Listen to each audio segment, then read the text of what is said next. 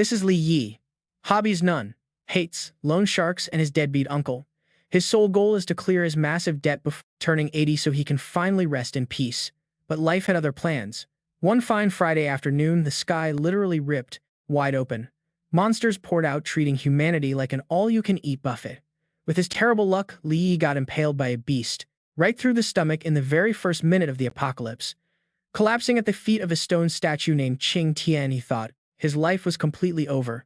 Little did he know this statue was the ultimate trickster, using its dark eyes to latch onto his body and forcing him to accept the infinite shadow system. It demanded he use the darkness to cleanse the world and become a savior. Spitting out a mouthful of blood, he scoffed, "Save the world? How about I save my empty wallet first?" From that day on, humanity whispered rumors of a demon far scarier than any monster.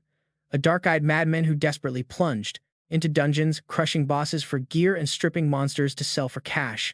The monsters themselves began to cry, saying, was no hero, but the ultimate debt collector of the entire world. Why him, though? The scene shifts to a rainy back alley, where loan sharks are forcing him to sign papers. One growls, "A father's debt is his son's duty, pay off the rest." The other barks louder, "Just because your parents are dead does not mean your debt is wiped clean." Our young protagonist glares back in pure rage, yelling, "My parents died mining for you people. You should be compensating me, not demanding cash. Why should I pay?" Another flashback appears, showing a man in protective gear holding him down while whispering sweet lies. "Just awaken successfully, and we will have a glimmer of hope. Even if the odds are only 1 in 1,000, someone has to take the risk." Pinned to the dirt, coughing up blood, he screams out in absolute despair. "Why does it have to be me?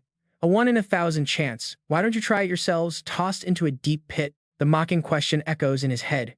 "You are all afraid to die, so why am I the sacrifice?" He struggles to crawl out of the abyss, resentment burning hot inside him. Why me? And then a colossal shadow monster materializes right in front of him, ready to execute this weakling. Even as the beast impales his chest, making his body feel like it is shattering, he screams in agonizing fury. Why do I have to suffer through all of this? Lifted high into the air, he wonders in helpless anger. Is it simply because I am weak? Yet, on the brink of death, his sheer willpower flares up stronger than ever, eyes flashing bright. So what, if I am weak? Who decided that the weak must die in silence? At that exact moment, a system notification flashes on screen, linking the interface with an unidentified mysterious lifeform. Analyzing data. Shadow system successfully activated. Now, let's wind the clock back a bit to when things were still normal. Our story rewinds to when things were normal. Our protagonist, Li Yi, introduces himself as a highly experienced dimensional miner whose job demands him to wear heavy protective gear and risk his life daily to extract energy crystals from a mysterious alternative world. Suddenly, a friendly colleague slaps his shoulder, laughing. "Not a bad month, kid. At this rate, you will clear that debt in a year." An older worker throws a friendly arm around him. "Work another 3 to 5 years, and you might even buy a small apartment." Li Yi politely replies, "Yes, sir, I will keep working hard." But the moment the man turns away, his face sours. "I'm heartless capitalists. Once my debt is paid, I am gone. 3 more years, no way. Do it yourself." The scene shows the miners walking into a glowing blue dimensional portal. A voiceover chimes in, explaining that exposure to the dimensional radiation gives ordinary humans a 1 in 1,000 chance of awakening, but it is also highly lethal. The shot cuts to a military truck where weary miners sit face to face, silently traveling through a barren wasteland. Li Yi's internal monologue begins sounding incredibly bitter and realistic. "If life had not forced my hand, who would willingly do this?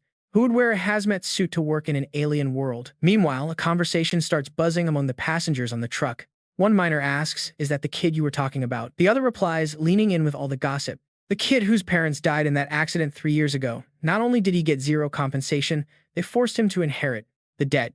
A heavyset man sighs deeply. "Yeah, back then, the Wu Corporation insisted his parents caused millions of dollars in losses. Poor kid." But the guy sitting next to him scoffed, "Pity him. What for? He is just too damn weak. If it were me, I would risk my life to make that corporation pay." The argument starts heating up even further. "Oh, I thought you meant making them pay with their lives. Are you stupid? They are dead. What good is trading lives? Better to just make some cash instead." Hearing those words, Li Yi, who had been completely silent, slowly lifts his head. His blue eyes flash with a cold, sharp light as he mutters the word weak like a defiant challenge. Falling deep into thought, the bleak mining ruins appear on screen. Sometimes a person becomes weak, not by choice, but because this ruthless society breaks them. This world is completely insane. His thoughts are suddenly cut short as a manager steps out of the cave entrance, waving his hand to signal that everything is ready and it is time to work. But the moment they step inside, the ground shakes violently, sending someone into a screaming panic. Out is the cave collapsing. The manager snaps back. Collapsing my foot, it is just a minor aftershock. What are you screaming for? Meanwhile, the other miners start whispering in confusion. An earthquake. They had never heard of earthquakes happening inside other dimensions before. Exactly. I have worked in so many areas and never experienced this. Could it be monsters? Fear starts spreading like wildfire. Spreading fast like a deadly disease. Maybe we should not be working here, one whispers. I heard this place once had dimensional mutants which are far tougher than even the insect or beast tribes. Yes, let us quit. It is too dangerous. Seeing this growing chaos, the manager pulls out a blade, shouting to threaten them into submission.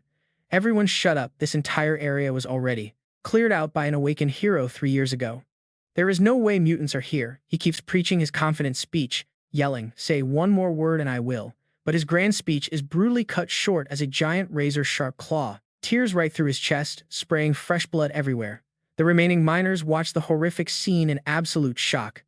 The supervisor just got slaughtered. A young miner looks up, his pale face trembling with pure terror as blood splatters across his cheeks, stuttering as he barely manages to utter one final word before dying. Then the killer reveals itself, a massive dimensional mutant leaping straight into the crowd, unleashing a gruesome bloodbath. Screams of agony ring out everywhere as people yell, "Hurry, run!" Li Yi bolts forward in panic, filled with absolute despair. They are still over 10 kilometers away from the exit. His eyes shrink in terror as a haunting question echoes in his mind. Can we really make it out alive? This situation is completely beyond anything they can handle. Then a massive impact slams right into his back. Li Yi is sent flying through the air, crashing violently against a sharp stone wall. Coughing up blood, he struggles to stand, only to witness an even more brutal sight.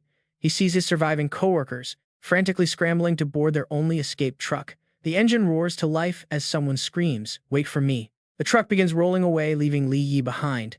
He desperately reaches his hand out, begging them to take him along, but fate loves to play cruel jokes. Just as the vehicle is about to escape, a massive dark shadow swoops down from above, claws slamming directly into the cabin roof. The sharp claws rip through the metal roof like tofu, targeting the terrified people inside. The entire truck is hoisted high into the air and smashed down, exploding violently into a massive ball of fire. Desperate screams for help echo for a brief second before going dead silent. Li Yi kneels, staring blankly at the monsters swarming the burning wreckage. He whispers to himself. Their main targets were the people in the vehicle. Suddenly, another deafening explosion rips through the cavern. You and I can see the truck erupt into a massive blinding fireball, blowing the surrounding mutants backward with intense force. Li Yi quickly shields his face from the searing blast wave, his eyes wide with absolute shock at the sheer destructive power. But then, inside the raging inferno, the shadow monsters start flailing their limbs, writhing in agonizing pain as they are engulfed in fire and howling miserably. Watching them burn, a sudden realization flashes through Li Yi's mind. Is their weakness actually fire? He glances at the blazing vehicle debris scattered across the cavern floor, a tiny spark of hope shining in his weary eyes. It is definitely worth a shot. But before he can move, a freezing chill brushes past him. Damn it. There is another one coming from the right. He gasps as a giant mutant lunges forward, its sharp claws slicing through the air, aiming straight for his head. Driven by pure survival instinct, Li Yi dodges the lethal strike and quickly reaches down to grab a burning piece of timber.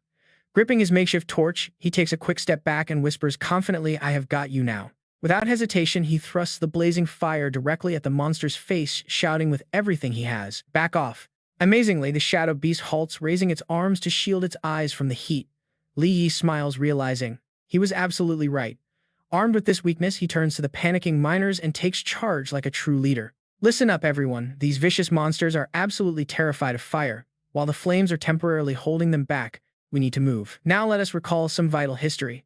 10 years ago, mysterious gates suddenly opened up across the globe. Deadly insect tribes, beast clans, and dimensional mutants flooded onto Earth through these portals, plunging the world into absolute chaos.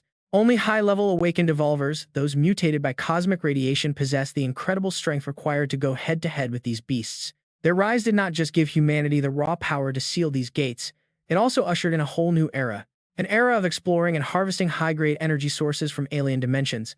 But reality, as always, is incredibly harsh. Li Yi's grim thoughts drag us right back to their terrifying present reality. Because unfortunately for them, they are not powerful high-level evolvers. Dodging through the chaos, he screams to the others, "Hurry up and move." A bitter truth hits him. We are just ordinary people, and simply trying to survive in this brutal world drains every single thing we have. It takes everything out of us. Nearby, panicked miners scramble to gather burning branches, desperate to put together some kind of defense. They form a fragile barrier of flames. "Gather anything that burns," Li Yi orders, staring down the monsters creeping from the gate. Running away is not even an option anymore. An older miner trembles, holding a shaking torch with sweat pouring down his terrified face. His voice cracks as he warns this flame will not last. Suddenly, Li Yi's eyes light up. He spins toward the old man. "The storage room. There is fuel in there. We can use it to block the entrance until the rescue team finally gets here." With a plan in place, he shouts to the trembling crowd, commanding them to stand back to back, form a circle, and slowly retreat. Shielded by the flickering flames, the team struggles backward, finally squeezing inside the safety of the mine cave. Li Yi lets out a sigh. "Good," he mutters. But time is ticking. Li Yi barks at his chubby colleague, commanding him to dump the fuel right at the entrance. Drenched in sweat, the guy nods rapidly, shouting that he is on it. He delivers a heavy kick, sending a nearby fuel barrel crashing over. Thick, dark liquid gushes across the dusty floor, pooling right under the noses of the monsters crawling toward the entrance of the cave. "Toss it," Li Yi yells, throwing his blazing torch forward with everything he has. Behind him, the others instantly copy him and throw theirs. The moment the wood hits the fuel, it ignites. Boom! A massive wall of fire erupts, lighting up the dark cave and scorching the air. Blazing heat hits the mutants right in the face. Blinded and scorched, they are forced to fall back, roaring in absolute helpless frustration. Finally, the miners let out a collective sigh of relief. The older miner walks over and pats young Li Yi on his shoulder. With deep gratitude, he admits they would have been shredded out there without his quick thinking. Nearby, the chubby coworker slumps down, nodding along. He makes a grand promise, saying if Li Yi ever needs anything in the future, just speak up and he will have his back. But as the others celebrate this brief moment of safety, Li Yi catches something out of the corner of his eye and mutters under his breath. Sitting on the back of a truck deep inside the cavern is a giant cracked statue resembling a warrior with eerie bat wings. Intrigued, Li Yi asks about the mysterious relic. The other two turn to look, and the older miner steps forward to explain. He says they uncovered it a while back, suggesting Wang Defa probably planned to smuggle it out to sell on the black market. That explains why it is hidden here. Examining the cracks, Li notes, it looks ancient, like it has been sitting here for years. His thoughts are cut short by a burst of static from a radio nearby. A voice crackles through, calling out for Sector 7. Hope flares as the team crowds around the device. They have finally made contact. They need to find out when help is arriving. The veteran miner grabs the radio and shouts desperately, reporting that Sector 7 is under heavy monster attack and needs immediate rescue. A cold mechanical voice answers, stating they have received the transmission, but rescue forces will not arrive for another 2 hours. They are told to hold out on their own until then. Hearing this, the old miner freezes his face, completely pale with shock. 2 hours. He grabs the receiver, screaming in sheer desperation, begging them to hurry, but the signal is already cutting out. His desperate cries are met with nothing but cold, crackling static echoing mercilessly through the dark and freezing depths of the cavern. A suffocating dead silence falls over the group. Panic finally sinks its teeth in. What are they supposed to do now? One miner grips his head, crying out that his suit only has 90 minutes of power left. Another quickly chimes in with similar news. He refuses to die here when his family is waiting back home. Gritting his teeth, the chubby coworker snaps, muttering a dark suggestion. He suggests they hotwire a truck and make a break for it. One survivor is better than everyone dying. Li Yi remains dead silent. He raises his left wrist to check his display. A bright yellow warning light flashes, showing his suit is down to 6% battery. His power is almost completely drained. He desperately hopes help arrives early, even though he knows how incredibly slim those chances really are. Breaking the heavy silence, one of the miners with a dark expression steps forward, preparing to drop a brutal reality check. He commands everyone to listen up, but real life is no fairy tale. Another miner chuckles darkly, stepping up with a wicked grin. He coldly points out that their suits simply will not last. In a situation like this, someone is going to have to make a sacrifice. The chubby coworker, who had literally just promised to have Li Yi's back, now casts a devious, calculating glance around the room. He looks right at the weakest targets, suggesting they target the elderly or orphans, pointing a heavy metal pipe directly at Li Yi. He spits out venom, sneering that Li Yi has no family and is swimming in debt anyway. Surviving would only be a burden. He presses the cold metal right against the young man's forehead, making a ruthless, shameless demand without a single shred of remorse. "Hand over your battery pack, now," he demands. Li Yi grits his teeth, glaring with pure rage. But before he can even speak, the traitor swings his heavy club, striking a brutal blow that sends Li Yi crashing to the ground. "You really think you can fight back?" Li Yi collapses, clutching his chest and coughing in agony. But the thug steps closer, looming over him with a sickening grin. "What can you even do?" In a cruel twist of irony, the very miner whose life Li Yi just saved now teams up with the fat guy. The fat guy pins Li Yi down to rob his battery. He gloats, saying radiation exposure might actually help him awaken his sleeping powers. The uncle shamelessly chimes in, saying that if Li Yi awakens his powers, he will become their savior. Talk about absolute hypocrisy. No good deed goes unpunished. Robbed of his lifeline, Li Yi collapses on the ground, his eyes burning with bloodshot hatred and rage. He snarls that if he ever awakens, they will be his first victims. The fat bully violently grabs Li Yi's hair. The awakening rate is only 1 in 1,000. Do you really think you are that lucky? He turns away with the loot. While Li Yi coughs violently, struggling to grab another battery, the fat bully shoulders his pickaxe and turns toward the crowd. He flashes a wicked grin at the frozen miners, asking who wants to try awakening next. Terrified, they stay silent as pure selfishness takes over. The cowards quickly shrink back, frantically pointing at each other to save their own skins, begging him to rob someone else instead. Amidst the panic, one guy bolts for his life toward the truck. The chaotic crowd screams out to catch him. The decaying monsters chase him madly, swarming around the truck and shaking it violently. The massive stone statue on the bed begins to tilt. A second later, it crashes down. The miners flee in terror, screaming that they must block the path. If the barrier breaks, they are dead. Without protective gear, Li Yi lies helplessly on the ground, watching their final line of defense crumble away into thick smoke. The final defense collapses in a cloud of dust. Desperate screams echo as the monsters breach the entrance's fire barrier. They are flooding in. Mutants swarm everywhere.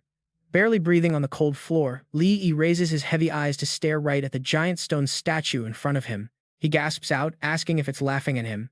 Incredibly, the giant statue's face twists into a creepy, mocking smile, eyes glowing purple. Purple light flares from its hollow eye sockets. He wonders bitterly if even this damn lifeless rock is laughing at his misery. Is even this damn thing mocking him? Suddenly, a dark energy beast crashes down right in front of him, causing a violent shockwave. The ground shatters. Li Yi's eyes widen in sheer horror as a grotesque, terrifying beast stands over him, dripping with fresh blood. Blood drips from its razor-sharp claws. Staring death right in the face, Li Yi's inner mind screams out in absolute despair. Why? The beast claws his neck, lifting him high off the ground. His rage against this unfair world completely boils over. Why must he suffer like this? Sharp claws tear his flesh, blood spraying everywhere. Is it truly just because he is weak? Suddenly, his darkest, most painful memories flash before his eyes. The cold, heartless faces of his greedy relatives flood his fading mind. Their hateful eyes sneered at him, screaming to get lost. Your parents are dead. Do not expect us to feed you. Their death has nothing to do with us. Cannot pay rent? Then get out. You still owe us their unpaid debts. The scene shifts to a fateful rainy night. Li Yi was kneeling in the pouring rain, surrounded by brutal debt collectors. They wore nice suits but spat out pure vile trash, asking if he was completely out of his mind. They mocked him, asking if he actually wanted to sue their mega corporation before throwing heavy stacks of wet papers right at his face. Drenched in rain, the leader laughed, saying every complaint he sent ended up in his hands, mocking his search for truth. You want the truth? Fine. The cruel reality crashes down on the helpless young boy. Your useless parents broke rules and caused the crash. We owe nothing. Instead, we are suing you for millions in damages, for the heavy losses they caused. Standing in the pouring rain, Li Yi clenches his trembling fists, helpless and defeated. The suit-wearing boss kicks him to the ground, spitting down at him. He warned Li Yi before to just sign the papers. If he had just taken the hush money and shut up, none of this would have happened. But he demanded the truth. Groaning in agonizing pain on the freezing muddy street, he listens to them hand down his final crushing sentence. The collector demands $30,000 a month in interest and the principal cleared in 3 years. He is trapped. They will show up on the 15th of every month. If he does not have the cash, expect no mercy. That endless cycle of abuse led Li Yi to this nightmare. The collector's mocking voice snaps him back to reality. Looking down on him with a mocking grin, the loan shark offers a fake favor, saying he looks too pathetic. He points out his only survival option: become an interdimensional miner. It is his sole path to clear the massive debt. The flashback snaps shut, throwing Li Yi back to his current deadly crisis. Since death is certain, either way, he snaps. He bites down hard on the beast's arm, fresh blood dripping down. Even if he dies, he will take this monster with him. Covered in grime and blood, his eyes blaze with untamed fury as he sinks his teeth deep into the creature's shoulder. So what if he is weak?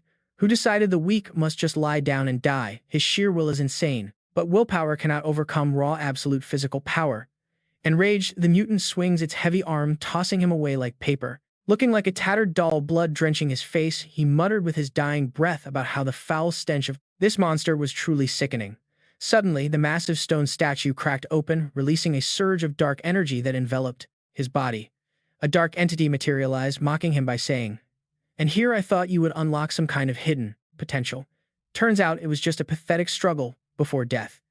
Even though his body was breaking apart, Li Yi still managed to smirk, baring his blood-stained teeth as he mocked right back, saying, "At least I bit the damn thing once. But what about you? You were just a useless statue that got crushed by that monster like nothing." The dark entity raised an eyebrow, crossing its arms arrogantly to offer a devilish bargain. "Right now, I am the only one who can save your life. All you have to do is hand over your body to me." Did the spirit expect him to beg? No way. Li Yi grimaced in absolute disgust, yelling straight in its face, "Not interested. I would rather die than be controlled, especially by a hideous freak like you." Instead of getting angry, the dark entity burst into wild, maniacal laughter. "Rather die than submit, is that it?" It instantly extended its shadow claws, forcing a fusion into the young man's body, while saying mockingly, "Fool, do you really think you have the right to refuse?" At that exact moment, a glowing system notification flashed before him. The shadow system was activated, and the counterattack began. The mutant that had just tortured Li Yi was now left completely dumbfounded, watching in shock as shadow tentacles suddenly wrapped around it tightly. Before the beast could even register what was happening, that surging black energy slammed the monster headfirst into the dirt, completely crushing it. Out of the rising cloud of dust and smoke, Li Yi stood up straight, one of his eyes glowing with a sinister purple light. A tyrannical aura radiated from him. "The one who just crushed my statue earlier was you, right, you pathetic ant?" A massive shadow foot stomped down right onto the monster as he coldly declared his judgment. "I really hold a grudge." Dark energy condensed into a sharp set of armor, wrapping around Li Yi's body and transforming him into a true king of shadows. Ignoring the pack of monsters howling behind him, he casually flicked his wrists, summoning a dark scythe that tore through the fabric of space. The humanoid mutant that had been so arrogant was now terrified as a pitch-black abyss filled with jagged fangs opened up right under its feet. He coldly ordered them to vanish. The giant maw mercilessly swallowed the entire horde of monsters into the abyss, leaving only their desperate roars to fade into the dark. Watching the smoking corpses disintegrate, he brushed off his hands, disgust in his voice, saying, "This smell is absolutely repulsive." With the monsters cleared out, it was finally time to settle some internal debts. Carrying an overwhelming murderous aura, he turned his gaze toward the miners who had just betrayed him. "Now let's clean up this trash." The fat guy backed away, stammering, Li Yi, what are you doing?" The older man also shook, trying to threaten him in vain. "If you dare lay a finger on me, I will report you." Suddenly, the dark entity's voice echoed in his mind, dripping with sadistic amusement. "I am truly curious. If I give you back control of your body, what will you do?" "Simple. Get even." Dark tentacles slithered forward, binding the legs of the three traitorous miners. The cowards immediately collapsed to their knees in panic, crying and begging, "Spare us. You cannot do this to us. We only did it because we wanted to survive." Even at this point, the sweating old man kept making pathetic excuses. "Besides, if it was not for us, you would never have become an awakened." The fat guy shamelessly chimed in. "Yeah, we might have gone a bit too far, but hey, you awakened anyway, right?" Having regained control of his body, Li Yi glared at them, his eyes glowing with an icy purple light, frowning with bone-chilling coldness. "Oh, so I am supposed to thank you guys now?" Believing they were off the hook, they eagerly, powers of Lasse 4000, nodded along, saying, "No need to thank us. Just act like nothing happened and let us go." Yes, exactly, how ridiculously stupid. They pushed him to his death, yet still begged for mercy. Li Yi slowly raised his arm as a massive razor-sharp dark blade materialized, and he said calmly, "Not only will I let you go, I will even give you a helping hand." True to his word, the dark blade sliced through the air. Slash! It sliced off the fat guy's oxygen mask in a flash. His eyes rolled back in terror. With his protection broken, the alien radiation instantly flooded his lungs.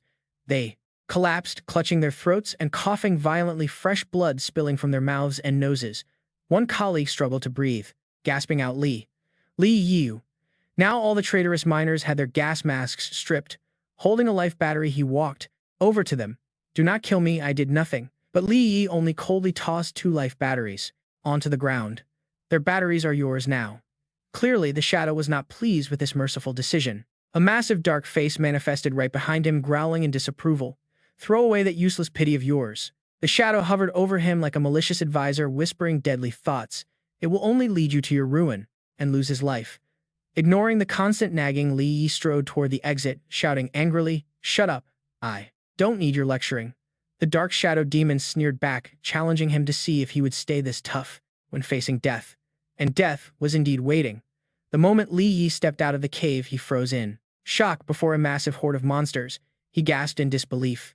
"A mutant, it is a whole pack, man." Seizing the chance to mock, the shadow floated nearby with crossed arms, smirking. "Who knew so many were out here?" Either hand over control of your body or deal with this trash yourself. Without a word, Li Yi charged straight into the fray, but his legs betrayed his willpower, shaking uncontrollably. The shadow seized the moment again, mocking him. Are your legs shaking already before this mob? Think carefully. Without my power, you are absolutely nothing. Driven by pride, Li Yi delivered a stunning spin kick straight to the nearest mutant's face, roaring through gritted teeth. I told you I do not need your lecturing. The hit landed perfectly. He felt a massive change inside his body and gasped in surprise. So right after, he effortlessly deflected a sharp claw swipe from the monster, blocking the attack like a seasoned martial arts master. Enraged by this resistance, the mutant opened its hideous mouth, roaring deafeningly right in his face, making Li Yi's eyes widen in shock. But he was no longer a weakling to be trampled on anymore. A sharp, cold blue light flashed in Li Yi's determined eyes as he narrowly dodged the beast's attack, stepping back to gain some distance. He felt the raw power surging through his muscles, dramatically boosting his speed and reflexes. But the shadow was a tough audience to please, floating right behind him, mocking him relentlessly. Even after binding with the shadow system, is this really all you have got? How utterly pathetic. Pushed to his absolute limit, Li Yi channeled a massive amount of purple shadow energy into his fist, eyes burning with rage. Just watch me. He charged forward like a bullet, unleashing a full, devastating punch straight into the mutant's face, roaring at the nagging shadow. Shut up, staring at his fist. Still wrapped in eerie dark mist, Li Yi was stunned by how much his power had actually grown. Looking at the beast sent flying, he realized bare-fisted strikes wouldn't be enough to put them down for good. Instantly, Li Yi turned his palm upward, concentrating his mind to condense the dark energy, wishing for a weapon. In a flash, a pitch-black short sword with a sharp, sleek design materialized right in his hand. He was amazed, wondering if this was a dagger made of shadows. With a weapon in hand, his confidence soared. Gripping the blade tightly, he eagerly charged the massive beast, ready to test out his new weapon. The shadow blade sliced through the mutant's tough hide like a hot knife through butter, splitting the enemy in a single blow. Looking at his handiwork, Li Yi smirked confidently, his sweat-dripping face now carrying the aura of a true hunter. So I can actually kill mutants. Spinning around to face two more incoming beasts, his eyes burned with a vibrant purple battle spirit. Had he actually become an awakened being? Lowering his stance, he ducked under a razor-sharp claw. In a flash, he counterattacked his dark blade, slicing cleanly through the axon air, leaving a purple trail as it easily decapitated the rock-hard monsters. Surrounded by the towering horde, Li Yi moved with incredible grace and lethality. Overwhelmed with absolute joy, he realized that he finally had the power. Leaping high into the air, he raised his shadow dagger to deliver a devastating final blow. Roaring with newfound freedom, fresh monster blood splattered across the dry ground, leaving a trail of absolute carnage. A severed, hideous monster claw dropped to the dirt in a pool of dark blood. The battle was finally over. Li Yi threw his head back, gasping heavily for air. Enemy blood stained his face, but a triumphant smile spread across his lips. Laughing, he lay spread-eagled amidst the bodies, soaking in his very first taste of victory. And right on cue, a blue system screen materialized before him with a crisp, familiar beep. Successful awakening, Li Yi, human rank E. Next thing we know, the scene shifts to a hospital room, where Li Yi lay fast asleep. The doctor stared at the medical chart, frowning in complete confusion. No injuries, no illnesses, all vital signs normal. So why is he still out cold? The nurse beside him explained that this was perfectly normal for an awakened. His stamina was entirely drained during the transition, and his body just needed to adjust. The young nurse, looking totally smitten, clasped her hands together dreamily. So he's an awakened. What rank is he anyway? The doctor just sighed, looking at her in exasperation. Exciting, isn't it? Just wait till he wakes up to find out. Let's go. Heading to the next room, the doctor turns and walks out. The nurse reluctantly lingers to stare at the handsome patient. Just a bit longer, he is so good-looking. Meanwhile, absolutely no one notices a mysterious black mist slowly rising from Li Yi's body. The arrogant shadow ghost has officially appeared, floating directly above the hospital bed, grumbling like a landlord stuck with a rundown house. Why? Why does it have to be a human? And from such an inferior race at that A mere E rank, nothing more. With my high status and power, once he awakens, he should be at least an S rank or A rank or B rank at worst. Yet he is trapped in this weak E rank shell. Though complaining as the shadow looks down at the sleeping young man, it has to reluctantly admit the truth. However, for a mere E rank to actually activate the power of the dark system and manifest his shadow on the very first try, that is quite interesting, though it is a pity this tiny talent of an E rank cannot even withstand 1/10,000th of my power. Woken up by a chilling breeze, Li Yi lies on the hospital bed, glaring at the floating shadow with pure annoyance. You again? What on earth are you? Anyway, Why do you keep stalking me? Sensing an opening, the dark shadow expands, releasing a massive wave of killing intent, and starts an incredibly long narcissistic speech. Lowly human. Listen closely, for I am the supreme ancient destroyer of entropy, the ruler of alternate dimensions. I command you to surrender your physical body to me. Once I reclaim my throne, from the traitors of my clan you will be highly rewarded. But Li Yi is not so easily fooled.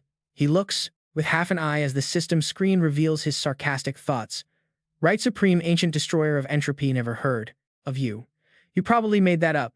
A cockroach-looking thing like you. No way I am giving my body over to someone so dark and ugly.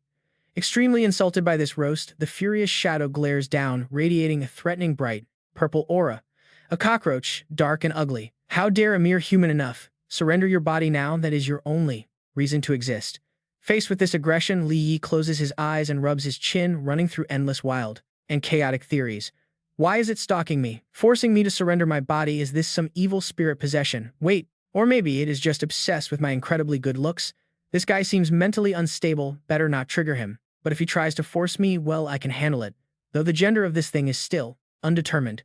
What if it is? Wait, why is he so ugly? Even if I starve to death, I will never eat. Should I commit suicide to scare him? Will he understand if I explain that we are just not meant for each other? But what if I drive him crazy and he takes both of us down, feeding the demon with my heart sinking into the depths of a merged soul held together? What would I do if that actually happened? Too much. Unable to tolerate the bizarre thoughts running wild in Li's head, the shadow snaps, waving its arms and shattering the silence. Enough. What kind of garbage are you thinking about? It lunges forward, grabbing Li Yi's hospital gown and screaming in frustration. Why did I have to choose this E-rank human? If things were not so urgent, I would rather pick an old dog than this E-rank trash. Losing all patience, the shadow tears open space, with its hand creating a crackling, lightning-filled portal.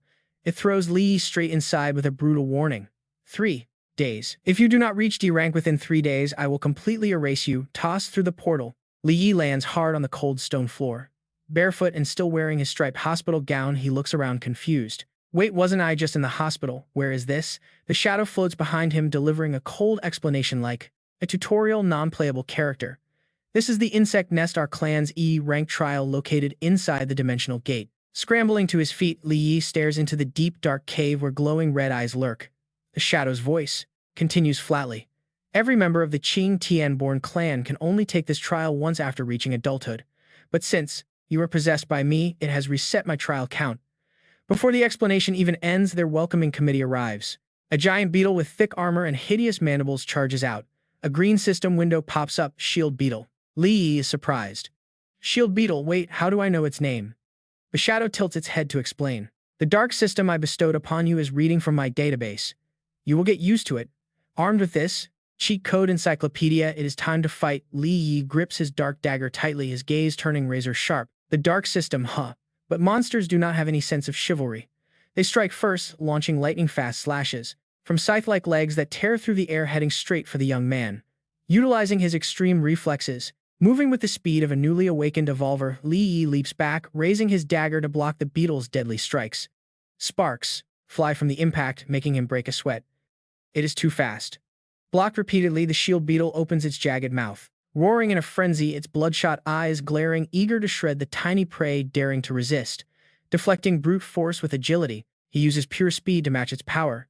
Spotting an opening, Li Yi slips past the heavy attack, sliding right behind the enemy, confidently seizing the moment.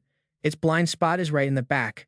Li Yi builds momentum, launching himself into the air with a flip, and bringing his sharp dark blade crashing straight down onto the giant back of the monster, landing on the ground with a stylish, long slide. Li Yi holds a cool stance, preparing to look back at his work, but before he can even smile, the monster's counterattack rushes right at him. He quickly raises his dagger to block. Clicking his tongue in frustration, he guards against the heavy pushback from the strike. Sweating coldly, Li Yi exclaims in near despair. Its shell is just too hard, it is useless. The next second, he leaps back up, forced to listen to the floating shadow's mocking voice ask if using raw brute force is all you can do. He snaps back while flipping midair. How I fight is none of your business. The shadow continues to provoke him, telling him not to beg for help once he loses. Furious at being looked down upon, Li Yi goes all out. He rains a frenzy of slashes on the monster's head and jaw, covered in sweat as he furiously swings his dagger, wondering if this damn beetle has any weak spots at all. His constant heavy strikes keep hitting, the armored shell like hammer blows against cold steel. Golden sparks fly, but it does absolutely nothing to the glowing red eyes, staring back at him in sheer mockery. Focused entirely on his offense, he leaves his lower half completely open. The beetle takes full advantage, launching a massive headbutt straight into the boy's chest that sends him flying. The sheer impact of the blow hurls Li Yi backwards, slamming him hard against the cave wall, cracking the stone.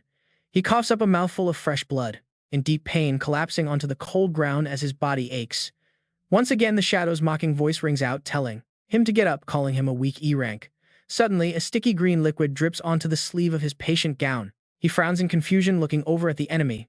Right there on the edge of the beast's sharp scythe-like leg, the exact same green fluid is oozing out.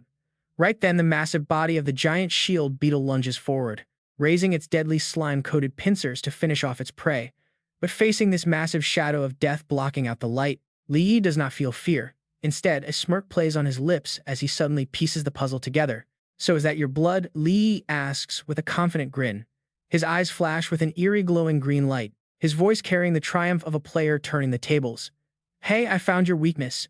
Absolutely furious, the beetle charges at terrifying speed, swinging its scythe legs like a crazed butcher. But the opponent standing before it now is no longer that weak, helpless kid.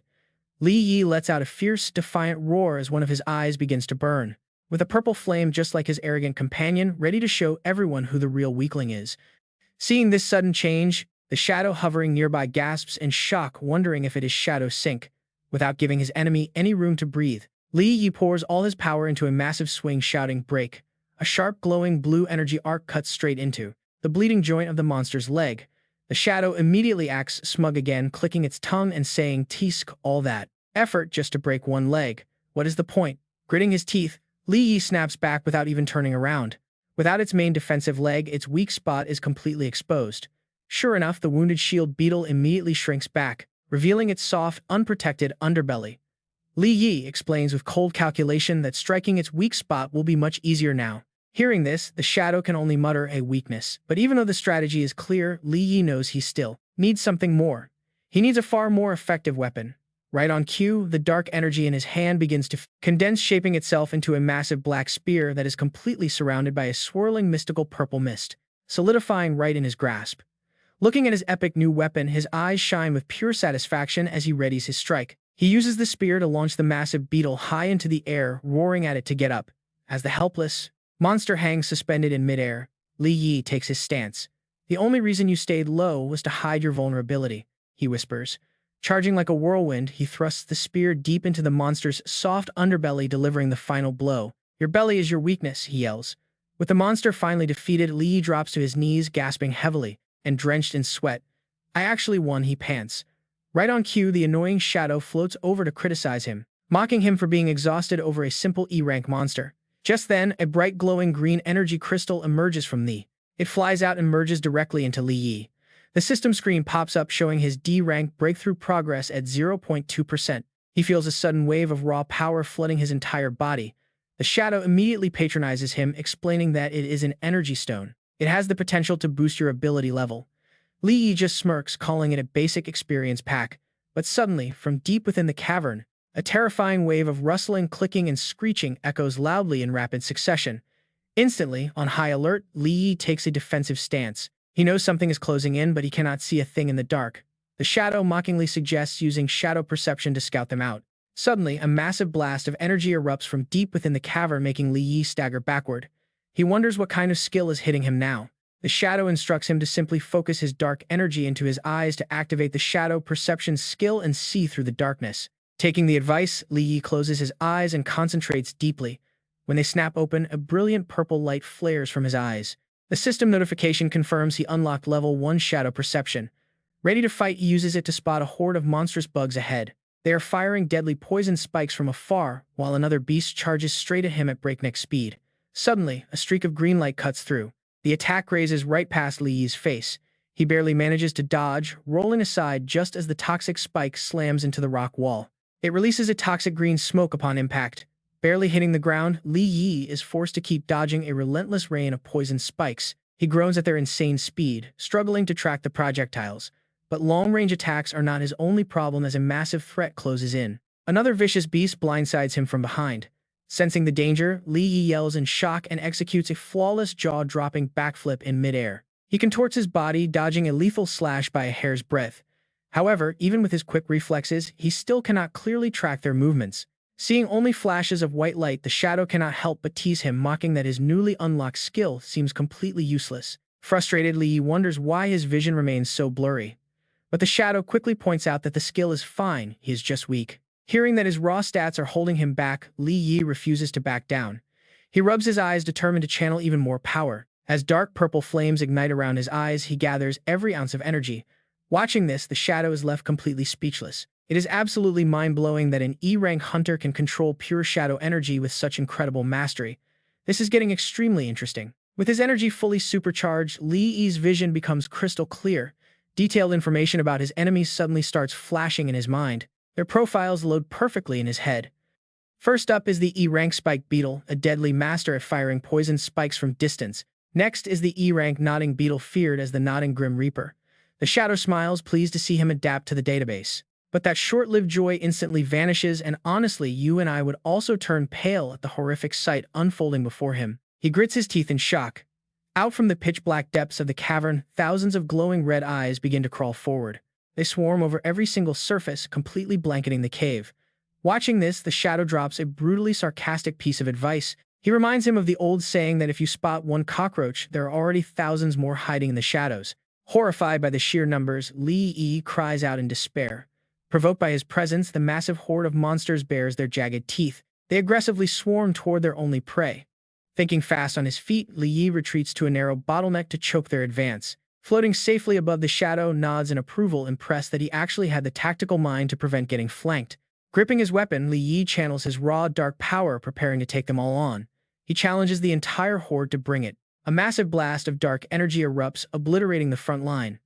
As he roars at them to back off, the power condenses in his eyes. The shadow is genuinely stunned. He cannot believe this rookie has already awakened the second stage of shadow perception so incredibly fast. It crosses its arms, thoroughly amused by this lowly E-rank hunter.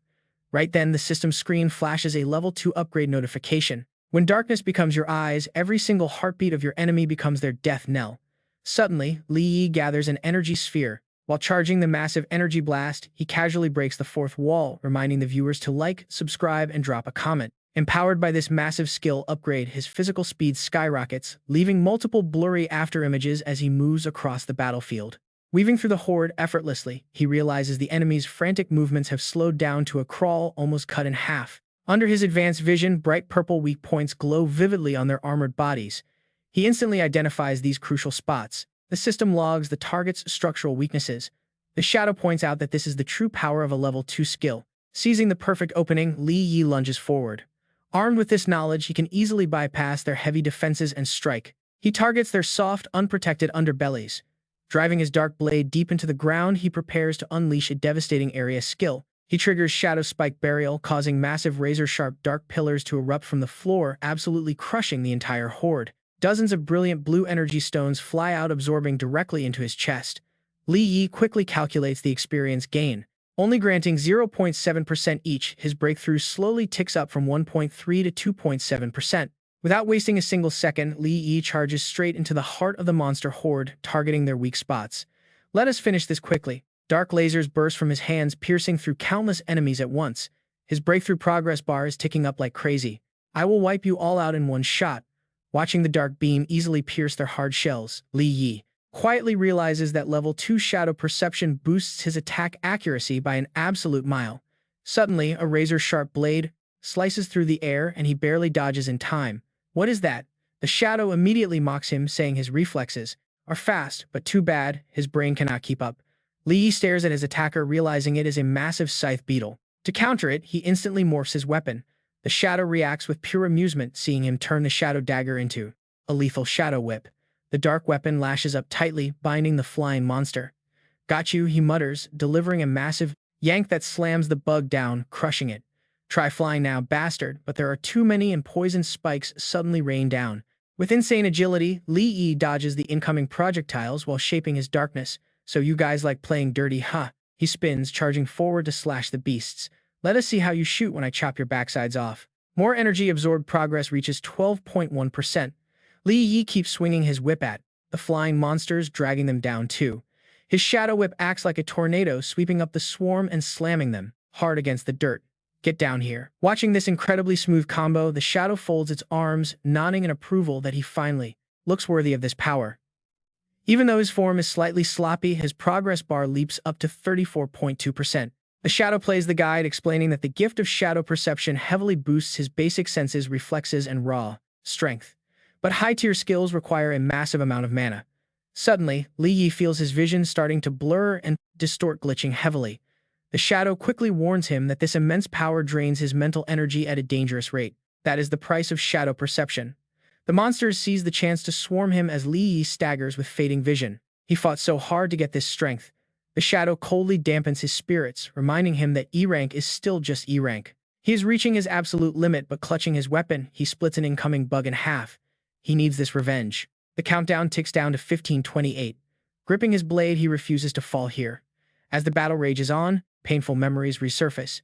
He sees those corrupt suits from NG Corporation laughing at him. Those absolute monsters, they covered up the truth about his parents' death. As progress hits 58.7%, the timer drops to 8 hours. They forced him into the mines to clear their fake debt. Progress nears 100%. Was it because he was ordinary? Now that he holds the power to change his fate, he will never surrender.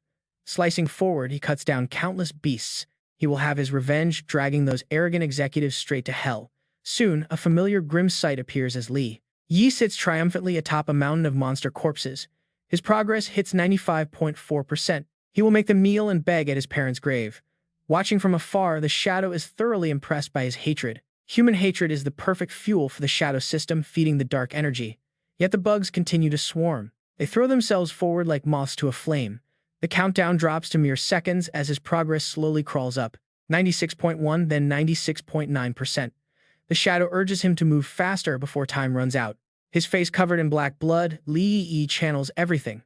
The shadow panics, asking if he plans to release all that energy. Do you want to explode? But he ignores the warnings, gritting his teeth. He is so close to a major breakthrough. He just needs to get stronger. Risking total body destruction, Li Yi channels his remaining dark energy to summon a massive shadow scythe. Charging directly into the swarm, he roars, ready to gamble everything. At that exact moment, the timer flashes its final seconds, ticking down from 2 to 1. The decisive moment arrives as the system screen flashes. 0 seconds left. With an earth-shattering strike, he drives a massive greatsword of pure purple energy straight down, deep into the giant beetle's back. A massive explosion tears through the cavern, instantly vaporizing the surrounding monsters, triggering a sweet system notification. Breakthrough successful, 100% leveled up to D rank. As the dust clears, Li Yi stands, panting heavily. Wiping the sweat from his brow, he smirks smugly at the floating core energy stone. That was a tough battle. Now I can officially call you a D-rank hunter. While celebrating, his eyes suddenly spot something hidden nearby. Right there in the pile of monster corpses is a massive greatsword that catches his attention. Could this be a weapon? Floating behind him, the shadow explains that this nest was once a training ground for his clan. This blade would easily be classed as an A-rank weapon by your human standards. Li Yi struggles to lift. Looking at a sword half his size, he wonders. A dagger. This is a great sword. Are your people all giants or what? The shadow figure scoffs, crossing his arms. Compared to my dark power, these weapons are nothing. Are absolutely nothing. But Li Yi is highly practical. We'll see about that, he says, storing everything into his inventory. Wolf Tooth Dagger +1, Black Gold Dagger +1, Fire Ridge Dagger +1. The shadow watches, intrigued. Can you use it in some other way? Standing before the glowing portal, Li Yi replies like a true capitalist. I'll sell it in the real world. Smiling confidently, he points, but only D-rank hunters are allowed to sell gear. So his first stop is the registration hall. But reality hits hard. The moment his results appear, the room erupts. Everyone starts gossiping in shock. E-rank, how is he just E-rank? The cold receptionist pushes up her glasses, handing him the paper. Your physical stats are solid, but we detected 0 energy fluctuations. That's why he got slapped with an E-rank. Holding the paper, Li Yi breaks into a cold sweat when the receptionist casually drops one more piece of news. Since you registered as a minor, reaching E-rank gets you a 15% raise. Walking out, the shadow emerges. The shadow proudly puffs its chest. Our shadow system is unrivaled. It's because you humans can never detect dark energy. Instead of getting annoyed, Li Yi rubs his chin and quickly spots the bright side of this situation. Being completely undetectable is actually a massive advantage, even if selling gear is trickier now. To bypass this, he needs a plan. Carrying his heavily wrapped greatsword, he slips into a neon-lit black market alleyway where shady deals always go down. Well, the black market does sound pretty perfect for a shadow system, but the moment he enters a weapon shop, instantly draws sneers from the snobbish customers. A miner's jumpsuit. Ugh, I can smell the dust from here. Or dust is getting everywhere. Truly pathetic. Even the shadow on his shoulder can't help but complain about humans. Looking at the swords on display, the shadow sneers. Humans are ridiculous, gluing shiny gems onto cheap metal and calling it a legendary weapon. I actually feel sorry for you. Then the flamboyant owner approaches, waving them away. Get out of here. What is a miner doing in my shop? You couldn't pay for these even with your life. Feeling insulted, Li Yi crosses his arms and retorts. Is this how you treat paying customers? The owner pinches his nose. Customer, look at you. You're absolutely dirt poor. What could you possibly afford here? Fed up with the disrespect, Li Yi slams his massive sword onto the floor. The rapping tears and the sheer weight cracks the tiles instantly. I wouldn't even want your cheap trash. Call your appraiser out here and tell me how much this greatsword is worth. As things get intense, the owner suddenly looks toward the door. A sweet, high-pitched female voice echoes. Hey, Zhou. Huo, you're a D-rank. In walks the wealthy D-rank playboy Zhou Huo and his incredibly snobby civilian girlfriend Su Qing. Why did you bring me to such a smelly place? She complains. Zhou Huo just smirks as the owner's attitude completely flips. He runs over to flatter them. Oh, if it isn't young Master Zhou, do you have something special to sell today? Zhou Huo draws his sword, bragging about finding it in a portal. He wants to sell it and buy his girlfriend a brand new car. He holds up the glowing blue weapon. Behold the Gale's sword. This weapon can boost physical attacks. The shopkeeper's eyes light up instantly in admiration. A hot item for D ranks. Meanwhile, standing quietly in the corner, Li Yi turns to look and suddenly freezes as he recognizes a familiar face. He calls out Su Qing, hearing. She turns around.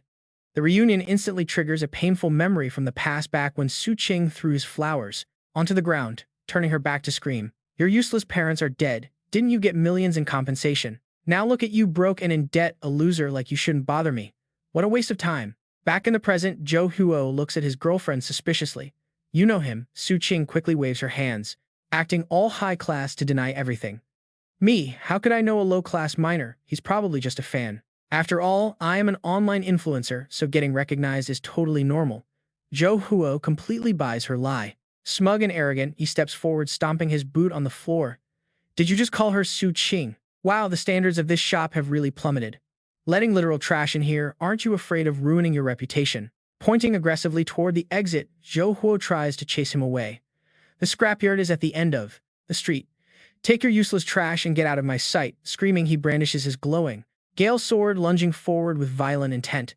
Beat it, but Li Yi calmly raises his heavy black blade to block the strike. With a deafening metallic clash, Zhou Hu's hyped-up weapon shatters into 100 tiny shards scattered in the air. His eyes widen, gasping in absolute shock. How is that even possible? Li Yi casually lowered his weapon, looking down his nose at him. Turns out your sword was the real trash. Here. Witnessing this unbelievable sight, Su Qing's jaw dropped as she frantically stepped in front of Zhou Huo. How could this happen? Didn't you say this sword could slice through iron like butter and was super valuable? Zhou Huo gritted, his teeth in pure rage. Humiliated right in front of the girl, Zhou Huo snapped red electricity crackling all over his arm. You brat, do you want to die? He threw a lightning-charged punch straight at Li Yi, who just stood there calmly, and dodged to the side. Too slow, Li Yi coldly noted, though the move itself is not bad. Lightning fast, Zhou Huo spun to unleash a thunderous kick, unleashing a barrage of strikes aimed right at Li Yi. How about now? But he easily dodged every single one like a piece of cake. He smirked, noting this was way slower than those insect nest monsters. Seeing that Zhou Huo's eyes went bloodshot with rage, red lightning crackling around his fists again.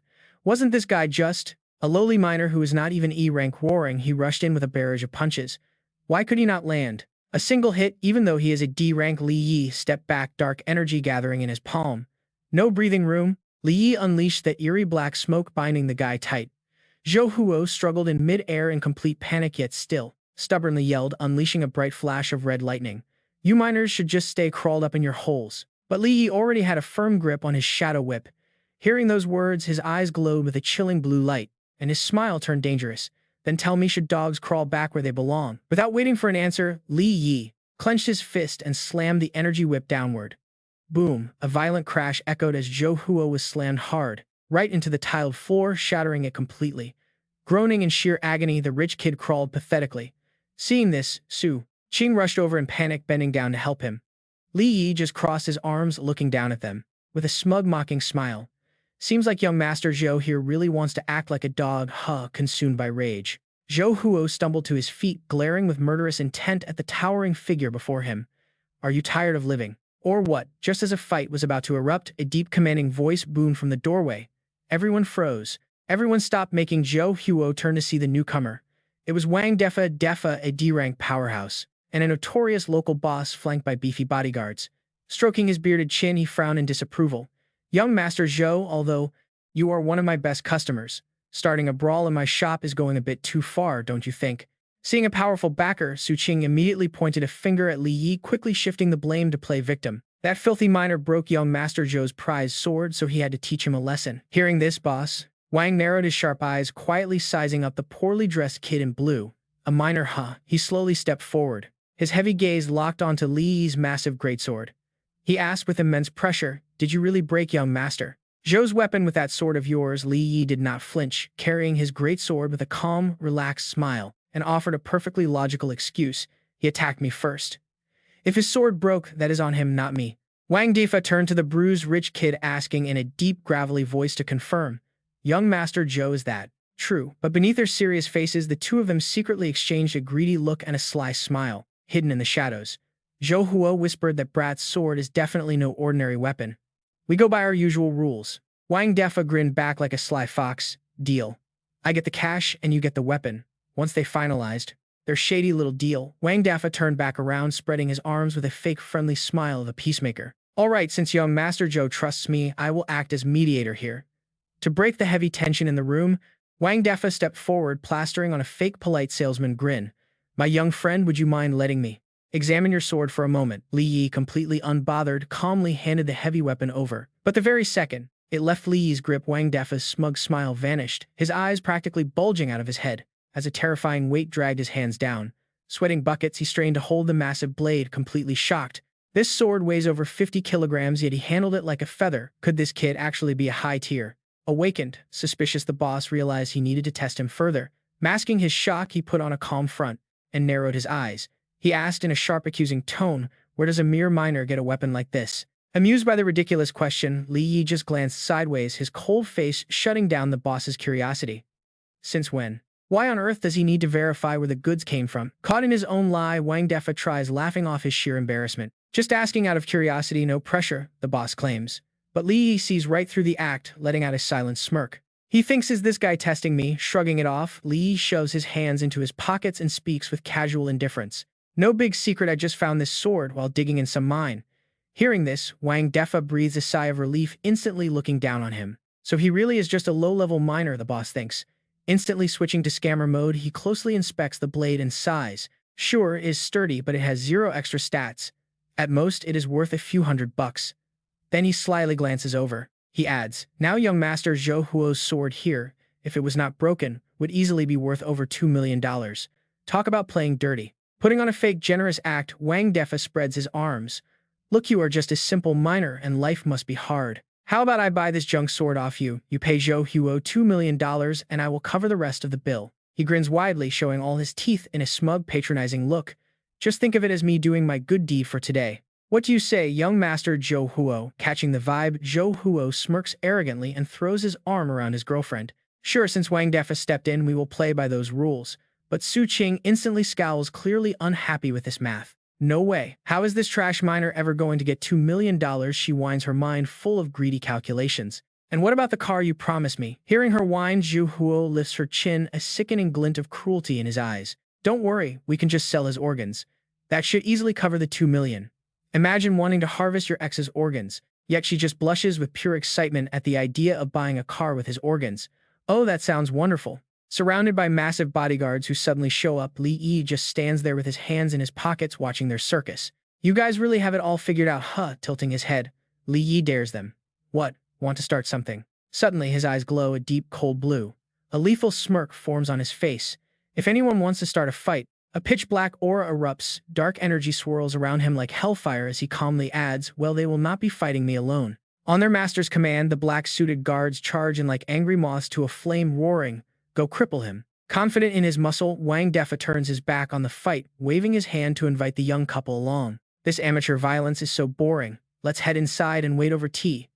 Zhou Hu eagerly nods in agreement. But before they can even take 3 steps, a massive bodyguard is blasted backward, hurtling straight through the gap right between them. He smashes violently into the far wall.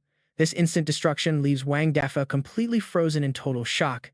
Eyes wide with panic, he screams at his thugs, "Hey, watch out! If he damages the merchandise, your lives won't cover it." Ignoring the warning entirely, Li Yi strikes like lightning, launching a brutal high kick that smashes directly into the next guard's chin. The man flies back, his face completely crushed.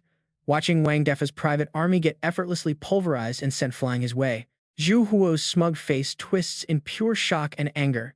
He kicks the flying guard out of his way with utter disgust. "Well, looks like that mining job wasn't completely useless," he grunts. "At least you managed to build up a little strength." Clearing out the trash, Li Yi turns back. His glowing blue eyes lock onto the young master as he delivers a chilling verdict. "You're next." Despite feeling a sudden chill, Zhou Huo spreads his hands, charging up wild, crackling red lightning. Hiding behind him, Su Qing stammers, "How is a miner this strong?" But Zhou Huo just sneers, desperately trying to save face.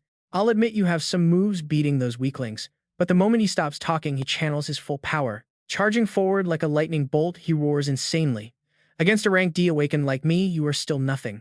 Completely ignoring his loud-mouthed screaming, Li Yi calmly raises one hand, letting dark purple energy flow over his fingers. He grabs Zhou Huo's face mid-dash, instantly stopping his massive momentum cold, leaving the young master completely paralyzed with fear. With terrifying strength, he slams the rich kid's face directly into the hard metal floor, causing a massive deafening shockwave. Staggering back up with a broken bloody nose and absolute panic, Zhou Huo somehow manages to pull himself together. Summoning a massive ball of crimson lightning, he screams like a spoiled brat. "Even my dad has never hit me before. How dare you slap my face?" Driven by pure rage, he fires a massive, devastating beam of red lightning directly at him. "I will kill you," he shrieks.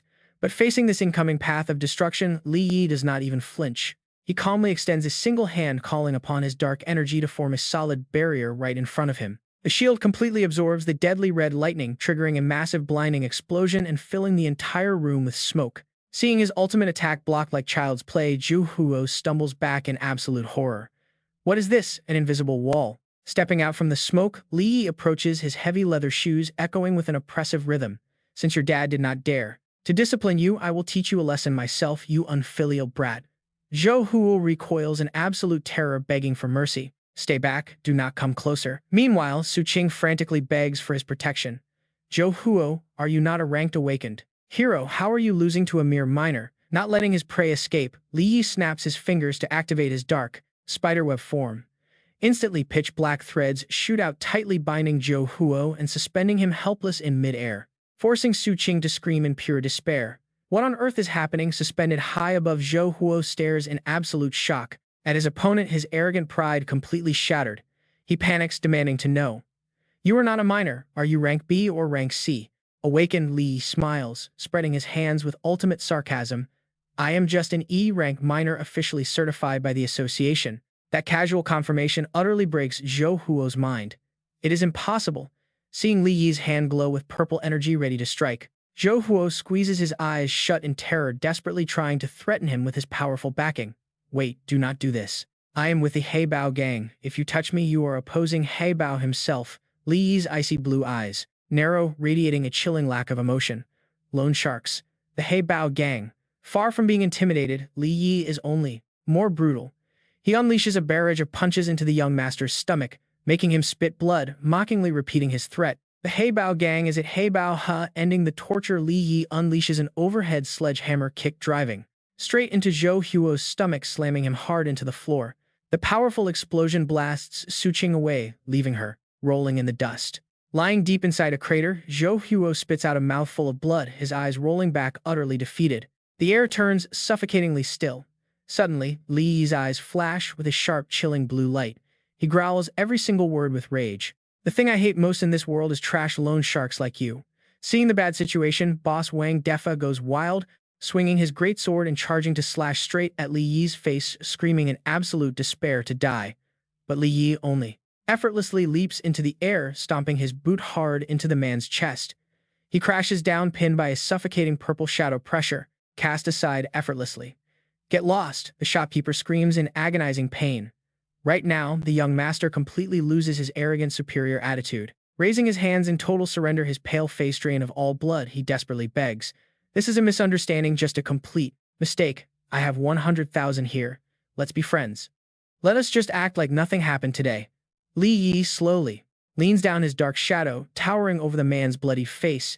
He mockingly scoffs, so your thick, shameless face is only worth 2,000 per slap. Terrified out of his mind, he stutters to raise the price of his life. 500,000. No, make it 1 million. Please do not slap me anymore. Ignoring his cries, Li Yi summons shadow tentacles to lift him into the air. He chuckles softly, reminding him, didn't you love loan sharking? Let us use your very own interest rate here. Those 50 slaps were only the interest. Now we are getting to the actual principal. Cornered, the man trembles, violently pulling a powerful black card from his coat, screaming in absolute agony. 5 million. 5 million. It is all yours. That is everything I have. Li Yi's eyes glance at the gold-plated letters, instantly putting the whole puzzle together. A VIP card from the NG Group. So you guys are just debt-collecting dogs for the NG Group, and you forced me to work in the mines. Below, Zhu Huo. Huo continues to weep and beg. Seriously, even if you beat me to death, I do not have another penny. I swear. Ignoring those pathetic whines, Li Yi calculates his next move. In that case, let us release Zhou Huo to lure the snake from its hole. Withdrawing his dark energy, he tosses Zhou Huo roughly to the ground. The man coughs violently, clutching his throat in pain. Meanwhile, Li Yi turns to walk away, throwing back a casual parting message. After all, your Heibao gang squeezed millions out of me over the years, so let us call this a rightful refund. Seeing that the danger has passed, Su Qing rushes over to help her battered lover up. But in his bitter defeat, he immediately vents all his rage on her. Didn't you say he was just a simple miner? She tearfully stammers her defense. Zhou Huo, are you all right? How could I possibly know he was suddenly going to be this powerful? Furious at losing face, Zhou Huo lashes out, slapping Su Qing hard across the face and sending her crashing to the ground. She screams in agony. He roars at her, throwing the blame. If you had not told me he was a miner, I would never have let my guard down. Pulling out his phone with a twisted, murderous expression, Zhu Huo grinds his teeth. My money is not that easy to take. The scene shifts to an abandoned street under a gloomy blood moon where a figure wearing a long trench coat stands, with his back turned, coldly picking up the call. On the other end, Zhou Huo instantly switches to a groveling, submissive tone, reporting, Hey Bao, you have to help me. Someone just stole the sword I was bringing to offer you. He even dared to threaten to completely wipe out our entire Hey Bao gang. Hearing this, the scarred mobster smirks, exposing his glowing red eye. Pure evil. Send me that guy's file now. Right there, surrounded by a mountain of fresh corpses, a red-haired thug walks up to report. Boss, good news, we secured the cargo. And what about the others? The leader squints, scanning the dead silence of the area. Others? You think anyone else is left alive here? The red-haired punk smirks savagely, his fingers twitching to control his deadly threads. Glowing red laser wires float around him like a deadly spiderweb. Obviously, everyone is dead. Behind them lies a bloodbath sliced to pieces. Shoving his hands in his pockets, the boss calmly walks away from the carnage and gives a cold order. That brat Zhou Huo mentioned. He is all yours to deal with. Dead or alive, I do not care. Meanwhile, Li Yi's system screen suddenly flashes a warning. A critical alert updates his shadow database. The NG Group, a massive multinational giant, and the ones behind his parents' tragic deaths. And working as their muscle is the Heibao gang brutal loan sharks who currently hold the contract on Li Yi's massive debt. Shaking off his worries, Li Yi pulls up his hood and blends into the crowd at a bustling hunter registration hall. A sharp-looking staff member approaches him with a polite smile, asking how he can help. Li Yi calmly states his business. Looking at the glowing board, he says, I am an E-rank hunter. Show me if there are any available missions for me. Instantly, a shirtless bald guy with terrifying serrated teeth steps up, laughing in his face. Did E-rank trash lose his way? The easiest jobs here are D-rank. Are you trying to commit suicide? Ha ha. Soon the entire crowd joins in the mockery. A red-haired woman sneers, finding it hilarious. An E-rank actually talking big. These lowlifes only survive on whatever scraps they are thrown. They are nothing but disgusting parasites. Hearing this, even the staff member's attitude flips as he sighs and dismisses him. Please leave. E-ranks wait outside. If a team actually needs a meat shield, they will pick you. Others quickly chime in. Yeah, go left by the exit right next to the dumpster. Garbage belongs with the rest of the garbage after all. Ignoring the brainless crowd, Li Yi looks down at his phone. A notification pops up showing his entire account has been wiped. A 5 million debt payment successfully processed. Balance 0. He curses under his breath. The 5 million he just earned gone instantly. swallowed whole by those loan shark scumbags. His top priority now is finding another job fast. Suddenly, the noisy hall falls completely silent. The click of a sharp, pitch-black high heel echoes like a cold blade. Someone enters, making the arrogant crowd instantly freeze. Those loud mouths from seconds ago are now breaking into a cold sweat, their faces twisted in sheer terror from an overwhelming pressure. The crowd parts in a panic, clearing a wide path for a stunning woman, cloaked in a fierce blazing red aura. Her presence dominates the entire room. Terrified whispers fill the air. This insane pressure has to be at least a B-rank hunter. Is this the power of a B rank? Some can barely take a single step forward. Right through the trembling crowd she walks. With cat ears, flowing platinum hair, a skin-tight outfit, and a short sword at her waist, she carries herself with absolute pride. Shrouded in red energy like a descending goddess of war, everyone bows their heads and holds their breath as she passes by. Some look up in a cold sweat, muttering in confusion. Why on earth would a B-rank hunter ever come to a dump like this? Standing in the back, Li Yi activates his shadow magic, silently analyzing her from afar. She possesses an incredibly massive pool of energy. Yet she looks like a delicate, elegant, noble lady. Interestingly, there is not a single trace of bloodlust coming from her. Is she actively hiding it? Her entrance is so flashy, yet she remains highly guarded. What an incredibly fascinating contradiction. Breaking the heavy silence, the masked manager standing next to Qing Tian speaks up, causing the frightened crowd to back away even further. We need a D-rank miner for a D-rank beast abyss. Anyone interested? The announcement makes the terrified crowd shrink back. While everyone else cowers and takes a step back, Li Yi stands perfectly still, hands in his pockets, completely unfazed. His calm demeanor quickly draws attention. Wait, isn't that guy just an E rank? How is he unaffected by a B rank's aura? A sweating hunter clutches his chest. My knees are literally shaking.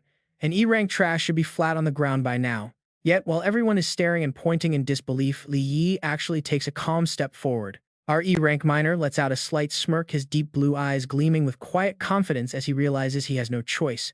Sensing his unusually calm presence, Qin Tian turns her gaze toward him. Is he really just a miner? Fascinating. He stands perfectly fine under my B-rank pressure. How intriguing. The manager quickly bows. Oh, that is Qin Tian from Balongman Street. We have plenty of qualified D-rank hunters here. Let me show you. Completely ignoring the manager, Qin Tian raises her hand. She points her slender finger directly at the hooded young man. No need. I want him. The manager freezes in pure shock. Flustered, the manager waves his hands frantically, desperately trying to explain the strict rules. But he arrived late. He did not even register. This is against the rules. Instantly, Qin Tian's eyes flare with a threatening purple glow. She snaps back, asserting her absolute authority. I am the law. I said we are taking him. The manager cowers in fear. Yes, sir, understood right away. Leaving behind the completely stunned gazes of the manager and the crowd, Li Yi casually walked off, stepping through the massive gates alongside the wealthy B-rank lady. Meanwhile, the bowing employee muttered to himself that it was a first, seeing Qin Tian personally select someone. Who is this miner anyway? Transitioning deep into the dark dungeon, a terrifying monster. Minotaur fiercely swung its giant wooden club, its muscles bulging as it prepared to strike down mercilessly. Right at that moment, a scarred hunter calmly raised a flute to his lips, closing his eyes to play along with the system, screen clearly displaying his bard class. Magical notes drifted through the air, turning into powerful buffs. The bard kept playing while backing away, evaluating the team. The vanguard was rushing forward to block the monsters, a solid lineup, and support, which was actually quite decent. Up front, hunters with swordsman and spiked shield warrior classes charged forward bravely to carve up the Minotaur monsters, with one confidently shouting that those beasts did not stand a chance.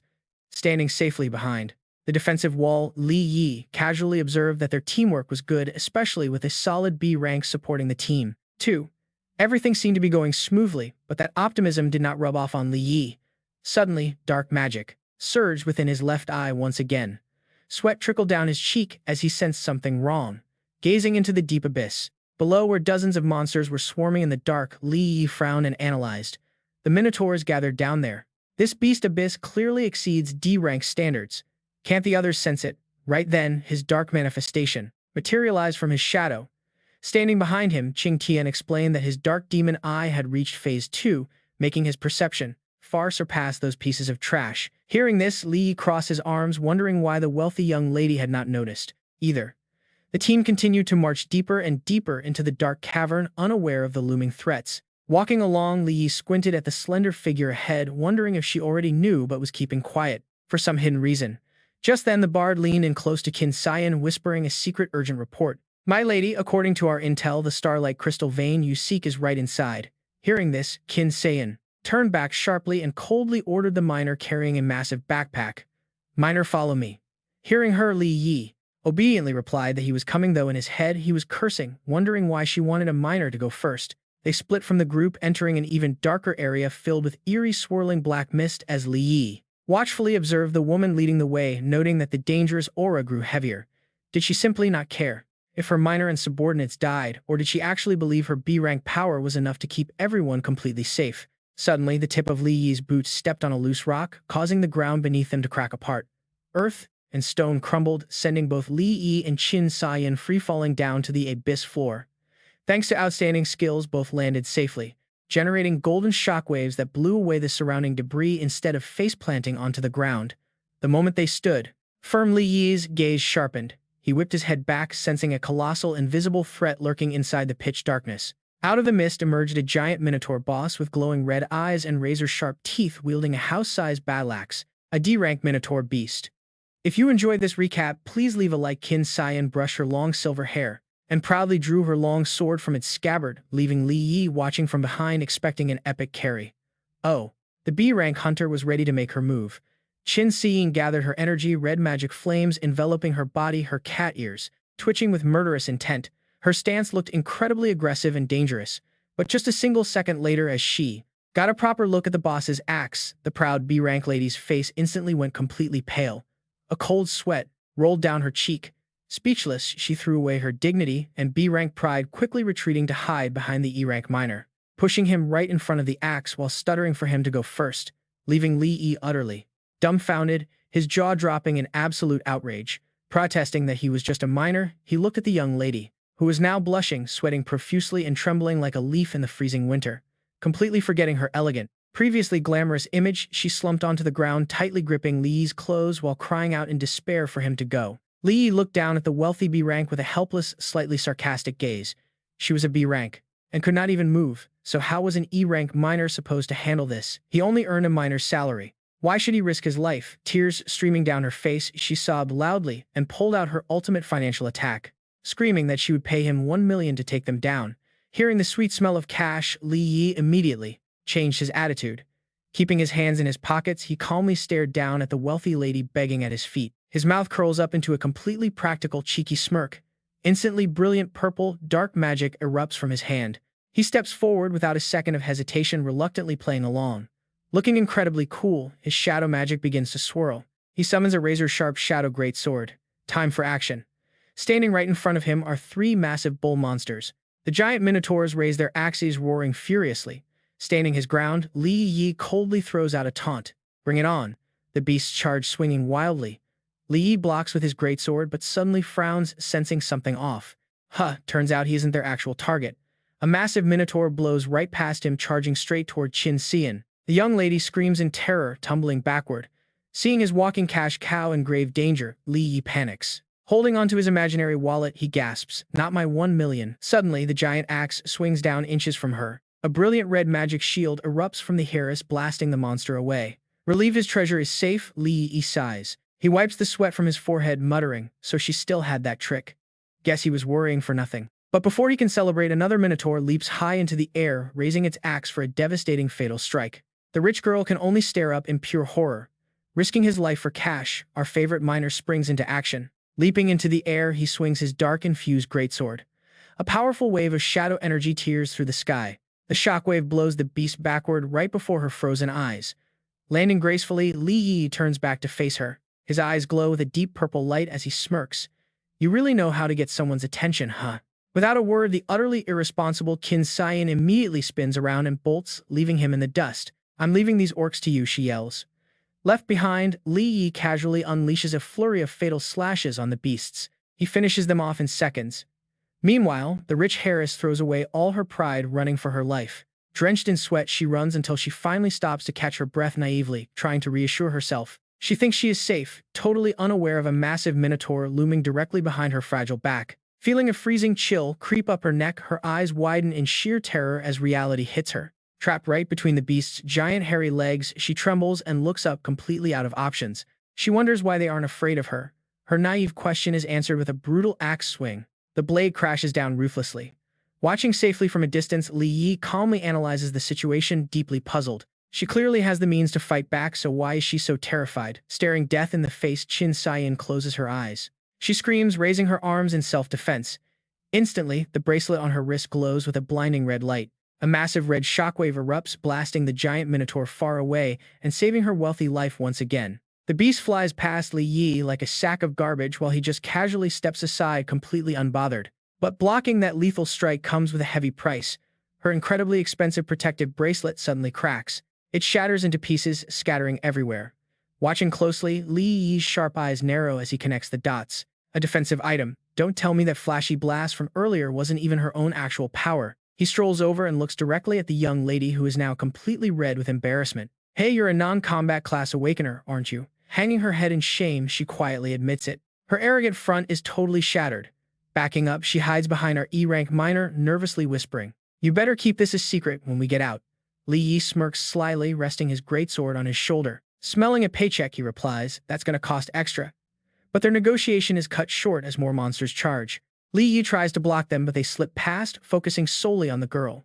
Why are they ignoring him? Sensing a puppeteer behind the scenes, his right eye suddenly flares with a powerful glowing purple flame. His system screen instantly flashes, confirming that his level 2 shadow eyes have been successfully activated.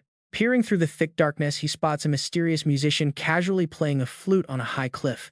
He completely masked his presence, which explains why Li Yi didn't sense him earlier.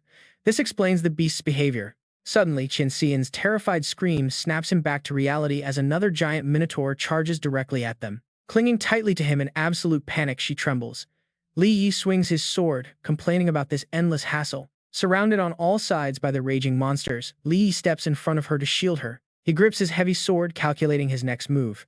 The beasts just keep coming and his options are running out. Using an area of effect skill is out since he might hurt Qin Xian. If he doesn't end this quickly, he'll run out of stamina and die. But then his signature smirk returns as his eyes flare with mischief, plotting a wildly shameless and underhanded plan. If that guy really wants Qin Xian, fine. He stomps his foot, sending glowing purple magic chains bursting out from under the shadows to bind the monster's legs. He decides to play along with the enemy's scheme and hand Qin Xian right over. The beasts are temporarily pinned down. Li Yi calmly stands right in the middle of the horde, looking back to shout at the bewildered lady in the distance. He warns her that since her protective items are gone and she's a non-combat awakened, she had better watch out for sneak attacks. Hearing this, mere miner loudly blabbering her deadliest secrets to the lurking enemy. Qin Xian turns completely red with anger. In absolute despair, she screams out, asking why on earth he would just loudly blab that critical secret out like that. Frozen in place, she can only watch as the E-rank miner proudly shoulders his giant sword to face the beast horde.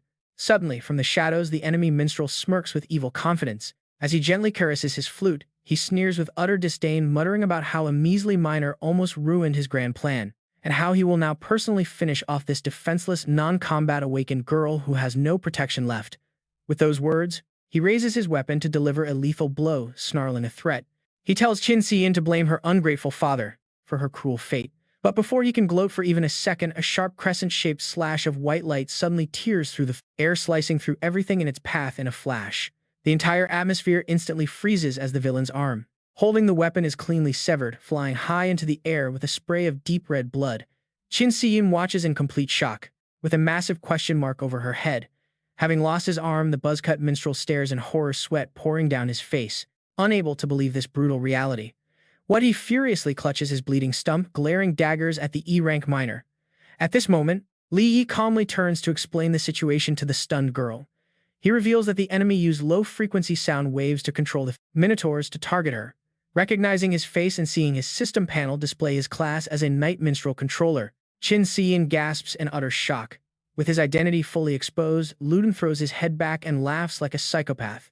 His eyes flash with a sinister, evil red glow as he scoffs at being bested by a mere miner due to his own carelessness. Despite having only one arm left, he suddenly unleashes a massive wave of red killing intent, wrapping him like hellfire as he growls, a final challenge warning them not to celebrate just yet. This eerie energy quickly spreads across the entire cave, covering the fallen minotaur corpses scattered all over the cave floor. Under the influence of this dark, corrupt magic, the dead monsters suddenly twitch and spasm, their muscles swelling up as their eyes ignite with a deadly red light during their resurrection. From the pile of dead beasts, a massive phantom of crimson energy rises behind Luden, swirling like a storm of blood. The crazed minstrel screams at the top of his lungs, promising to show them how terrifying a controller awakened can truly be. Facing this overwhelming, crushing pressure, Qing Tian covers her mouth, her face turning completely pale in horror. This aura is easily C-rank. As Li Yi steps in front of her to shield her, she quickly realizes that Luden is absorbing the beastman's life force to boost his own power. Suddenly, the ground beneath them cracks open, unleashing molten lava that comes boiling up from the deep abyss. Standing precariously on a ledge, Li Yi mutters, wondering if the enemy is actually mutating into a C-rank lava minotaur. A drop of sweat rolls down his cheek, but the young miner's lips still curl into a sarcastic smirk. His purple eyes glow with genuine excitement at this ridiculous development. Jumping straight to C-rank. This kind of cheating is so absurdly broken it makes him feel a bit jealous. At that very moment, a giant minotaur, encased in volcanic rock and blazing fire, emerges. The system screen blinks, officially upgrading the boss to C-rank. The titan roars, shaking the entire cave to its foundations, giving our duo absolutely no time to catch their breath. Lava Boss swings a massive blazing axe straight down at Li Yi with devastating force. Without hesitation, Li Yi raises his massive greatsword to form a purple magic barrier, barely blocking the blow. Meanwhile, that proud high and mighty B-rank Harris has her eyes shut tight, biting her lip as she desperately clings to our E-rank miner's cloak for safety. The impact is so violent, it triggers a blinding, explosive shockwave, sending shattered rock and molten lava raining across the cavern. Under the weight of 1,000 tons, Li Yi's greatsword begins to crack and melt from the intense heat. He grits his teeth, realizing the terrifying power of a C-rank boss is just too much for the two of them to handle alone. The violent pressure shreds his cloak, exposing painful smoking burns on his cheek and his shoulder. Seeing this, Qing Tian peeks out, her eyes wide with worry as she panics and screams, the obvious pointing out that he is hurt. No time to waste. Seeing the lava boss swing its massive axe for another brutal strike, Li Yi quickly backed away. Reaching out to the young lady, the large hand of our E-rank miner suddenly grabbed the delicate hand of the high-rank B hunter, holding on tight. Right after acting like a total hero defending the universe for a few seconds, Li Yi suddenly turned and bolted like his life depended on it, dragging Qin Tian along and shouting at her to hold on tight. Pulled at breakneck speed, Lady Qin screamed and stumbled. They barely avoided the fiery axe that crashed into the exact spot they stood just a second ago. As he ran, Li Yi threw his hand back, launching countless purple magic threads that tightly bound the massive body of the fiery monster. Luden, now trapped in his beast form, roared in pure frustration, "I cannot move." Meanwhile, a shocked Qin Tian asked, "Do you have control skills too?" Ignoring her silly question, a panting Li Yi gave her a harsh dose of reality. "I cannot hold him for long." Qin Tian gave a quick, obedient nod. "Understood." Dragging her all the way to the entrance of a dark, gloomy labyrinth, Li Yi turned back to warn her with a dead serious expression. "Listen, once you are inside, just keep running straight ahead. Get as far away as you possibly can." Loud, heavy footsteps echoed across the stone floor, making Qin Tian feel like she was about to be abandoned. Panicked, she grabbed him. "What about you? Are you not coming with me?" Our E-rank miner suddenly turned into a tragic hero, pushing her into a dark corner of the maze. Stepping up boldly, he blocked the path, declaring firmly, "I must stay behind to buy you enough time to escape." Looking at his strong back, a man she once looked down upon, the rank B lady felt tears welling up, whispering his title. But in reality, Li Yi was only trying to save his $1 million paycheck. Still turning back to make a cool promise, Li Yi smiled to reassure the flustered girl. "Make sure to hide well, I will come find you very soon." Then, he turned around to face danger head-on, murmuring the real reason behind his heroic act. After all, she was basically his $1 million investment. Right then, his system screen popped up with a brand new data update, adding to the Shadow database. Abyss Beasts, the collective term for the beastmen. The types encountered so far: Rank D Fishman and Rank C Lava Fishman. Once Qin Tian had run far enough, the furious lava beast roared, looking around for the opponent who was standing right there. "Damn it, where did he go?" And then, as if in response to his question, a playful voice called out from the high cliff above. Li Yi sat there casually, asking, "Hey, looking for someone?" The beast snapped its head up, roaring in absolute rage. "Where is Qin Tian?" Without another word, it swung its axe, unleashing a devastating strike that caused a massive explosion. Quick as lightning, Li Yi leaped into the air, barely dodging the blow, and landed right in front of the monster. He smirked mockingly. "Take a guess." Immediately, he dashed forward, swinging his blade directly at the beast's rocky armor. But to his surprise, the slash only kicked up a few sparks and bounced off. Li's eyes widened in shock. The stone armor was completely undamaged, not even a scratch. Seeing this, the monster burst into mocking laughter. Haha, are you stupid? Trying to cut stone with a knife. With that, it backhanded Li Yi, sending him flying. He flipped mid-air and landed, his mind quickly analyzing, this massive lava zone is too tough to fight in. Making his move, he turned and ran deeper into the labyrinth to lure the enemy out. He needed a more open area. The beast roared and chased him, smashing through everything in its path.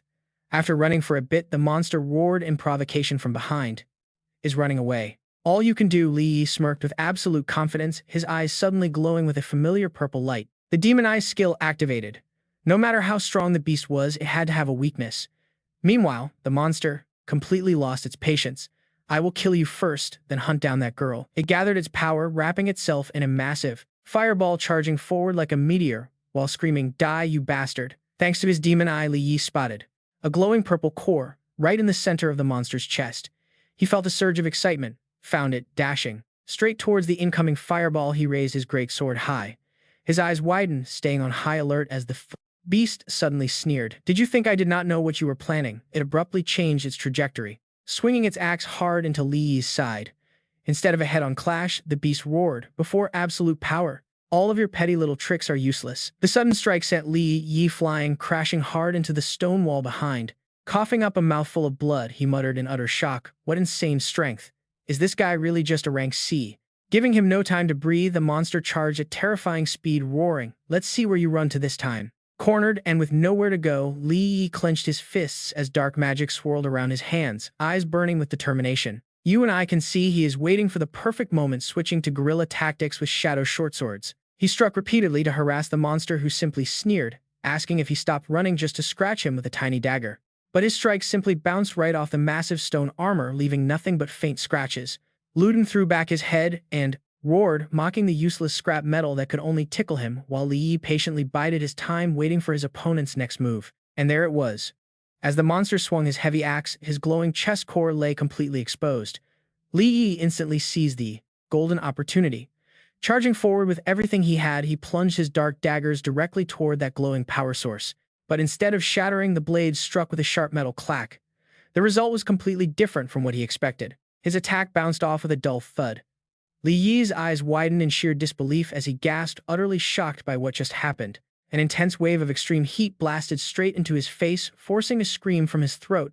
Not even his dark barrier could fully shield him from this blistering warmth. Retreating quickly to a safe distance, he tried to catch his breath. He dusted off his clothes and muttered with a hint of begrudging respect that the beast was smarter than he looked. He clearly knew how to guard his fatal weak spot. The giant stood tall as Luden's voice echoed out from deep within. He admitted he didn't know how Li Yi had figured it out, but praised him for actually finding his one true vulnerability. The monster sneered, showing razor-sharp teeth as the flames around him flared up, telling Li Yi that knowing his weak spot changed absolutely nothing. That core burnt at over 2,000 degrees. He demanded to know where Qing Tian was hidden in exchange for keeping his life. Li Yi just scoffed with pure disgust in his eyes. He made it clear he would never trust a treacherous piece of trash. He despised anyone who would sell out their own kind. Enraged by the insult, the monster let out an earth-shaking roar as the lava beneath him began to boil violently. The beast swung his giant axe down, but Li Yi dodged with a flawless aerial flip. The monster roared in frustration, telling him to stop running like a coward. But Li Yi just smirked as he kept on dodging. He unleashed a brand new skill, transforming his shadow energy into lethal chain swords that shot straight out from his hands. The sharp dark chains whipped through the air, with one chain wrapping around to strike the beast from behind. It barely tilted its head in time to avoid the blow. Seeing this, Li Yi couldn't help but throw some trash talk. He mocked him for dodging too, then instantly changed his strategy the second the monster turned his head away. Activating his shadow chain darts, a swarm of dark projectiles slammed heavily into the area right around the glowing core. A small explosion echoed out on impact, but the extreme heat radiating from the core was just too intense. It instantly melted his shadow weapons into nothingness. The monster burst into a loud, mocking laugh at the pathetic attempt. He laughed that it was entirely useless, leaving Li Yi clicking his tongue in frustration at this annoying opponent. The beast leaped high, bringing his massive axe down while roaring for him to surrender. Cornered, Li Yi had no choice but to raise his arms to block. He could feel his power draining rapidly, realizing he was burning through his shadow energy way too fast. He was in deep trouble. Did he really have to call on Qing Tian to take over? But he immediately pushed that weak thought away, gritting his teeth as he barely managed to dodge another incoming strike. He refused to let Qing Tian hijack his body ever again. But there was another far more practical reason holding him back. If he could take down this C-rank monster on his own, the experience points would be massive. He couldn't let that go. Talk about a true gamer. Even in a life-or-death scenario, he's prioritizing the grind. You have to love it. He gathered every last drop of his remaining shadow energy and charged straight for the beast's chest core. He was betting everything on this final blow. The blistering heat began to burn his skin, forcing out a painful scream.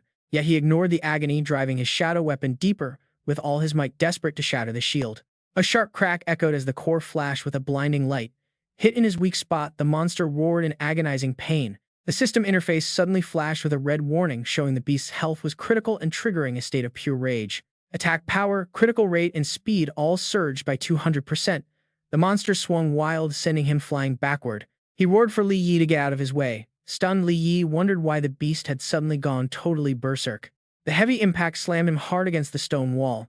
He struggled back to his feet, barely getting into a defensive stance. The heat radiating from the beast's strikes was overwhelming, and he realized the monster's attacks now carried a severe burn effect. The monster growled in sheer humiliation, furious that a lowly miner had actually managed to push him this far. With eyes glowing with pure bloodlust, the beast declared that everything ended now just as a strange sensation surged within Li Yi. "Wake up!"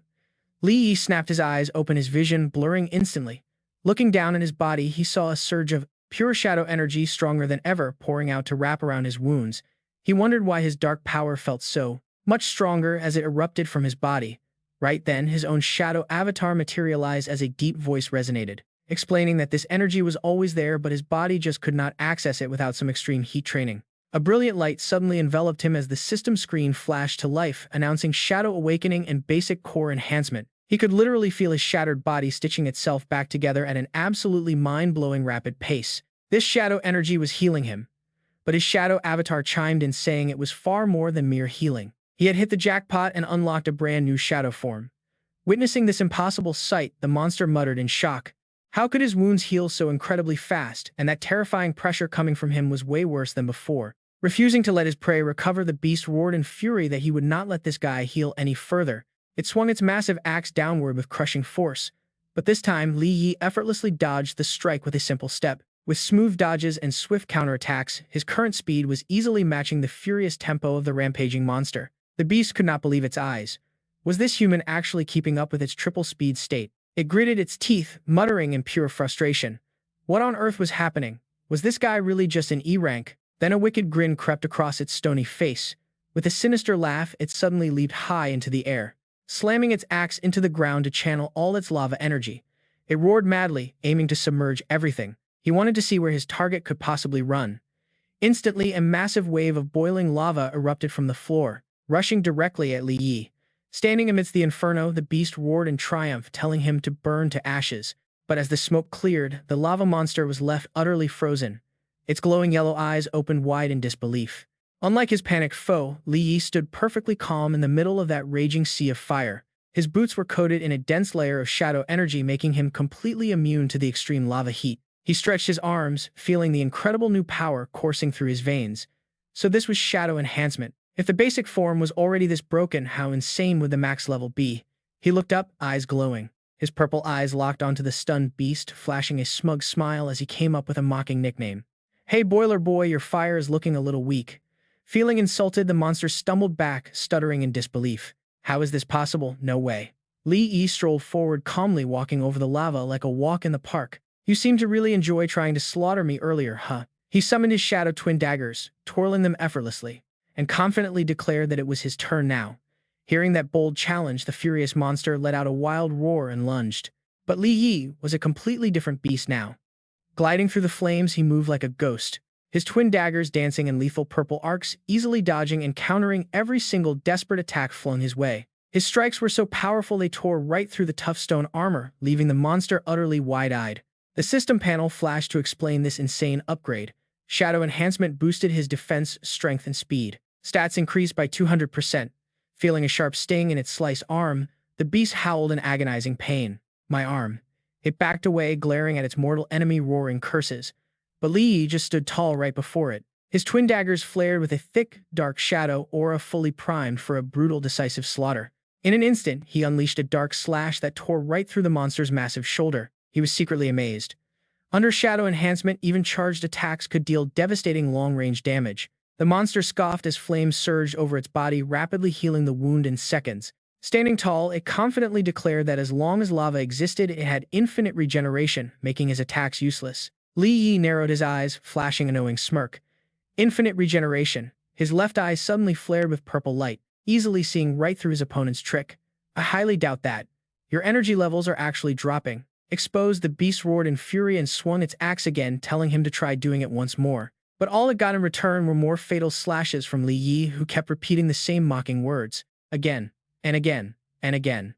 Thrashed completely, the monster gnashed its teeth, roaring in absolute utter helplessness. Suddenly, it felt its core painfully contract as the blazing fire on its body began to dwindle, visibly weakened. Panicking, the beast wonders what on earth is happening as Li Yi stops, pointing his blade right at its face. Grinning as he speaks, "Your energy is completely spent. Give up now." Realizing he has zero chance of winning, Luden inside the monster instantly folds, stuttering out a desperate plea. "Wait, we have no grudge. There is no need to take it this far, right?" Li Yi casually shoots back. "True, we don't. But Qin Tian did pay me $1 million just to keep her safe." Hearing this, the desperate monster quickly offers a much more tempting deal.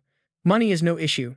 It is all because of Qin Tian. Once we get back to Wrong City, I will give you 5 million, not just one." Hearing this, Li Yi's violet eyes narrow with cold calculation. "Back to Wrong City. Do you think I will break my promise?" The young man exposes his plot, noting that Luden would likely bring backups for revenge, costing Li Yi his life.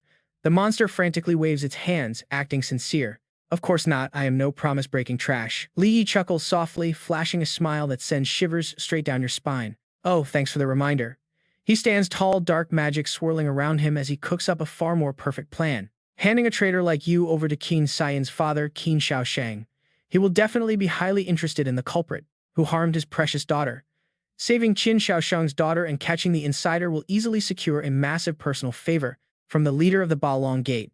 That favor is worth way more than 5 million. Hearing this brilliant plan, Luden turns pale, sweating buckets. "If I end up in Qin Shaosheng's hands, I will pray for death. And my organization won't spare my family either." Cornered, he lets out one last desperate roar, holding high the crystal that Qin Tian was searching for. "In that case, do not blame me." Right then, Li Yi's shadow manifestation rises its dark voice, filled with utter shock. Why does he possess a fragment of the Otherworld prison gate?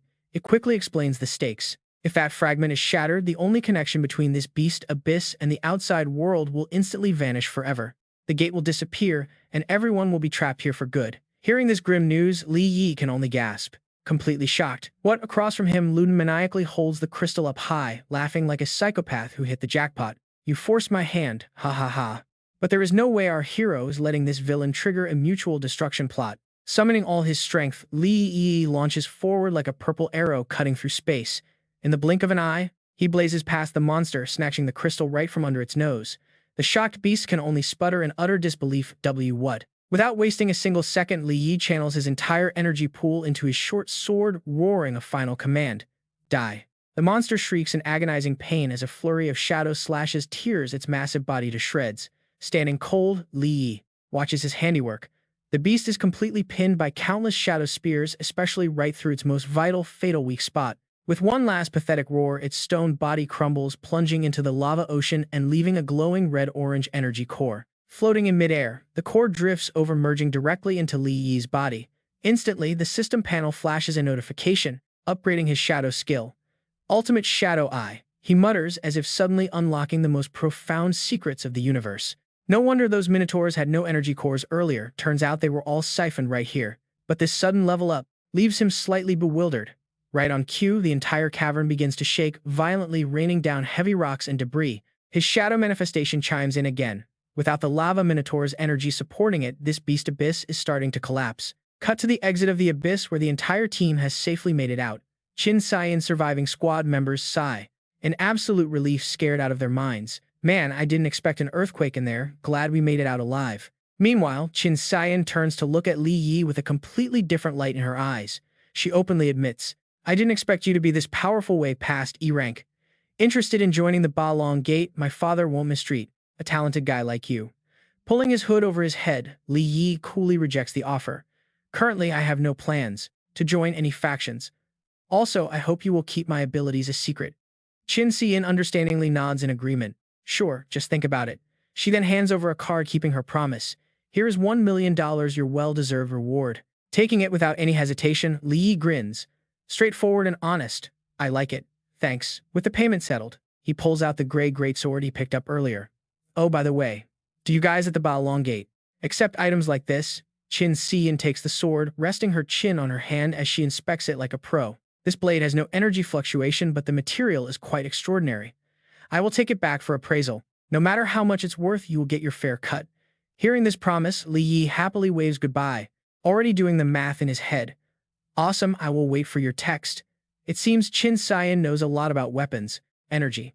If she realizes its true value, their gear trading business is practically a done deal. As night falls on, his way back to the rundown apartment, Li Yi keeps overthinking. What if she's just like that shady mine owner? Shady Zhou Huo, well, whatever. Making 1 million is still a massive win. Back inside his shabby rented room, Li Yi sits on his bed holding up the blue crystal to examine it.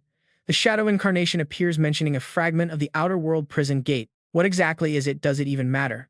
The shadow explains mysteriously. As long as you collect enough of them, fragments, I can boost your power to S rank or even higher. Hearing that legendary tier, Li Yi is stunned, muttering in utter disbelief. S rank.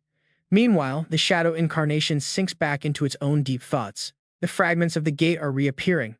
Could those entities still be active? I must speed up my recovery rate immediately. This kid is the key. An illusion of powerful shadow warriors flashes before it. The shadow mutters to itself. One day we will have to fight against entities far beyond human understanding. Should I tell this foolish kid about it right now? But then it decides to drop the idea. No, it is still too early. That would only scare him. It is better to let him grow stronger first. All thoughts fade as a status window pops up, officially confirming the promotion of our humble miner Li Yi to D rank. His abilities: Shadow Database, Shadow Transformation, Ultimate Shadow, Demon Eye Shadow Enhancement, and some basic info we can just skip. Meanwhile, at another location, a group of guards from the NG Corporation stands guard in front of a glowing blue portal. The notification board states, the E-rank dungeon of NG Corporation is sealed due to a mining accident. One guard reports they have 1 B-rank guard and 3 C-rank guards. The other gasps, wondering why they deployed so many high-level warriors just to guard it. From afar, Li Yi, with his hood pulled low, watches closely. He mutters with a grim expression. With his current strength, there is no way I can uncover the truth. The shadow incarnation beside him sneers. It is just an E-rank dungeon rift. What is there to investigate anyway? Close up on Li Yi's glowing blue eyes as he grinds. His teeth. I must go in.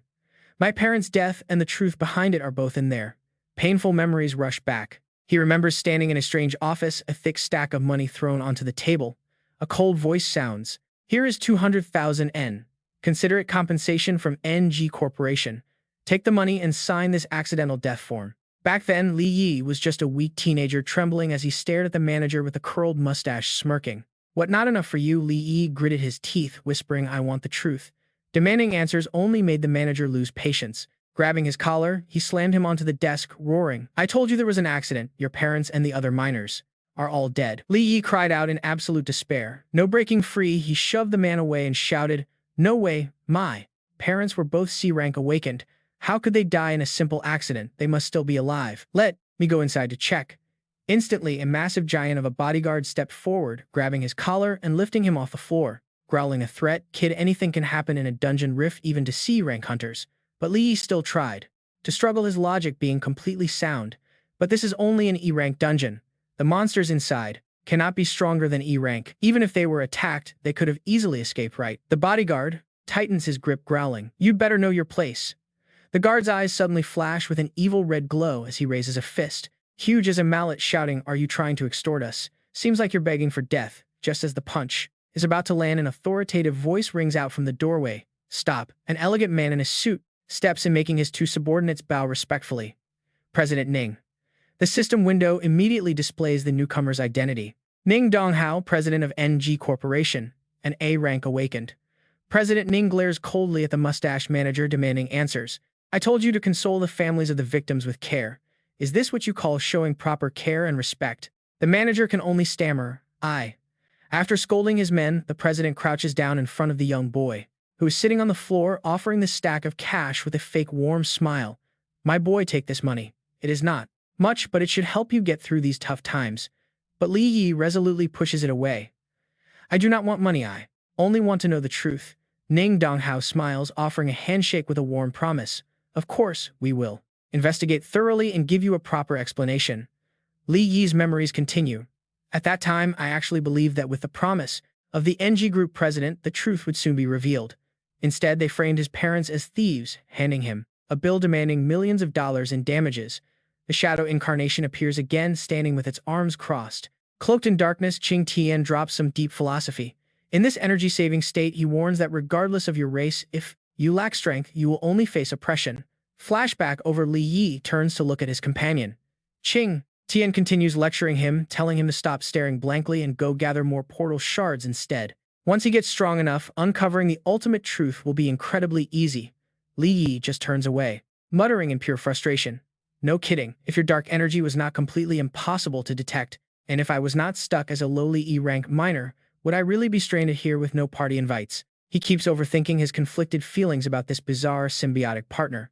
One minute, this guy threatens to steal his body, but the next he helps him level up. Is he good or evil? Why did he shrink? Has his power weakened? If he is truly insane, is his promise to make him an S-rank just crazy talk? As if reading his mind, Qing Tian instantly snaps his body, crackling with a furious wave of angry purple lightning. Enough, kid. If I did not see potential in you, I would never have bothered. Li Yi acts totally innocent, asking why he is so mad while secretly thinking, see, he is losing control again. Is there any cure for this madman? Suddenly, his phone dings. A new mission invite has just popped up. Scene shifts to another portal entrance. This is the chemical plant, a dangerous D-rank haunted zone. A man in a suit is waiting there, asking why he took so long. Li Yi approaches and apologizes, explaining he was far away, having just rushed over from an E-rank zone. Suddenly, a man in orange safety gear with a scarred face turns around and calls out. Li Yi is stunned. He you long time no see. Are you on this mission too? He you walks over, giving him a warm pat. You have grown so much since your parents' tragic accident. Meanwhile, a group of beefy mercenaries standing nearby starts talking trash with complete disdain. They thought they were waiting for someone important, but it is just some useless miner. The manager quickly explains that this job is about mining and they did not want to bother high-rank combatants with it. The stats screen reveals Gu Da, Gu and Gu San, all C-rank awakened mercenaries. One gets impatient and barks at him to stop wasting time and explain the mission already. The manager quickly flips his notebook, explaining this is a D-rank haunted zone and they need to mine 60 kilograms of ice crystal ore samples. Li narrows his eyes, assessing the situation. 4 C ranks for a D-rank zone. Talk about complete overkill. He notices another mercenary in a dark cloak standing far away. This is Hazy, a C-rank hunter. Judging by the chilling bloodlust radiating from these 4, none of them seem friendly. Even worse, he can faintly sense another C-rank hidden inside the haunted zone. Meanwhile, in another location, a red-haired thug from the Heibao gang is tracking everything on his phone with a savage smirk. All his playthings have finally gathered. He stands up as glowing red laser wires wrap around his hands. His wicked grin widens as he prepares to hunt. The stats screen identifies him as Blood Heibao. He is the second in command. Meanwhile, Li Yi's system updates a new entry about portal shards. These stones open and close portals and boost an awakens level. Basically, they are handy EXP packs, nicknamed EXP packs. Inside the portal, Yu nervously asks why he is not wearing any protective gear. He casually replies he is awakened now and can handle it. Hearing this, the other mercenaries laugh. Mocking him, they call an awakened miner a rare breed indeed. Another thug quickly joins the laughter, saying to watch their words since he is at least the king of trash. Yu pulls Li Yi back, whispering to avoid any trouble. He smiles warmly, telling Yu he is not reckless. As they walk, his sharp eyes scan the surroundings quickly, picking up on some very strange details. The plants seem altered to hide something, and a hidden murderous aura is definitely lurking close by. Suddenly, a red laser wire whips right past his back. Standing completely still, Li Yi mutters to himself with a cold face. Cannot hold back anymore. He glances at the mercenaries walking behind, wondering if they are spying from the shadows or plotting something else. Suddenly, a mercenary snaps, telling the trash to hurry up. Yu quickly apologizes, promising they will speed up right away. But inside Li Yi's mind, a completely different plan is brewing and a sly smile starts forming. A smirk plays on his lips, the perfect moment to use the terrain, shake them off and watch from the shadows. No sooner said than done. Grabbing Yu's hand, he yells, Yu, hold on tight, before suddenly blasting forward. The older man gasps in confusion. They rocket away at insane speed, leaving a faint blue trail in their wake. The mercenaries stare in absolute shock, muttering under their breath. Damn, it is that seriously the speed of a mere miner. One thug tries to give chase, shouting for them to freeze, but the leader stops him. Let them go. If those two weaklings leave our group, they are dead anyway. Meanwhile, high up on a branch, Blood Bao sits perched, watching closely. 3 rats hiding. Did they actually sense the danger? He licks his lips, his red eyes gleaming with sheer sadistic joy. Perfect. If everyone were as brainless as those 3, this game would get boring way too fast. Now you and I are shifting to another part of the forest where 3 arrogant C-rank mercenaries are scouting ahead. The scout in front glances back with an anxious frown. Boss, I seriously think something is wrong with this run. Ever since we stepped inside, it feels like someone is watching our every move, but the leader laughs it off. Stop being so paranoid, this is just a boring D-rank quest. We are C-rank hunters for crying out loud. You think we cannot handle this right then? A falling leaf gets sliced cleanly in half in total silence. No way, boss. I am shivering here. It feels like a cold breeze is crawling straight down my spine. Sensing danger, the bald mercenary bringing up the rear nervously hesitates. Maybe we should just turn back. The leader snorts and snaps. Third brother, do not start losing your head now. But the boss suddenly chokes on his words as his eyes go wide. His pupils shrink in pure horror, cold sweat dripping down. Right in front of him, a crimson laser thread flashes by. Their third brother's head cleanly slides off his shoulders. A wicked, depraved chuckle echoes from the darkness. Hey. The severed head is tightly wrapped in glowing red laser wires. From the shadows, the red-haired killer slowly steps out with a maniacal grin, mocking the pathetic cowardice of these self-proclaimed mercenaries. The game has only just started and you guys already want to run away. The terrified leader stammers out, Blood Bao. Blood Bao, let my brother go. We can negotiate whatever you want. The gasping victim desperately chokes out for help. Boss, save me. Blood Bao smirks, his voice turning cold. You 3 idiots have provoked our gang time and again. Our Bao gang is not to be messed with. Without letting them utter another word, he ruthlessly jerks the glowing red wires. So what is there left to talk about? The brutal bloody slaughter happens so fast, leaving the remaining boss and second brother completely frozen in sheer terror, driven completely insane by the gruesome death of his own comrade. The second brother roars in pure rage, charging the killer with his fist raised. Blood Bao, I will kill you. The boss desperately reaches out to stop him. No, do not, but reckless anger always comes with a heavy and painful price. The second brother's furious fist is instantly sliced midair by those flashing crimson wires of death. The second brother gasps in sheer terror, realizing he stepped right into a trap. Blood Bao lazily turns away, glancing back with absolute contempt. Fight me, how truly pathetic. And of course, the boss standing behind will not escape his own grim fate. The laser wires slice through the air, crossing over to tear apart his terrified face. His body stiffens as dark crumbling particles begin to float away. He can only gasp out his final words. You absolute monster. Using his very last bit of strength, the leader turns around and runs away, screaming desperately. Behind him, Blood Bao spreads his arms, enjoying the hunt. He laughs wildly, run faster, a terrified prey is always the absolute tastiest. Meanwhile, while those mercenaries are currently experiencing pure hell, things are strangely peaceful. Elsewhere, Li Yi leisurely sits down on a nearby rock. Let us just rest here for a bit. Exhausted in his heavy gear, flops onto a log. Li Yi, why did you leave those rankers behind? Li Yi looks at him with a serious, probing gaze. Did you offend some dangerous people or group lately? He looks bewildered. I am just a low-level miner. Who could I possibly offend? Why ask such a weird question? Li Yi's expression turns dead serious, his sharp eyes revealing the cold truth. Because this mission is a deadly trap. Someone wants to bury us all in this twisted place. Breaking into a cold sweat, stammers. You are scaring me. Li Yi continues to push for answers. Meanwhile, right from the bushes behind them, the battered mercenary leader stumbles out. If you know anything, it is best you tell me now. Suddenly, the heavily wounded, bleeding mercenary boss points right at Li Yi and roars like a cornered beast, you little bastard. The boss screams in rage, blaming Li Yi for knowing about the danger all along but staying quiet, leaving his men to die. Despite the harsh scolding, Li Yi remains completely unbothered. He calmly stands up, brushing off his travel-worn jacket before speaking. He drops a cold, sarcastic remark. Well, you are not totally useless. At least you lured out the mastermind before you die. The boss gapes in utter shock, demanding, what the hell did you just say? Instantly, Li's eyes flare with raw power. A dark, deep blue energy swirls in his gaze. Tilting his head, he calmly delivers the sentence, I said, you are about to die. His words are prophetic. Before the boss can even react, Blood Bao drops down silently from a high tree branch above them. Deadly wire threads wrap around his throat instantly. The boss can only look up, choking out a desperate gasp in total helplessness.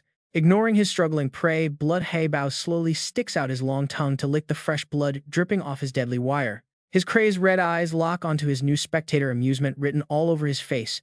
Never thought a mere minor would be this interesting. Suddenly, a system notification flashes. His ultimate skill, Dark Eyes, is now active. Standing strong by the dying campfire, Li Yi stands proud. His eyes glow with brilliant purple light, ready to face off against the absolute psychopath standing right in front of him. Blood Haibao steps forward with absolute arrogance, snapping dry branches under his feet. Seeing his terrifying aura, He Yu completely panics. He rushes to shield Li Yi, begging desperately with clasped hands. "No, brother Haibao, please, spare us. We are just humble miners. We never meant to offend you." Meanwhile, the system scans the threat, analyzing his human race and highlighting his key weakness points. He is a C-rank hunter with the blood thread skill, cutting targets with high-frequency vibrations. Its effective range is 10 meters. Blood Haibao steps closer with a wicked grin. "You might not have offended me, old man, but you shouldn't have opened your mouth. If you hadn't blabbed while drunk, we wouldn't have known you survived." He Yu turns pale, cold sweat soaking his protective suit. Shaking uncontrollably in absolute terror, the old man begs, "I swear I will take this secret to my grave. I won't tell a soul." Behind him, Li Yi remains completely still, his sharp gaze quietly analyzing the situation.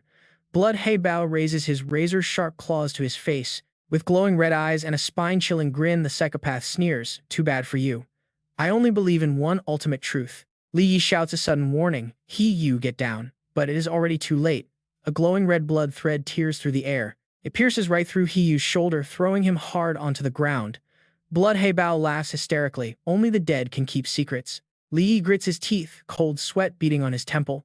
Muttering a low curse, he immediately charges forward to protect the old man. He summons dual shadow blades in his hands, taking a solid defensive stance as he stares back into the killer's cold eyes. He swings his dark blades, deflecting a barrage of incoming blood threads, while Blood Haibao smugly mocks him from across the battlefield. "I am impressed. A mere minor actually has some skills. No wonder you were able to take down that kid, Zhou Huo." The killer grins from ear to ear, his demonic red eyes full of utter mockery. "But that is your absolute limit, minor. Someone of your caliber can only defeat weaklings like Zhou Huo." Enough talking. He leaps forward, swinging his deadly thread claws with sheer force. The strike shatters the ground and pulverizes massive boulders, but Li Yi swiftly dodges, sliding behind the trees to create some distance. Blood Haibao growls, "If you want to die first, I'll happily oblige." At that exact moment, Li Yi's system interface flashes. His darkness reinforcement skill is now active. From high above, Blood Haibao plunges down like a rabid beast, aiming a lethal strike. Li Yi crosses his shadow blades, blocking the heavy strike with perfect precision. But the sheer force of the impact is overwhelming. Gritting his teeth under the immense pressure, Li Yi is shocked. Even with darkness reinforcement active, he can barely hold his ground. Capitalizing on his opponent's brief distraction, Blood Haibao unleashes a rapid barrage of fierce kicks surrounded by a blinding crimson aura. He sneers mockingly, getting distracted already. With a brutal follow-up attack, the impact sends Li Yi flying backward through the air. He crashes hard into a massive ancient tree, kicking up a thick cloud of dust and debris. Seeing this, He Yu screams in terror. Struggling to his feet, Li Yi quickly barks, "He Yu, stay back." In his mind, he is frantically calculating his next move. Close quarters combat puts him at a major disadvantage, so he must change tactics. Blood Haibao slithers his tongue out, mocking him. Licking his lips in a savage manner, the beastly killer declares cold-bloodedly, "Do not worry, neither of you is leaving this forest alive today." Suddenly, Li Yi's eyes flare with an explosive purple light. He snaps his head up, coolly replying, "Let's see who dies first." The system screen flashes, confirming his ultimate dark eyes are active. He leaps forward, dark energy swirling around his arm and morphing into a massive black greatsword. Harnessing his shadow dagger transformation, he unleashes a black energy wave that shreds through the blood threads and grazes Blood Haibao. Stunned but still incredibly arrogant, the killer quickly mocks him. "Is that really all you can do?" Seizing the split second his opponent is stunned, Li Yi vaults into the air, raising his blade high for a decisive strike. But he is far from done. Blood Haibao looks up, his wicked smile twisting even further. "A mere minor sure has plenty of tricks. Cute trick, but too bad for you." Blood Haibao does not even bother dodging, easily catching the dark blade with a single thread-wrapped hand. As the dark blade slashes down, warping the air, the villain smugly mocks him as mere E-rank trash. Right at this intense moment, the ground suddenly splits open. A bald fighter hiding underground launches upward like a human torpedo, roaring at Blood Haibao. "Go straight to hell." In an insane twist, the bald man stretches his body like a giant worm, wrapping tightly around Blood Haibao. But the red-haired killer does not even flinch. He just smirks, saying he thought the pest would hide until the end. Unfortunately, that stretching skill is a fatal weakness. Blood Hei Bao glares with cunning crimson eyes, his wild, jagged grin stretching wide. Close combat is actually my specialty. The mutated bald attacker widens his eyes in absolute panic, realizing he made a huge mistake. Cold sweat pours down as razor-sharp threads wrap tightly around his face. He gasps in shock as Blood Hei Bao spreads his arms. Thousands of bloody strings erupt instantly, shredding the mutated fighter into 100 pieces. The killer laughs like a complete psychopath. Fresh blood splatters, grazing Li Yi's cheek. The young man stands frozen, cold sweat dripping as he realizes how terrifying this enemy is. How could a C-rank fighter get taken down so effortlessly? Realizing the situation is completely insane, Li Yi grabs Hiyu to flee. The gap in their power is simply too massive. He urges his uncle that they must focus on finding an escape route immediately. Behind them, Blood Hei Bao revels in his brutal victory, laughing maniacally. The lunatic covers half his face, looking completely unhinged. A single glowing red eye glares through his fingers as he mocks them. Did they really think they could escape this nightmare? Next, the scene shifts deep into the quiet forest, bathed in pale moonlight under a crescent moon as leaves rustle softly. Finding shelter behind a massive tree, Li Yi quickly kneels down to tend to Hiyu's wounds, whispering his plan. He tells the old man to stay still while he wraps the bandages, promising to sneak him out once total darkness falls. Clutching his bloodied arm, Hiyu weakly tells him to escape alone, warning that he will only be a burden. Ignoring his uncle's pessimism, Li Yi narrows his eyes and demands the truth. What did the old man do to make Blood Hei Bao target him? Why is the killer so desperate to silence him? Hiyu bites his lip, struggling with a dark secret as sweat pours down. Finally, the old man looks up, his eyes filled with dread. He admits he might know the dark truth behind his parents' deaths. Li Yi freezes. His glowing purple eyes shrink in utter disbelief as the heavy guilt-ridden confession sinks in. What did he say? A dark purple aura erupts around Li Yi, swirling violently as his suppressed rage finally threatens to tear the forest apart. Unable to hold back his fury, the boy grabs Hiyu by the shoulders, his voice shaking with absolute rage. He demands to know everything. Hiyu looks up with teary, trembling eyes, admitting he was not sure at first. But since Blood Hei Bao was sent to silence him, it proves Kui Shihao is definitely behind their tragic deaths. Memories flash back. Years ago, Li Yi's father had confided in him, suspecting that Kui Shihao was conducting horrific experiments at the mine. Days later, the fatal accident occurred and his parents were falsely framed for stealing rare minerals to cover it up. Li Yi grabs his uncle's collar, veins popping on his forehead. He roars, demanding to know why he stayed silent back then. The old man hangs his head, crying bitterly. He was just a cowardly miner, terrified of losing his job and leaving his family. Li Yi releases him, stepping back. So if his uncle just watched his parents get framed and killed, doing absolutely nothing to help. Hiyu breaks down on the ground. The crushing guilt drove him to drink, and a drunken slip of his tongue brought this disaster. But before they can finish, a sudden web of crimson threads slices through the surrounding trees, separating the two of them. Li Yi's eyes widen as sheer fury surges within him. The killer has tracked them down, and his rage reaches a boiling point. Blood Hei Bao steps out of the shadows. His crimson threads wrap tightly around Hiyu's throat, choking the life out of him. The old miner looks at his nephew with tearful, apologetic eyes, whispering a final apology. Li Yi stares in absolute horror. Blood drips onto the dry earth in the eerie silence. Blood Hei Bao licks his lips, laughing with sick, sadistic pleasure. He realizes why the boy looks so familiar. He is the son of those two framed C-rank miners from years ago. With a flick of his wrist, the threads strike like lightning. He promises to send the boy to reunite with his dead parents. Li Yi draws his weapon, dark energy clashing violently against the bloody threads. But a swift strike grazes his arm, drawing blood. The boy recoils in sharp pain. Floating in the air, the psychopathic killer smiles warmly at the sight of fresh, warm blood. He asks if bleeding out excites him. Gritting his teeth, Li Yi lets his dark energy explode outward to shatter the binding threads. He declares those threads are far from invincible. Summoning his massive dark sword, his eyes flare with pure murderous intent. The moment of your attack is also your weakest defensive window. With a massive swing, he drives the great sword downward. Blood Hei Bao panics as the gigantic blade descends. The devastating strike unleashes a storm of pure darkness, tearing the space apart. Both fighters clash. Blood Hei Bao steps back, staring at his bleeding chest with wild, bloodshot eyes. They're trading blow for blow. You've got guts, kid. Li Yi drops to one knee, stabbing his giant sword into the dirt, panting heavily. Damn it. Am I already at my limit? Blood Hei Bao sneers, licking blood off his hand. So you were just putting on a show, scaring me half to death. Suddenly, deadly red threads slash forward, ripping Li Yi's clothes and flesh as fresh blood splatters everywhere, soaking him, staining his white shirt crimson. As Li Yi stumbles, the razor-sharp threads drag him across the ground. The villain slowly pulls them in, taunting him like a dog on a leash. He sneers. If you weren't just a trash, ranky hunter, I might actually be dead. With Li Yi suspended in midair, his arms pinned back, the maniac screams a vicious challenge. Come on then, try and kill me. Blood Haibao gets right in his face, glaring at his helpless prey. What is it, you still plan to?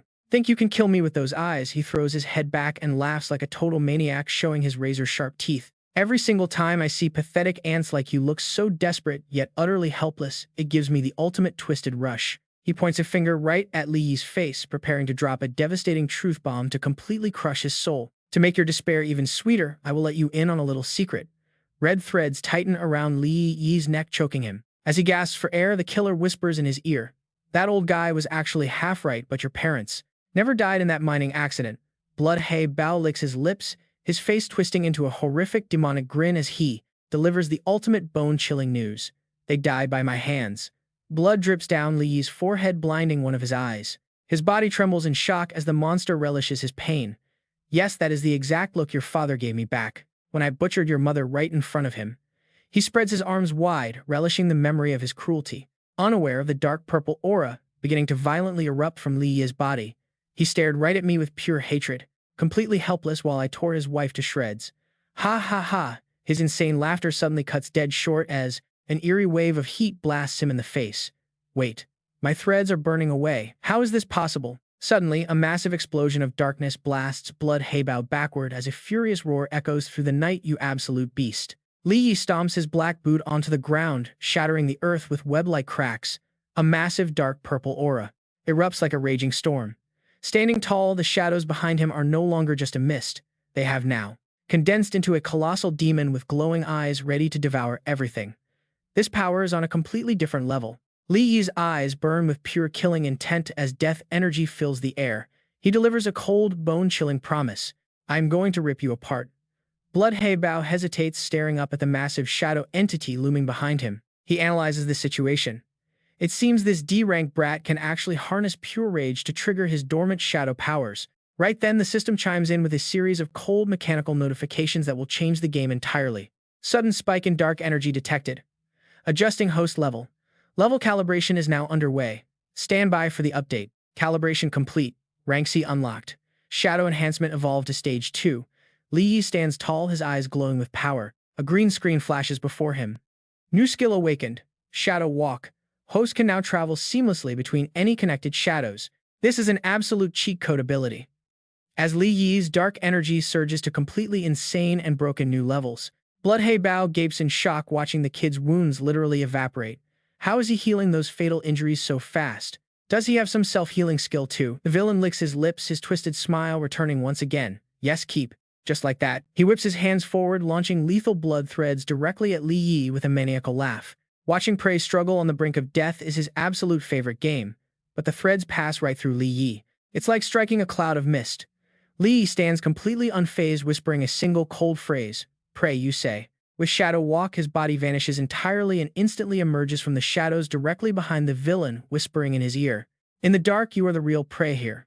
Blood Haibao flinches, completely frozen in utter terror. Cold sweat pours down his once arrogant face. He grits his teeth, wondering how this brat got so strong. His speed is insane. Panicking, the villain spins around and slashes backward, trying to force a confident, desperate laugh.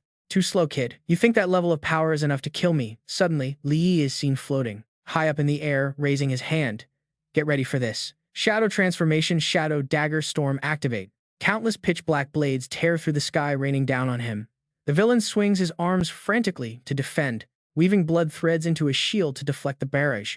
He screams in triumph, "Is that all you've got? This trick is completely useless against me." His arrogant smile vanishes instantly as the system screen flashes. Activating Shadow Step Lay. Yan triggers his Shadow Step on a thrown weapon to instantly teleport. Li Yi transforms into a bolt of purple lightning, reappearing right where the blade is lodged next to Blood Haibao's face. Coldly, he asks, "Is that so?" He twists his body, channeling all his power to thrust his shadow blade forward like a raging gale. How about this move then? Fortunately, Blood Haibao crosses his blood threads to form a solid barrier blocking the blade. The collision sparks a blinding flash. He bares his teeth in contempt. It is completely useless. Your toy knives will never break through my ultimate defense, completely ignoring the trash talk. The energy in Li Yi's hand suddenly twists, elongates, and transforms into a massive giant blade, slashing down violently to overwhelm his opponent's power and crush the blood thread defense system. Li Yi roars. Who says I am trying to break through your defense? Li Yi's face burns with rage as he exposes the mutant's fatal weakness. You cannot balance attack and defense because your health point control speed cannot keep up with your reaction speed. With all his might, he shouts, and that is your absolute weakness. True to his words, Li Yi moves. At lightning speed, his body splitting into multiple phantoms as he delivers successive fatal slashes from every angle. Into Blood Heibao's body, ripping apart his fragile defense. Blood Heibao gasps, spitting out fresh blood, his eyes wide. In absolute unbelievable horror. This is completely impossible. His knees giving out entirely, he collapses and falls to his knees on the ground, clutching his bleeding chest as he looks up at Li Yi's imposing and oppressive figure, groaning in sheer painful humiliation. How could I lose to a mere minor? Ignoring his enemy's pathetic state, Li Yi raises his hand, condensing his lethal aura into a crescent blade crackling with purple electricity. In a cold voice, he demands, "Speak. What actually happened?" During that mind collapse accident back then, the deathly blade rests right against his bloodshot eye, yet Blood Heibao stubbornly clings to his arrogance. Snarling defiantly, he says, "I will go down and tell your mother." With his patience exhausted, a purple flash sweeps across the screen at lightning speed.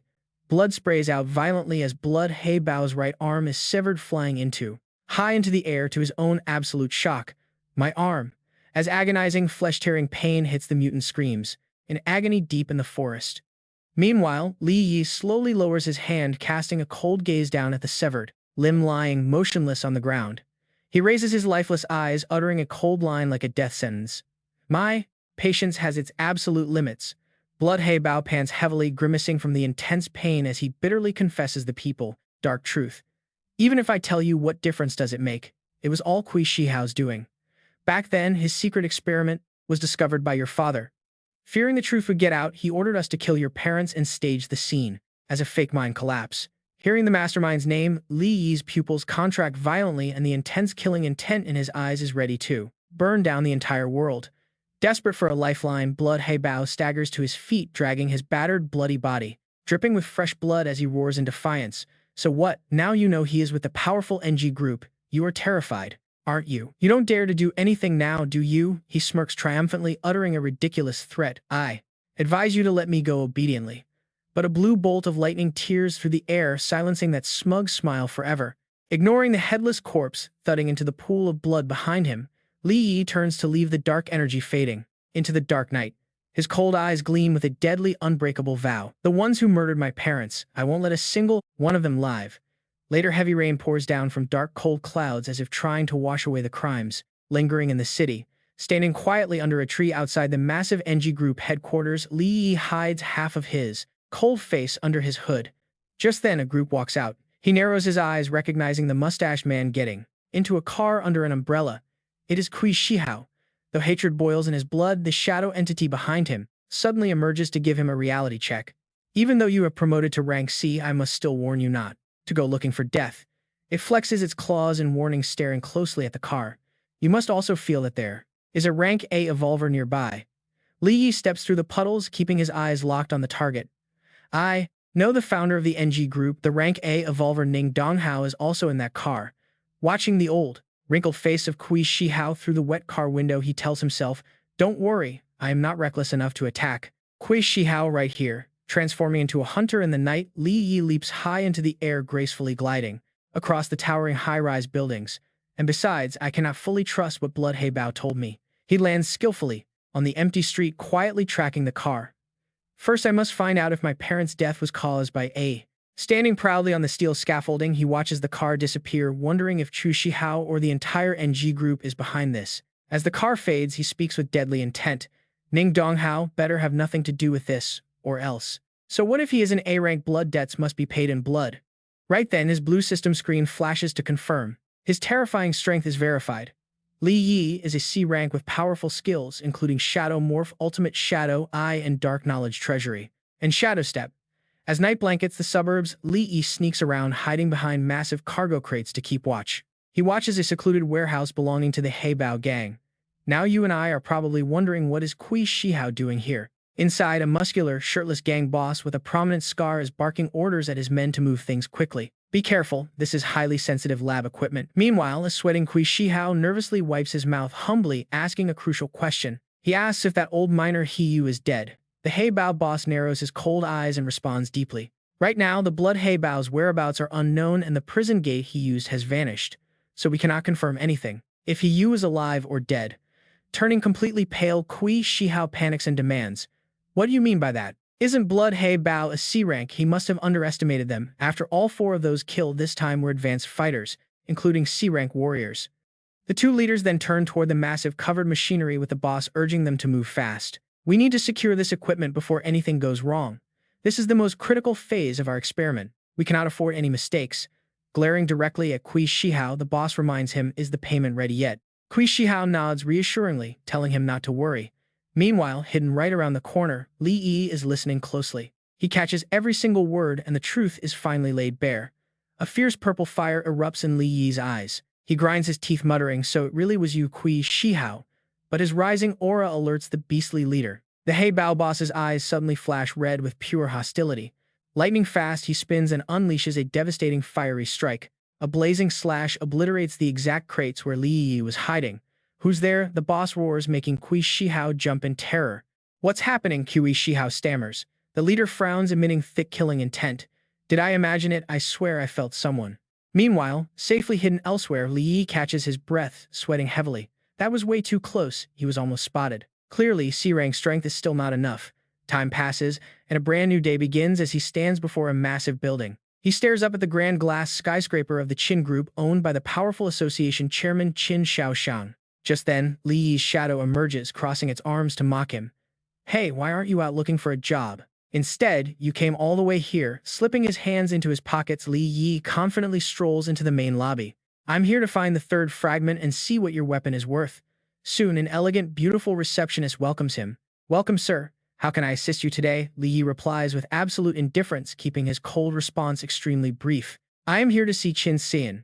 Maintaining her polite smile, the receptionist asks, "Do you have an appointment with her?" But before he can answer, a cozy couple approaches from behind, interrupting them. Talk about bad luck, a flashy, arrogant woman, clad in a bright red dress, points a finger right in Li Yi's face, sneering with pure disdain. "You lowly, pathetic minor. This is no place for you. How dare you call the eldest young lady by her name?" Li Yi raises an eyebrow. "It's Qing." She flirtatiously strokes the chin of a blue-haired youth next to her. "Young Master Qin, letting this beggar pollutes the air. Aren't you going to throw him out?" Hearing this, a bodyguard in dark glasses immediately steps forward, waiting. The blue-haired heir gives a smug nod. Surrounded by looming guards, Li Yi remains completely unfazed and speaks up. "Is this how your family treats guests?" Still holding the woman close, the blue-haired brat sneers, "Guest? A beggar like you? You aren't even worthy of being a dog for our family." Keeping a calm expression, Li Yi silently evaluates the situation. "You and I can clearly see how insufferably arrogant the Qin family is. No wonder he has no desire to stay in touch with Qin Tian anymore." He turns on his heel to walk away, saying coldly, "Since that's the case, I'll take my leave." But the blue-haired heir has no intention of letting him go. He points a finger and snaps, "Break his legs now." The burly guards simultaneously charge right at Li Yi. Without even turning his head, he casually activates his shadow step skill. Gliding through them like a ghost, he effortlessly takes everyone down before clamping his hand around the blue-haired brat's neck. In a split second, he lifts Qin Shaoyi off the ground by his throat. Horrified, Su Qing stammers a desperate threat. "Let him go or the Qin family will destroy you." But Li Yi simply flings him to the ground, knocking her aside.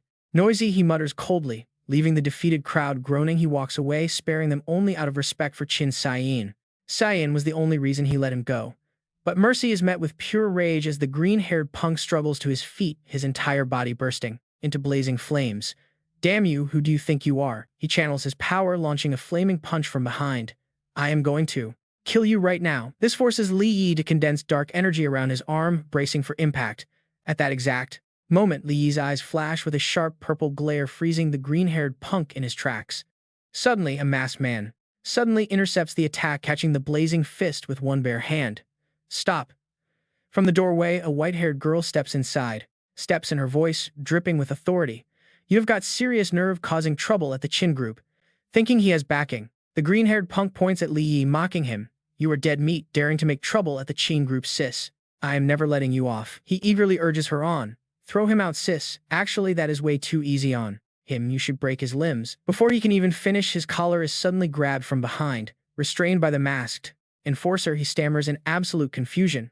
"Sis, what are you doing?" "I am your cousin Qin Deng." The woman in the red dress scrambles to defend him. Young miss, this dirt poor miner was the one who dared to call you by your actual name. Young Master Qin was just trying to protect you. Cyan glares at her with a razor-sharp gaze. He is my friend. What is wrong with him, calling my name? She immediately orders her guards to drag the screaming woman away, demanding they throw these arrogant guards and this useless receptionist out, and make sure they are never hired again. The black-clad enforcers shout understood in unison as the woman struggles, screaming for her sugar daddy. Young Master Qin, I am your girlfriend, I did this for you, say something I even gave myself to you. Qin Xian turns to her cousin with a cold warning. Young Master Qin, you should change your name to Qin the scumbag instead. If you ever dare to use the Qin family name to scam people again, I will personally ruin you. The cousin mumbles in fear. Yes, ma'am. After cleaning up the trash, Cyan approaches Li Yi with a warm smile. I did not expect you to come. Let's go inside. Walking side by side, she lowers her voice to apologize. I am sorry. A distant cousin from a branch family just humiliated you like that. Li Yi calmly brushes it off. No worries. Every family has a few bad eggs. They soon arrive at a private office, where the secretary opens the door. This way, Qin Xian. Qin Xiaoshang wants to see you immediately. Xian turns back to Li Yi. Sorry. Can you wait here for just a second? I will be right back. He nods politely. No problem, go ahead. Left alone, he looks around, wondering if something urgent is going on. The secretary mentions that the chairman did not explain, only demanding her presence immediately. Suddenly, a massive metal security door crashes down from the ceiling, slamming shut right in front of him and trapping him inside. Cut off from the exit, Li Yi turns around. A tall, imposing man steps out from the shadows, his deep voice echoing. Hey kid. Li Yi's system screen flashes, scanning the intruder. It reveals a powerful rank A evolver with dangerous skills, specifically intimidating gaze and thunderous rage. The man interrogates, who on earth are you really? Li Yi's eyes instantly flash with caution, silently calculating his opponent's power. A rank A threat with 2 skills. Keeping his cool, he replies, Senior, is there some misunderstanding? I am only a simple miner. Inside, he realizes this mental pressure is suffocating and his shadow enhancement is completely useless against it. The man is briefly surprised but quickly hides it behind an arrogant smirk. Did his intimidating gaze really fail to spark any fear? He snorts mockingly. A miner, you say? In a flash, he unleashes a blazing surge of lightning, throwing Li Yi backward. I highly doubt things are that simple. Standing majestically amidst the cracking lightning, completely dominating the space, the man hurls a massive bolt of lightning straight at him. The impact is colossal, but as the smoke clears, Li Yi stands firm, having conjured a protective shield of dark energy. The giant gasps in surprise. Oh, you actually blocked my attack. Your power must be at least rank B, yet you still claim to be just a miner. Narrowing his eyes, he demands answers. What is your goal in using a fake identity to get close to Xian? If you do not talk, do not blame me for what comes next. But right at that tense moment, Xian bursts and grabs his ear and yanks it hard. Qin Xiaoshang, did you seriously trick me just so you could interrogate my friend? Do you have absolutely nothing better to do? The atmosphere instantly crumbles into pure comedy as Xian drags her powerful father away by the ear. He immediately whines, Hey, calm down. We have a guest here. Leave me some dignity. She snaps back. An old man like you cares about dignity. Get out right now and stop bothering my friend. Left standing behind them, Li Yi is completely speechless, forcing a dry smile. Is this really Qin Xiaoshang, the legendary boss of Balong Gate? Having handled her father, Xian turns to him, bowing in apology. I am so sorry, my father is always like this. He thinks everyone has some hidden agenda. Li Yi waves it off, with a chuckle. It is understandable. He is just worried about you dating trash. I mean being fooled by bad guys. Intrigued by his words, Xian asks curiously, You seem to know my dad pretty well. He scratches his head, laughing it off. It is hard because right outside the glass, her loving father is pressing his face against the door, muttering and plotting. Is this brat after his daughter? Who knows? Sure, the kid is not a blonde punk now, but what if he dies it later, getting a daughter so late in life? He cannot let anyone steal her away. He has raised his little princess for 16 years, and he absolutely will not let her get hurt. If there is no other choice, he will do this or maybe that. Li sighs in exasperation. The man is literally speaking his inner thoughts right out loud. Talk about exhausting. Qin Xian finally screams. Qin Xiaoshang, get away from me right now. The room finally goes quiet. The two sit down on the sofa and Qin Xian slides a black card over. There is $5 million deposit inside. That heavy sword from last time was made of a special material, so the client wants a full evaluation before setting the final price. Li Yi accepts the card. That works for him. But he is actually here for something else today. He pulls out a glowing blue technology fragment from his coat, asking directly, "Do you know where I can find this?" Qin Tian studies the piece closely and replies softly, "These unnamed fragments from other dimensions used to be very common. However, lately someone has been buying them up in massive quantities, making them extremely rare now." She suggests that he try the auction house on Belongman Street to see if he can find a few. Li Yi nods in thanks. Right then, a massive shadow entity rises in his mind. He ponders in silence. Someone is gathering these fragments. Could this be connected to that mysterious group? Meanwhile, in a different room, a masked lackey is reporting to his boss with a file. 20-year-old Li Yi has always been ordinary. Just days ago, he was registered as an E-class ascender, but since they found no special energy in him, he remains a basic miner. The white-haired boss looks over the report, muttering, "How did he jump from E-class to class in days? Or has this kid been hiding his true strength all along?" Just then, his phone starts buzzing on the desk. He answers, asking what wind blew the prestigious Huo here today. The voice on the line gets straight to the point, asking if he still has the heavy sword his daughter sent. The boss stands up, replying he is not sure. Huo gets impatient, urging him to check if there are more. Huo promises to buy every single one they have. The old boss chuckles, calling him a crafty old fox. "Why so eager?" He asks if that sword has some secret power. The voice on the other end drops a bombshell, saying he cannot share too much, but that sword's special material can boost their entire army. This gets the white-haired boss thinking. He hangs up the phone and tries to process this shocking revelation. The kid's power and background are shrouded in mystery. Even the gear he casually brings out is top tier. This guy Li Yi is truly unpredictable. Meanwhile, our main character is casually strolling through the building's main showroom. With so many rare items on display, he might actually find a fragment. Suddenly, he spots that red-dressed woman clinging onto a blonde young master. She whines, "Oh, young master Zhou Huo, I have nothing to do with Qin Deng. He kept stalking me, so I even quit my job at the Qin Group." The wealthy heir pats her, comforting her. He promises to take care of her from now on. She hugs him tight, cooing that he treats her the best. However, Zhou Huo is scowling right at Li Yi. He wonders why Blood He Bao has not taken care of this miner yet. His arrogance flares up. Raising his chin, Zhou Huo sneers, "Tell me, how did a dirty miner like you sneak in here?" Li Yi turns around with a cold smirk. "It seems your memory is not doing so well, is it?" Dark energy erupts around him. "Did you already forget the feeling of getting your face slapped a few days ago?" Terrified, Zhou Huo stumbles backward, warning him to stay away. Just then, the Heibao gang leader steps up to block. The leader clicks his tongue, mocking Zhou Huo for bringing shame to the gang. But Zhou Huo is just relieved to see him. Calling him Brother Heibao, the red-cloaked boss steps forward to threaten Li Yi. "Hitting my subordinate is disrespecting my gang." Unleashing his dark energy, he slams his hand onto Li Yi's shoulder, demanding he get on his knees and apologize. But the main character does not even flinch. Instead, he stomps his foot down, shattering the floor beneath them. With glowing purple eyes, he tilts his head and sneers, "Kneeling before you, keep dreaming, buddy." Watching him effortlessly destroy the floor in defiance, the gang boss glares, shocked by the kid's sheer audacity. The red-dressed girl clinging to Zhou Huo quickly chimed in, shrieking insults at our hero for disrespecting the boss. She yells at him to know his place, but before she can even finish, a freezing voice cuts through. Qin Tian steps forward with an icy gaze, followed by a squad of elite security guards. "Welcome to Balong Gate Street. You are always welcome to spend your money here." Her eyes narrow, issuing a bold challenge to protect her people. She is ready to fight for her crew. "Spend your cash all you want, but if it is a fight you want, we will gladly oblige." Knowing they cannot mess around on this boss's turf, the Heibao leader scratches his head, forced to back down. He laughs it off to ease the tension, claiming he will respect Qin Tian's authority today. Meanwhile, Li Yi stands there casually, hands in his pockets. His expression is totally blank, completely unbothered. With the situation diffused, Qin Tian waves him over, saying it is time to head to the auction. Just like that, Li Yi casually follows her inside, leaving behind the frustrated, resentful glares of the entire Heibao gang. As they walk, Qin Tian looks back to check on him, asking if he is okay.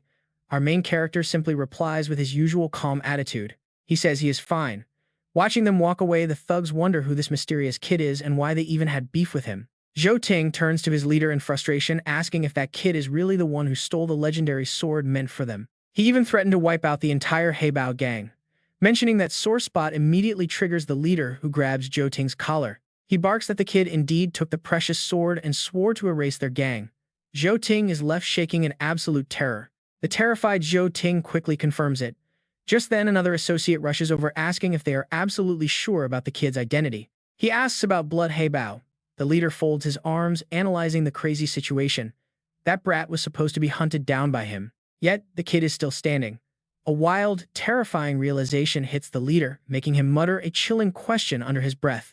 Did that kid actually take down Blood? Hey Bao Zhou Ting instantly laughs it off, claiming an E-class trash could never pull that off. There is no way he could match their second boss. But while they are busy gossiping, something major is happening on the other side. Over at a different exhibit, Li Yi suddenly stops dead in his tracks. A dark, menacing energy flares up inside his eyes. He spots a highly familiar figure nearby. Kui Shihao, his sworn mortal enemy, is walking right in front of him. Li Yi radiates a pitch-black demonic aura that fills the air. Up ahead, even Kui Shihao feels a sudden chill and stops. He spins around, glaring at the kid. Instantly, the memory of a weak, helpless boy from the past flashes in his mind. The past overlaps with the present. He remembers the useless, cowardly piece of garbage from back then, wondering how he got here. Kui Shihao strokes his chin, his eyes filled with suspicion and caution.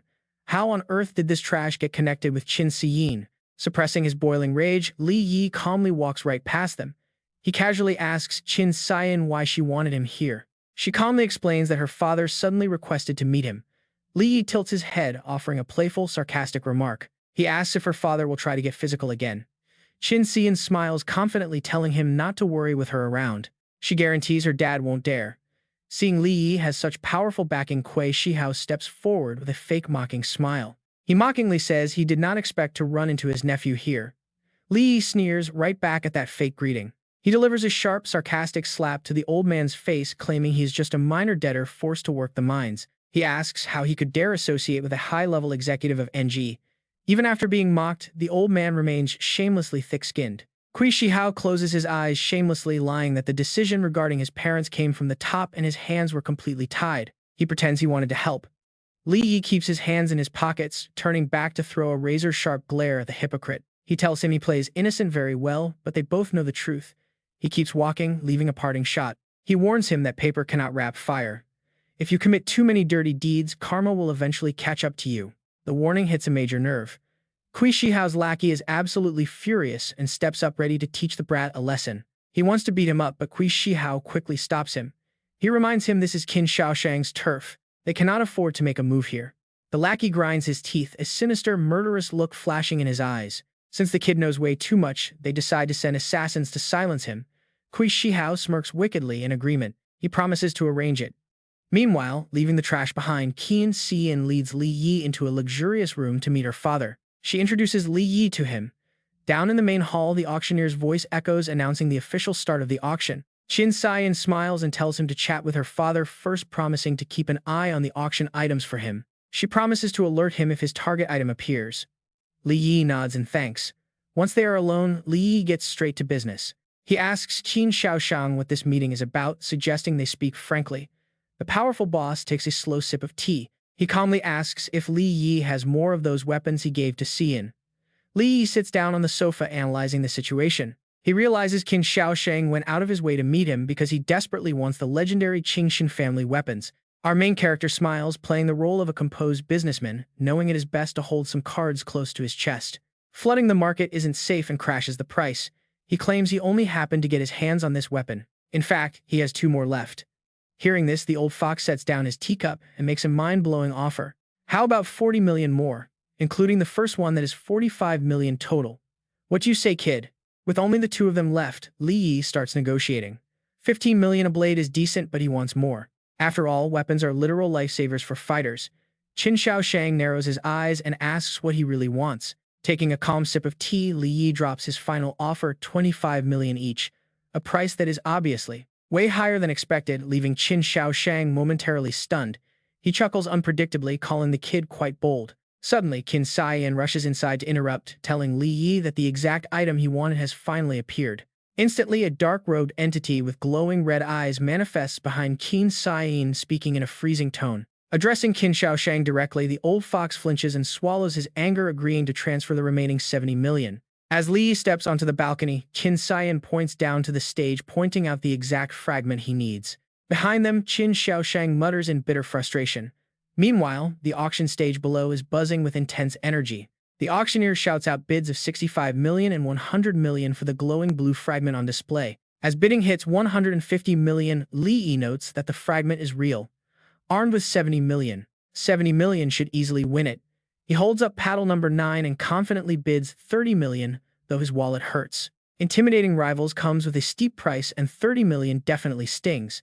The auctioneer calls out bidder number 9 at 30 million. Any higher bids? Up on another balcony, Kui Shihao narrows his eyes as he spots Li Yi down there. Why is that brat trying to buy this? The auctioneer begins the countdown, 30 million once, 30 million twice. Suddenly, Sui Shihao raises paddle number 2, shouting 50 million.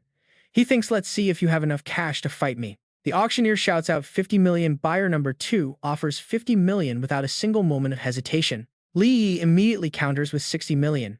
Seeing this, Qin Xiaoshang warns him that this junk isn't worth it. He tells Li Yi to stop overbidding and avoid blowing all the hard-earned money he just made. Qin Xian agrees, pointing out that their rival is just driving up the price for a $10 million item. Ignoring their warnings, Li Yi glares at Kui Shihao, determined to fight him for it until the bitter end. He turns his gaze to Qin Xiaoshang instead, casually dropping a loaded question about their two rival groups. With a cocky smirk, he asks who really has the deeper pockets between the Qin group and the NG group.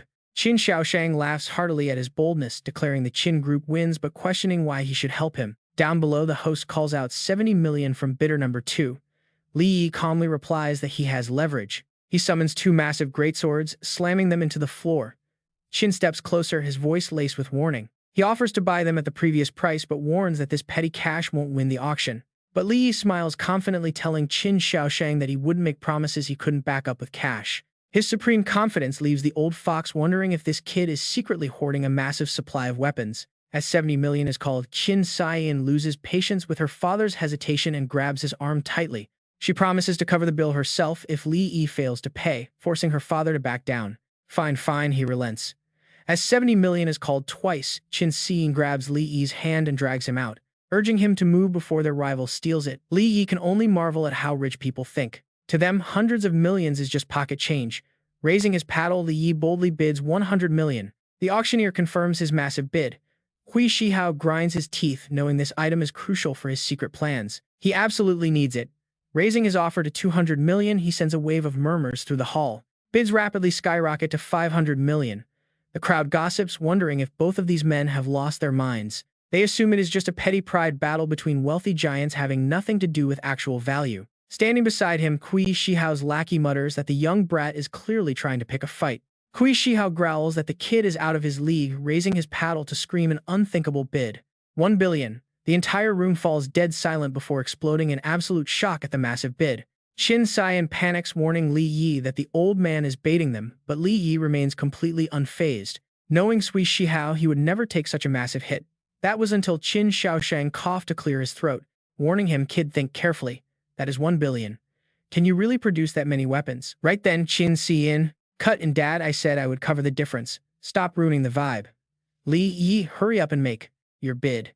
Do not let that villain win. Fully pumped up, Li Yi raised his bidding paddle and shouted out his final number. 2 billion. The auctioneer went wild, screaming 2 billion from bidder 9. Anyone higher? Kui Shihao froze in shock, while Li Yi flashed a smug smirk. The host started the countdown. 2 billion going once. 2 billion going twice. The henchman stared anxiously at his boss. How did this punk get so much cash? Sui Shihao exhaled slowly, his eyes bloodshot with pure rage. This had to be Qin Xiaoshang's doing. How else could this brat afford 2 billion? Auctioneer slammed the gavel down. 2 billion sold. Congratulations to bidder 9 for winning the mysterious fragment. Qin Xian cheered happily, but wondered if that junk was actually worth all this hype. Qin Xiaoshang stroked his chin with a satisfied grin, muttering, I just love watching bad guys get slapped in the face. After that legendary purchase went through, Qin Xiaoshang crossed his arms, looking at the kid with a mix of amusement and irritation. Bidding like that feels great, but we are talking about 2 billion. The old man quickly got serious, doing the math. Subtracting the previous items he had won, he still owed over 70 weapons. Can you actually produce that many? Li Yi simply smiled a mysterious smile and dropped a simple truth. The rarer an item, the higher its value. But when you have too many, the standard pricing rules no longer apply. With a sharp snap of his fingers, the entire VIP room instantly transformed into a massive armory, as over 100 massive greatswords materialized out of thin air, slamming into the floor with an oppressive, terrifying aura that made even Qin Xian gasp. Li Yi crossed his arms and proudly announced, here are over 100 swords. That should cover that 2 billion price tag, right? Witnessing this mind-blowing flex of power, Qin Xiaoshang burst into a hearty laugh. Very straightforward kid. Privately, he admitted the boy's sheer aura and power were incredibly impressive. If only he could recruit him. Qin Xian stepped forward, looking at him with an intense gaze. Li Yi, she whispered, with a playful smile. Call me next time you have some fun planned. Behind her, her overprotective dad was practically burning with jealousy. You better not. If this wild brat is not tame, he might just run off with my precious daughter. He quickly called out Xian, let's go home. Before leaving Qin, Xian reminded him, just come directly to pick up your prize. Later. Li Yi bowed slightly, bidding them farewell. Then I must thank Qin Xiaoshang.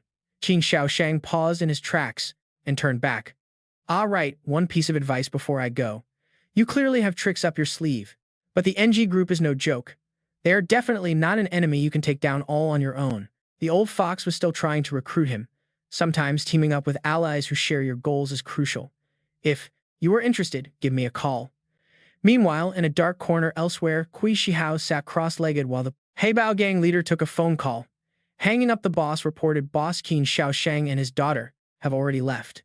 The kid Li Yi is picking up the fragment alone. Should we? Cui Shihao narrowed his eyes, grinning wickedly. We wait until he is out of the Belong Gate Street territory. We cannot afford any more slip-ups. The gang leader smirked, flashing his teeth. Relax, I have already sent Zhou Huo Xia out with 3 C-tier hunters. This is a guaranteed win. Later that night, walking down a quiet street, Li Yi muttered to himself. It seemed Qin Xiaoshang had already dug up a lot of intel on him. That parting advice was definitely an invitation to team up. His shadow suddenly materialized, whispering, as long as he does not restrict you, an alliance might actually work out. The shadow scoffed, but he is only A rank. Once you gather enough fragments, I can make you S rank easily. Seeing the doubt, the shadow grumbled. What is with that look? Do you not trust me? Li Yi calmly replied. I do. That is why I'm searching for a trial ground, right? But inside he laughed. Yeah, right, S rank is not that easy. There are only 9 S rank players globally, yet this shadow acts like it is a walk in the park. Best not to argue and upset his companion. Suddenly, a deafening blast echoed from afar, shattering the quiet night. Li Yi watched in horror as flames engulfed his apartment building. The entire street fell into absolute chaos. People screamed, running for their lives. Panic filled the air. Right at that moment, his phone began to ring. Qin Xian yelled frantically on the other end, Li Yi, I just got word that the Heibao gang is after you. Looking up at the raging fire, he replied grimly, too late. I think they have already made their move. Coming right over. Li Yi calmly hangs up, confident he can handle this. Suddenly, Zhou Ting and his thugs step out from the shadows. Smirking, Zhou Ting sneers, telling him to get on his knees and beg, promising he might just show mercy and spare his worthless life. Li Yi just stares at the mob as dark energy begins swirling around him. The Heibao gang really must underestimate him, sending only a few weaklings to die like this. One of the thugs roars back, claiming that Li Yi is the one who is finished. How can a rank E like him fight 3 actual rank C warriors? Li Yi just smirks, dropping a question that completely throws them off. Why do you think Blood Heibao failed to kill me?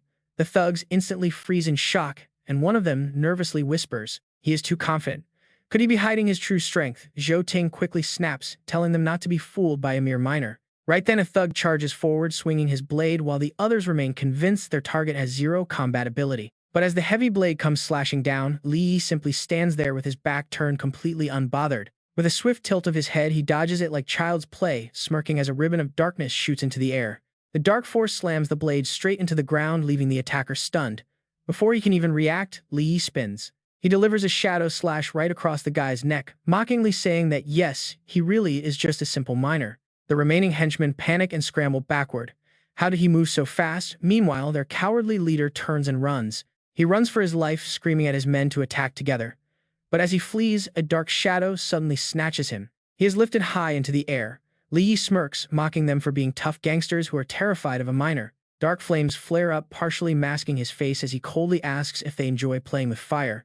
The captain begins sweating bullets. Screaming in pure despair, the leader begs for mercy. Li Yi shrugs, letting go and tossing him straight into the burning building. He lets him burn to his heart's content. Mid-air, the thug screams that his boss and brother Heibao will avenge him, and just like that, he sinks into the raging flames, screaming in agony. Ignoring the chaos, Li Yi puts his hands in his pockets. He calmly says that they will be joining him soon. Suddenly, Qin Xian rushes over, calling his name in a panic. Grabbing his arm, she anxiously asks if he is all right. Li Yi shrugs, saying he is fine, just dealing with some small fry. Qin Xian looks up seriously, asking what his next move is. Li Yi's eyes turn incredibly sharp and focused. They made their move, so now he must strike back. Surprisingly, she becomes determined, promising to help him. Li Yi looks back completely confused about why she wants to help, so she quickly claims she has hated that gang for ages. Besides, they dared to touch her friend. With blushing cheeks, she shyly admits that he is one of her very few friends. Li Yi is stunned by the word, but a soft smile appears on his face. Together, they leave the burning building behind. Li Yi decides they should start by taking down the Heibao gang first. Soon they arrive at a luxurious apartment. Qin Tian tells him he can stay here until he finds a new place, inviting him to pick any room he likes. Li Yi points to a room, choosing it on the spot. Panic-stricken, she instantly yells that he cannot have that specific room. Blushing deeply, she blocks his way and insists it is off-limits, but the door swings open, revealing a bright pink room. It is completely covered in pink decor and plushies.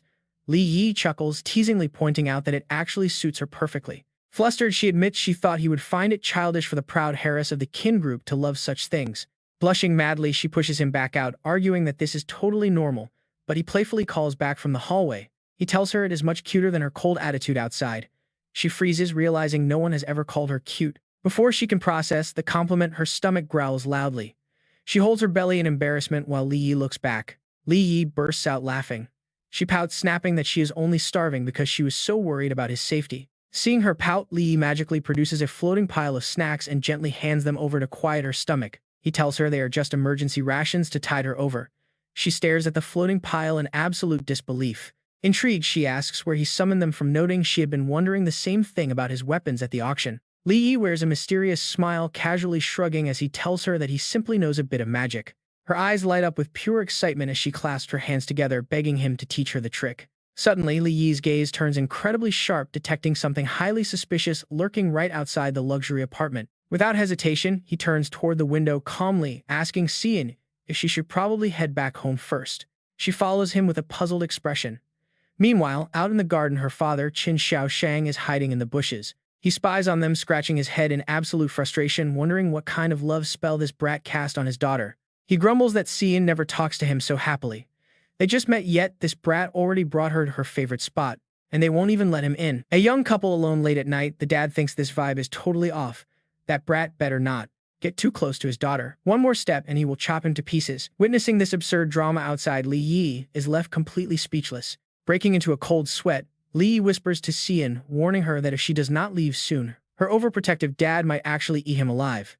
He just cannot deal with her father's wild imagination. Embarrassed, Xian blushes and lets out a massive scream that echoes through the entire neighborhood. Once the noisy duo finally leaves, Li Yi sighs in relief. He quickly draws the curtains, remembering his apartment is safely tucked away in a quiet neighborhood. In the heart of Balongmen, he expects total peace. But right on cue, a dark shadow begins to rise directly from beneath his feet. 3 glowing shards float around it, one from the lava minotaur, one from the blood Heibao, and the last from the auction house. It is time to begin. The shards swirl together, opening up a blinding dimensional rift. Li Yi squints at the light, wondering out loud what the connection is between these shards and the spatial rifts appearing in their world. The shadow folds its arms, placing its hands behind its back, and explains that these 3 shards are actually just a tiny fraction of a massive portal. This gate leads to an otherworldly prison, and every single rift appearing in his world is connected to these shattered gateway fragments. The shadow nods, gesturing for him to step inside. Walking forward, Li Yi asks if this guide can finally explain what this otherworld really is. Stepping through the portal, he is immediately greeted by a vast, desolate gray wasteland. Looking around the barren landscape, Li Yi is confused by the sheer variety of races here. From giant insects to powerful beastmen, they are all gathered under the howling wind. As the dust swirls, the shadow calmly reveals that everyone here is a prisoner. What humans call an alternate dimension or the otherworld is actually just a colossal cosmic penitentiary. Hearing this, Li Yi stops dead in his tracks, shielding his eyes from the dust in shock. A prison. Prisoners. The shadow sweeps its arm back dramatically, sounding mysterious as it promises that if he wants more answers, he must clear all the trials here first. Only then will the truth be revealed. Looking up at the dark horizon, Li Yi stammers in disbelief. Looming before them in the gloomy sky is an absolute titan of a black tower bound tightly by massive, iron chains. The shadow proudly introduces this structure as the Qing Tian Tower, its masterwork and his ultimate testing ground. But instead of being impressed, Li Yi immediately launches into his signature roasting. He asks what kind of terrible design taste this is. Mocking the shadow's warped aesthetics, he jokes that the giant chains are probably just to keep the tower from blowing away in the wind. He points out the strange pipes, noting the material looks like valuable weapon metal, and wonders if Xian's dad, Qin Xiaoshang, would pay top dollar to buy it. Hearing this constant disrespect, the shadow is absolutely fuming, veins virtually popping on its dark face. It tells itself to stay calm, reminding itself that getting angry at its own host might literally cause its soul to disintegrate. Putting the jokes aside, they step into the main hall. Getting serious, Li Yi asks about the challenge as the shadow glides ahead. The guide explains that the Qing Tian ward tower has 6 floors, and with his current strength, just surviving the first floor is a major feat. But as Li Yi spots something in the distance, he nonchalantly points and asks a dark wyvern, "You mean that little creature over there?" Shrugging in disappointment, he stares at the empty clearing. He claims he does not feel even a shred of threat or pressure. But suddenly from the shadows, reverse horns, razor-sharp claws, and a glowing red eye begin to emerge. But as it steps into the light, they see a tiny, harmless-looking flying lizard wagging its tail. Completely speechless, Li Yi points a finger right at the creature's face. He laughs, calling the feared dark wyvern nothing but a common house gecko. Reaching his hand out to grab its tiny neck, he scoffs that fighting this thing feels like bullying a toddler. Smugly crossing its arms, the shadow warns him to enjoy his laughs. Well, he still can, because he won't be laughing for long. Completely ignoring the threat, Li Yi waves his hand like calling a puppy. He coos at the lizard to come closer, but in an instant, his playful expression vanishes as his pupils shrink from sheer danger. A massive wave of killing intent hits him. The tiny lizard suddenly glares, its eyes flashing with a terrifying, malevolent energy. In a split second, a colossal wave of dark energy erupts, blasting Li Yi backward.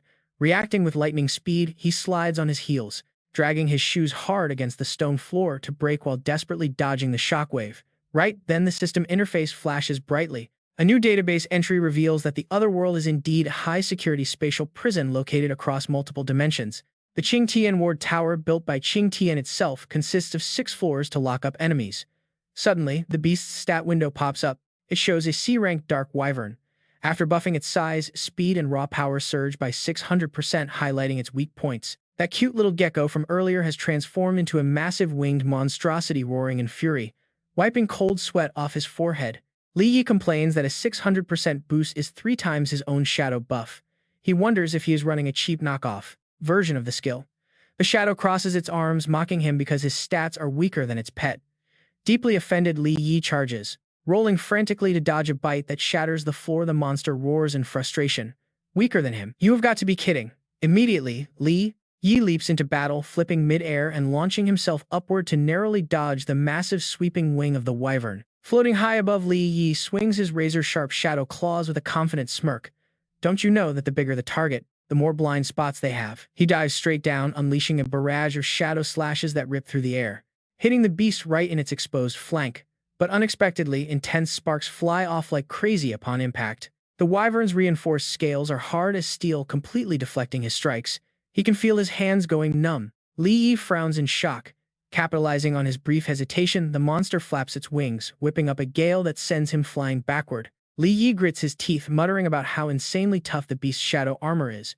Meanwhile, the watching shadow clicks his tongue. Still holding back, are we? With that level of power, you're basically just scratching its itch. Suddenly, his fighting spirit flares up as Li Yi's eyes burn with lethal intent. He draws his shadow scimitar, roaring as he activates his shadow enhancement. Watching the deadly aura swirling around the young warrior from a distance, the shadow speaks in a grave tone, warning him. If you can't tame this beast, you'll never pass the first trial. Refusing to back down, Li Yi charges forward fiercely, unleashing hundreds of rapid slashes against the massive creature. But even after that onslaught, the beast doesn't have a single scratch. Li Yi mutters in disbelief, wondering how it remains completely unscathed. Watching from afar, the mysterious shadow nods in evaluation. He thinks his shadow enhancement and shadow step are pretty solid now, meaning it's time to crank up the difficulty. Right on cue, the shadow turns to instigate his giant pet, whispering that it must be starving by now. Hey, that guy in front of you is edible, you know. Hearing this wicked instigation, Li Yi breaks into a cold sweat. Before he can even react, the giant wyvern charges forward like a runaway truck, opening its massive jaw full of fangs. It tries to swallow him whole, giving him a massive fright. Survival instincts kicking in, Li Yi leaps backward instantly. He narrowly dodges the beast's brutal slashing claws in the nick of time. At this moment, the distance between them is so close he can see its blood-red fiery eyes and the drool dripping from its terrifying jagged teeth. While leaping and dodging, Li Yi blocks with his blade and yells out in frustration. Hey, has your pet been vaccinated for rabies? Why is it acting so crazy? The shadow mockingly replies that since Li Yi drained its energy, it definitely views him as a quick snack to recharge. Blocking a deadly bite with his blade, Li Yi grits his teeth. This is totally unfair, we were having a proper duel. Since when do the rules allow biting people like this? Realizing brute force won't work, a cunning smirk plays on Li's lips as dark energy pools in his hand. If you are hungry, why don't you try this instead? He spins around to unleash a decisive strike, shouting loudly, "Behold my ultimate secret technique." Suddenly, a massive shower of giant golden fried chicken legs fly out from his storage, raining down like a delicious meteor shower.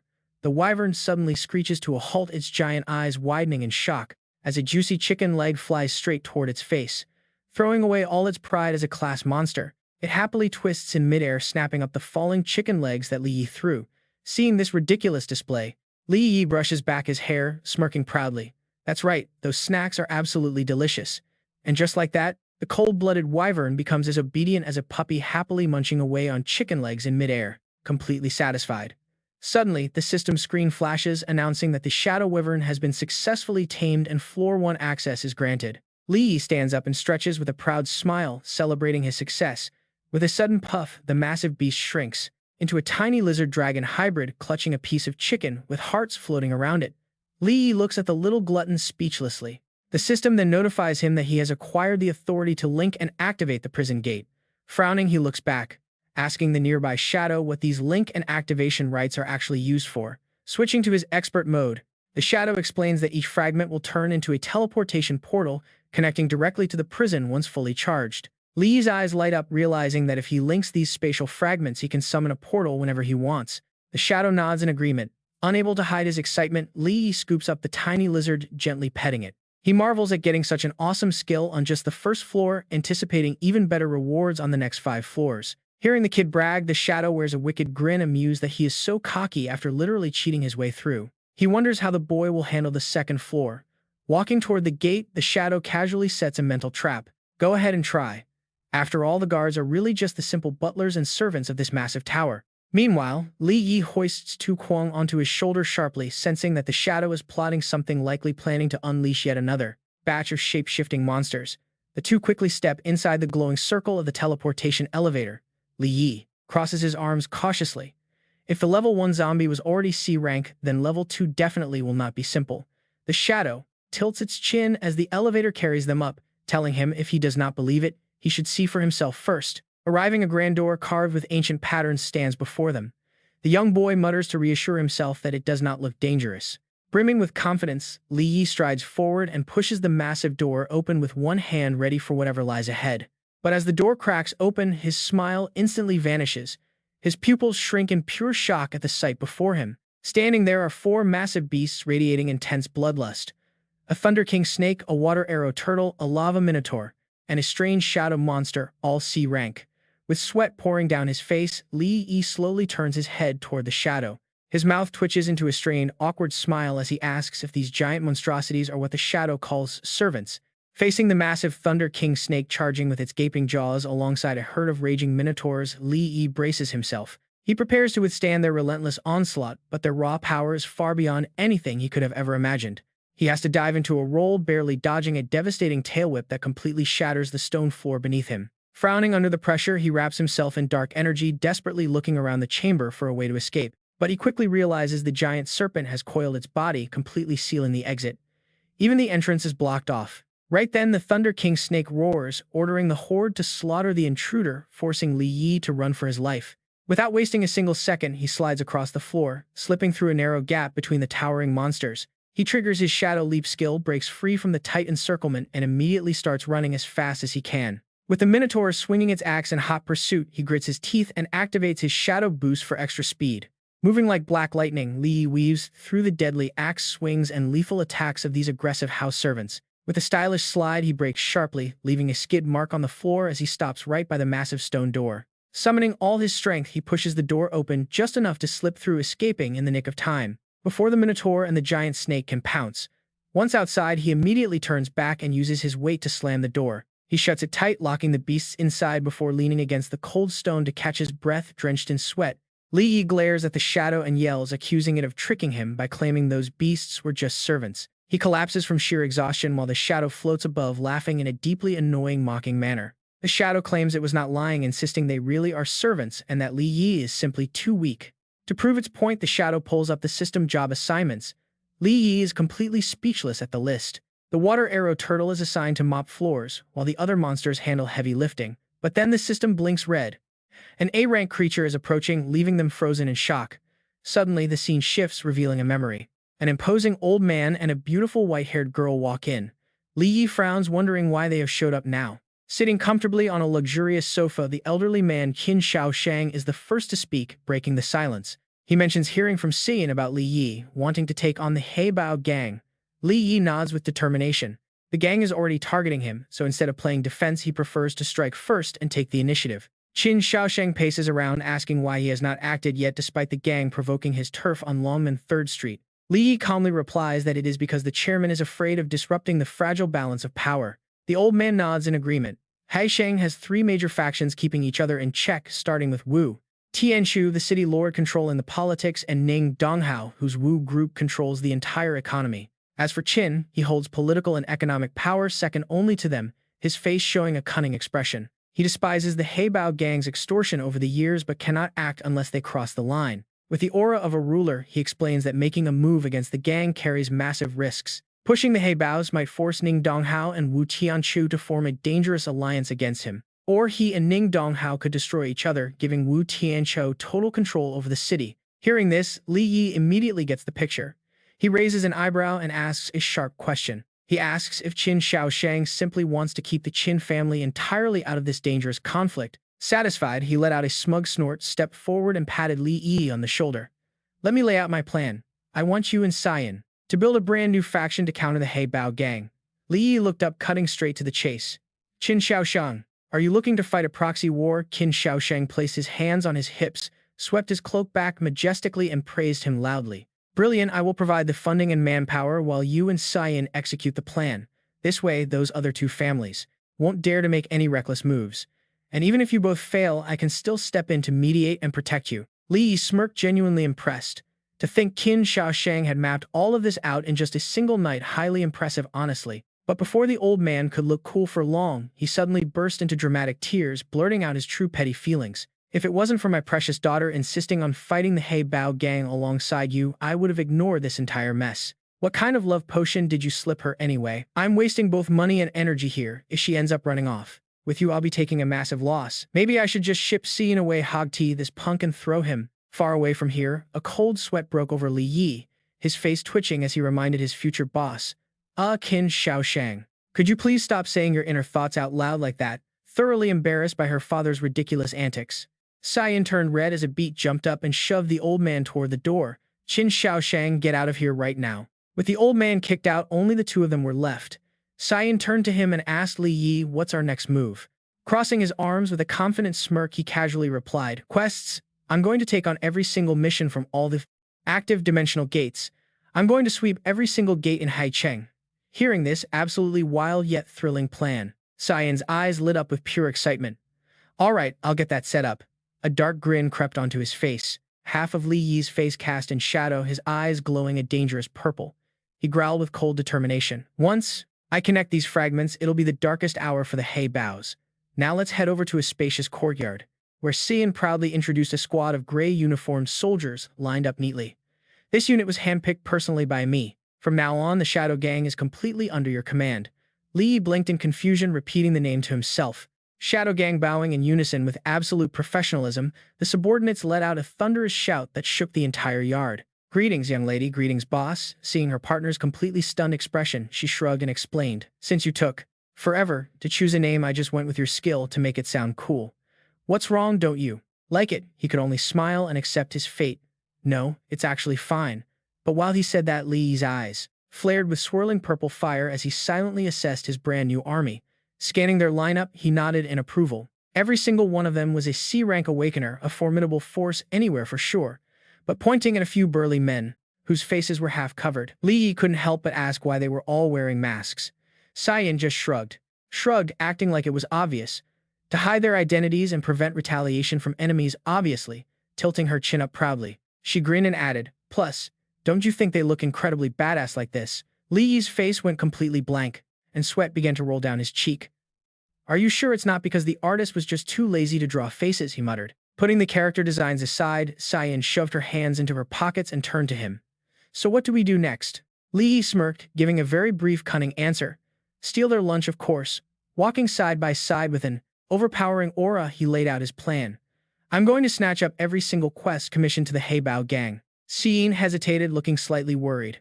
That's a massive amount of work. Can we really handle all that? A smug smile spread across Li Yi's face as he confidently reassured her. Don't worry, we're only taking the absolute highest value targets. As for the leftover trash, I've got another plan. Meanwhile, let's check in on the Heibao gang's lair. Slapped hard across the face, sending a stack of documents flying. The boss let out a furious roar. You useless trash. How could you let some small fry upstart like the Shadow Gang steal all of our business? Slamming both hands down on the table, he glared at the trembling lackey. Do I need to personally teach you how to handle this? If they want to look for trouble, send some guys to pay them a visit. The hunched, shivering subordinate nervously stammered. We can't deal with them. Absolutely furious, the boss lunged forward, grabbing the lackey tightly by the collar and yanking him upward. Glaring with bloodshot eyes, he hissed through his teeth. What did you say? The stuttering lackey explained. For every single mission, no matter the size, they send out 5 or 6 C-rank awakeners to handle it. Hearing this, the one-eyed boss's pupil shrank instantly, his single bloodshot eye flashing with sheer shock and rage. How the hell are there so many C-rank hunters? Damn it, where on earth did this gang even crawl out from? Losing all patience, he shoved his lackey onto the wooden floor and roared, then throw money at the problem. Buy up those expedition slots and send our men inside to find their target. The lackey scrambled back up, completely drenched in sweat, shaking as he looked at the fully booked bulletin board. But all the recent expedition slots had already been bought out by some mysterious group. Absolute rage exploded as a blazing red aura wrapped around the boss. He went completely ballistic, smashed the wooden table into pieces. I do not care if you steal, rob, or buy them at a ridiculous price. Just get our men in there. If we miss out on the profits over the next few days, I will take your life. The terrified subordinate could only cower in fear, nodding frantically. Meanwhile, inside a luxurious and peaceful villa under a beautiful blue sky, Qin Tian calmly hung up her phone after receiving a status report. She softly muttered, "All right, I understand." Sitting cross-legged on the sofa, Li Yi playfully tossed his phone in the air with a smug grin. The Heibao gang took the bait. They just bought our expedition slots at an absolute fortune of a price. Honestly, you have to admire their desperation. But how were you so sure they would actually throw money at it? Qin Tian locked her fingers together, her eyes sharp as a business mogul. Simple. Because they would never easily walk away from the single most lucrative profit-making opportunity of this entire quarter. Li Yi frowned, admitting his curiosity. Mind explaining that I am still a bit confused? His expression turned serious as he listened, and Qin Tian lowered her voice to explain the details. This involves some unwritten rules of the mines. An image popped up showing workers carrying heavy loads of glowing gemstones. She continued to lay out the truth. The mine managers and contractors want to pocket extra cash, so they secretly hoard high-quality ores and rare items. They hide them away, waiting to smuggle them out to the black market during the end-of-quarter equipment audits. A shady man wearing a cap could be seen making a secretive call. Qin Tian exposed their cunning scheme. Previously, the Heibao gang had planted spies disguised as regular guild members, taking commissions, allowing them to easily lock onto their targets and rob them. Next, the image showed a one-eyed boss brutally kicking a driver to steal cargo. She concluded that since these black market goods can never be legally declared, no one would ever dare to report being robbed. Now that we have cut off that route, they are forced to overpay for expedition slots to raid other worlds. Qin Tian rested her chin on her hand, her eyes showing she wanted more. Even if we sold these slots at a crazy price, it is still just pocket change compared to what they have. Hearing his partner complain, Li Yi stood up abruptly. Hands slid into his pockets, oozing absolute confidence. Of course, our master plan does not just stop right here. Stepping into the center of the room, he stretched out his hand. Instantly, a portal crackling with blue lightning appeared. Li Yi calmly showed off his achievement. Running around all those dimensional anomalies lately was not for nothing. Qin Tian stared in utter disbelief, reaching out to touch the glowing light. Is this actually a portal to another world? He smugly revealed his ultimate trump card. I have marked every single dimensional rift entrance in this entire city of Haicheng, which means I can open a mini portal to go there whenever I want. She clenched her fists in sheer excitement. Qin Tian smiled like she had just struck gold. So all we have to do now is follow those buyers who bought the overpriced slots. We can easily track down the Heibao gang target, and then we strike them down. This is absolutely brilliant. But Li Yi slightly frowned, warning her with a serious tone. I do not want too many people knowing about these secret rifts. Choose a few people you absolutely trust and have them stand by right here. Qin Tian suddenly leaned in close, grabbing his hand with a playful wink. I am coming along too. I am incredibly passionate about playing the hero. Infected by the young lady's endless enthusiasm, a smile tugged at the corner of Li Yi's lips. They proudly stepped right into the center of the glowing teleportation gate. He declared in a firm voice, "All right, let us go crush those bastards together."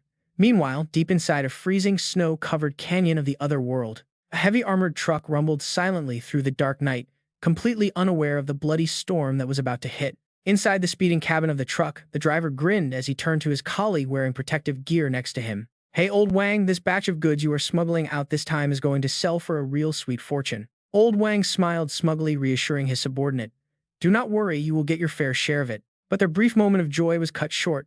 Suddenly, the icy ground right in front of them cracked wide open, as a massive, sharp, jagged spire of rock shot straight up into the sky, completely blocking their path, blocking the road. Still clueless about how bad things are, the driver frantically spins the wheel to dodge a sudden obstacle. Facing death, he mumbles a final half-sentence thanking them on behalf of his crew. Seeing the danger, old Wang flinches and screams to watch out. The driver breaks into a sweat, crying out in panic as the truck swerves. What on earth is happening here? Right then, massive, sharp stone pillars burst violently out of the ground, one after another, like deadly spikes. They tower high to form a massive cage, trapping the heavy truck inside. A sudden violent braking sends shockwaves through the back, throwing the armored goons in the back around. They crash into each other, groaning and cursing in absolute pain. Despite their desperate efforts to regain control, the armored truck skids wildly and slams straight into a stone wall, completely crushing the front end. Groaning, the stunned goons kick open the doors and scramble out of the wreckage, looking around in utter confusion. What just happened? Is the cargo okay? Then right in front of them, a half-shaved guy in a sleek suit calmly approaches. With a smug smirk, he assures them the cargo's perfectly fine. The He Bao gang members immediately freeze in pure terror. Sweating bullets, they back away as the arrogant man raises his hand, summoning dozens of razor-sharp stone spears right above them. The spears hover in the air as he laughs, mocking them. But very soon, you guys are the ones with a problem. Terrified by his overwhelming power, the goons turn completely pale and run for their lives like absolute cowards. An awakened run. With bloodshot, crazy eyes, the awakened guy reaches out, enjoying this sick game of cat and mouse. He laughs like a psychopath, shouting at them not to run because he is not done playing yet. But right then, at his absolute peak of joy, a chilling voice speaks up right behind him with a terrifying smirk. "How about I play with you?" In a flash, Li Yi triggers his shadow blink, morphing into a streak of pure darkness. He lands gracefully right behind the guy, causing him to spin around in shock, furious that his fun is ruined. Veins popping, he growls in rage, demanding to know what kind of coward dared to crash his party like this. But before he can even blink, Li Yi lunges forward, his hand glowing with his sinister dark shadow magic. He aims straight for the villain's face, coldly telling him that robbing others is one thing. Backing away in panic, the guy throws a punch, frantically trying to summon a stone shield, but his reflexes are just too slow. Before he can even think, Li Yi grabs his face, slamming his massive body straight to the ground, finishing his sentence. Playing with people's lives is a whole different story. Fueled by absolute rage, Li Yi brings the hammer down. He smashes the villain's head into the dirt, causing a massive shockwave that shatters the cliffside into 1,000 pieces. Dust fills the air. Battered and bruised, the guy coughs up blood, slowly looking up at the feet of his conqueror. "Who on earth are you?" Even in this pathetic state, he still tries to act tough, threatening our main character. He warns Li Yi to back off, claiming his crew will hunt him down. But Li Yi just laughs it off. Standing tall with crossed arms, Li Yi reveals Qing Tian and his shadow gang, completely wiping out the remaining goons. It was too easy. Smirking, Li Yi asks if he meant those trash. Seeing his entire gang instantly destroyed, the leader gasps in absolute shock and despair. What Qing Tian gestures toward the beaten enemies lying on the ground. She asks what they should do with them. Should they finish them off? Right then, Li Yi's eyes flash cold. Channeling his dark energy, he shakes his head. Killing them now would be too merciful on the He Bao gang. With a highly dangerous smile, he promises a much better plan. Instantly, his shadow-wrapped hand presses hard onto the leader's face. The man struggles, crying out in sheer terror, demanding to know what Li Yi is about to do to him. Ear-splitting screams soon echo through the canyon. After teaching him a painful lesson, Li Yi grabs him by the hair. He drags him up, issuing a cold warning. "Tell the He Bao leader that this was all done by me, Li Yi of the Shadow Gang." A few days later, the scene cuts to a modern private hospital building. Inside a ward, the one-eyed boss of the He Bao gang clenches his fists, roaring in pure rage. He stares at his heavily bandaged henchman, looking exactly like a mummy, screaming the name of his new enemy, Li Yi from the Shadow Gang. His face twists with pure hatred as he curses, completely unable to believe it. How on earth did a worthless former miner gain this kind of insane power? Standing nearby, his sweating secretary flips through the medical files nervously explaining just how brutal their attacker was. The real problem is their condition. On the outside, they look perfectly fine, but every single bone inside their bodies is completely pulverized. He gulps, adding that even with the absolute best medical treatment, recovery is going to take a long time. Staring at his tablet, the nervous secretary calculated the massive damages, reporting to his boss that this hit alone cost them at least $5 million, with 6 targets down that totaled a whopping $30 million. Suddenly, a brand new notification flashed across the screen. Reading through it, the secretary broke into a cold sweat, hesitantly continuing his grim report. Boss, our other 2 elite groups failed as well." Hearing this devastating blow, the one-eyed gang boss roared in pure frustration. What fueled by absolute rage, the boss grabbed his assistant's collar, lifting him off the ground as he snarled, "Who did this?" The trembling secretary stammered, "It was Li Yi," glaring with bloodshot, hateful eyes. The Heibao boss roared and shoved him away. "Impossible. Those 3 dungeon zones are hundreds of kilometers apart. Even if that punk, Li Yi, could fly, he still couldn't have appeared in all those places at once." Desperate to prove himself, the secretary quickly held out his tablet as proof and pleaded while shaking. But it really was Li Yi, boss. Our scouts on the ground even managed to sneakily capture a short video of him. On the playing footage, we see Li Yi casually strolling through the chaos, standing tall among the defeated Heibao thugs scattered all over the ground. He paid no mind to the agonizing screams of the thug he was brutally stepping on. No stop, sensing he was being recorded. Li Yi turned his piercing cold blue eyes directly toward the camera lens, glaring with overwhelming pressure. He slowly stepped closer to the camera, a sinister smile creeping onto his face as he closed the distance. With a calm, terrifying voice, Li Yi asked, "Are you secretly filming me?" The cameraman backed away in absolute panic, pleading in a shaky voice, "Please do not come any closer." No, Li Yi's face filled the entire screen, his piercing eyes staring with a mocking, provocative glare, directly challenging the Heibao boss himself. Hey Bao, your men are totally pathetic and fragile. Why do you not come down here yourself?" The gang boss's face contorted with pure fury, his hands shaking so violently that the tablet itself was rattling in his grip. All the while, Li Yi's sarcastic voice continued to echo. "With injuries like this, your men will need a whole year of medical treatment. Meaning this is going to cost you quite a fortune, huh?" With a single hand, the furious boss completely crushed the expensive tablet. His murderous aura exploded as he roared, "Damn you, Li Yi, I will personally tear you apart." Meanwhile, our scene shifts over to a quiet warehouse complex nestled deep within a thick, dense forest. Cyan was walking around inside, looking at crates stacked all the way to the ceiling. Looking back at him with curiosity, she asked, "Li Yi, why are we even visiting this warehouse?" With his hands casually slipped into his pockets, he kept pace. He calmly explained, "Earlier I tailgated Shihao and accidentally stumbled upon the Heibao gang's secret warehouse stash. It is located right next to our territory. Since we have been constantly ruining his business lately, I bet you anything that on his next run, he will personally lead his crew on an expedition." Catching on Cyan's eyes, lit up her cheeks, slightly flushing with absolute excitement over the bold plan. "Are you planning to raid his warehouse while he is away?" Li Yi flashed a sly, confident smirk and nodded in agreement. "Precisely." Just as he said that, the phone in his pocket began to buzz, interrupting their conversation. Pulling the device out and placing it against his ear, he heard the scout report from the other end. "Boss Li, the Heibao and his main force have officially departed for Dungeon Zone number 3. A sharp glint flashed in Li Yi's eyes as he ordered, "Excellent, keep a close eye on them." Sliding his phone back into his pocket, he turned to Cyan with a smug look. "Just as I predicted, the Heibao went out himself to guarantee absolute success. I will go cause some trouble to buy you enough time to move." Hearing this, Cyan could not help but feel a bit worried, proposing, "But the Heibao is a B-rank fighter, you know. Maybe I should have Duan Ao accompany you." Unbothered by her concern, he flatly refused.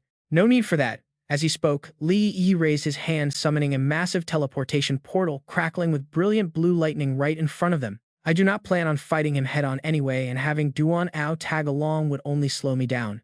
Despite his confidence, Cyan was still quite uneasy. But before she could finish, Li Yi walked straight into the glowing portal, waving goodbye without looking back. "Do not worry, even if things get dangerous, I can easily use this portal to slip away and return here instantly." Hearing that, Cyan sighed softly and warned him, "All right, just be careful out there."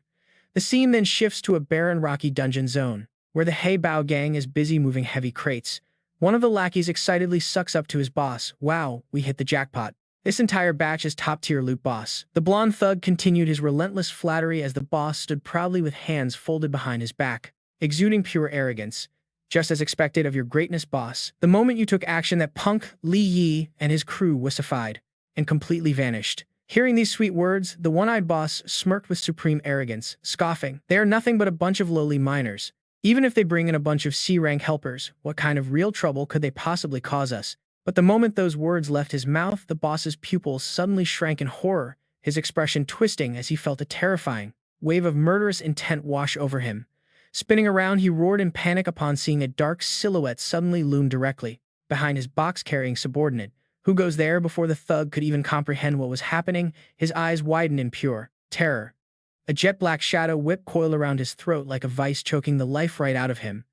And emerging right out of holding on to the captured thug, Li Yi strolls out wearing a deeply mocking and arrogant smirk.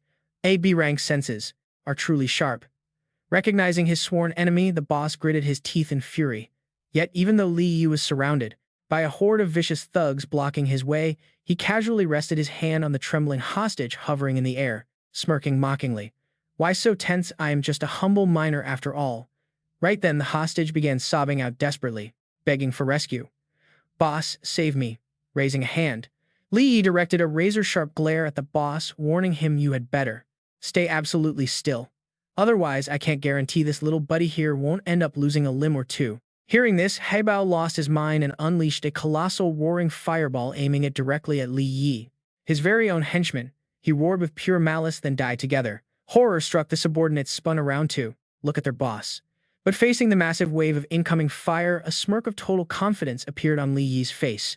Even as the terrified screams of the thugs echoed through the air right before the roaring flames could incinerate them all, our main character activated his shadow step skill and vanished. The panicked subordinates immediately yelled out, Boss, he's gone. Then Li Yi's mocking voice drifted from right behind them. Turning on your own guys, wow, you are a fantastic boss. Furious, the one-eyed boss spun around and unleashed another wild burst of flames toward the sound of the voice. He roared in rage, calling him a rat who only knows how to hide. But his strike only hit his own man, leaving the boss completely stunned. Right there behind the fire, one of his subordinates, engulfed in roaring flames, reached out in sheer panic, crying out that his boss had missed. Suddenly popping up right behind the leader, Li Yi smirked with his arms crossed, mockingly pointing out how high risk it was to work for him. Another subordinate, sweating bullets, tried to hold him back, begging him not to act rashly. But ignoring all warnings, the leader's eyes turned bloodshot with madness. He snarled, as long as I kill you, a few dead lackeys mean nothing. Gathering every ounce of his power for an earth-shattering strike, he screamed at the top of his lungs. Let's see you dodge this, firestorm. A massive flaming tornado erupted, tearing up the ground and obliterating everything in its path. His terrified men fled for their lives, screaming in panic. Meanwhile, with his hands in his pockets, our main character stood right at the edge of the inferno, coldly watching a thug get swallowed by the blazing storm. Taking advantage of the total chaos, Li Yi activated his shadow step again, slipping into the void to escape easily, leaving behind a burning wasteland. Standing amidst the smoking ruins, the furious boss threw his head back and roared, in sheer frustration, demanding that Li Yi stop hiding like a rat and face him. Meanwhile, our hero reappeared safely on a high cliff, analyzing the situation. He realized that B-Rank's power was indeed nothing to sneeze at, but he had bought more than enough time. His eyes flashed with a dangerous glowing blue light as he smirked, wondering what kind of face the boss would make upon returning to his hideout. Suddenly, the scene shifts back to the quiet warehouse where the leader's furious screams could be heard from miles away, demanding to know what happened. Inside, the entire place was stripped clean of all cargo. A trembling goon stood before him, stammering out the bad news. It was the Shadow Sect and the eldest daughter of the Qin family. 2 B ranks and over 10 C ranks raided us, and they had no way of stopping them. Hearing this, an intense, murderous aura exploded from the boss as he hissed, glaring at the useless lackey. Couldn't do anything. Wonderful. The terrified goon immediately dropped to his knees, begging for mercy. Showing no mercy, the boss unleashed his fire, burning the poor messenger alive. Screams of agonizing pain echoed through the empty warehouse. Stepping over the charred remains, he gritted his teeth and quickly began to analyze the entire situation. No wonder that Brat Li Yi suddenly had so much backup.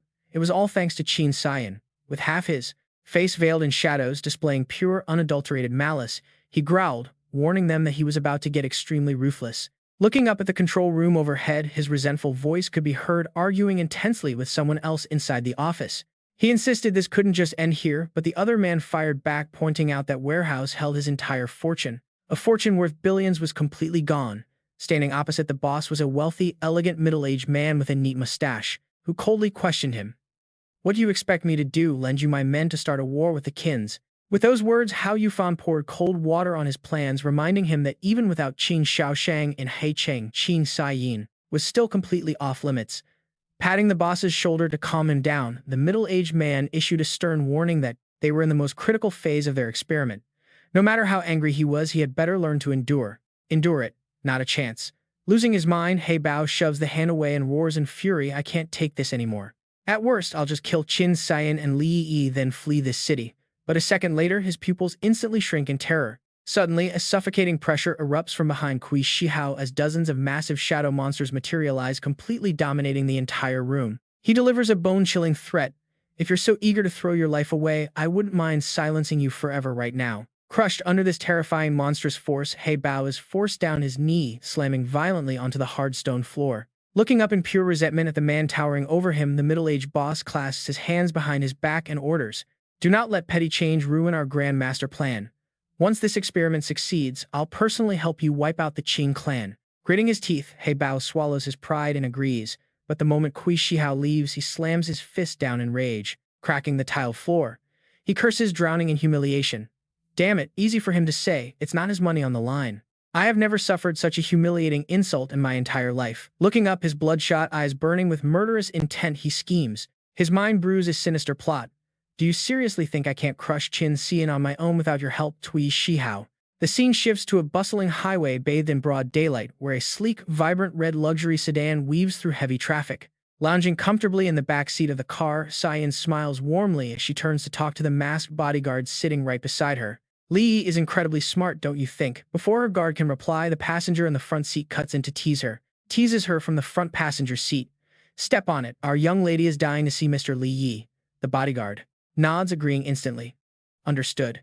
Exposed and completely embarrassed, Xian shrieks at Duan Ao, her face flushing crimson as she tries to deny it, stuttering in defense.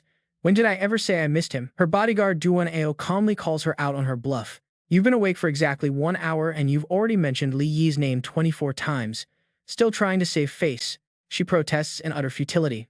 I did not. Li Yi is just one of my few friends, so of course I talk about him. Suddenly, a massive dark shadow looms right next to their car, startling her. Before she can finish her sentence, the side windows shatter violently, spraying glass everywhere. Reacting instantly, Duan Ao lunges forward to shield Xian, shouting, "Watch out." Using his elite training, he throws his weight to press Xian down into the seat, protecting her from the impending disaster. Outside, a massive fuel tanker hurtles toward them at terrifying speed, crashing violently directly into the side of the red sedan. The brutal impact triggers a massive shockwave, kicking up thick clouds of dust and smoke. Suddenly, a high-pressure chemical geyser erupts into the sky, creating an artificial downpour. Amidst the raging sea of fire spreading rapidly across the asphalt, the bodyguards scramble in a panic to secure the area. Duan Ao pulls Xian up, checking his boss in deep concern. He asks, "Miss, are you hurt?" Xian quickly pulls herself up, gritting her teeth as she tries to stay calm. "I am fine." Around them, the crash site is absolute chaos, with the mangled truck overturned while the high-pressure geyser keeps spraying, soaking everyone at the scene. Suddenly, Xian's eyes narrow as a sharp instinct of danger flares within her. She frowns, realizing something is terribly wrong. Out of the heavy chemical mist, He Bao slowly emerges under an umbrella, accompanied by a henchman wearing a smug, sinister smirk as he greets her. Qin Xian, long time no see. Recognizing their mortal enemy, the bodyguards immediately draw their daggers, forming a tight defensive wall in front of their mistress. To shield the young lady, she regains her confident posture. Xian crosses her arms, letting out a mocking sneer.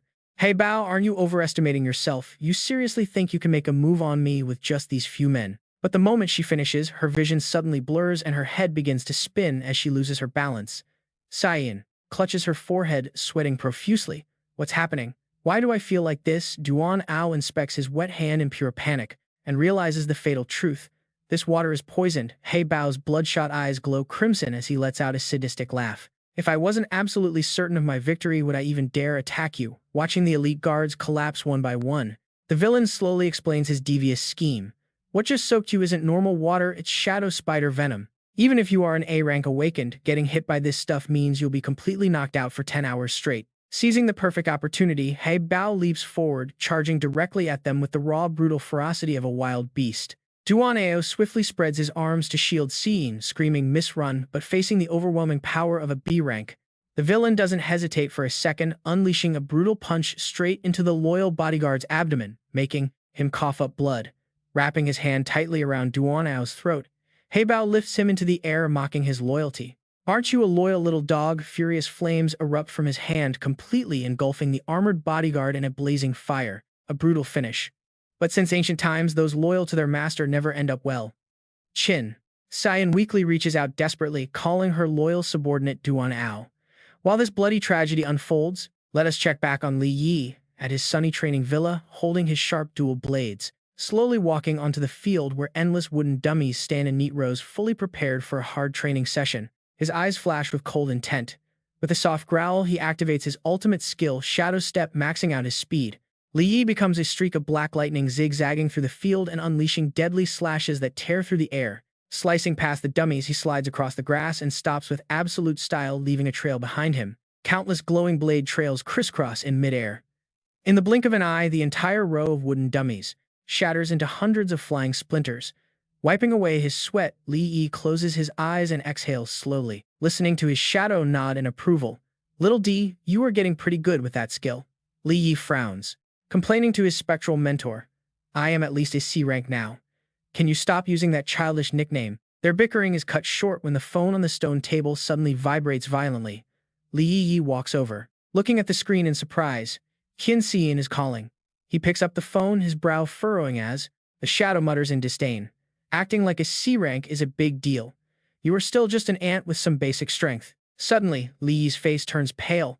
His pupils contract as raw emotion explodes, and he drives his blade deep into the dirt to hold back his shock. Staring at the screen, we can hear Heibao's voice blasting directly into his ears. "Listen up, brat. Look closely at who I have with me here." On the screen, Cian has her eyes closed, weak and pale as the one-eyed boss brutally pulls her white hair back in pure humiliation. Li Yi growls, desperately calling out for his partner Qin Tian. His eyes burn with a dark purple violent aura of pure rage. He grits his teeth, his voice dripping with venomous intent. "Heibao, what the hell do you think you are doing?" The screen shows her wincing in pain as Heibao yanks her hair, a smug, triumphant smirk on his face. "What I do next depends entirely on how important Qin Tian is to you." Then he drops his demands. "I am giving you two simple choices. First, deliver 10 billion in ransom to buy back her life, or second, watch me torture her to death." Cyan uses her remaining strength to desperately scream out, telling Li Yi not to listen because it is a trap. Seeing her suffer, Li Yi's deep blue eyes burn with fierce rage. He grits his teeth, growling into the phone, "I will bring the 10 billion. Where is the location?" With his prey trapped, the boss laughs mockingly, while Cian lies collapsed. "You have 1 hour to bring the 10 billion in cash to the old warehouse. Come completely alone. If you contact the Qin family, she dies." The call goes dead with a beep. Beside him, the dark shadow watches with concern and quickly warns him. "With your current power level going, there is basically suicide. Do not throw your life away." But Li Yi just glares back, his dark purple aura bursting with intense rage. "Abandoning a teammate is something I will never do. Besides, you will see who actually dies at that warehouse today." The scene shifts to an isolated, quiet warehouse under a gloomy gray sky.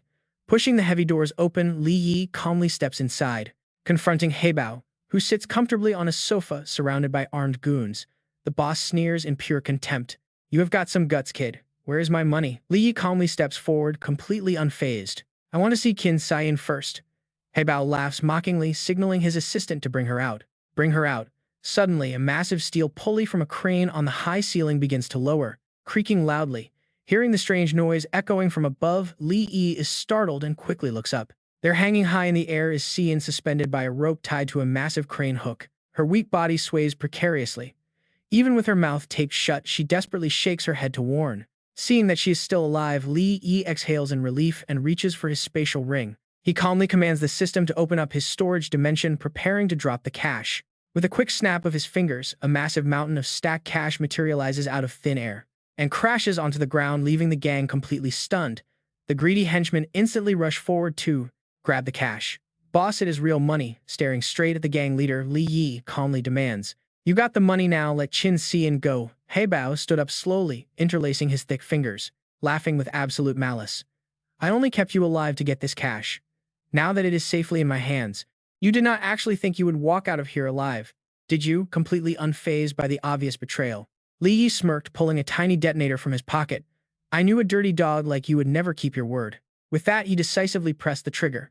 Instantly, the massive pile of cash glowed with a blinding light, preparing to blow. In a flash, he activated Shadow Step. And believe me, the blockbuster explosion that followed was absolutely insane. Right where the cache was. The blast blew the goons back, forcing the boss to shield his face from the blinding dust. As the smoke cleared, Hei Bao stood amid the rubble, looking around in a rage. Where did the kid disappear to suddenly? Bursting through the dust, Li Yi appeared high in the air, swinging his massive blade straight down at his enemy. But, with the reflexes of a Class B awakened, the one-eyed boss quickly conjured a flame shield to block the heavy blade. He sneered, mocking the kid. Did you really think a cheap sneak attack would work on me? Hovering mid-air, Li Yi did not panic at all. Instead, he flashed a sarcastic smirk. Did your school teacher never warn you about playing with fire when the air is thick with explosive dust? Hearing that sudden physics warning, Hei Bao's cocky face went completely pale, cold sweat dripping as he realized the danger of a secondary dust explosion. The intense heat of his own flame instantly ignited the airborne dust, triggering a second blast 10 times more violent. The entire warehouse shook, terrorizing Qing Tian, who was hanging bound up high. Through the rising flames, she looked down with wide, terrified eyes trying to scream his name, through the tape covering her mouth. In that split second, Li Yi unleashed a sharp shadow slash from behind, cutting the rope holding her upside down. He had saved her just in time. The moment the rope severed, Qing Tian lost all support and plummeted down in a helpless free fall. Terrified, she shut her eyes tight, but in the next second, feeling the wind rushing past her ears, she peeked open her eyes and gasped in shock. Li Yi caught her in a flash and landed safely on the back of a majestic shadow wyvern soaring above. Still in shock, Qing Tian stammered, looking up in sheer terror at the massive glowing beast carrying them, and the mysterious glowing spatial rift above. The terrified goons screamed in panic, yelling about the legendary shadow wyvern. It seems this brat Li Yi has a few hidden tricks. Driven by greed, the boss glared up and roared. Once I capture you, everything you have will be mine. Just then, his four-eyed secretary ran up with terrible news. Boss, more than half of our men are severely injured. Brushing the report aside, the crazed leader furiously barked out orders to his remaining forces to storm the teleportation array. Anyone who can still move, go after them. Do not let them escape. The moment they entered the ancient tower dungeon, the raging boss charged forward, screaming at his men to keep up. Hurry up. Do not let them run. Sitting on the wyvern, Li Yi and Qing Tian watched the enemy forces swarm the main hall entrance. She asked in panic, what should we do? Hei Bao's men are already inside. Steering the shadow wyvern to circle the massive hall, Li Yi merely offered a calm, knowing smirk. It is fine. Hei Bao's men are actually going to clear out a little trouble for me. Turning to look at her, Li Yi gently instructed, you escape with the wyvern first. Leave the rest to me. Qing Tian hesitated, but before she could even utter a warning, he boldly leaped right off the giant beast, dropping straight down. Do not worry, I will be fine, he called out. Landing safely, the floating spirit beside him grumbled mockingly. The shadow exposed his scheme. You and I know he left that door wide open to use those guys. Li shrugged with a devious smirk. Exactly. You never said I had to clear this floor all by myself. The shadow crossed its arms, sighing in pure defeat. You really know how to bend the rules. Putting his hands into his pockets, he gazed at the fiery wasteland. Mainly because the reward for this floor is too good to ignore. An armor that blocks Class A attacks is a rare legendary treasure. Suddenly, a massive pillar of fire erupted right behind him. Instantly activating his shield, Li Yi calmly brushed some dust off his shoulder and let out a soft laugh. These guys are incredibly persistent. Rising on the teleportation platform, Hei Bao glared down at him with a wild grin. Li Yi, you have nowhere left to run. Listening quietly, the young man let his arms hang loose, letting a dark, shadowy energy wrap around his fingers. He calmly looked back. Why would I ever need to run? As the shadow energy exploded beneath his feet, he slowly turned around. I have already saved her after all. Qing Tian is safe. A cold, sharp smile formed on his lips as he stared down his opponent. Now is the perfect time to settle our score. Hearing this, Hei Bao threw his head back and laughed mockingly. Ha, looks like you have truly gone completely insane, kid. He gestured to his nearby lackeys, urging them on with excitement. Don't be scared, he is completely alone. Go take him down with me, then we find Qing Tian. Flashing a vile grin, Hei Bao shouted to his aggressive thugs. Once we do, I will let everyone have a taste of the Qin family heiress. Hearing this, Li's eyes flashed with violent purple light. He sneered coldly. Sure, I cannot beat you guys in numbers, but when it comes to other things, that is a whole different story. Suddenly, he reached out and tore open a massive rift of darkness right in the middle of thin air. Come out and greet our guests, everyone. From the pitch-black void, dozens of menacing crimson eyes began to glow, making the air tremble. A swarm of massive monsters from the second floor flooded out instantly, positioning themselves right behind him. Li spread his arms wide and laughed out loud. Welcome to my legendary dungeon clearing team, everyone. Confronted by this terrifying C-rank monster army, He Bao and his lackeys broke out in a cold sweat, completely paralyzed with fear. As 7 massive beasts lunged forward in a frenzied attack, one of the panic-stricken lackeys screamed out a warning. A massive lava monster swung its heavy axe straight at the boss. Gritting his teeth, he channeled fire magic to block it. Cursing inwardly, He Bao unleashed a massive swirling fire dragon to incinerate the beasts in his way. "Stop right there," he roared. The lava minotaur let out a deafening screech, thoroughly angered by the blazing flames. Watching the fiery clash between the boss and the beasts from a distance, our main character shook his head with a smirk. "Oh, looks like you are really giving it your all." Instantly, Li Yi clenched his fists and channeled his dark energy. He activated his weapon transformation skill, shadow shaping. A giant hammer forged from solid darkness materialized in his hands. He swung the weapon high with a sly grin. "With this giant hammer, I will redirect all their aggro onto you." Channeling his entire strength, he slammed his giant shadow hammer into the fireball, triggering a massive, absolutely devastating shockwave. Explode. The shockwave swept directly toward He Bao, but the immense backlash recoiled and shook his entire body. Gritting his teeth, he endured the impact. Wow, that was heavy.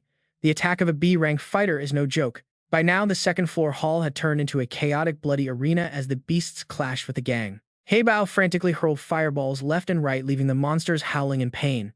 Meanwhile, Li Yi was reaching his limit. He collapsed onto one knee, completely exhausted from blocking that massive blast. Smirking, He Bao raised his burning fist in triumph. "Blocking one of my strikes is impressive, kid," the boss sneered. "But look at you now. How much longer can you last?" Through the thick dust, Li Yi remained on one knee on the cracked ground, leaning heavily on his shadow hammer. He stubbornly smiled back. "One strike is more than enough." In an instant, he raised his head, eyes flashing with power. A strange blue electricity crackled in his eyes as he flashed a confident, sly grin. "Don't believe me? Take a look around." Worried, He Bao scanned the area. He broke out in a cold sweat when he realized the entire beast pack surrounded him. A massive snake flicked its tongue, sealing his escape. The boss turned around, his face pale as a sheet of paper. He stammered in absolute shock. Seizing this golden opportunity, Li Yi spun around and bolted, running as fast as his legs could carry him. "Wave goodbye," he yelled. "Have fun playing. I am getting out of here." Distracted by the fleeing boy, the boss let his guard down. Instantly, a massive tail whipped him, sending him flying backward. He spat out a furious curse. Damn it, tricked by that brat again. Refusing to accept this humiliation, he gathered his remaining strength, conjuring a blinding fireball as his eyes burned with pure rage. "Get out of my sight, you worthless beasts." With a furious roar, the boss unleashed a massive fiery explosion to clear his path. Giant monsters kept rushing him from all sides. He struggled to fight back, screaming in absolute frustration and pure hatred. His face twisted with rage as he spat out the boy's name. "Li Yi, I swear I will tear you to pieces." Meanwhile, leaving the angry boss to clean up his own mess, Li Yi calmly strolled through a spatial portal into a frozen wonderland. The system chimed, confirming he had entered the core of the second floor. He whistled, turning to his floating companion. "You are not tricking me again, are you?" he asked as he kept walking across the desolate, icy wasteland. Massive rocks floated silently in the air. "Is there really armor ahead that can withstand an A-rank attack?" he asked curiously.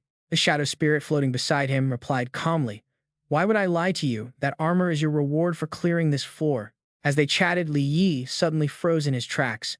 His eyes widened as he stared at something along the pathway. Slumped on the ground right before them was the shriveled gray corpse of a highly bizarre alien creature. The dark spirit sighed and explained, "This is the second-floor butler, K Ming. It looks like he finally passed away from old age." The dark spirit solemnly approached the corpse, softly pleading, "After we handle He Bao, can you bury him properly for me?" Li Yi shoved his hands into his pockets, nodding calmly. "Sure, leave it to me. Leave it to me." Standing silently before his old friend's body, the dark spirit bowed, a voice echoing through the air. "Space. Thank you." Suddenly, the purple eyes of the dark entity flashed with a chillingly cold and mysterious glare. Snapping back, the dark spirit turned and glided ahead. "Come on, let's move. The armor is right in front of us." Suddenly, Li Yi stopped in his tracks, glancing at the dark shadow, sensing a creepy aura radiating from him. Creepy aura radiating from him. In the distance, standing on a high cliff under the windy sky, a majestic armor stood tall. It was a striking feminine suit of armor, looking incredibly fierce and majestic. Li Yi looked at it with curiosity. "Is this the shadow armor you mentioned?" Li Yi asked.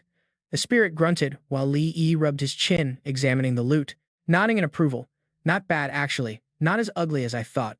Meanwhile, the dark spirit stood behind him, plotting, calculating. Too bad, this kid is only at stage 2 of shadow transformation. If he were at stage 3, the spirit's glowing purple eyes narrowed with pure malice. But even if he were at stage 3 facing that armor, which can block A-rank attacks. He wouldn't just walk away, right? Sensing his companion's unusually shady behavior, Li Yi frowned and turned to inspect him. "What is with you?" The dark spirit threw his hands out, answering in a suspicious tone. "Nothing. Just go grab your reward already." Li Yi grimaced and took a step back, clicking his tongue. "What is your problem? Why are you suddenly so hyped up?" Before he could finish, from behind the armor, a dark clawed arm shot out in a flash. That monstrous hand clamped down hard on Li Yi's throat, lifting him off his feet as he gasped in sheer terror. The next second, the armor stood right before him, holding him high while the system screens flashed like crazy. "Unknown spirit, host B-rank skill, stage 2 shadow transformation." Then a maniacal voice echoed. "How many years has it been? I thought you would never return, my lord." But Li Yi was too busy panicking, struggling with all his might to pry those dark fingers off his throat. Gasping for air, he managed to choke out, What the hell is going on here?" Meanwhile, the dark spirit erupted with power, laughing maniacally. The armored fiend Ming sneered scoffingly, his eyes flashing with a wicked and deeply mocking purple light. Who could have guessed that a once mighty supreme master would now be forced to live inside such a pathetic low-tier C-rank creature? Hearing this, the spirit snarled in order. Ming, I command you to stop this instant." But the cursed armor just tilted its head mockingly, a smug grin plastered across its face. "You command me?" Suddenly, his glowing eyes glared, roaring with pure malice. "What right do you have to command me? My soul had to slumber in this armor, just waiting for you to return and keep me alive." Instantly, the armored fiend tightened his grip, raising Li Yi higher. "But you disappointed me," he sneered. "All that returned is a pathetic, shattered remnant of a soul, so I have no choice but to refine you. That way I can finally break through to Stage 3, Shadow Fortification, and with my domain skill, make this armor the absolute perfect vessel for my own soul." Darkness began brutally eating away at his body. Li Yi strained his neck, screaming in agonizing pain. Qing Tian was being pushed to the brink, but he desperately held onto his consciousness, whispering a deal to the entity inside. "Qing Tian, if I hand over control of my body, can you take this bastard down?" Hearing this, Qing Tian manifested right beside him, staring at his choked, grimacing host in shock. "Aren't you afraid that I'll take this chance to steal your body forever?" But ignoring his incredibly dire situation, Li Yi just winked playfully. "We're literally dying here, and you're in the mood to joke. If you actually could hijack my body forever, you would have done it from the start." Having his bluff called so easily, Qing Tian could only grimace and huff in annoyance. Humph. Not wasting another single second on the brink of death, Li Yi let out a fierce roar, letting the exploding black flames consume his entire being. "Let's do this." Instantly, his eyes flashed with a sharp, brilliant purple color, marking the perfect fusion with Qing Tian's powerful soul. Seizing the moment, he released a massive shockwave of energy, violently blasting the traitor Ming backwards and sending his armor flying. Ming rolled backwards, sliding a long distance across the cold stone floor. Regaining his balance, he mocked them arrogantly. "With only that shattered soul left, you can only do so much. Just an A rank. What is the point of struggling in vain?" Right now, Li Yi has completely transformed his entire body into a dark shadow warrior, enveloped in dark, billowing smoke. Smirking with absolute confidence, he believes that even as an A rank, it is more than enough. Right then, the system confirms that Qing Tian's parasitic status blocks A rank skills during host possession.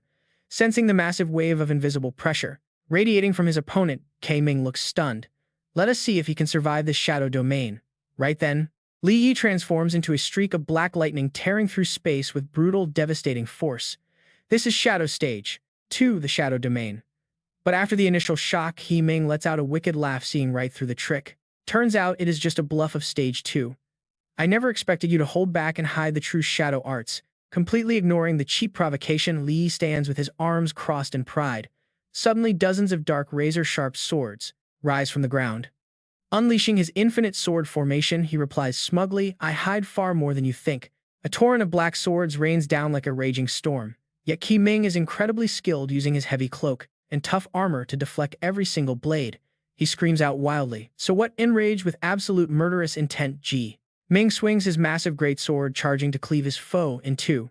How can your fragile body ever endure Stage 3? With lightning speed, Li Yi calmly slips into the void, executing a perfect evasive maneuver with his shadow step. Avoiding the attack, Ming's massive blade smashes the earth, destroying the heavy rocks where Li Yi once stood. But Li Yi has already leaped gracefully into the air. Missing his target, the traitorous Ming looks up in shock, muttering in absolute confusion, "What kind of crazy skill is this?" Giving his enemy no time to recover, Li Yi strikes down from above like a bolt of lightning, forcing Ming to desperately raise his giant sword. to block the blow. Relying on the pure brute strength of his armor, Qing repels the attack and sneers. You cannot even maintain this stage 2 form for much longer. Inside his body as cracks begin to form. Qing Tian's spirit asks anxiously, Li Yi, can you still hold on? His body is already shaking violently, but he grits his teeth. I can take it. Meanwhile, Qing easily deflects a barrage of heavy strikes. He laughs like a maniac. Weak attacks like this cannot even scratch the powerful defense of my armor. Realizing that hit-and-run tactics will not work, let us watch as Li Yi stomps hard on the ice, launching himself high into the air. Against the dark, gloomy sky, he spins and dives down like a meteor, screaming a ferocious declaration of war. Then I will shatter that armor and drag you out of your shell. Unleashing a devastating shadow-infused strike, Li Yi punches directly at Qing's massive great sword with terrifying momentum. The impact is catastrophic, fracturing the frozen earth beneath their feet like a spider web. Despite the immense weight, Qing merely sneers with absolute arrogance, easily blocking the crushing downward blow using his massive steel blade. But a second later, the blade snaps in half. Capitalizing on the moment, Li Yi drives forward to throw a direct punch. The impact is so devastating that it sends Qing flying backward. But after this strike suddenly, Li Yi's body suddenly freezes up. Terrified to see him risking his life, Qing Tian's spirit emerges to stop him. But he stubbornly snaps back. I am fine. This only deepens the remnant soul's anxiety. If this battle continues, Li Yi's body and soul will be incinerated from the sheer overload of dark energy. Down below, Ming seems to recall the glorious days of fighting alongside his master. He mutters in pure anger, to waste such a golden opportunity for a worthless creature. Spreading his arms, he unleashes a thick, dark, purple aura, roaring with disappointment. Since when did you become so utterly pathetic? While struggling to control the overflowing power and getting constantly insulted, Li Yi scowls and clicks his tongue in annoyance. Qing's armored hands begin to gather dark energy. Smirking with absolute malice, he warns, then do not blame me. In an instant, his figure charges forward like a meteor, creating destructive shockwaves that rip through the air. Suddenly, a barrage of energy bands erupts from his armor, binding Qing Tian's spirit like coiling serpents, catching him completely off guard. Using masterful control, Qing spreads his arms wide, looking triumphantly at his trapped former master. I have caught you. Qing Tian's remnant soul struggles in vain as the traitor's purple energy bindings tighten their grip around him, completely freezing his movements. He glares with burning eyes at the traitor, letting out a bitter chuckle. Ha, I never imagined that the dog I worked so hard to raise would actually bite back. Ignoring the harsh words, Qing laughs triumphantly. We now see the old master at his feet. Finally, then I can truly be resurrected. But with his connection to the dark soul severed, Li Yi's powerful transformation instantly shattered. He crashed hard onto the ice, reduced to a helpless mortal. Looking up, his eyes widened with deep panic as he let out a desperate lung-tearing scream. Qing Tian Qing slowly turned around, carrying the suffocating aura of a victor dragging along his floating hostage as he sneered at Li Yi. High above, Qing Tian's remnant soul used his final ounce of strength to yell a desperate warning down to the young man. Run, but Li Yi has never known the meaning of fear. Gritting his teeth, he charges straight at the armored evil god, like a moth to a flame roaring. Let him go, but his punch is nothing more than a minor nuisance to the Titan. Qing chuckles, mocking them. How absolutely touching. One of you held back his true power just to prevent the other's soul from burning away. The eyes inside the armor narrowed with pure malice as he sneers at the stubborn youth. And the other, a mere ant, actually has the audacity to attack me. With a brutal flick of the villain's hand, Li Yi is sent flying across the battlefield, smashing violently into the distant cliff and carving out a massive crater. The overwhelming power difference shatters his insides, forcing him to spit out a mouthful of blood that stains the snow red. Seeing his companion beaten half to death, Qing Tian screams in agony, desperately trying to push him away. You're just a useless C-rank hunter. Stop being an eyesore and get the hell out of here. But ignoring the harsh words, Li Yi struggles back to his feet. He glares at the dark soul with unyielding eyes and mutters through gritted teeth. Ever since the beginning, you've treated me like a slave. Memories of their life and death battles flash through his mind like a film strip. He keeps venting his pent-up frustration. You forced me to fight monsters from other worlds and made me level up constantly. Every single step of the way, you demanded absolute obedience from me. You always controlled everything I did. But as he feels that familiar dark energy secretly wrapping around his body and healing his wounds, Li Yi throws survival logic out the window. Gritting his teeth, he cracks the icy ground beneath his feet, preparing to move. He transforms into a streak of black lightning, launching himself at Qing with his remaining strength. Whether I stay or go is my decision.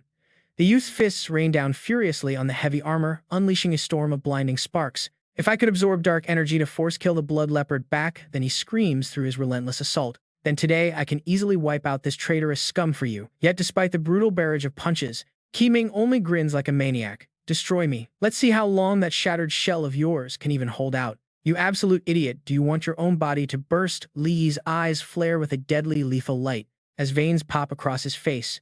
Ignoring the consequences, he roars, shut up. He unleashes his absolute limits, howling like a wild beast breaking out of its cage as he plunges into the enemy wreathed in raging dark fire. But as he swings his final devastating punch, his skin begins to crack like shattered porcelain.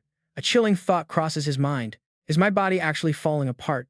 Yet, driven by pure rage, his fist still channels a massive wave of dark energy, slamming directly into the traitor's chest with unbelievable force. But even after taking this desperate hit head-on, Qiming doesn't flinch. He looks down at his tiny opponent and turns to mock Qing Tian. What a cute, little creature you chose. Is this some kind of suicide mission? Helplessly watching the young man destroy himself, Qing Tian's remnant soul can only whisper in agonizing grief, Li Yi, stop. Don't throw your life away in vain. Hearing this, Qiming smugly spreads his arms, preparing to use both of them to fuel his dark ambitions. He declares, just quietly offer yourselves up as food for my growth. Believing victory is already in his grasp, Qiming tightens his fist and laughs maniacally.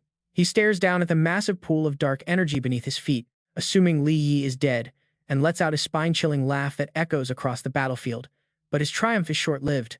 Suddenly, a massive dome of dark energy erupts from the ground, shattering the ice and catching him completely off guard. The traitor's face turns pale. He looks around in absolute panic, stammering, what on earth is going on? A pillar of ominous light shoots from the blast, piercing the sky. Qiming starts trembling. The eternal night domain. A domain of pure darkness. Cold sweat pours down his face as he looks back toward Qing Tian's remnant soul in disbelief. Impossible. I haven't even finished absorbing Qing Tian yet. Then this dark domain belongs to suddenly out of the darkness. A freezing, mocking voice echoes through the thick darkness, cutting through his panic. I already told you. Li steps out of the fog, radiating a terrifying pressure. His eyes glow a deadly purple as he delivers his final warning. I'm going to put an end to you. Enraged, Qiming swings his massive greatsword, unleashing a giant wave of purple energy. He swung to slice the kid in half. But the moment his blade connected, horror struck. His attack was entirely useless against the absolute monster in front of him. Suddenly, the system interface flashed, confirming our boy's mind-blowing evolution. Human race, C-rank shadow attribute. Stage 3 is now unlocked, granting sovereign dark eyes, shadow morph, and shadow step, shadow domain. This allows the user to freely reshape their body and manipulate all dark energy inside this space, drastically boosting shadow skills while cutting mana costs. Even better, any soul claimed within this zone is converted directly into pure shadow energy. The insane pressure radiating from Stage 3 hits, instantly blasting Qiming backward as he stumbles, in total shock. Stage 3. Right now, Li Yi is hovering gracefully in midair, completely dominating his own custom space. Spreading his arms, he basks in this monstrous power with a smug grin. So, this is the true source of shadow domain power, souls. He glares down at the trembling traitor, mocking him with cold, ruthless amusement. No wonder you were so terrified of this power. Li's eyes curl into a wicked, devious smirk. I wonder, without that armor of yours, how would you survive? Instantly, a blinding beam of destruction rains down like divine punishment, targeting the enemy directly. Qiming scrambles, throwing himself out of the way to dodge the lethal strike. But before he can recover, Li Yi uses shadow step, appearing right in his face. He coldly commands, get out of that armor. Fueled by raw rage, Li Yi unleashes his most devastating shadow-infused punch straight into the chest plate. Roaring right now, the insane impact slams the traitor into the ground, triggering an explosion that completely shatters the ice into a massive crater. Talk about tough. Qiming rises from the dust unharmed, proudly beating his chest. He mocks him, so what if you hit Stage 3, you are still just a C-rank brat. This armor can withstand a direct hit from an A rank. Unfazed, Li Yi just grins, his lips curling into a dangerously sharp smirk. If I cannot break it from the outside, I will just bypass it. He leaps high, diving down like a dark meteorite. Qiming gasps, calling him reckless as he aggressively swings his sword to cut him to pieces. But this time, instead of attacking the armor directly, liquid shadow energy flows out from Li's hands, seeping and snaking into the microscopic gaps of the armor. Suddenly, countless lethal spikes of dark energy violently erupt from the inside out. Qiming panics, screaming in absolute horror. What? This is impossible. The dark energy invades his body, destroying his vital organs. The traitor throws his head back, screaming in agony. His pale face twists in absolute torment as his filthy soul is violently ripped out. With a massive, deafening shockwave, K. Ming's withered body gets blasted clean out of his safe armor shell. The pathetic imposter floats helplessly like a broken doll, leaving the shadow armor completely empty, now kneeling before its true master. Standing triumphantly amidst the scattered armor pieces, Li Yi wears a highly satisfied smirk, explaining so that is how it works. This armor absorbs dark energy to heal damage done directly to your soul. No wonder you had to hide like a rat inside of it. Stripped of his protective turtle shell, K. Ming's soul is completely exposed and panic-stricken. He grits his teeth, muttering, "Damn it, without that armor, if this battle drags on, I will only get weaker." But being a cunning snake, he flashes a sly grin and bolts. "But I still have Qing Tian, so I can just escape with my hostage." But the moment he turns, Li Yi is already standing right there, surrounded by countless menacing dark chains floating in the air. Li Yi scoffs, trying to run. "You think I would give you that chance?" Instantly, those shadow chains slice through the air, wrapping K. Ming up like a spider's prey, leaving him suspended helplessly in the air. Even bound, K. Ming keeps talking trash, smirking and challenging him. "Qing Tian is fused inside my very soul. If you dare attack me, he goes down with me." Li Yi slowly walks up, purple eyes glowing with pure contempt. He coldly replies, "Did you forget a soul is literally shadow energy?" Before the traitor can react, Qing Tian's remnant soul suddenly rises out of K. Ming's body, passing cold judgment. "And right now you have lost the protection of that armor." Suddenly, Qing Tian's eyes flare with intense bloodlust, signaling that Judgment Day has finally arrived. Standing with folded arms, Li Yi calmly orders, "Then become the perfect nutrient for my next level up." Instantly, Qing Tian's soul reaches out, beginning to devour the traitor's life force. K. Ming panics, screaming, "Qing Tian, you totally underestimated this brat's thirst for power. Do not be so arrogant." Desperate, K. Ming tries to drive a wedge between them, saying, "Once he levels up by absorbing me, he will turn on you." Slowly, K. Ming's soul begins dissolving into Li Yi. Desperate, K. Ming threw one last psychological strike at Qing Tian, crying out, "Do you really think he'll spare you? No living soul can ever resist the ultimate test of greed." But Li Yi refused to let such trashy provocations shake his iron will. Letting out a commanding roar, Li Yi unleashed his full oppressive aura. A massive shockwave of pure darkness erupted from his body, obliterating everything in sight and tearing K. Ming's soul to shreds. Suddenly, the system screen began to flash wildly. Then a blinding light burst forth, signaling that his evolution was finally complete. Slowly opening his eyes, Li Yi felt a surge of raw, unprecedented power coursing through his veins. A smirk played on his lips as he realized what rank B felt like. The system panel detailed his status: Human B rank, Shadow Mutant Stage 3. New skills unlocked: Ultimate Shadow Eyes, Shadow Transformation, Shadow Step, and Shadow Domain. But before his smile could even fade, Li Yi's eyes turned chillingly cold and sharp. Without a shred of mercy, he looked down at Qing Tian, the remnant soul that had just helped him evolve. Then out of nowhere, he lunged and grabbed the spirit's neck, hoisting him into the air. A wicked smirk crept onto his face as he whispered, "Now it is your turn, old master." Qing Tian frowned in complete confusion, staring at Li Yi. Yet the young man simply let out a cool, effortless smirk. It was the ultimate look of a mastermind who had already won the match. Without another word, he channeled dark energy to envelope Qing Tian completely. As shattered pieces of iron armor floated around them, Li Yi stood calmly with his hands behind his back. So this is what K. Ming meant by keeping a soul alive. Unleashing his power, he forced the dense shadow energy directly into the armor, binding it to Qing Tian's spirit.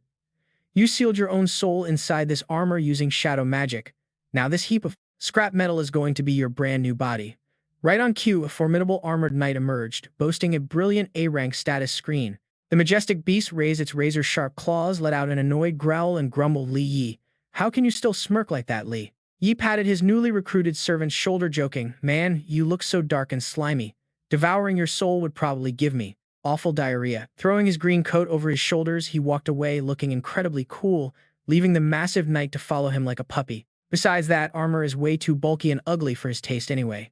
He'd rather call it even and consider this a little payback for the help. Meanwhile, in another part of the dungeon, a low-level lackey was being slowly squeezed to death by a monstrous purple serpent. Desperate, he shrieked at the cloaked figure who had just stepped into the room, begging, "Boss, please, you've got to save me." The leader, Hei Bao, stood there with both hands engulfed in flames, offering nothing but a fake hypocritical smile.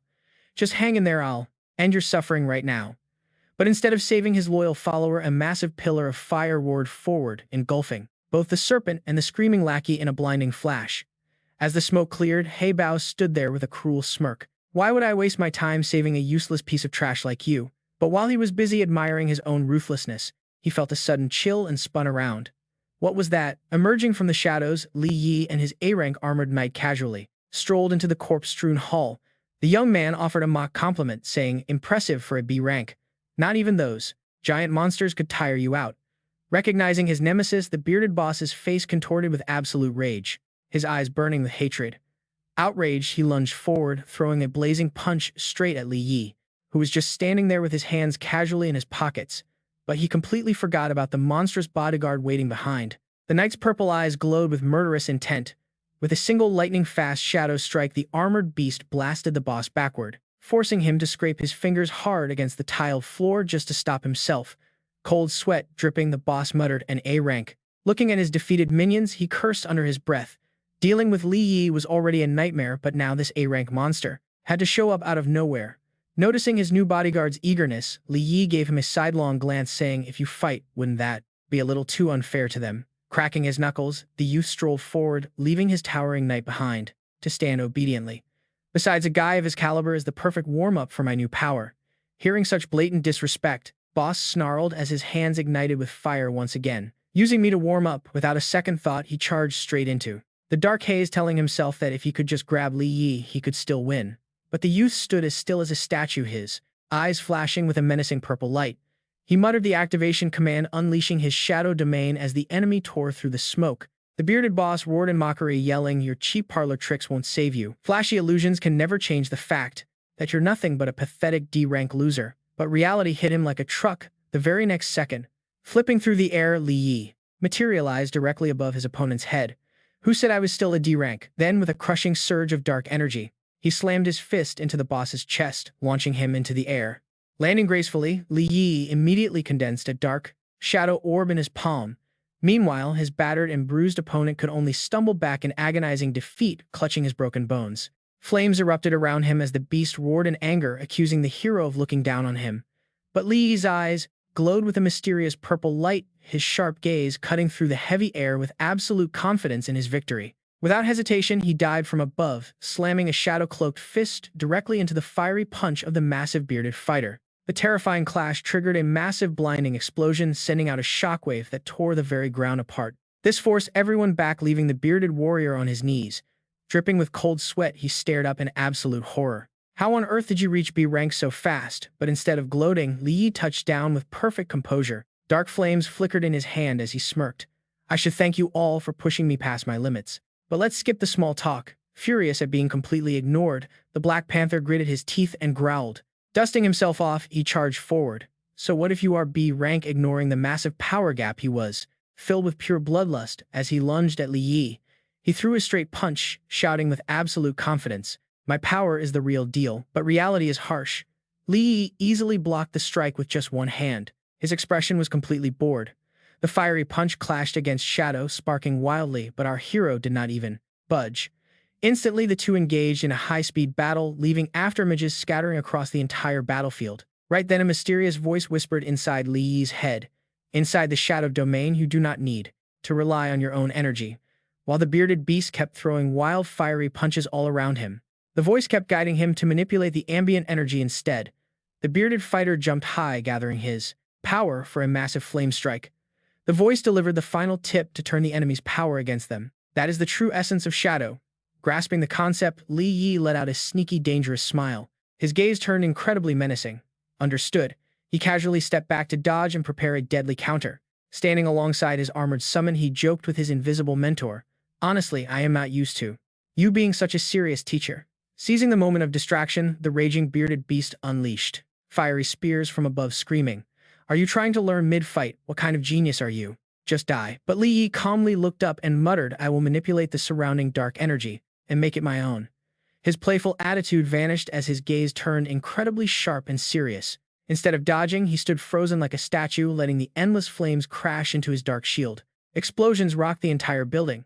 Watching this, the beast's red eyes went wide as his jaw dropped. What? From the smoke, Li Yi walked out completely fine, dark energy swirling around him like a feast. He reached out, feeling the power, and whispered with pure satisfaction, "This feeling is seriously addictive." Giving no room to breathe, he gathered a massive dark sphere and fired it like a destructive laser. The terrified fighter reacted on pure survival instinct, frantically dodging to the side to avoid the blast. The massive shadow beam grazed past, blasting the ground behind them and creating a massive, deafening explosion. Having narrowly escaped, the bearded beast turned back, flashing a smug, arrogant grin at our main character. Decent power, but too bad you missed, kid. But in that exact second, Li Yi appeared right beside him. Dark fist clenched, smiling with terrifying intent. Missed, I think you dodged so hard your brain turned to mush. With that, he landed a perfect brutal uppercut right to the jaw. Li Yi growled in cold anger. That blast was just to force your face right into my range. The powerful strike exploded with golden light, sending the beast crashing across the floor. Get lost. The panther guy could only scream mid-air as he was thrown back. He had to dig his fingers deep into the tiled floor just to stop himself. Trembling on the ground, he muttered in utter shock. How is this possible? Anger and fear washed over his red eyes as he gasped for air.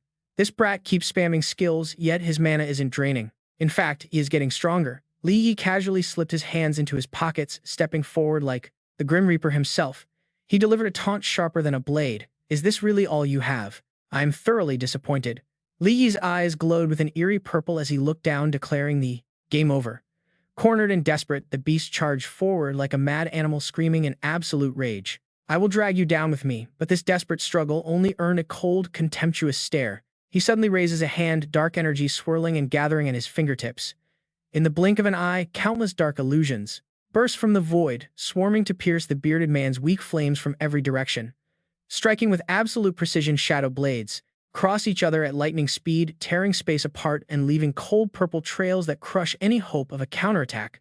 Taking the full brunt of this fatal blow, the bearded man staggers back, dark blood splattering across the cold hall. Before he even hits the floor, both his arms are severed. His eyes widen in sheer panic as he coughs up blood uncontrollably. Totally drained of strength, the bearded man collapses onto the checkered floor, brought to his knees right before his enemy. In total despair, he weakly turns his head, only for a cold shiver to run down his spine as a dark blade presses firmly against his throat. Humiliated and furious, the man glares up, spitting out bitter words toward the towering shadow behind him. Li Yi, if you have the guts, just kill me.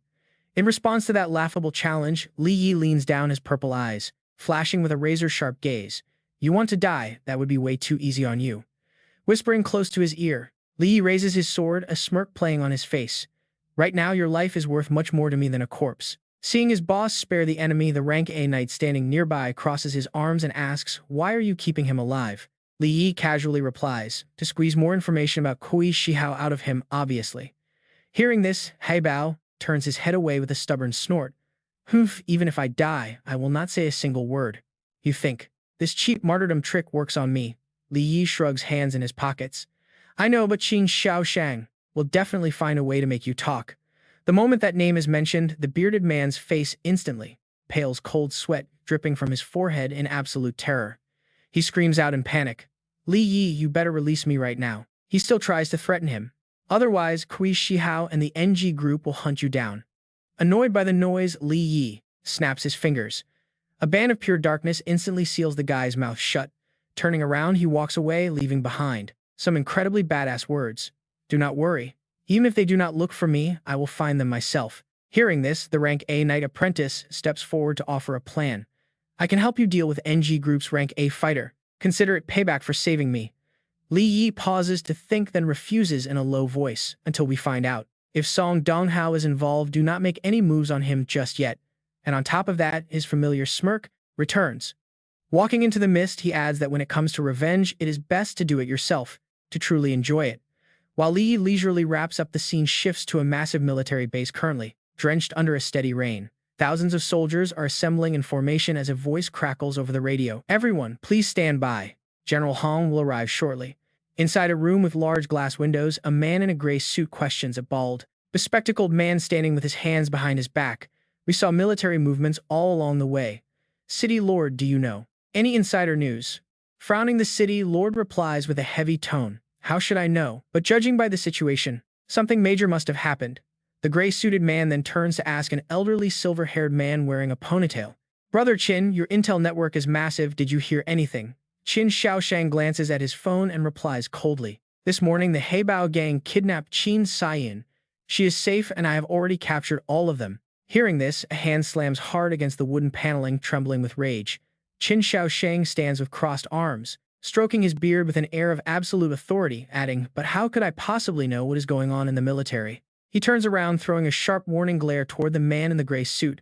"But Ning Donghao, if you cannot control your own dog," the elder steps closer, confronting him head-on with a terrifying, threatening smile. "Then I will gladly teach it a lesson for you." Ning Donghao narrows his eyes, his face darkening as he retorts, "Qin Xiaoshang, what exactly do you mean by that?" Qin Xiaoshang snorts coldly, delivering an upfront threat. You better truly know nothing about it, or else I will take care of you too." Blatantly insulted, Ning Donghao suddenly explodes with fiery energy wrapping around his body, roaring, "Qin Xiaoshang, do you not think you are overestimating your own power?" Not to be outdone, Qin Xiaoshang unleashes a brilliant golden energy to push back aggressively. "We will just have to see." Just as the two powerhouses are about to clash, a calm voice echoes from the doorway, instantly breaking the tension. "Seeing everyone so full of energy makes me feel somewhat at ease." A majestic military officer in a long trench coat walks in, followed by a squad of armed bodyguards. An information box appears on screen, displaying his impressive title: Supreme Commander of the 3rd Defense Zone, Red Sea Union Government. General Hong speaks up, "But please, ensuring that immense power is used correctly, especially now that a devastating disaster is about to strike the city of Haicheng." Instantly, everyone calls a truce and quietly sits down on the sofa as the general takes his seat, speaking in a dead serious tone. He announces, "I have summoned you all here for a matter of extreme gravity," before raising his hand to gesture to his assistant. The young assistant in the white lab coat steps forward. "Explain it to them." The assistant adjusts his glasses, bowing respectfully. "Yes, sir." With a sharp gaze, the assistant begins. "Everyone in this room became an A-rank hunter by fighting in the war 10 years ago. They fought the monstrous creatures spilling out of the dimensional rift." Instantly, horrifying memories flash back, bringing those dark days to life. Vivid images of thousands of hideous beasts tearing through the sky fill their minds. The assistant continues, "I do not need to remind you of the terrifying destructive force possessed by the A-rank and S-rank entities within that rift. Memories of that bloody, brutal war resurface." The assistant's monotonous voice cuts through the tension. "Even to this very day, we still have no idea why that dimensional rift suddenly opened up only to vanish shortly after. Yet, over the last decade, we have kept a very close eye on it. We monitored every single spike in dimensional radiation." As he speaks, the massive screen behind him lights up, revealing a high-tech map. Red warning circles pulse outwards from the epicenter. The assistant raises his voice. 5 years ago, these abnormal readings started to reappear. Over the last few years, their frequency and power have skyrocketed. In the past 3 months alone, we recorded 5 major energy spikes. These surges almost matched the catastrophic levels of 10 years ago. Hearing this, the three powerhouses, including Qin Xiaoshang, look completely grim. Beside him, the bald boss and Ning Donghao look utterly horrified, as if the apocalypse is tomorrow. The bald man sweats bullets, asking, "General Hong, what exactly does this mean?" General Hong does not leave him guessing. He simply leans back in his heavy chair, hands clasped with absolute authority, and drops a total bombshell. In other words, Haicheng is highly likely to face yet another massive dimensional rift. That single phrase instantly revives their worst, deepest nightmare, sending a collective shiver down everyone's spines. Horrific visions of dark, monstrous hordes marching out of a blinding portal flash before their eyes, haunting them once more. As the meeting wraps up and they exit the grand building, General Hong's stern warning still echoes loudly in their minds. "Go back and prepare immediately. If that gateway opens, it will be an absolute unstoppable disaster for the entire city of Haicheng. While the military prepares, I expect your 3 powerful clans to drop your petty feuds and unite when the time comes." But the moment they step outside, Qin Xiaoshang glares at Ning Donghao, throwing a sharp, mocking jab right at him. "I do not mind collaborating as long as certain snakes stop playing dirty, underhanded tricks behind my back." Ning Donghao grits his teeth, holding back his rage. But before a fight can break out, General Hong turns and warns them. "These are desperate times. If anyone dares to cause trouble for personal gain, I will not hesitate to take extreme measures." He looks straight at Qin Xiaoshang. "Xiaoshang, you will ride back to Haicheng with us to brief me on the situation." Old Qin nods with a smug grin. "Understood." With that, the military vehicle roars to life, speeding away in a flash. They leave Ning Donghao and the bald boss standing awkwardly in the dust. Watching the car vanish, the bald man scoffs. General Hong is not even trying to hide it. He is basically rubbing it in our faces that Qin Xiaoshang is war, backed by the army. He smirks slyly, reminding his ally that Xiaoshang's glare earlier was definitely because of the Heibao gang. "You had better keep your head down and stay completely quiet for a while." But Ning Donghao plays the innocent card, his face blank as he fires back. "The Heibao gang? What on earth does that have to do with me?" The bald boss clasps his hands, walking away while tossing back a warning. "It had better not. Go watch the news." Outside the massive corporate headquarters, a panicked subordinate dials his phone in a sweat. Chairman Ning, what are your orders? Ning Donghao snaps back, just turn on the damn news. Meanwhile, a terrified Shui Shihao is sweating bullets on another call. He desperately tries to explain himself to his boss. Sir, I turn a blind eye to your deals with the Heibao gang. Right then, the television news broadcast blares loudly. A severe criminal incident shook the city today as a notorious gang tried to kidnap the heir of the massive Qing corporation. Kui Shihao stares at the screen, utterly paralyzed with fear. The news anchor continues. The hostage has been safely rescued. The gang leader and high-ranking members are currently on the run. Over the phone line, Ning Donghao's voice turns freezing cold. You had better make sure you are not linked to this. Realizing he is completely ruined, Kui Shihao stammers in pure terror. I am just a small errand boy for you, sir. I would never dream of acting without your direct orders. But Ning Donghao delivers a cold, brutal verdict with zero mercy. I do not care if you beg on your knees or end your own life. You will earn forgiveness from Qin Tian. Clear your name from that gang completely or even I will not be able to save you. Kui Shihao is left terrified. Kui Shihao hurriedly replied, yes. But the moment he hung up, he lost it, crushing his phone in pure rage and roaring, damn that Heibao idiot. Meanwhile, at the hospital, Qin Tian stood outside the room, staring anxiously through the glass window. She begged Duan Gao to hold on. Behind her stood Li Yi, a solid rock of support. The doctors promised to do everything possible. He was going to be fine. Suddenly rushed footsteps echoed. Sui Shihao came running down the hallway toward the two of them. Wearing a hilariously fake worried face, he opened his arms wide. Qin Tian, thank heaven, you are safe. This is just unbelievable. I cannot believe that Heibao bastard dared to pull a stunt like this. He must have a death wish. Showing pure contempt, Li Yi glared at him out of the corner of his eye. Why was Kui Shihao even here? Speaking up with sharp sarcasm, he asked, Chairman Sui, are you here to claim you had absolutely no idea what happened? Exposed immediately, the man still tried to play innocent. Of course, we only had a business relationship, nothing more, I swear. But do not worry. From now on, NG Group is severing all ties and will help you hunt down the remaining Heibaos. Seeing how quickly the old man flipped the script, Li Yi let out a cold, mocking scoff. He was not buying it. A sarcastic, smug grin spread across his face. What is this? A sudden change of heart, or are you sacrificing your pawns? Losing his last shred of patience, Kui Shihao stepped closer, his face darkening as he growled a threat right at Li Yi. Kid, you need to know when to stop. What you took from them is enough to live comfortably forever. Do you really want this fight? In response to that pathetic threat, Li Yi stuffed his hands in his pockets and leaned forward, locking eyes with him. His gaze turned freezing cold. That money was just the interest. Your life is the actual debt I am here to collect. Utterly terrified by Li Yi's crushing pressure, Kui Shihao broke into a cold sweat quickly, turning to Qin Tian for help. Qin Tian, does your family share this ridiculous stance? Hearing this, Qin Tian simply crossed her arms, completely unfazed. With a confident, sarcastic smirk, she tilted her head. Why don't you take a guess? Realizing his mind games failed, Kui Shihao turned on his heel in a huff, spitting out one last cold remark. Then we have nothing left to discuss. But after taking a few steps, he paused and glared back, his eyes flashing with murderous threat. Do not forget one thing. I am with the NG Group. Without evidence, you cannot touch me. Ignoring the empty threat completely, Li Yi shrugged it off. In that case, you had better pray those Heibao guys never resurface. Li Yi replied with a cold, calm smile. Otherwise, they will become your living nightmare. Hearing this, Kui Shihao hunched his shoulders in frustration and let out a scoff. Fine, we will see. Cut to a dark, hidden medical lab where a sinister man stood with crossed arms, issuing a cold order. Inject the blood of God into the Heibao survivors.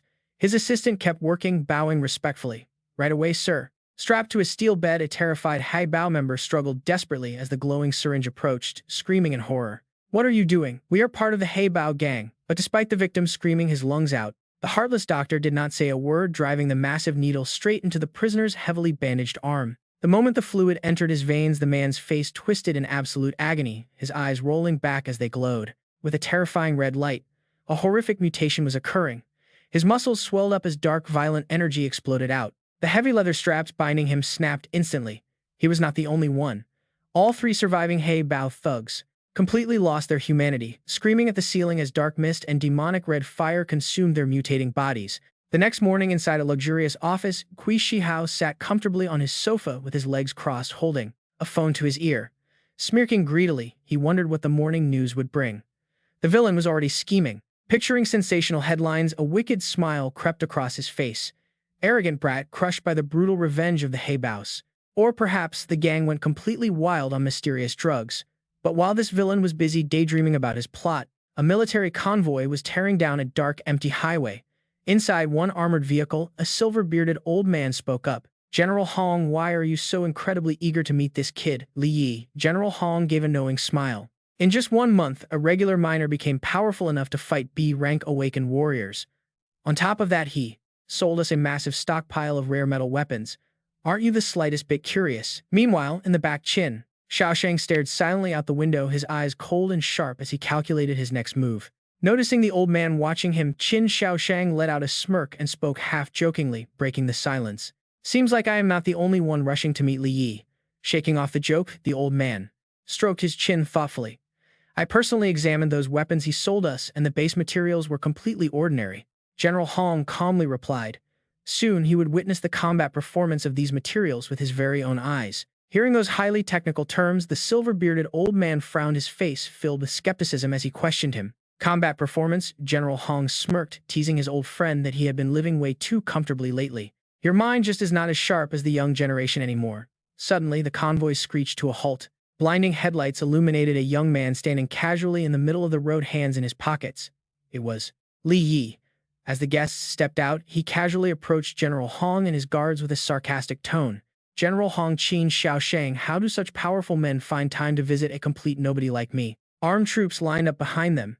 General Hong stepped forward, deeply surprised that the young man recognized him. Li Yi played humble, though his sarcastic smile said otherwise.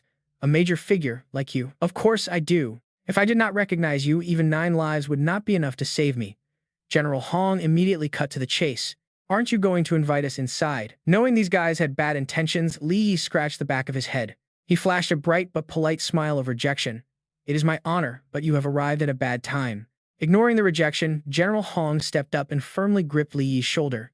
Do not worry, someone will handle them. Cornered, Li Yi frowned and cursed internally. What people? Why do both of these old men keep speaking in riddles? Left with no choice, he had to give in. The scene shifts to Li Yi's luxurious villa as he reluctantly invites them. Please come inside. Instead of acting like normal guests who want a drink, they immediately demanded to see a video projection. As they sat down, a guard stepped forward and activated the holographic projector. Report, General, the feed is live. The live stream connection is complete. Glancing at the screen, Li Yi crossed his arms, his expression growing serious. General Hong, with all due respect, I do not sense any strong presences nearby. Surely you are not sending normal soldiers into battle. Cutting Li Yi off, General Hong gritted his teeth, a ruthless determination showing on his face. Yes, I am letting ordinary soldiers face an evolver. He spoke with absolute conviction, offering no excuses.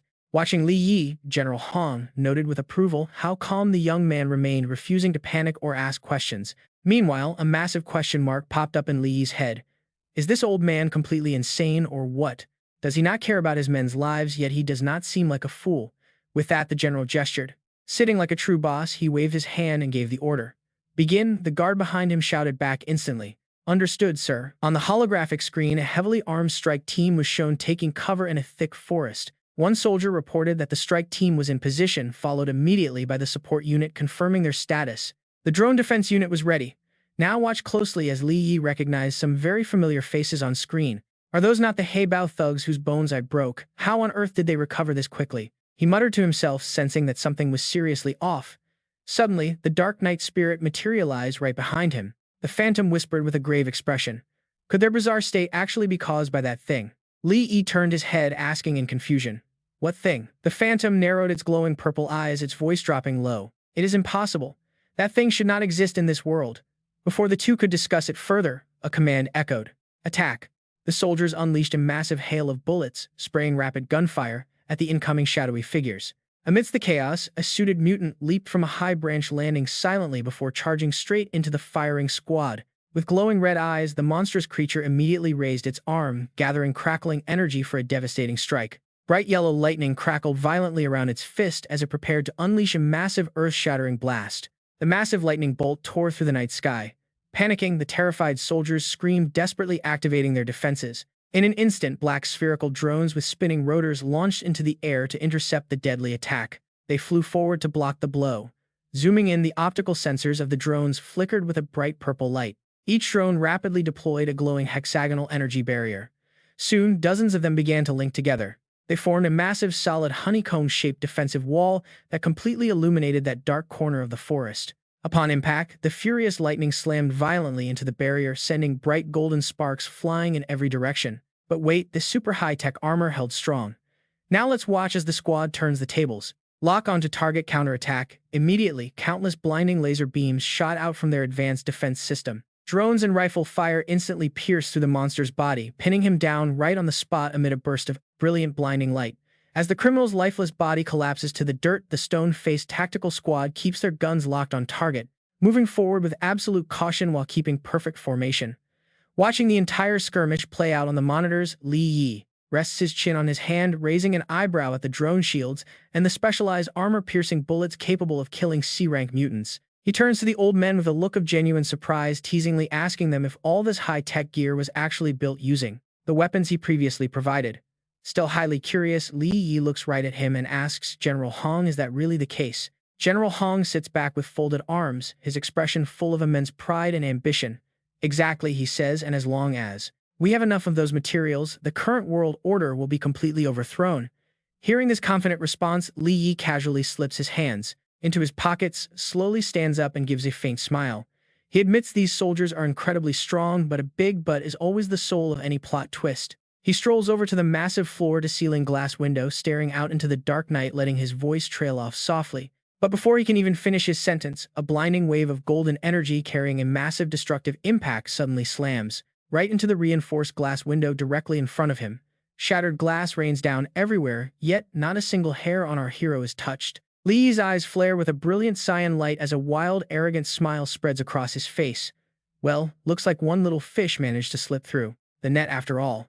Behind him, General Hong closes his eyes with a sigh, taking a few steps forward to calmly set the record straight. That is no stray fish, he clarifies.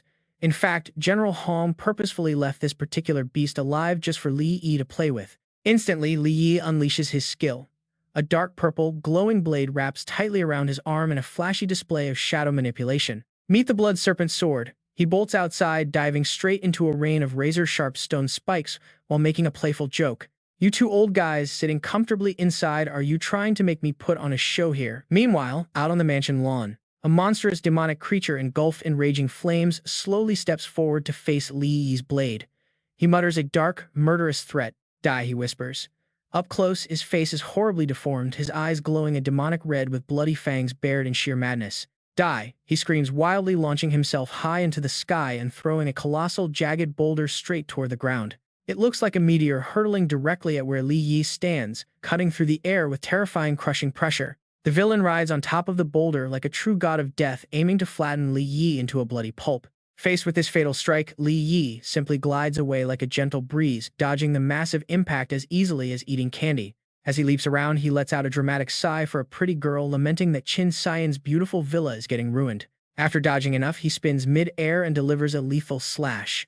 The blood serpent sword collides with a massive boulder, sparking a brilliant, golden explosion that slices the solid rock clean in half. Debris scatters across the sky as Li Yi uses the momentum to dive down, his lethal blade pointing straight at the mutant who is desperately raising his arms to block. Meanwhile, inside the mansion, the two spectator experts begin their commentary. General Hong strokes his chin and nods in approval, estimating the kid's current power to be at least B rank, maybe even approaching A rank. Qin Kang rolls his eyes in disbelief, scoffing at such a bold claim. Aren't you exaggerating a bit, he asks. Outside, as the intense battle rages on, General Hong replies with supreme confidence, just watch if you don't believe me. He probably hasn't even used a fraction of his true power yet. Pushed into a corner, the desperate mutant steels himself, turning his arm into a solid block of stone to block the incoming strike with fossilized defense. But how could a cheap trick like that stop our main character? Li Yi puts his weight into the sword, overpowering the beast and crashing him straight onto the concrete, completely shattering the ground beneath. Electrical sparks fly everywhere as he ruthlessly pins his prey down. Li Yi flashes a smug, mocking smile and asks with fake concern, I am really curious. How did you suddenly level up to B rank? Are you on some special drugs? Annoyed by the mockery, the enraged mutant swings his leg, unleashing a furious red glowing kick that blasts Li Yi straight into the sky. The monster keeps chanting his obsessive mantra over and over. Die, die. Meanwhile, our hero easily spins and lands smoothly, sliding back in an incredibly cool stance. Resting one hand on the ground, he calmly evaluates his crazed opponent. Looks like he has completely lost his mind. Right on cue, proving his words correct, the mutant throws his head back and roars. Like a miniature raging volcano on the verge of eruption, his entire body bursts into flames as his massive flesh begins to swell. Thick, jagged rocks tear through his skin, forming a solid layer of stone armor. With wide, bloodshot eyes, he screams in frenzy, drooling as he declares, "I am rejecting my humanity." But a bigger size does not equal a bigger brain. This monster has now transformed into a stone colossus, radiating a fiery red aura, towering high and blocking the sky right in front of Li Yi, letting out a hollow, deep threat. "Since that is the case, I will not let you live," facing down a massive fist. As a massive force tears through the air right at him, Li Yi stays completely chill, secretly deciding to hide a bit of his true strength from those two old foxes. He immediately activates his skill and his sword blazes with a sharp, glowing purple light. A system notification for level 1 shadow enhancement pops up. He confidently mutters that level 1 power should be more than enough. With a casual flick of his wrist, countless purple lightning bolts slice through the night, completely shredding the mutant's massive rock into pieces. Debris rains down to the ground like a broken meteor shower. Dusting off his hands after clearing the trash, Li Yi casually turns around to find General Hong and a white-bearded old man approaching. General Hong nods, admitting that at first he thought the reports about him were highly exaggerated, but now those files seem way too modest when it comes to measuring his actual strength. But Li Yi is not here for compliments. Turning around, he gets straight to the point, looking directly at the older man. He asks General Hong if he came all this way at night just to help clean up a few low-level punks. With a dead serious expression, the general admits he is right, revealing that the advanced gear his soldiers are using was actually made using materials from the azure heavy sword Li Yi provided. Hesitating for a moment, the general brings up his real motive, asking if he can secure more weapons or raw materials. Hearing this demanding request, the young man immediately frowns and counters. Since the military already reverse-engineered the material for battle gear, replicating it themselves should be easy. Should not that process be quick and simple? But General Hong quickly cuts him off, his voice heavy with helplessness. He explains that whether they can synthesize it is not the main issue. The real urgent problem right now is that they are completely out of time. To make things even more tense, the general stares deeply, emphasizing every single word. He cannot share too many classified details, but warns that a level 2-dimensional portal is set to appear around Haicheng at any moment. This shocking revelation makes Li Yi's eyes twitch slightly, a faint purple glow flashing in his pupils, with surprise as the general delivers the final blow. Even with their current military might and all the local evolved humans, they are still not fully prepared to handle the threat. Right then, a dark soul creeps up behind Li Yi like a ghost, whispering a warning. It can feel that the spirit Qing Tian is absolutely furious after hearing about this level 2-dimensional portal. Ignoring the fact that the young hero is distracted by his inner spirits, General Hong places a heavy gloved hand right onto Li Yi's shoulder, passing on a massive burden of responsibility. Looking straight into his eyes, he makes his final plea with a heavy dramatic tone. To avoid massive civilian casualties, their only hope is that the young man has enough materials to fully equip the military. Despite being hit with a sudden stressful deadline, Li Yi still tries to act cool, rubbing his chin in thought.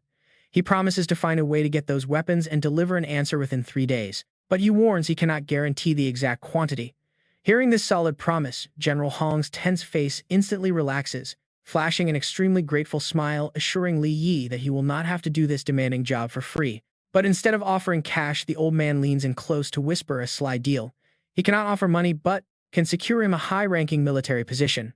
Even better, he offers to play matchmaker, suggesting Li Yi become the son-in-law of the powerful Qin family and take over their massive conglomerate.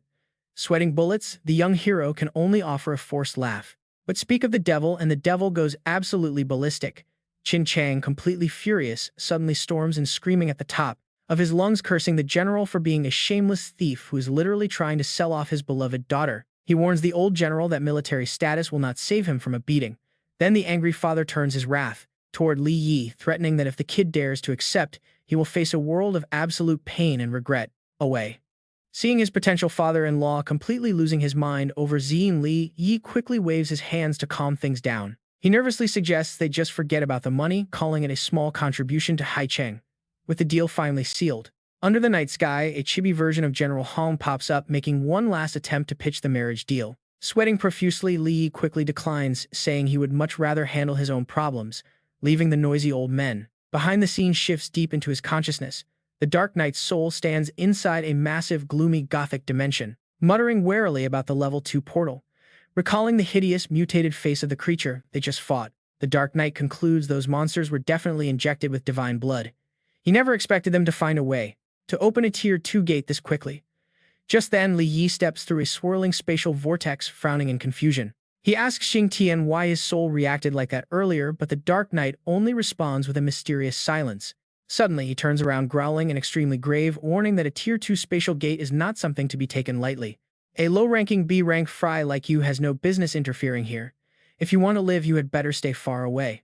But warning someone only makes them more curious. Li Yi narrows his eyes, demanding to know what on earth is inside that Tier 2 gate that makes him so incredibly cautious. To answer, the Black Knight projects a chilling horror movie into his mind. Countless hideous creatures and colossal horned demons with razor-sharp teeth appear, bringing a chilling warning of absolute impending doom. A massive army of A-rank monsters and even godlike S-rank beasts.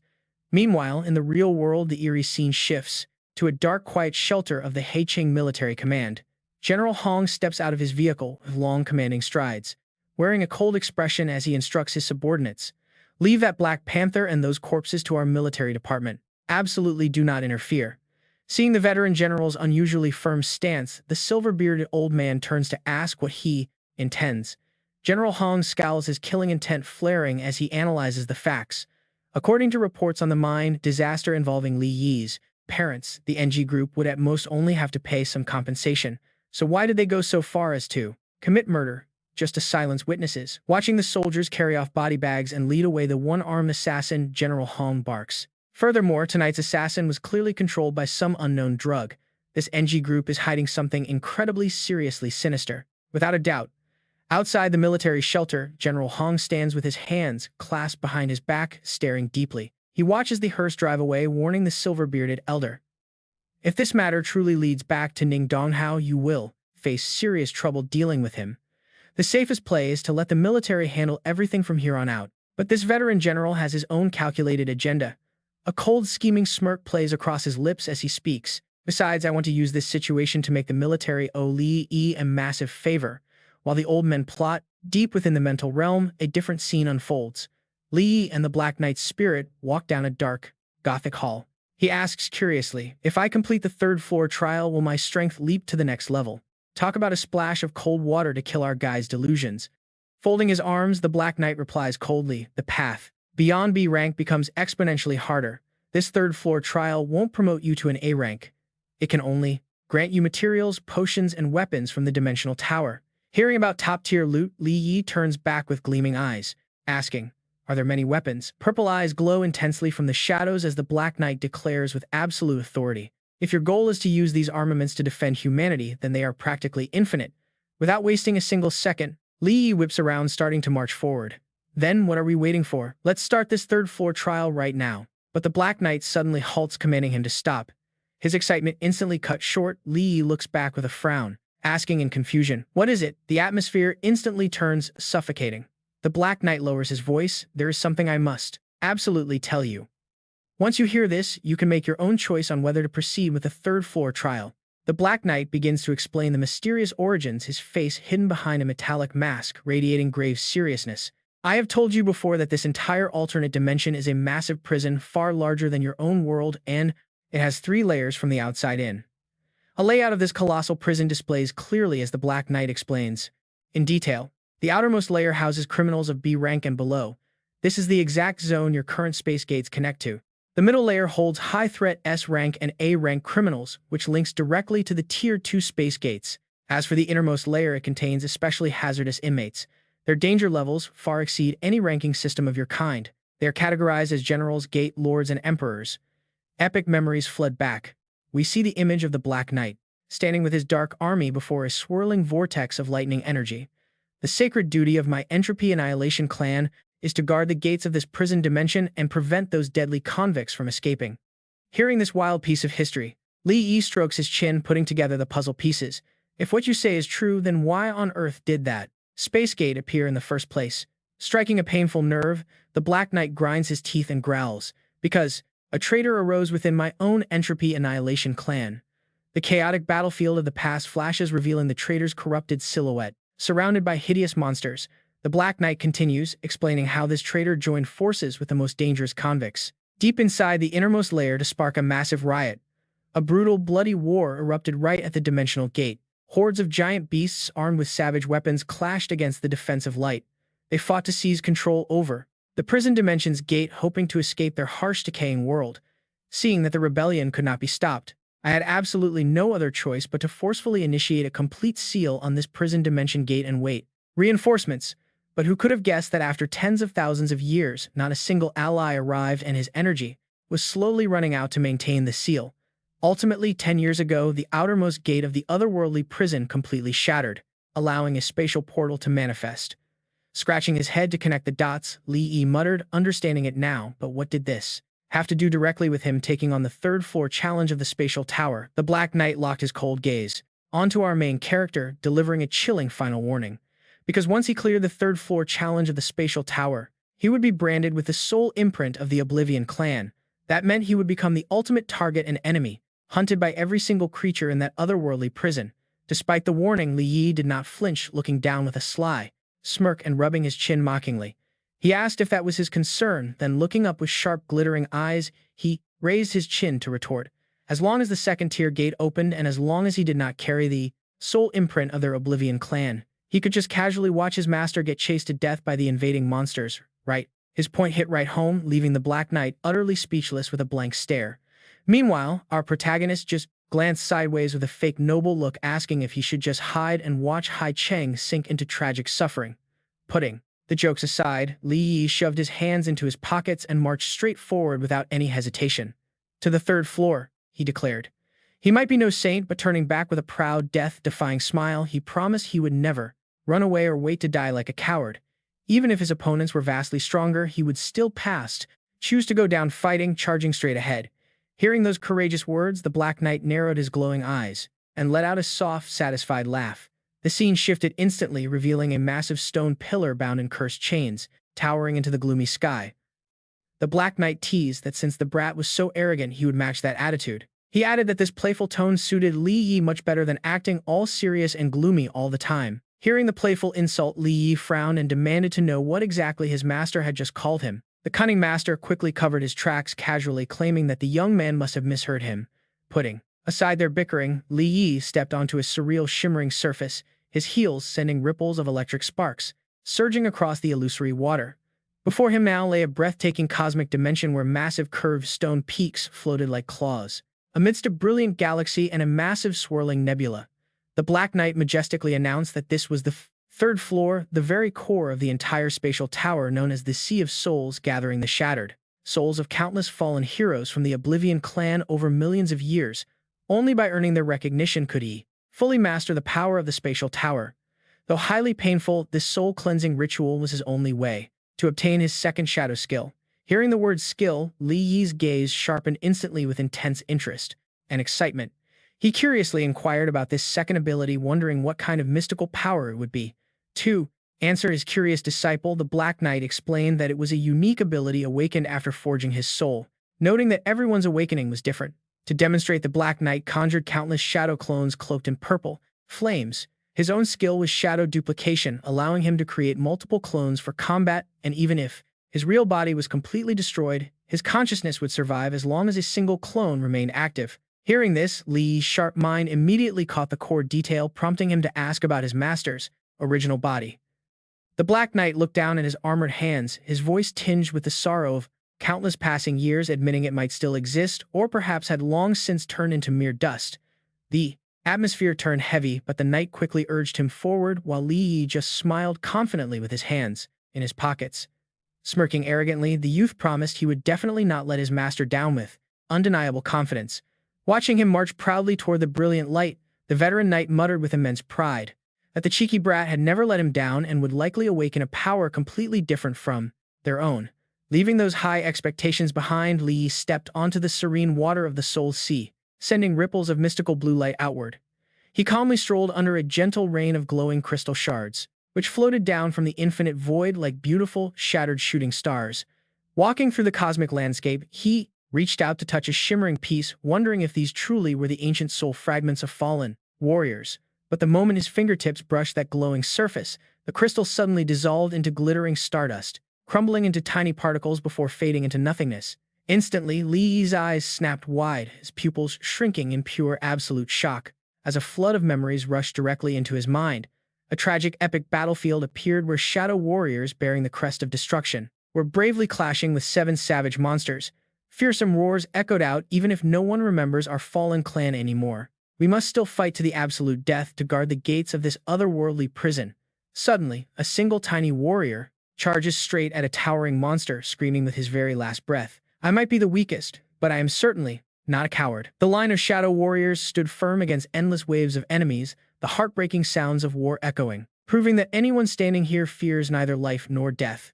We absolutely cannot let them advance even a single step. Hold the line, hold the line, hold the line. Tragic sorrow, resentment, and agonizing pain from tens of thousands of souls suddenly slammed straight into his brain.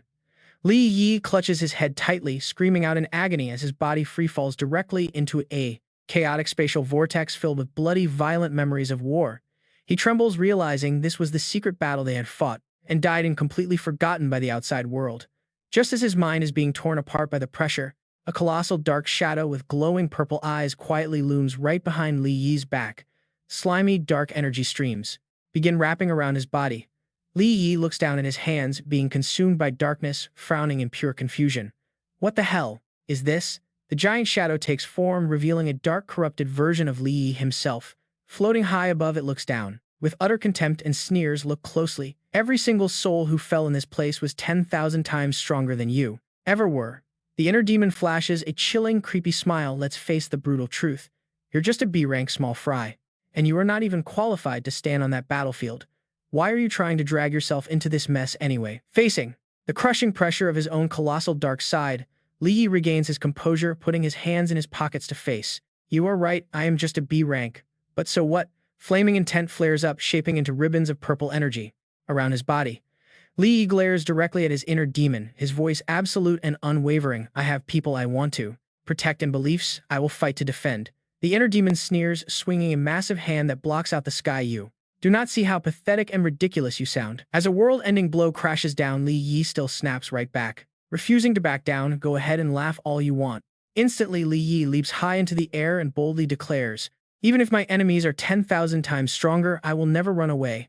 I will fight back until my very last breath. Grimacing in pure fury, the inner demon fires a barrage of deadly purple energy streams at him, hissing in rage.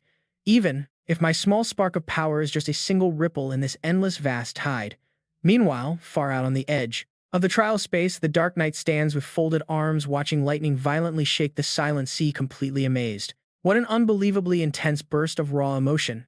Staring deeply into the glowing center of the blast, he seems to realize something, muttering to himself. Could it be Li Yi? Is he fighting back in his own mind? Meanwhile, Li Yi roars, gathering a blinding sphere of energy in front of his chest, shoving it toward the inner demon.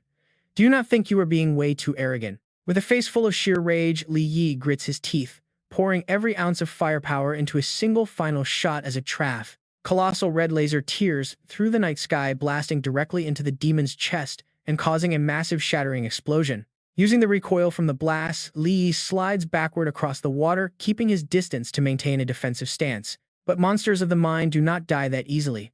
The demon glides forward completely unscathed, laughing with pure arrogant contempt. My power is fed by your own fear. What makes you think you can stand against me? Suddenly, the demon charges forward, throwing a colossal punch aimed straight at Li Yi's head, roaring in anger with nothing but that pathetic, insignificant little belief of yours. Instead of dodging, Li Yi's entire body erupts in a blazing purple flame.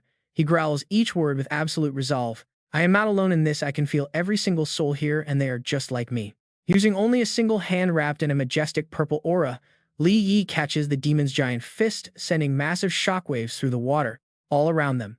They were willing to sacrifice their very lives to protect what they believed in. Tightening his grip, Li Yi crushes the stone armor of the demon's massive hand with sheer raw force. He fiercely declares that every one of them was real. With electricity crackling in his eyes, he glares right through the demon, coldly passing judgment on its very existence. But you are nothing but my inner demon. With that, Li Yi unleashes a devastating explosive strike, releasing all his brilliant purple energy to shatter the massive shadow into countless tiny fragments, raining through the air. Having conquered his inner obstacle, Li Yi stands tall among the fading remnants of his fear, slipping his hands into his pockets with a subtle, confident smirk. He smirked, uttering a single line that completely wiped out his self-doubt. No, actually, you were just a passing thought in my head. Immersed in the mystical, dreamlike scenery, countless dark shadows of heroic spirits floated silently all around him. Li Yi frowned in surprise.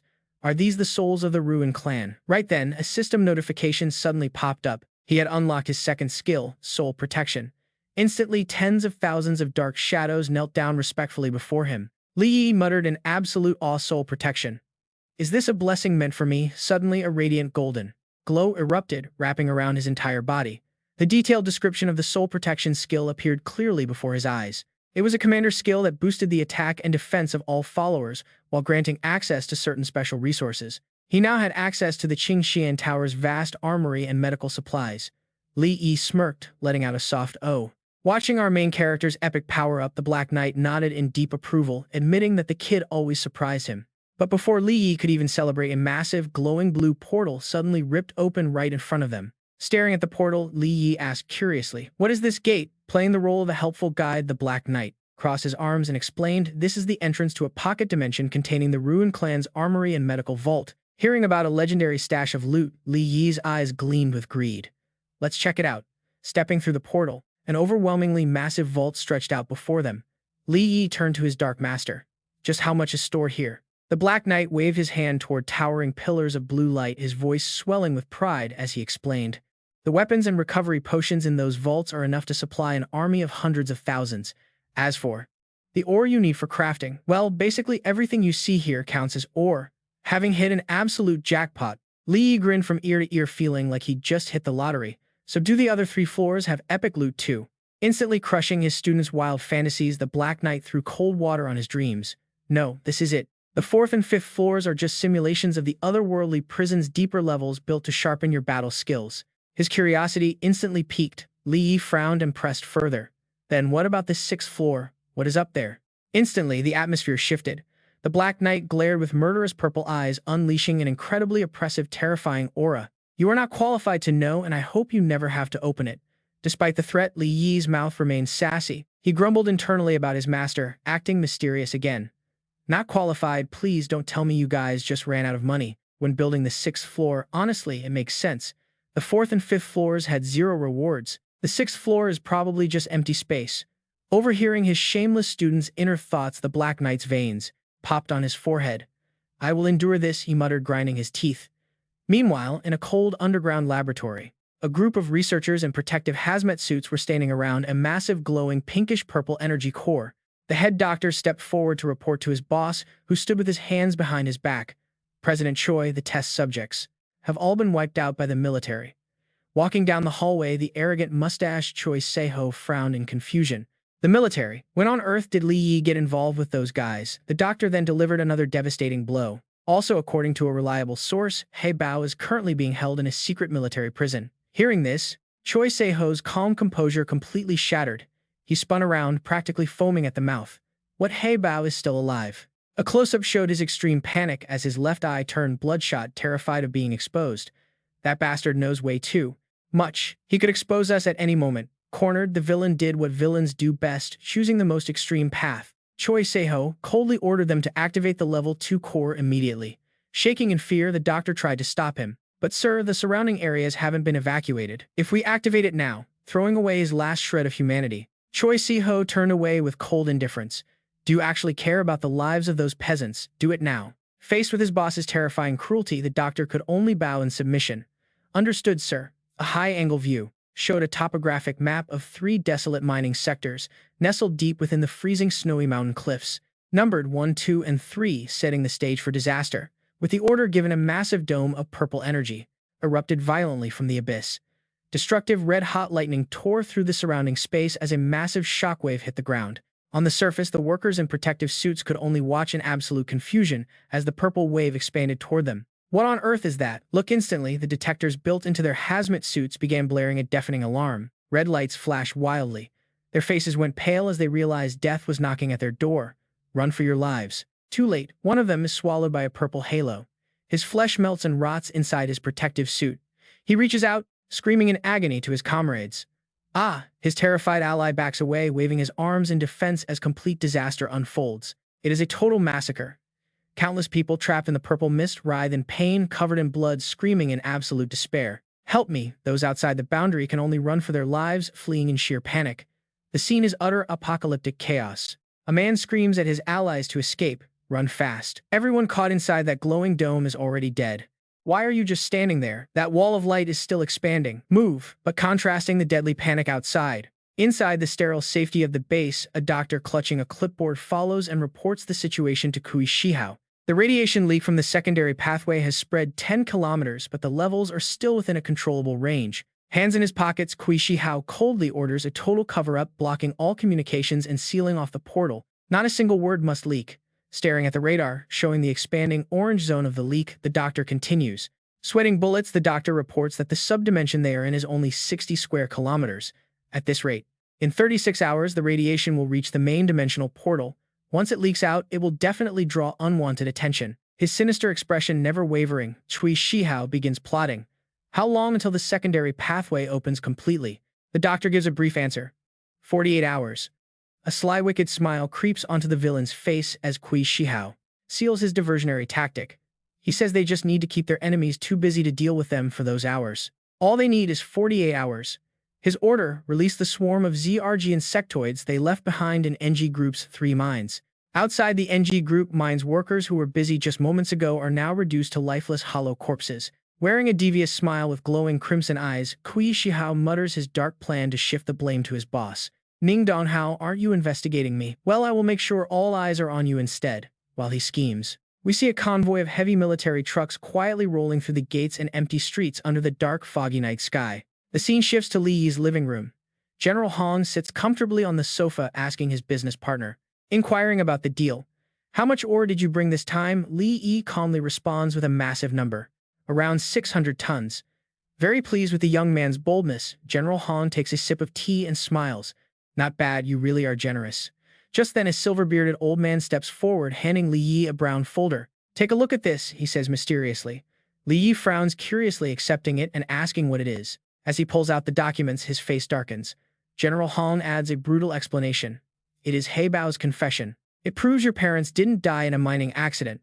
They were murdered by Heibao's men under Kui Shihao's orders to cover up some dark truths. Learning this shocking secret, Li Yi grashes his teeth, his eyes burning with deep hatred. What on earth are they trying to hide? The atmosphere in the room drops as General Hong sighs deeply. We still need to investigate that further, it's not clear yet.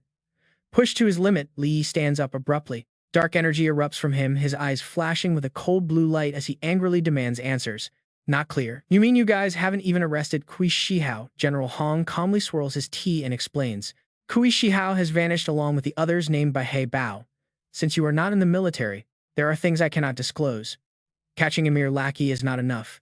Li Yi glares back, pressing further. What about Ning Dongyu? Is he involved in this too? Hearing that powerful name, the general rests his chin. The current investigation hasn't confirmed that yet, but if Ning Dongyu really is involved, what will you do? Before Li Yi can answer, the old general smirks, his face half hidden in the shadows with sharp, piercing eyes. Kill him. Reading the young man's mind, General Hong lowers his voice in a stern warning. Even if you have the strength, given your current status, it will only bring you endless, unstoppable trouble. Knowing these old guys are just playing games, Li Yi suppresses his killing intent and gives a confident smirk. So what, General Hong, do you have a better suggestion? Seeing his target take the bait, the general gestures with his gloved hand and offers a shortcut. Sometimes a person's position determines what they can accomplish, like joining the military. With the army's backing, whether it is Kui Shihao or Ning Dongyu taking them out, won't cause you any trouble at all. Hearing this incredibly sweet temptation, Li Yi's lips curl into a knowing smile. After all, you and I know there is no free lunch. Just what does this old man really want from him? Yi leans forward, resting his hands on his thighs, exposing his guest's true intentions. I bet what you want isn't just to have me join the military, right? Exposed, General Hong breaks into a cold sweat, coughing awkwardly to cover his embarrassment. He quickly tries to defend himself. What are you thinking, kid? Once you join us, you will be one of our own. Protecting you would just be natural. Finally, the fox shows his tail as General Hong laughs off the tension to deliver his pitch. Since we are family, if you have something good, say mineral resources, you wouldn't charge us when the military needs it, right? Backed into a corner, Li Yi starts breaking a sweat himself as he awkwardly responds, I guess not. Just as the negotiation reaches a dead end, a silver-haired young man taps his Bluetooth earpiece after receiving an urgent signal. An emergency signal comes through and he quickly reports, General, we just received an urgent report from the Detection Bureau. General Hong immediately orders, there are no outsiders here. Patch the feed directly. A massive holographic screen lights up instantly. A soldier on screen salutes and reports in a panic, reporting multiple invasions by the ZRG race in Haicheng. The map zooms in, flashing with bright red warning circles as the soldier points out the extreme severity of the situation. This is the affected zone. Scanning those deadly red dots, Li Yi's pupils instantly shrink in absolute shock. His face turns pale white as he leaps up, dark energy erupting around him, his eyes locked onto a specific dot. It is labeled Longmen Hospital. He gasps in panic. Longmen Hospital, isn't that where Duan Ao is staying? Without wasting a second, Li Yi screams in his mind, I have to tell Qin Xian and the others to evacuate immediately. Meanwhile, in a sterile white hospital room, Qin Xian and her companion are chatting casually by Duan Ao's bedside. Suddenly, the phone in Qin Xian's hand lights up, showing an urgent incoming call from Li Yi. She answers with a gentle smile, asking, is something wrong? Li Yi, completely unaware of the threat. Outside the window, a massive mantis monster with glowing red eyes is already baring its claws ready to strike. Get Duan Ao out of there now, but the warning comes too late as the reinforced glass shatters completely. The beast tears right through the window and lunges inside, plunging the entire room into absolute chaotic madness. Her companion stumbles back in panic, screaming, Miss, watch out. The giant mantis strikes, swinging its massive scythe-like claw. The brave bodyguard grabs a metal bar to block the brutal strike, shouting, Miss, I will hold it off. Go on ahead. But how could she just leave him behind? Qin Xian quickly helps a pain-stricken Duan Ao up. As Xiao Kao screams for her to go, Qin Xian pulls Duan Ao along, yelling back, be careful. The hallway is a scene of absolute chaos. Doctors, nurses, and patients are screaming and fleeing for their lives. Help, run, they scream as the insect swarm hunts them down. Backed into a corner, the sweating bodyguard panics. How did these monsters get inside a hospital? Still, he remains loyal, pushing her to safety once again. Go, miss, don't worry about me. But she is not about to play the damsel in distress today. Qin Xian snaps back, what are you saying? I am not leaving you. But the next second, a massive claw strikes. The razor-sharp edge slashes down, blood splatters, and Qin Xian is sent flying with a painful, agonizing scream. The impact is brutal, sliding her across the shattered floor. Struggling to push herself up, she looks back in horror. The bodyguard lies there, bleeding desperately, gasping out his final agonizing breaths. Miss, please, you have to run. The hideous monster looms directly over him, drooling heavily. Using the last of his strength, he screams in despair. Just as death seems certain, a heavy object smashes into the mantis's head, sparks flying as it recoils. Their savior has arrived. Qin Xian steps up, grabbing a metal pipe from the ground with determination in her eyes. Striking an epic pose with the pipe, her eyes burning with resolve, she declares, I might not have combat skills, but I am still a B-class awakened. With that, she charges headfirst straight toward the terrifying beast. I refuse to abandon you and run. It is raw human willpower versus a beast as she swings her weapon. She grits her teeth, bracing to block a devastating downward strike from the monster.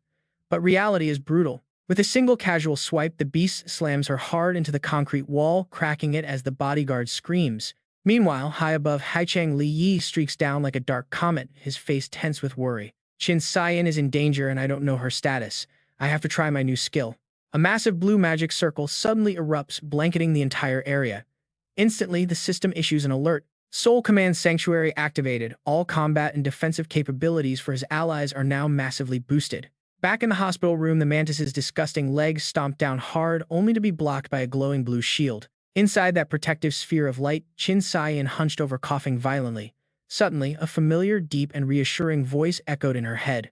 It was filled with absolute encouragement. Qin Xian, stand up, you can do this. Tears welled up in her eyes as she realized. Li Yi was there like a guardian angel. His towering spiritual phantom appeared right behind her, asking her in a gentle tone, do you trust me? With the system announcing the soul shelter buff boosting her attack and defense, she firmly replied, I trust you.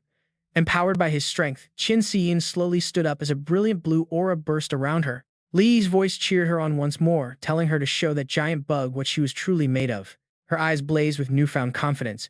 Raising her glowing, energized hands, she declared proudly, that is right. With this skill's support, ditching her weapons entirely, she lunged forward, catching the mantis's massive slashing leg with her bare hands, shouting, let me show you what I can really do. With a sudden burst of green energy, Qin Xian delivered an absolute haymaker. She sent the massive monster flying straight into the ceiling with terrifying force before it crashed down into the rubble. As it squirmed helplessly on the floor, she stared at her own hands in shock. But overexerting her energy had a cost. Her body gave out and she fell backward, muttering in disbelief. Did I really just do that? Talk about perfect timing. For the male lead to save the day. Li Yi suddenly emerged from the black mist, catching her in a perfect bridal carry. He smiled playfully, saying, our little lady was truly amazing back there. Qin Xian gasped, her eyes wide as the tension melted away. She burst into tears, burying her face into Li Yi's broad, reassuring chest. Seeing her cry like a baby, Li Yi leaned down to comfort her gently. Why the tears? Didn't you just beat those bugs all by yourself? Qin Tian sniffled, looking up with teary pouting eyes. I thought I was dead. I thought I'd never see you again. Talk about a romantic moment.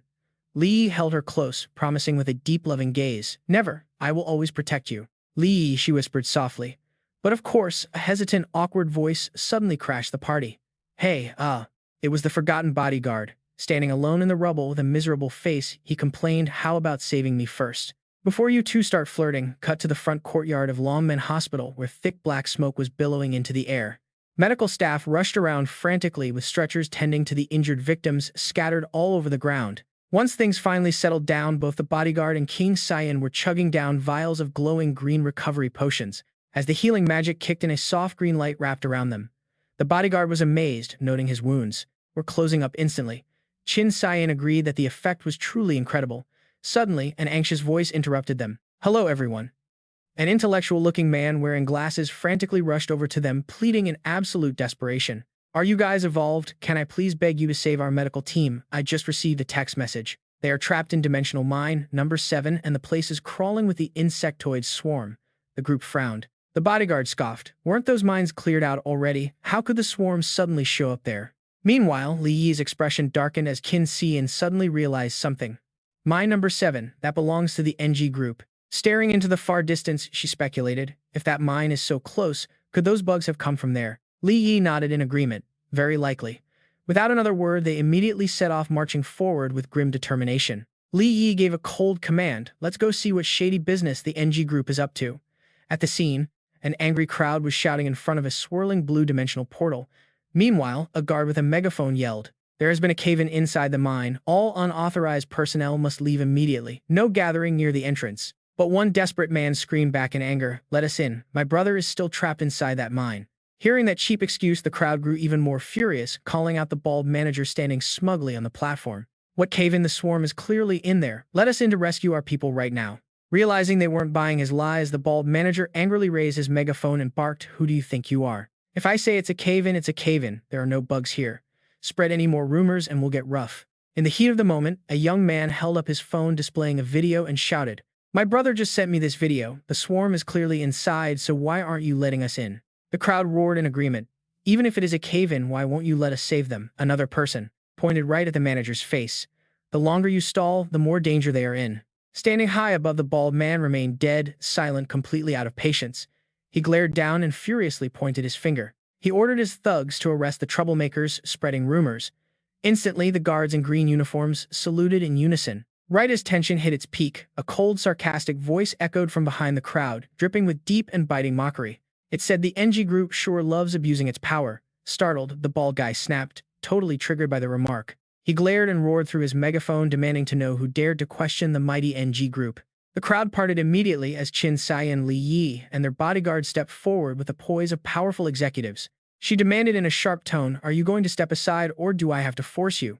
Recognizing her, the bald man smirked and mocked her, saying this was not one of her properties on Longmen Street. Are you not sticking your nose too far into others' business? But Qin Tian did not flinch at all. Her eyes flashed with fierce resolve. Cut the crap. Our people from Longmen Street are trapped inside that mine. I am going in to save them, so this is my business.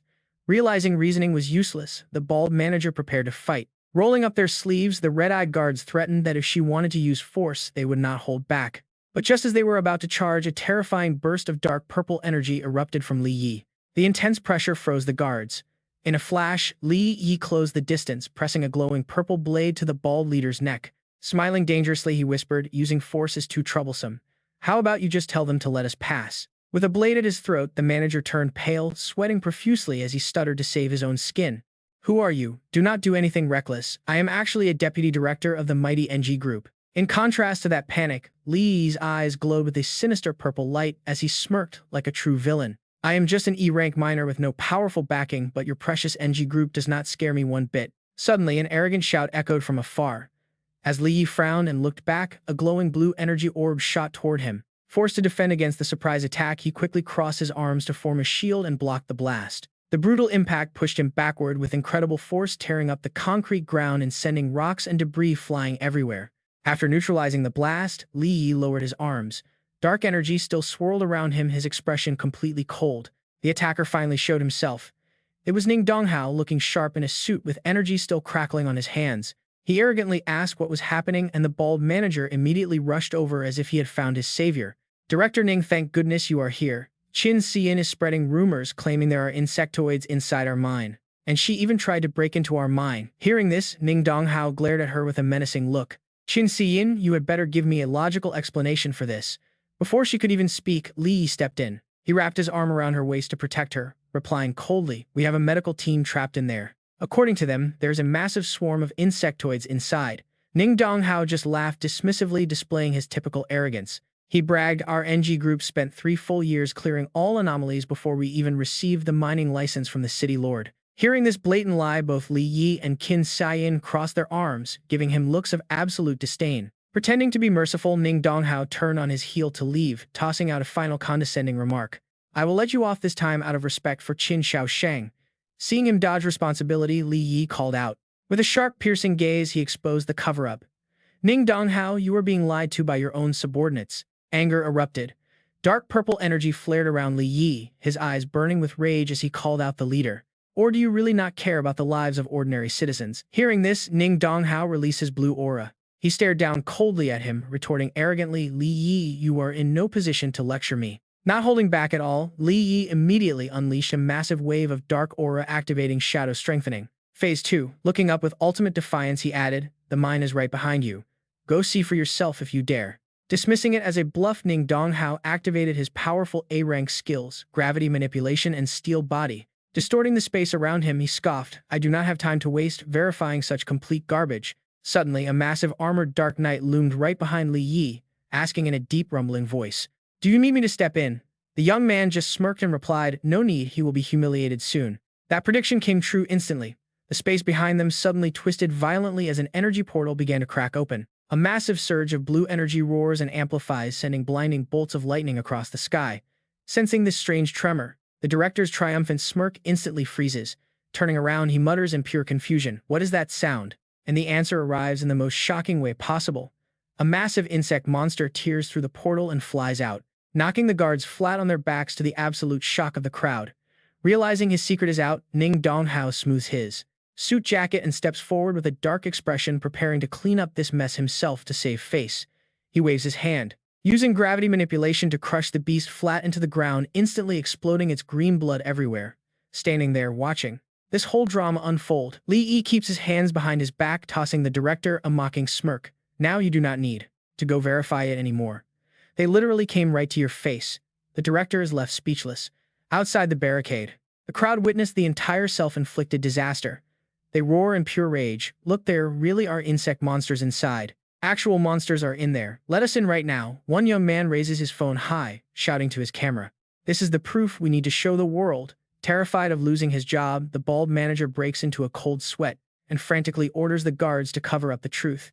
Freeze, seize the phones of anyone recording, but the crowd desperately pushes back, crying, don't stop me, I have to save my brother. Li Yi turns to look directly at the high-ranking director, questioning him sharply. Ning Donghao, are you really going to stop us from saving lives? Instead of answering, the furious director storms right past him, walking straight toward the manager. The bald guy quickly scrambles to greet him. Thinking Director Ning is supporting him, the bald manager eagerly tries to flatter him and make excuses. Director Ning, we absolutely cannot let these outsiders inside. Unexpectedly, Ning Donghao brushes past him like a cold, toxic wind, growling a chilling threat. Once this is over, I will settle the score with you.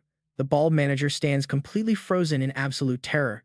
Venting his rage on his subordinates, he screams at the guards. What are you standing there for? Get inside and destroy those insect monsters right now. Terrified, the guards quickly salute, shouting, yes, sir. Meanwhile, Qin Tian gently steps forward and grabs Li Yi's sleeve, her eyes filled with deep worry as she softly calls his name. He turns to reassure her calmly. I am fine. Collecting himself, Li Yi smirks confidently, telling his close companion Qin Tian, you and Duan Ao just stay here. I will go in and save them. Knowing his true strength, Qin Tian nods firmly and warns him warmly. All right, please be careful. At the same time, the guard team aggressively charges through the space portal, only to instantly freeze and tremble at the sight of a massive sea of insects crawling below. How? How are there so many? There were only a dozen earlier. Realizing their forces are completely outnumbered, the bald manager panics and reports to his superior. Director Ning, there are too many monsters. We do not have enough men. Frowning, Ning Donghao issues an urgent order.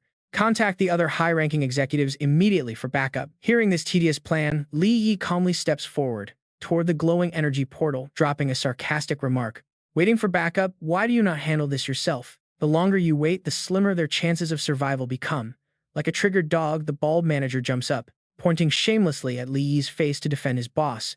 Director Ning's status is incredibly prestigious. If he gets hurt, it could heavily affect the interests of the entire corporation. Hearing that money-obsessed logic, Li Yi turns back, with a contemptuous smirk, delivering a devastating verbal blow. Interests. Living in luxury for far too long has clearly drained your courage and passion. Insulted directly to his face, Ning Donghao is choked with pure rage. The young man's face is shrouded in shadow, his left eye glowing with an eerie blue light. Exuding dominant aura, he asks, "You do not mind if I save them myself, right?" Remaining arrogant, Ning Donghao glares at him with utter contempt. Li Yi, you are just a measly C-rank hunter, planning to throw your life away. A man of few words, Li Yi activates his Stage 2 shadow enhancement skill. Swarms of dark tentacles erupt and surround him like a rising demon. He coldly looks back, leaving one final remark. "Throw my life away. Just watch my back and learn." Activating his Shadow Step skill, the young man becomes a dark blur, diving into the bug-infested abyss with twin death scythes in hand, roaring fiercely. Open your eyes wide and see who really dies. With one wind-cleaving strike, dark energy and brilliant golden light explode across the sky. Li Yi easily slices dozens of giant mantis monsters into scattered pieces, clearing the battlefield like a brilliant bloody fireworks show. Li Yi swings his twin shadow scythes, tearing apart the disgusting monster formation. Eerie, dark energy covers the area, turning him into a literal meat grinder. Suddenly, an eerie voice echoes inside his head saying, "Xiao Bei, these bugs are truly strange." Li Yi's left eye erupted in purple flames as his shadow eye skill activated. Coldly, he replied, "Indeed it is." Launching himself high into the air, diving down like a hawk on its prey, Li Yi thought, "I feel like these monsters are completely different from the ones we faced before." The moment that thought crossed his mind, he activated his shadow form. A massive wave of pitch-black tentacles surged from the void, wrapping tightly around the hungry giant bugs snapping from below. He prepared to strike, a devastating shadow blade strike onto the ground, triggering an explosion of blinding golden light mixed with dark energy. Li Yi frowned, puzzled. This is supposed to be a mine, so how could such an incredibly massive swarm of insects escape everyone's notice like this? At all. The mysterious voice inside his head answered immediately, because every single one of these bugs was only born today. Li Yi looked up at the winged swarm, buzzing in the air, completely shocked. How is that even possible? He swung his massive sword, slicing the air in half. Fighting through the horde, he gritted his teeth, analyzing that no matter how fast insects reproduce, he had never heard of newborns instantly reaching rank C. Tian's voice echoed in his mind once more. There is still one possibility: someone used divine blood. Li Yi's brow furrowed, his eyes filled with pure confusion. Divine blood? What on earth is that crazy thing? The system immediately scanned his current status. Li Yi, a rank B human, possessed a massive arsenal of high-level shadow skills, from body enhancement and shadow step to shadow domain. He tore through the tangled energy traps, trying to bind him. Li Yi demanded in frustration, "What on earth is this divine blood anyway?" Instantly, a wave of information flooded his mind. Divine blood was actually a deadly toxin capable of boosting the combat power of any living creature. Anyone injected with it enters a mindless state of absolute rage until their life force is completely drained. The Shadow Knight appeared in his mind, his deep voice analyzing. "It seems several queen spiders have been infected with this exact toxin. Poison. I have witnessed insect hives giving birth to infected offspring, where some of them have even reached rank A the moment they were born." Charging straight into a swarm of giant mantises and spiders, Li Yi gritted his teeth, sweat dripping from anger, wondering why such a lethal toxin would ever appear here. Nimbly twisting his body, he dodged a fatal strike from a massive mantis claw as large as a building. He told himself, save that mystery for later. The top priority right now is saving those survivors. Deep down in the abyss, heavy boulders rained down in front of a tightly locked iron door. The medical team and miners huddled together, shivering in absolute terror. The deafening noise outside sent one survivor into a complete panic, screaming out, "Oh no, with that much noise, have those monsters found us already? Somebody please save us." The iron door rattled violently under terrifying impacts from the outside. A doctor grabbed the arm of the person next to him, crying with tears streaming down, "I don't want to die." Another urged, "Hold on, someone will definitely come save us." Suddenly, a violent shockwave shook the ground. The giant bug, trying to break down the door, was suddenly crushed flat by an invisible force, spraying green blood everywhere. A pair of pitch-black combat boots stepped right onto the slimy carapace of the beast's corpse. Li Yi stood tall atop the giant insect's corpse, his dark cloak fluttering in the wind as he held his massive shadow greatsword, declaring with absolute confidence, "I finally found you all." The survivors inside felt like they had struck gold, rushing out to celebrate. "He isn't awakened. Someone actually came to save us. This is amazing." In the chaotic crowd, cries echoed as people searched for their loved ones. "Old Du, where are you?" Right then Ning Donghao and the bald manager arrived. Landing at the bottom of the abyss, the bald manager stared at the battlefield of dead insects, unable to believe his eyes. That kid is only a rank C, right? How on earth did he tear through this entire swarm so effortlessly? The bald manager rambled on. He fought all these monsters completely alone, yet his stamina does not seem to have dropped even a single bit. Ning Donghao frowned, his blue eyes flashing with a cold, analytical glare.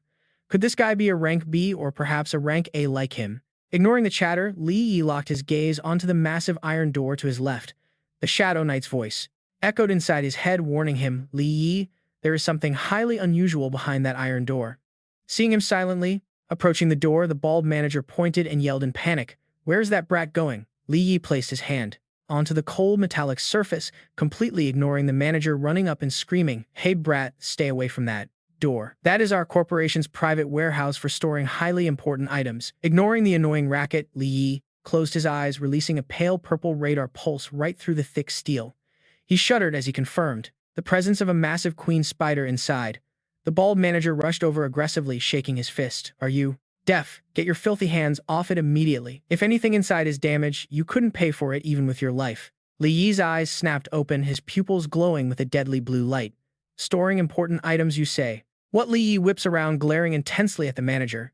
"Since when did your NG group start researching the insectoid cryptids?" The bald manager flinches, waving his hands defensively while stammering. "What did you just say? Don't you dare make baseless accusations." Li Yi looks as cold as death itself, spitting out every word. "Whether I am making accusations or not, we will find out the moment we open this door." Watching with folded arms, director Ning Donghao suddenly gives a cold order. His face is completely expressionless as he demands, "Open it." The bald manager gasps, turning back in utter terror, breaking into a cold sweat. He looks ready to cry, pleading Director Ning. But the boss remains completely unbothered, repeating his command with absolute authority. "Open the door."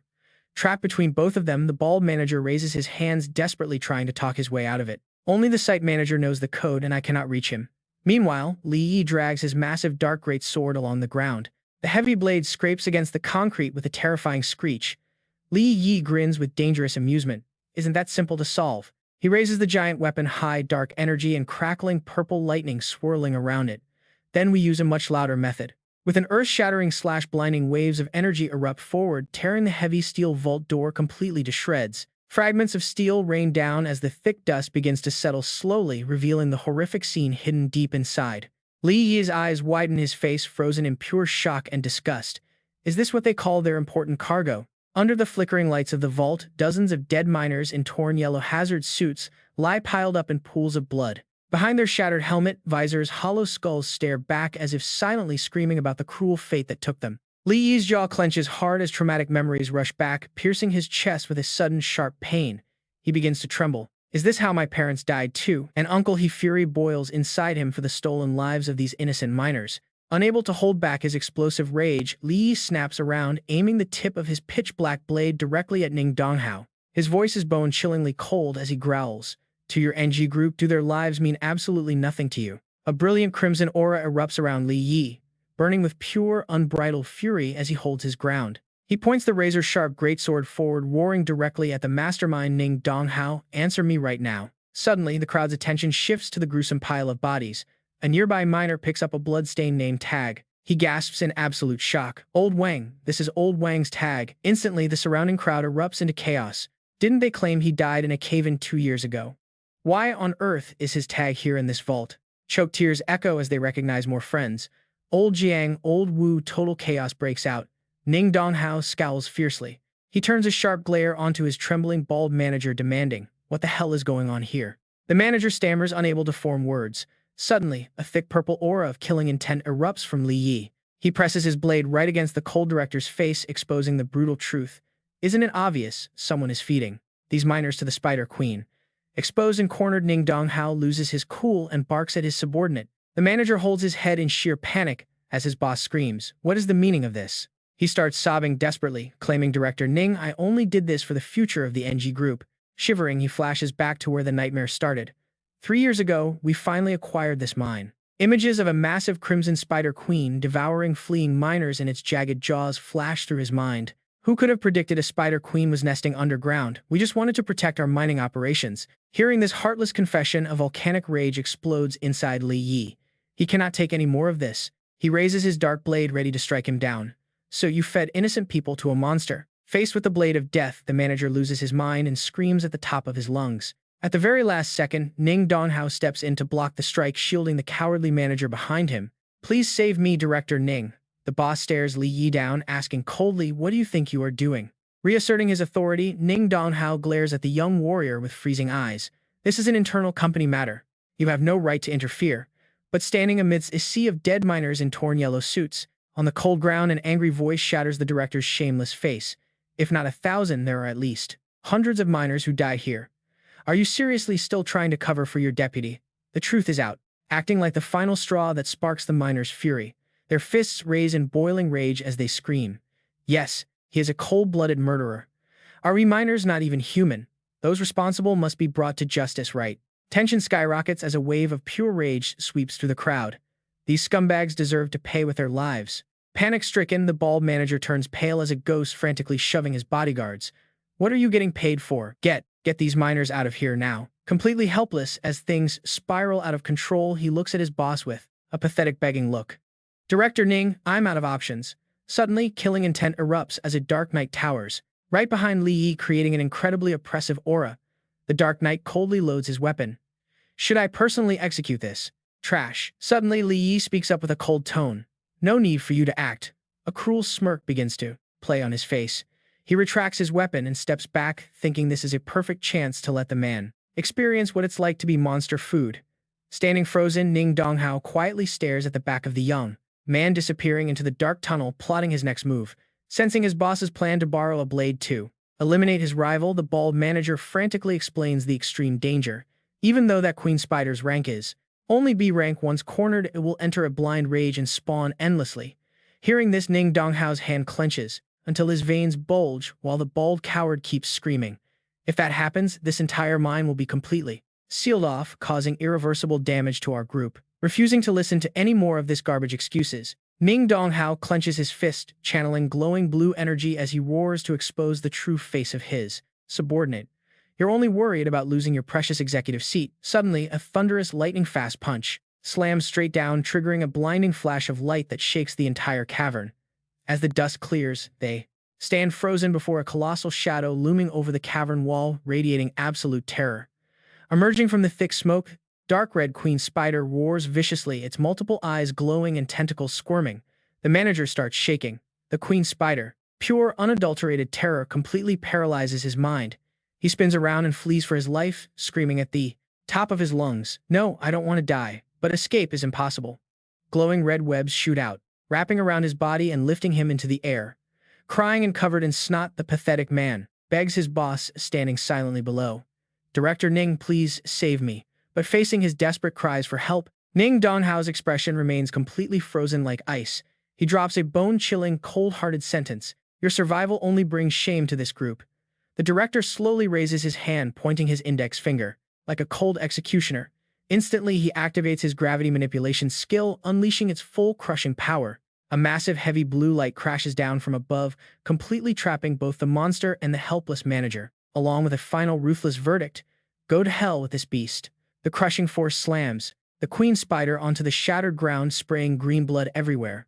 Along with it, the manager's life is permanently buried in the dark depths of this grim mine. Staring down at the puddle of green monster blood, Ning Donghao breaks into a cold sweat, turning to Li Yi to put on an act. "Oh dear, how did the queen spider suddenly break out like that?" Slipping his hands into his pockets with a smirk, Li Yi casually mocks him. "Good thing you're unhurt, Director Ning. That could have been a real disaster." Realizing he's been played by a mere brat, Ning Donghao snarls, "You're the one who threw the monster out." The young man shrugs nonchalantly. "I was only helping you handle it, but I never expected this." Leaning forward, his razor-sharp gaze locks onto the director. "Your NG group doesn't just have undisciplined trash working for you. Even the pests you raise are exactly the same." blatantly insulted the director, roars in fury Li Yi, veins popping on his forehead. Ning Donghao clenches his fists, glaring with intense hostility. Do you want to fight? Instead of fighting, Li Yi calmly walks right past him, tossing back a piece of sharp advice. Save your energy. The media is already on their way, you better think of a good explanation for this mess. Left standing there in bitter defeat, Ning Donghao grinds his teeth and mutters a dark vow. Li Yi. Sooner or later I will make you pay for this. Half-shadowed Li Yi looks back, his eyes glowing blue, with supreme defiance. I'll be waiting. Later in his comfortable apartment, Li Yi lies on his bed scrolling through the breaking news. 3 spatial mines owned by NG Group suffered severe anomalies causing massive casualties and property damage. All portals have been shut down and the responsible executives are facing a strict investigation. Sighing, the young man mutters, well, that's one way to handle it. Settled with a simple apology and compensation. Putting his phone down, he turned to the Dark Knight standing majestically by the window. Qing Tian, about that god blood you mentioned earlier, you still haven't explained what it actually is. Qing Tian slowly turned his head, his deep, raspy voice answering the mystery. God blood only exists in the forbidden land of the Blood Clan, and that forbidden land lies on the 3rd floor. It shouldn't be here. He frowned with curiosity. Blood Clan. How come I've never heard of them? The knight's purple eyes flashed with absolute seriousness as he brought up a forbidden faction. Even their weakest is S rank, so they are all locked away on the 3rd floor, the deepest layer of the Otherworld prison. So of course, you've never heard of them. Hearing about that terrifying level of power, Li Yi couldn't help but startle.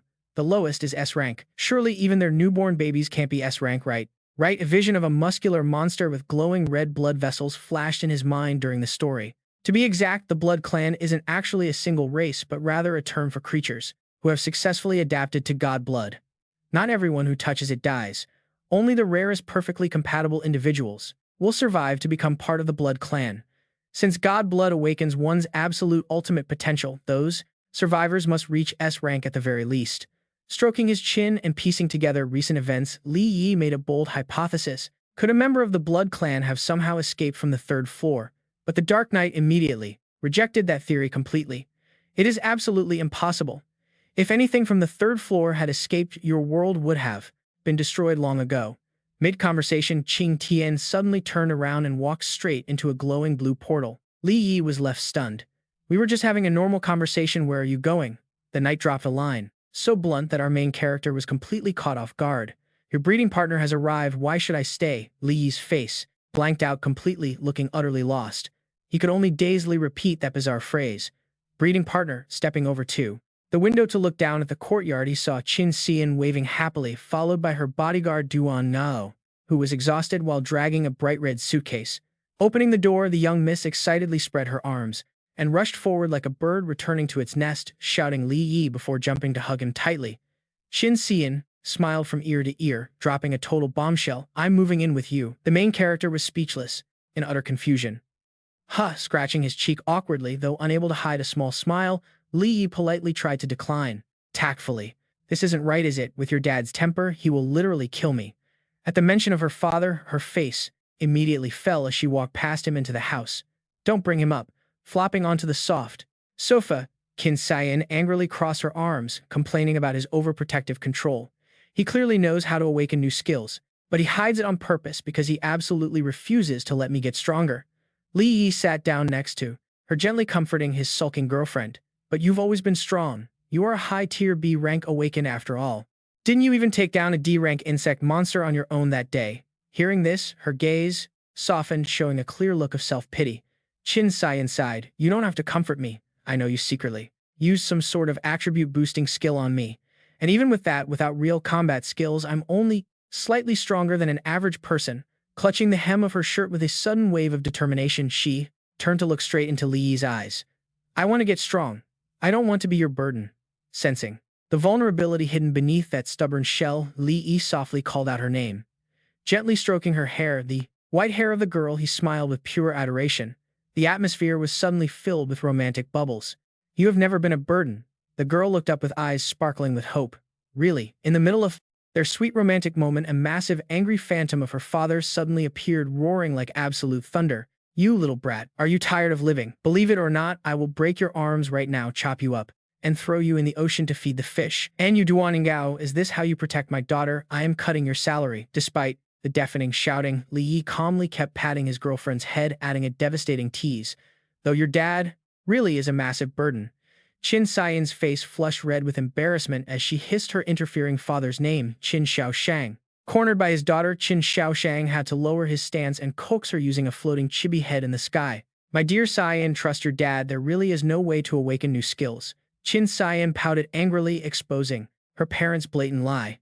You are lying again, I clearly heard you discussing that exact matter with Uncle Han. Sweating bullets, the dad desperately tries to explain himself. Listen, it is not that I wanted to hide it, it is classified. Crossing her arms, the young lady threatens him with a glare. If you do not talk, I am never coming home. Back in reality, inside a luxury apartment, you and I see Qin Xiaoshang slumping onto his sofa, completely defeated. Fine, fine, I will talk, alright. Watching this, Li Yi smirked, thinking how easily the chairman spills top secrets.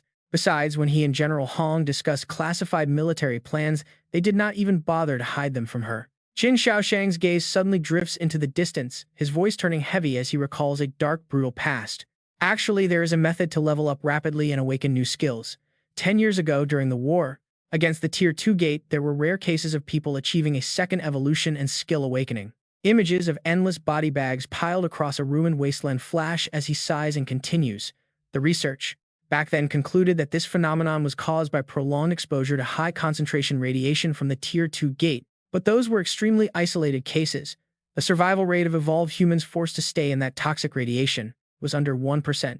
Dropping his playful act, Qin Xiaoshang closes his eyes, lowers his head, and sighs deeply. That is why I wanted to keep you in the dark.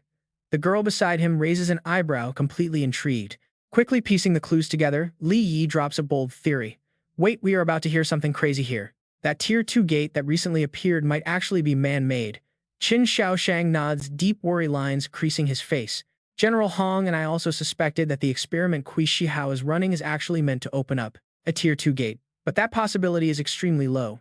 Qin Xiaoshang continues his analysis, pointing out that even if Qi Shihao lost his mind and wanted to level up this way, the experiment requires a massive army of lab rats. There is no way they are all insane and fearless of death, right? The camera shifts to an underground laboratory, where a blonde guy stands with his arms crossed, asking, Matt, do you think those people down there fear death? The guy beside him answers, to work normally under that deadly radiation, my guess is they do not fear death at all. Qi Shihao looks at the screen, letting out a wild, sadistic laugh. No, they are absolutely terrified of death. They only work because they believe the Tier 2 gate radiation will only trigger their evolution, not end their lives. On screen, a desperate subordinate drops to his knees, sobbing. Chairman Qi, please, I will not do it again. Behind the heavy iron bars, a mutant with cracked lava-like skin desperately reaches out his hand, begging for mercy. Give me the drug. Without it, this radiation will kill me. Chairman Qi, I am an A rank. I still have value to you. Qi Shihao's eyes flash with a demonic red glow, his lips curling into a sinister grin. But without the drug we supply, even if they evolve into elite S-rank powerhouses, they are still doomed to die. Standing before a massive incubator filled with green fluid, he clicks his tongue in regret. Unfortunately, our ability to process raw materials is too slow. If we took in more test subjects, we would not have enough food to feed them. Floating inside the glass is a mysterious white-haired youth carrying divine blood. Qi continues to dream his grand ambitions of ultimate power. Otherwise, we could have built an army of S-rank evolvers strong enough to wipe out this entire world. Suddenly, alarms blare loudly. The glowing red energy core starts overloading as the scientists panic, shouting that radiation levels are skyrocketing to 90, 96, 97%. Qi Shihao's expression grows unhinged. He ecstatically counts along with the pulsing machine. 98, 99%. Red lightning tears through space and a Tier 2 gate officially bursts open. The researcher screams with joy. 100%. The auxiliary channel is fully active. Bathing in the malevolent energy pouring from the gate, Qi Shihao spreads his arms, savoring the twisted sensation. This is the feeling. After all these years, I can finally feel the raw power inside my body surging like crazy. Behind him, his underlings cheer wildly as if celebrating a major festival. We did it. We actually succeeded. But their celebration is cut short. The defense system suddenly flashes a glaring red light. Warning, warning. Red lightning strikes violently. An urgent report shatters their triumphant mood, announcing a massive wave of alien life forms launching a surprise attack, leaving Qi completely stunned and speechless. A massive pitch-black claw crushes the laboratory floor, signaling an impending disaster. A horde of half-human, half-beast monsters with rippling muscular bodies and wild hair step out of the glowing red portal. The terrified researchers shrink back. screaming in absolute terror. It is an S-rank beast. Stick with me because things are about to get wild. With his hands folded behind his back, he stands perfectly calm. Mocking his panicking subordinates, he looks up confidently at the massive lion beast, shamelessly claiming kinship with it. He reminds it that divine blood also flows through their veins, but the beast just coldly glides past him like a passing breeze. Kui Shihao is left utterly bewildered, turning his head to look back, calling out to it, asking why these beasts are attacking them. Meanwhile, the roaring beast horde majestically streams out one after another, completely ignoring the researchers inside the laboratory. The trembling assistant nervously steps forward to warn his boss. Director Kui, if we let these beasts roam completely free, they might invade Haicheng. But unlike his highly anxious subordinate, Kui Shihao simply sneers with wicked delight, fully exposing his cruel, villainous nature. He mutters, isn't that actually absolutely perfect? Just let those beasts and the citizens of Haicheng fight to the death. I can already feel that. Under this intense radiation, it won't take long for me to reach S-class. Visions of Haicheng burning in a sea of ruins flash inside his twisted mind. Kui Shihao laughs wickedly, declaring that the entire order of Haicheng will be completely rebuilt by his own hands. Meanwhile, in a quiet suburban forest, a patrol team carefully advances through the thick, eerie fog. The captain shouts, everyone stay alert, search the area thoroughly for anything unusual. The squad answers in unison. One young soldier laughs, teasing the captain to ease the heavy tension. Captain, don't worry. So much we patrol this place several times a day. Before he can even finish, a crimson flash strikes. The upper half of his body is instantly sliced off, spraying blood everywhere to the horror of his comrades who thought this was a safe zone. Towering dark silhouettes slowly emerge from the thick fog, instantly surrounding the vulnerable, terrified patrol squad. An A-class thunder tiger wolf towers over them, roaring fiercely with blood dripping from its sharp claws as blue lightning surges through its body. The squad captain grits his teeth and screams in absolute terror, identifying the creature as part of the dreaded beast clan. It is an A-class monster. Desperate gunfire erupts in the woods. Over the radio, terrifying screams for help blend with horrifying, crunching sounds transmitted back to the base. Quick, send an emergency distress signal. Patrol Team 6 is under heavy attack. Meanwhile, back at the luxury apartment, Qin Shaoshang completely throws away his dignity to comfort his daughter, pleading, my sweet baby, won't you please come home with Dad first? But the cold young lady just crosses her arms, stubbornly refusing. Suddenly, the silence is shattered as the Shadow Knight manifests right behind Li Yi. Its intense murderous aura warns them that trouble has arrived. Instantly, Li Yi's eyes glow with a mystical blue light. He nods calmly, saying he feels it too. Ignoring the family drama, Li Yi turns on his heel and heads straight for the door. Qin Xian turns in surprise, staring at his broad back as he summons his twin, shadow scythes that pulse with terrifying, overwhelming energy. He coldly strides toward the chaos while Qin Xian rushes after him, shouting, Li Yi, what is going on? Without even looking back, the young man barks a sharp order to his bodyguard Duan Ao, telling him to protect her. Standing tall amidst a shattered plaza, Li Yi tightly grips his dual shadow scythes, ready to face a massive, heavily muscled werewolf monster.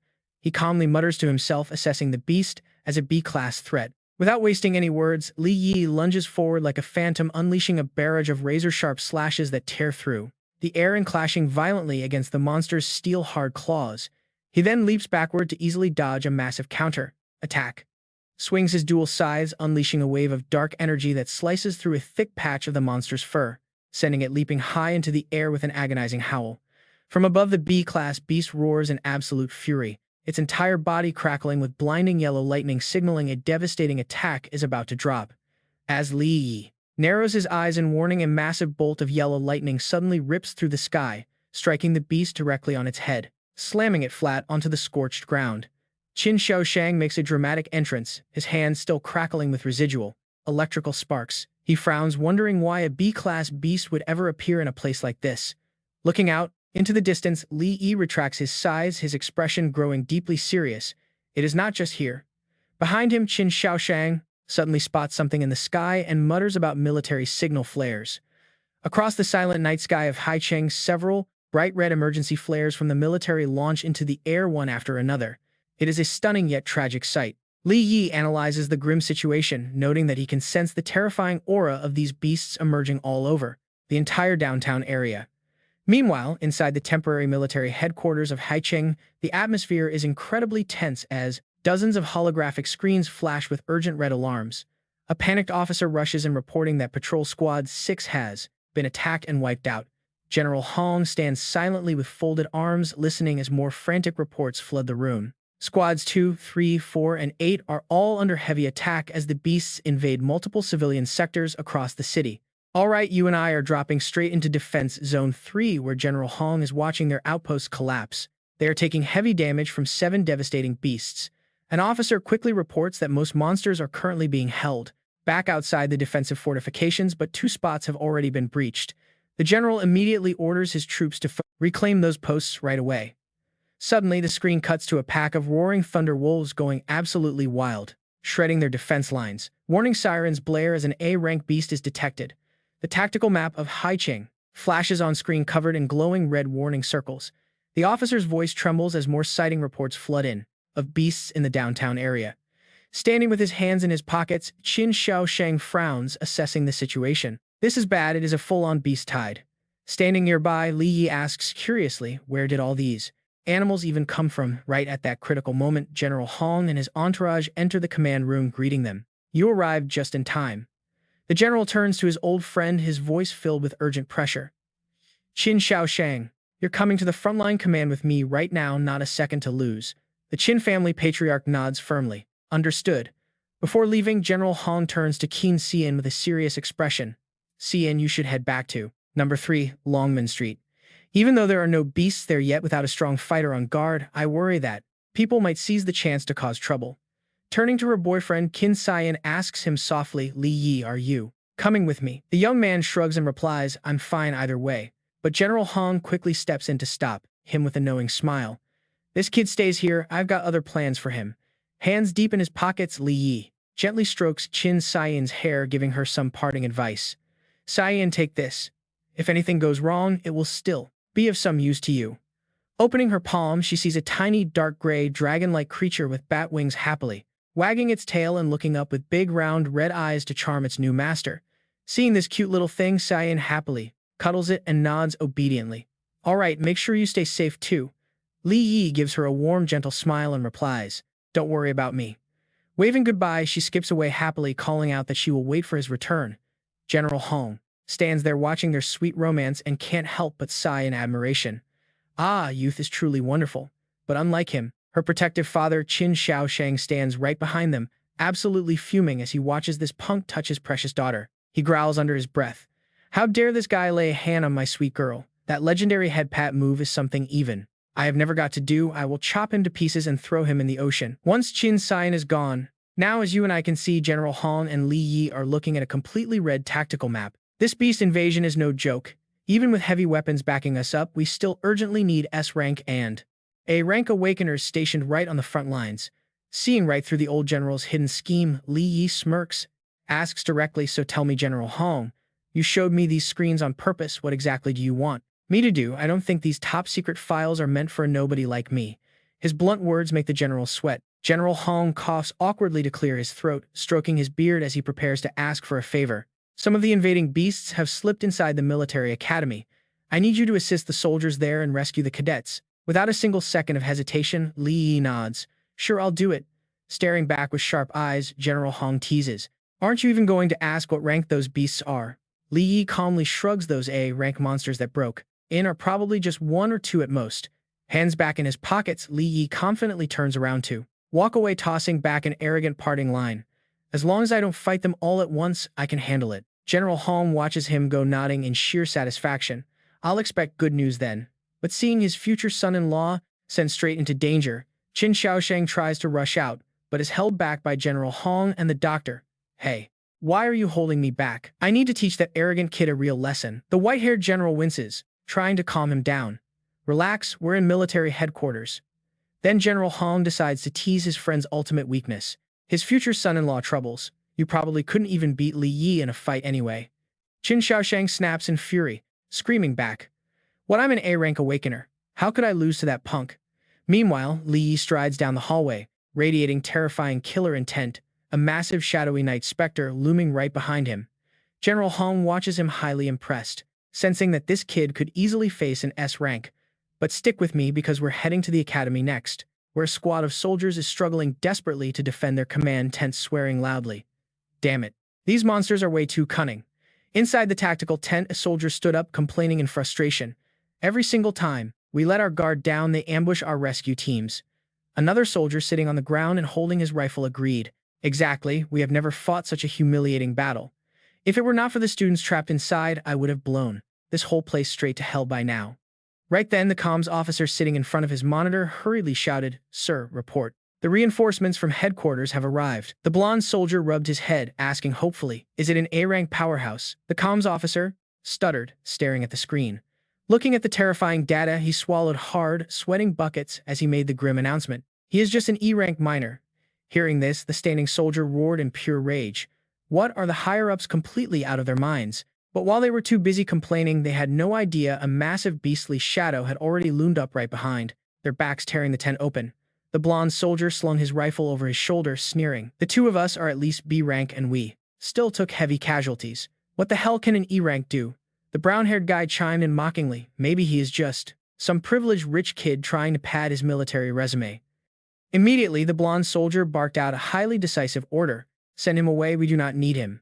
Before he could even finish, the capped soldier pointed behind him in pure panic. "Hey, look behind your tent." A burst of purple energy is ripping right through the canvas. The blonde soldier spun around in shock, shouting, "Who is there?" Out of the wreckage, Li Yi surged forward like a ghost, eyes glowing with deadly intent cloaked in dark energy. Quick as lightning, Li Yi launched into the air, wielding his dual scythes to unleash a barrage of deadly slashes. Purple light filled the air, shredding the massive fanged beast to pieces. The two B-rank soldiers watched in absolute horror, completely frozen. Their jaws dropped as they backed away.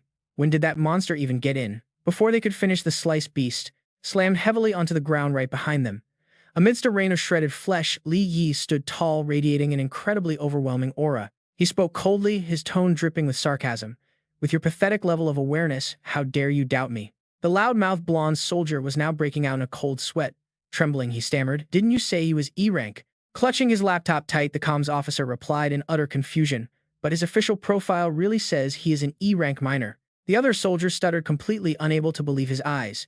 He just one-shotted a B-rank monster. Ignoring the dumbfounded squad, Li Yi grabbed his weapons and walked out of the tent, leaving a trail of dark energy swirling behind him, along with a sharp command. "Just guard this perimeter properly.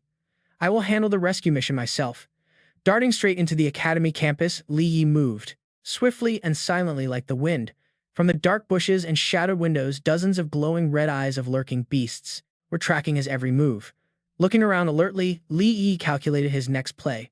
These monsters were actually quite smart, always lurking in the shadows, waiting to strike. No wonder the previous search and rescue teams were constantly ambushed. Right. Then the massive Shadow Knight rose behind him, offering crucial info in a deep, booming voice. "The Beast Clan's intelligence is far superior to the weak insect race.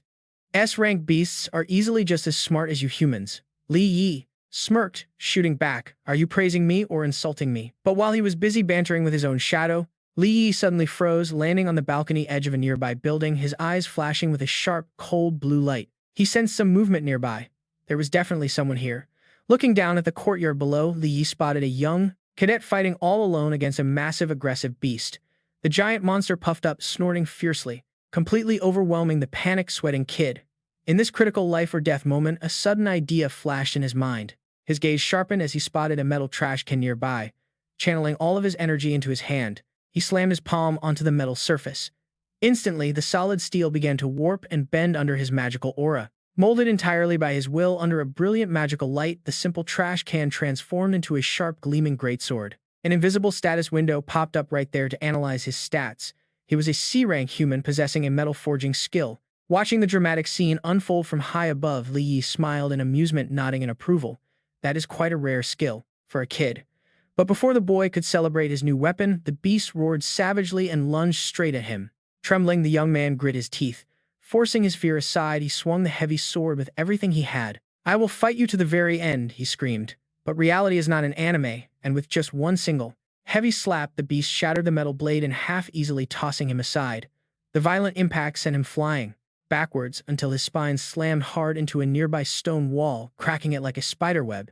His shattered weapon scattered everywhere. Collapsing in sheer agony on the ground, he clutched his badly injured shoulder while utter despair washed over him. Looking up at the massive dark shadow of the approaching beast, he helplessly muttered, "Why?" Right in front of the jagged fangs of the mutated lion beast, the C-rank guy bit his lip, cursing his fate.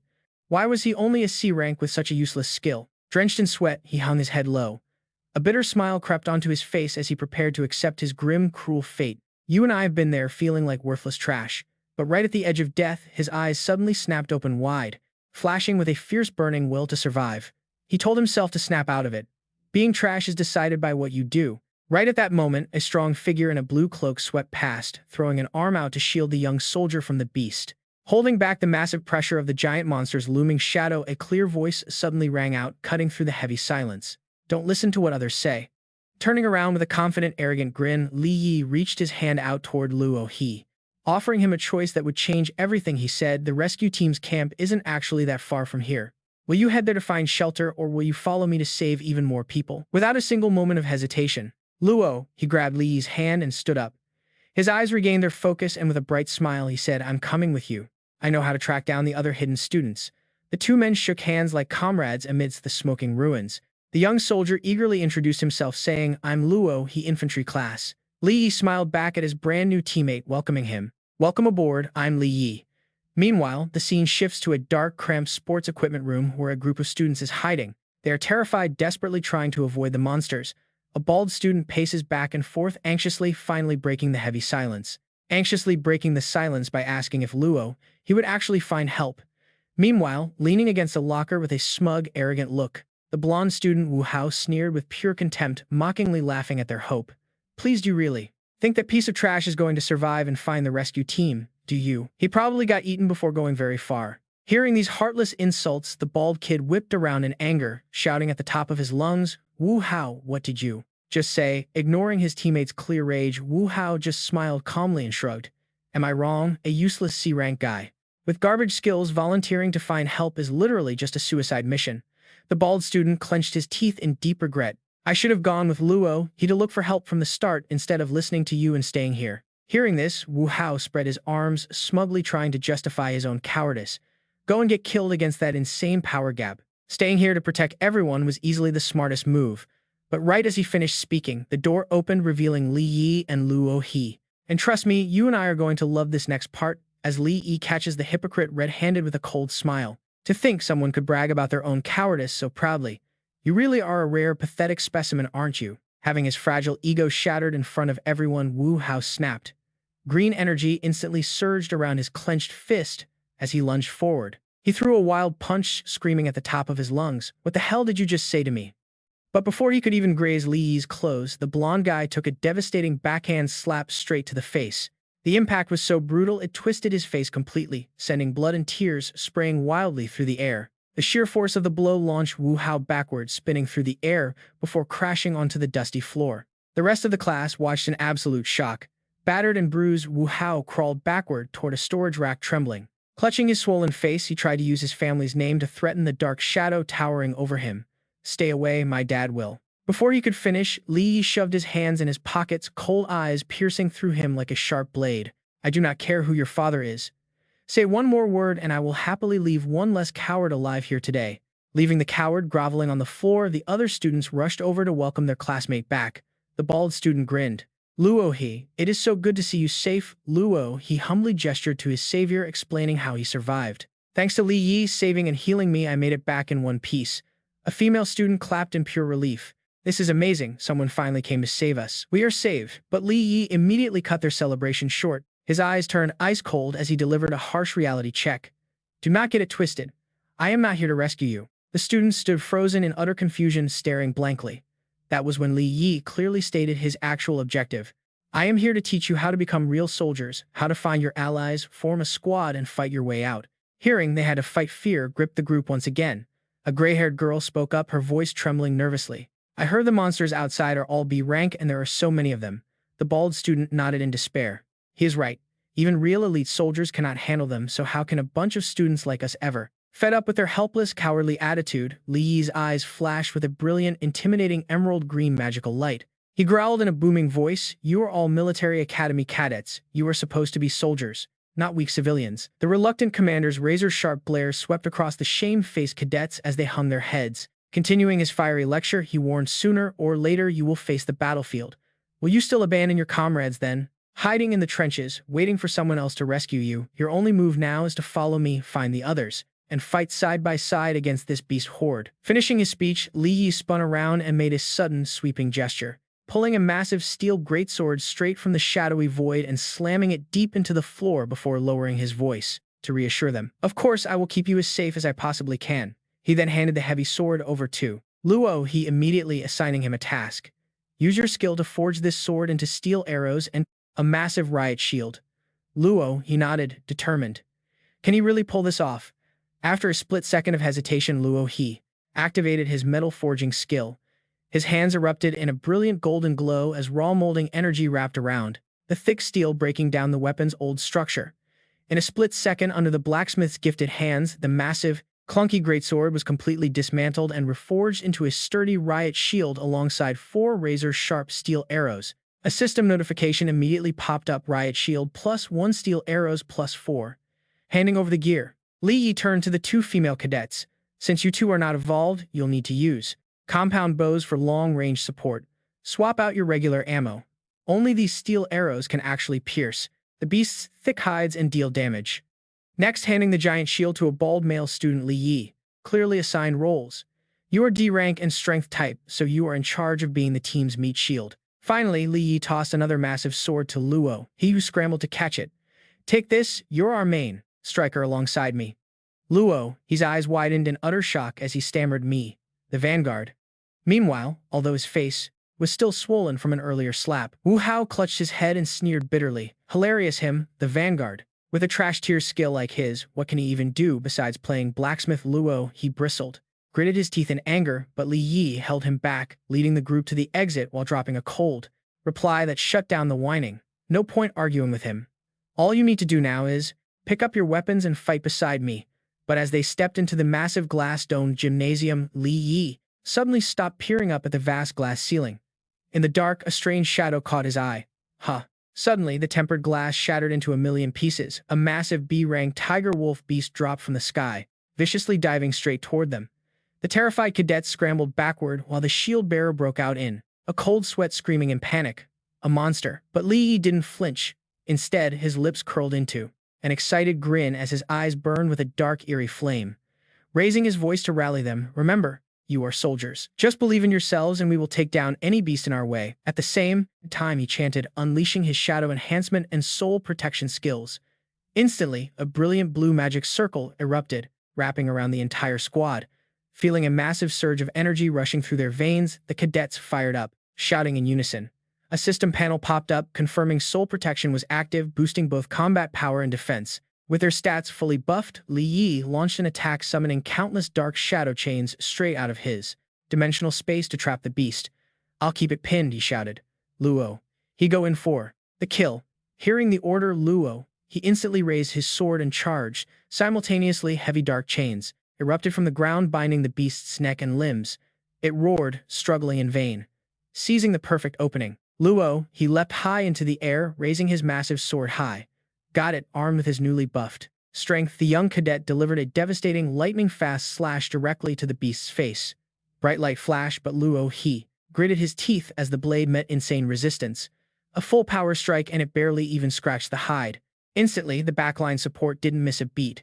The 2 girls pulled back their bowstrings, aimed, and shouted, "Fire!" The steel armor-piercing arrows flew like bullets, tearing through the air and slamming directly into the beast's massive frame.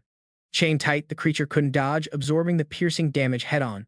The tiger wolf threw its head back, screaming in absolute agony as the deafening roar echoed throughout the massive gym. The sound of clashing metal.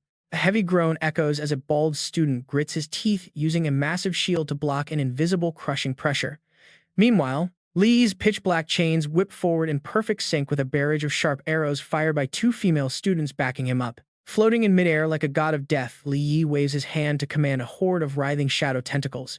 They tightly bind the massive beast. A satisfied smirk plays on his lips as he praises their reluctant but highly effective teamwork. "Great job." Seeing Luo, he struggled with basic physical slashes against the wolf tiger's incredibly thick hide, Li Yi immediately steps in. He shouts to expand the rookie's mind, yelling, "Luo, he activate your skill. What you are holding right now is not just a regular sword." As Luo, he channels his energy, the massive blade instantly begins to warp and expand in size. It transforms into a colossal sledgehammer cloaked in a dark, ominous aura.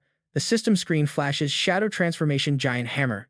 With a smug smile, Li Yi explains that the weapon can easily morph into a heavy chain or a massive war hammer. Not wasting this golden opportunity, Luo, he gathers his full strength, swinging the massive war hammer down onto the monster's head, unleashing a blinding flash of light. Li Yi's tactical guidance continues to ring out, telling him it can become anything, any weapon that gives him an advantage. Hearing these words, Luo, he leans heavily on his sword to catch his breath. His eyes burn with sudden realization and absolute excitement. Looking up, he whispers in sheer disbelief, "Any shape at all." Grasping this new truth, the young soldier flashes a confident grin and charges headfirst toward the dazed wolf-tiger monster. Letting out a fierce battle cry, he shouts, "I get it now." As he runs Luo, he extends his heavy weapon, transforming it into a long black spear before thrusting it with devastating force straight into the beast's hideous face. The beast cannot even react. Furious at being wounded by mere prey, the wolf-tiger's eyes burn crimson with feral rage. Opening its massive fanged jaws, it violently bites down on the spear, desperate to crush the weapon to pieces. But Luo, he does not back down. Channeling his inner strength, he instantly activates his unique metal forging ability. From his hands, brilliant golden forging energy erupts, snaking wildly along the spear's shaft as he lets out a roar. He pours every ounce of physical and mental energy into forcing the metal to alter its shape inside the beast's mouth. In an instant, the trapped spear suddenly morphs, sprouting sharp, jagged blades that tear through the monster's mouth. Dark spikes pierce through its thick flesh from the inside out. Seizing the momentum, Luo, he drives the weapon deeper, pinning down the massive wolf tiger as it howls in sheer agony, its arrogant, aggressive nature completely shattered. Just as the beast exposes its most fatal opening, Li Yi descends from above like a bolt of lightning. With devastating force, he drives his razor-sharp blade straight down into the very center of the monster's head. An explosion of golden light erupts, shaking the entire dome. Instantly, the group of trainees erupts into wild cheers. The bald student pumps his fist into the air, yelling, "Awesome!" Having survived this brush with death, he grins. He confidently declares that these monsters do not seem so terrifying after all. Luo, he stands catching his breath, holding his weapon in disbelief. He looks down, whispering, "Did we actually pull it off? Is it really over?" Standing proudly atop the beast's corpse, Li Yi raises a triumphant fist toward the shattered skylight, declaring loudly, "Now is the time to strike back." Below him, the inspired trainees wave their weapons in the air, their spirits completely reignited as their passionate cheers echo through the ruins. Soon a tense silence fills the room. Amid the rubble, Luo, he frowns at a blonde youth who is standing completely frozen in fear, asking in confusion, "Are you really staying behind?" Dripping with sweat, the blonde guy stubbornly snaps back, his face filled with sheer panic. "Go ahead and die if you want. I am staying here. My father will definitely send a rescue team." "I know he will." Realizing it is pointless to argue, Li Yi turns to the group and urges them to move. "Every second we waste puts other survivors in grave danger." Luo, he hesitates, asking if they are truly leaving him. In response, Li Yi casually slips his hands into his pockets and walks away with a cold, effortless swagger. He delivers a brutal truth. "We did not abandon him. That coward is the one who abandoned everyone else." Meanwhile, in a completely different sector, a squad of tactical officers is currently staring death right in the face. The commander shouts in sheer panic, "The insectoid horde is here. Vanguard team, raise your shields and move up." A massive hairy beast charges forward like a runaway truck, slamming its razor-sharp claws into their heavy steel riot shields. The impact sends bright sparks flying into the night. Facing this overwhelming physical force, Coach Yang stands his ground. Without showing any fear, he immediately coordinates his squad into an offensive formation, refusing to lose his momentum. He thrusts his hand forward, shouting the command. The vanguard launches their attack, sending brilliant magical fireballs streaking through the air. The spells tear through the wind, slamming into the beast's thick fur and exploding in a blinding flash. Pressing their advantage, a soldier unleashes wood magic. Green energy coils into thick vines as he grits his teeth and roars, "Go to hell, you monster." In a flash, the magical vines tightly bind the beast, locking it down. The whole squad, drenched in sweat, whispers in the tense silence, "Did we actually do it?" But reality is never that kind. The beast suddenly throws back its head, unleashing a soul-shaking roar. Bulging muscles swell instantly, ripping the wooden vines to shreds. The terrifying sight leaves the soldiers utterly speechless, their eyes wide with fear as cold sweat pours down. They are completely paralyzed. Breaking free, the monster lunges wildly toward Instructor Yang. In a split-second life-or-death moment, he yells for everyone to run. Instantly, he crosses his arms in an X block to defend himself from the blow. But the brute force blows him back. He is flung through the air amid a blinding shockwave. Cornered and helpless, Instructor Yang falls flat on the ground, staring up as the towering beast closes in directly above him. Seeing their leader in danger, the soldiers behind open fire, frantically yelling and cursing in absolute desperation. But damn it, the bullets just bounce off the monster's skin like tiny pebbles. Instructor Yang screams, telling them to run and save themselves. But the harmless bullets do nothing to slow the beast down as it raises a massive arm ready to deal a fatal blow to the fallen instructor. Its terrifying jaws, lined with razor-sharp teeth, snap open to devour the prey. But right as death is about to claim him, a dark figure drops from the sky, slamming down right onto the monster's head and delivering a calm remark. He commends the instructor for a job well done. Then, with a lightning-fast slash of his massive sword, Li Yi clean decapitates the beast, sending its head flying. Smiling confidently, he remarks it would be a shame to die here. With fresh blood splattering his face, Instructor Yang stares up, his mind struggling to process what just happened. Did he just one-shot a B-rank monster? Is he an A-rank? As his comrades pull him to his feet, the instructor stammers in shock at his mysterious savior. Right as he asks who he is, Luo, his group rushes over. Luo, he proudly introduces the savior, explaining that Li Yi was sent by the military to help them. Hearing that powerful word, the instructor's eyes go wide in total disbelief. Skipping the friendly greetings, Li Yi steps closer. His smile vanishes, replaced by a razor-sharp gaze as he asks, "How many students are left in this academy?" The instructor replies that besides the 9 here there were 63 others, but he is no longer sure of their status. Before he can explain further, Li Yi grabs his tie, growling directly in his face. "You're not sure? In this situation, shouldn't you be protecting those kids?" Overwhelmed by the young man's intense aura, the instructor breaks into a cold sweat, completely speechless. With a face full of guilt, he confesses that was his plan, but things went sideways. And that setback leads us directly to a heavily fortified underground bunker. Inside, a silver-haired old man is brown-nosing, one-eyed director sitting smugly on an ammo crate. "Your brilliant Director Wu letting those fools distract the monsters to buy us time." But in contrast, a young man sitting on the floor speaks up tremblingly, questioning if this is going too far. Offended by the comment, the silver-haired old man turns on him and starts shouting, "Too far? If you're so righteous, why didn't you go out there and die with them?" Director Wu clears his throat, playing the role of a wise leader to settle the argument and restore order. The director closes his eyes as if carrying the weight of the world, starting his shameless self-defense. Forcing them into 10-man decoy squads was a last resort done only to protect elite young talents like you. You are the future generals, the pride of this academy, and the sole hope for my old age. The silver-haired sycophant instantly kisses up, saying that of course they would, and they will surely repay him. Once they rise to power, they will make sure to reward the director handsomely for saving their lives. As these cowards stroke each other's egos, one student bows down in gratitude, promising to carve this into his bones. Another student enthusiastically nods along, praising the director's kindness.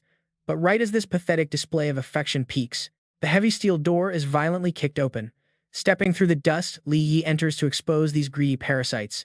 "So you sacrificed 60 students, sending 6 teams to their deaths just to save a few pathetic cowards. Is that supposed to help?" Hands in his pockets, Li Yi steps forward, oozing pure cool energy, throwing out sarcasm as sharp as a razor.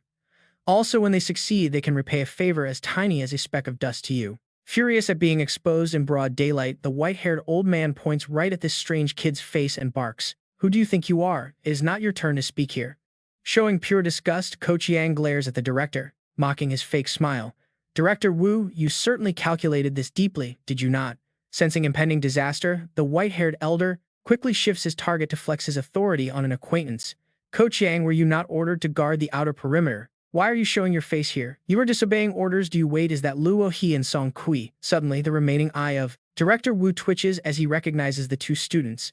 He pushes forward, demanding, "What on earth are you 2 doing here? Did I not assign you to escort my precious son Wu Hao to train in the outer dimensional space? C. Rank off campus." At the mention of that useless troublemaker Luo, he breaks into his sweat face, twisting in pure awkwardness. As he stammers, "Wu Hao said he was too tired, so he just stayed in the dorm and refused to go." Talk about instant karma, hitting right on target. Director Wu discards all dignity, pushing past everyone to scream in Luo He's face. "Then where is Wu Hao? Why did he not go with you, Luo?" He awkwardly tries to explain his helpless situation while the director's face slowly twists with panic. "He refused to go with us, so we had no choice but to leave him behind at the West Arena."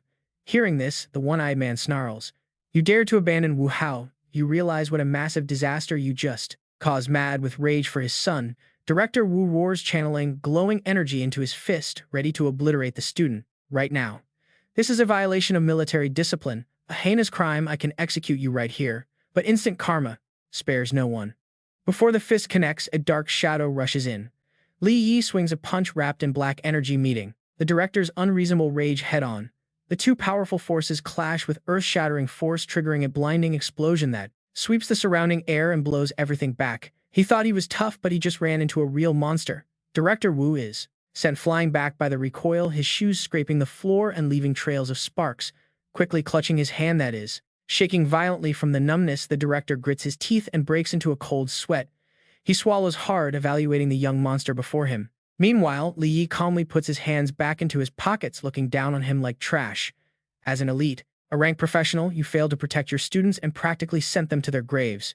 Clutching his chest, Director Wu bristles and defends himself. That was a strategic necessity. A tactical trade-off. Who do you think you are to dare question me? Mocking that beautiful strategic excuse, Li Yi leans forward slightly as dark energy flares up, suffocating the room with a critical verbal blow. Then the order I just gave to abandon your trash son is also a strategic necessity. Those casual words send a chilling shiver straight down the director's spine, and his calculative mind starts racing. Director Wu's eye widens in absolute shock. A young A rank like this is already an A rank. He must be the heir of some massive corporation. Better not be foolish enough to cross him. Instantly changing his tune, he puts on a fake smile and orders his subordinate to go save his son. Coach Yang quickly. Lead your men and follow me. We must rescue Wu Hao immediately. But his authority is officially over. Li Yi tilts, his chin ignoring the one-eyed man to seize command directly. Coach Yang used the radio to contact all students, call them to assemble here immediately. Seeing that no one moves, he glares coldly. Did you not hear what I said? Luo, he gather all usable weapons and ammo here for me. The soldiers immediately obey without question, completely ignored. Director Wu fumes with rage, pointing a trembling finger. On what authority do you dare give orders here if we gather everyone? The beasts out there will easily detect us. Without wasting even a single second, Li Yi glances back slightly, his eyes glowing with a deadly blue light like a god of death. My patience has limits. If you do not want to die, shut your mouth. The scene smoothly transitions to a massive warehouse scattered with crates. Atop a high wooden platform, Li Yi stands with a rifle like a true god of war. Below him, Coach Yang stands at attention, looking down at the trembling soldiers and students gathered below. At their feet is a pile of weapons, just gathered together. Li Yi speaks coldly. I believe you all know exactly how bad the situation is out there. You have two choices. The crowd holds their breath in anticipation. Li Yi slowly delivers his ultimatum. You can hide here and pray the monsters outside are blind and fail to find you. Then, locking and loading with a sharp motion, Li Yi raises his rifle high, his trademark arrogant smirk breaking out. He roars a passionate call to arms to rally the crowd. Now, grab your weapons and follow me to break this siege. Carve out a path of survival for yourselves and your brothers. Director Wu steps forward with a sneer, mocking the speech. But instead of wasting words on explanations, Li Yi takes a step back. He points his glowing golden barrel straight at the director, his smirk a silent challenge. Is that so? Then why does a B rank like you not test it out yourself? With that, a deadly, magic bullet tears through the air. Director Wu sneers, spreading his arms to summon a crackling energy shield to block an attack he treats like a mere insect. But his smirk freezes instantly as fresh blood splatters. The bullet pierces his right shoulder, leaving him staring in utter shock. How is this possible? The sheer hardness of this bullet. It completely shattered his ultimate defense. Standing on the stairs, looking down at the confused crowd, Li Yi loudly declares, I had Luo, he coat all these weapons with a highly special metal. As long as we stand together, wiping out those monsters outside will be a piece of cake. His words act like a spark in a powder keg, instantly exploding the students' morale. They raise their fists, cheering wildly that they can finally take those bastards down. They are tired of feeling completely helpless and are ready to break this siege and start the ultimate counterattack. Humiliated in front of everyone, Director Wu clutches his bleeding shoulder, growling out a desperate threat. Li Yi, do you realize I work for the city? Lord Li Yi responds with a chilling glare, his eyes glowing with a deadly blue light. He scoffs, telling Wu he should be grateful that his B-rank power is still somewhat useful to these students. Otherwise, he would have thrown him out to the beasts long ago, suffocated by this terrifying surge of killing. Intent Director Wu stumbles back in a cold sweat. His panicked lackeys grab him, asking what they should do next. Director Wu grits his teeth, his bloodshot eyes flashing with absolute malice. He quickly schemes a dark plan in his mind. Since Li Yi is an A rank, they have no choice but to obey, for now, planning payback later. With order restored, Li Yi stomps his foot, releasing a massive wave of brilliant blue magical aura from the ground. He announces he will lead the vanguard team himself to clear out the path and protect everyone from danger. Suddenly, the system activates soul protection, spreading a glowing light that completely envelops the entire squad of fighters. Li Yi commands the remaining students to maintain their tight battle formation during the advance, keeping their cool, just like their training. With the active soul protection, their combat stats and overall defense receive a massive buff. Standing before the army burning with raw battle intent, Li Yi's coat flutters as he speaks with steel resolve, reminding them that this is a real battlefield, not a drill. One mistake, and there are no second chances. The squad roars back in unison. Li Yi nods, asking Instructor Yang to lead the students right behind them. The seasoned instructor firmly agrees. Ignoring the venomous glare directed at his back, Li Yi coldly walks past Director Wu. The bitter director realizes that the soul protection buff does not apply to those harboring ill intent.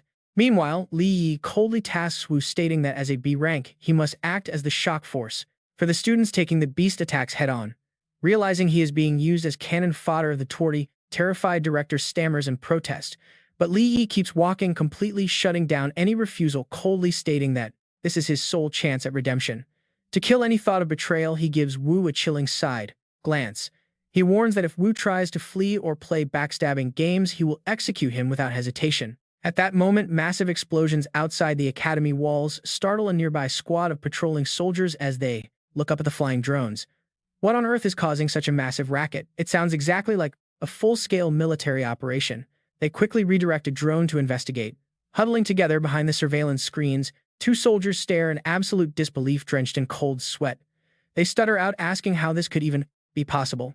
The students are fighting off the beast horde using a highly organized combat formation. Witnessing the intense firepower on screen, the commander gasps. He wonders how their combat power and defense could be so overwhelmingly high, easily putting the beasts on the defensive. The camera quickly zooms in on the vanguard team. She gasps, recognizing the young man from earlier. He is actually the one leading the students right into battle. Surrounded by savage beasts, Li Yi moves like a swift ghost, unleashing dark twin blades to slice through the horde. The watching soldiers shiver in pure shock. This is insane. Who on earth is this guy? Back on the burning battlefield. Inside the chaos, Li Yi's eyes glow with fierce purple energy as he locks onto targets, spotting a monster nearby. One at 4 o'clock and another at 10. Coach Yang, they're all yours. Perfect coordination, not a single beat missed as Coach Yang waved his hand, ordering the fire teams to split up and attack. Just as a giant claw slashed down from the sky, heavy armor-piercing shells blasted it right back. Look at this battlefield. The entire arena has turned into a flawless defensive trap. Shield bearers and gunners interlock seamlessly, slowly grinding down the health of those two massive, burning, bullet-riddled giant werewolf beasts. Suddenly, a lethal surge of energy rushes toward them. Swinging his massive dark greatsword, Li Yi steps up to block 3. Colossal monsters shouting, "Everyone brace yourselves. Prepare to take the impact at any moment." Behind him, the panicked student squad gritted their teeth, channeling pure, raw energy straight into his legs. Li Yi stomps the ground hard, sending pitch-black darkness erupting outward. The tiles shatter into dust as dark lightning tears through space. Like a roaring black dragon soaring upward, he leaps high into the air, closing in on the alpha beast. He coldly hands down his final judgment, "All of you." His pupils flash with blinding violet light, condensing his terrifying bloodlust into a single strike. Li Yi roars, unleashing a massive pillar of purple energy straight from the heavens. It crushes the monster horde in a devastating world-ending blast, obliterating everything within its radius. Absolutely terrified by this earth-shaking display, Luo He and his squad huddle behind their shields in cold sweat, whispering, "That is insane. He cleared a whole horde in one single move.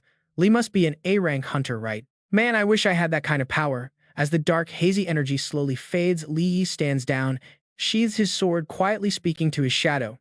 "Qing Tian, did I actually reach A-rank? Jumping from B to A is a massive milestone. But with your absolute trash constitution, how did you even level up this fast?" Suddenly, a shadowy black-armored knight manifests behind him, replying in a highly arrogant tone, "That is only because of my shadow buff. That is why you cleared those B-rank monsters so easily. If we encounter a real A-rank, you will be begging me for help again." Smirking at the spirit's arrogance, Li Yi turns and walks away, a spark of pure excitement flashing in his eyes. "Fine, once I escort these students to safety, I am coming right back to challenge an actual A-rank monster." As the battle finally quieted down, Coach Yang stepped up from the rear to announce the good news. "Excellent, we have successfully cleared the open grounds. Let us take a short break here and regroup our forces." Suddenly, a scout rushes in, completely panicked. "This is bad. Director Wu and the student command group have vanished." Analyzing the situation with a grim expression, Coach Yang turns to Li Yi. "We are not far from the West Stadium right now. Do you think they ran off to find Wu Hao?" Should we go after them and regroup instantly? Li Yi's eyes darken. He immediately shuts down the foolish idea, leaving them to their fate. To reach the west zone from here, we must cross an incredibly open sports field. We will stick to the safest, shortest route instead. And just as predicted, in a tight alleyway nearby, Director Wu was sneakily leading a small group of runaway survivors. One nervous soldier clutches his rifle tightly, timidly asking Director Wu, "Is it really safe for us to split from the main force like this?" Arrogant and overconfident in his own cunning, Director Wu merely sneers, analyzing the tactical situation for his subordinates. Staying with the main army is a death trap. They are drawing all the monsters. Look around, we haven't seen a single beast along our path. Besides, Li Yi and his team just cleared this route, wiping out any threat ahead of us. His lackey quickly kisses up, saying, "Exactly, our director is truly a genius." But right as he basks in the praise, the greedy director freezes. Up ahead, his vanguard soldiers stop dead in their tracks, refusing to take another step. He barks, "What is wrong with you? Why did you stop?" The lead soldier, drenched in sweat, turns back with sheer terror. Written on his face, it is the Beast Tribe. Right in front of these self-proclaimed geniuses stands a pack of giant werewolves, crackling with blue electricity, blocking the entire alley. Director Wu breaks into cold sweat, stammering, "There are so many high-tier beasts here. Did Li Yi and his squad not clear this path?" Looking at the bloody, gruesome scene where a giant beast stands, clutching a mangled corpse among piles of human skulls, one of the soldiers swallows hard. "I heard that after a hunt, the Beast Tribe regroups in an open area to share the meat. Could this alleyway actually be their dining hall?" Before he can finish his chilling sentence, the camera pans to a dying victim, his eyes wide with absolute helpless despair. He begs, "Please stop, save me." Realizing they have walked straight into a slaughterhouse, the surviving soldiers scramble back in panic. "Damn it, there is no way we can bypass this zone to reach the stadium. Director, should we just turn back?" But the sheer twisted malice of this old fox cannot be extinguished so easily. His single eye flares with ruthless cruelty. He grins maliciously. "No need. We just have to lure these wild beasts straight toward Li Yi's team." The camera cut to a quiet classroom. Li Yi leans against a desk, outlining their strategy. Currently, they are 3 kilometers away from the military rescue team. This area has fewer beasts and the terrain favors them. Just as he finished the plan, Li Yi declared, "Rest for 15 minutes, then we move." But before he could finish, a massive fireball detonated right outside the window, casting a brilliant flash over his completely unfazed face. Shocked by this sudden chaos, Haicheng immediately grabbed his headset, screaming into the radio sentry post. "What is the situation? Was that a grenade?" High up on the rooftop, looking through the roaring flames, a panicked soldier yelled back, "Someone is repeatedly throwing grenades directly right at us." The soldier squinted through his binoculars into the thick smoke, trying to locate the saboteur. "Can you see who it is?" "Found them." And the petty mastermind's face instantly entered his crosshairs. Gritting his teeth, the soldier revealed the ugly truth. With a smooth baseball-style pitch, Director Wu was gleefully tossing down another grenade.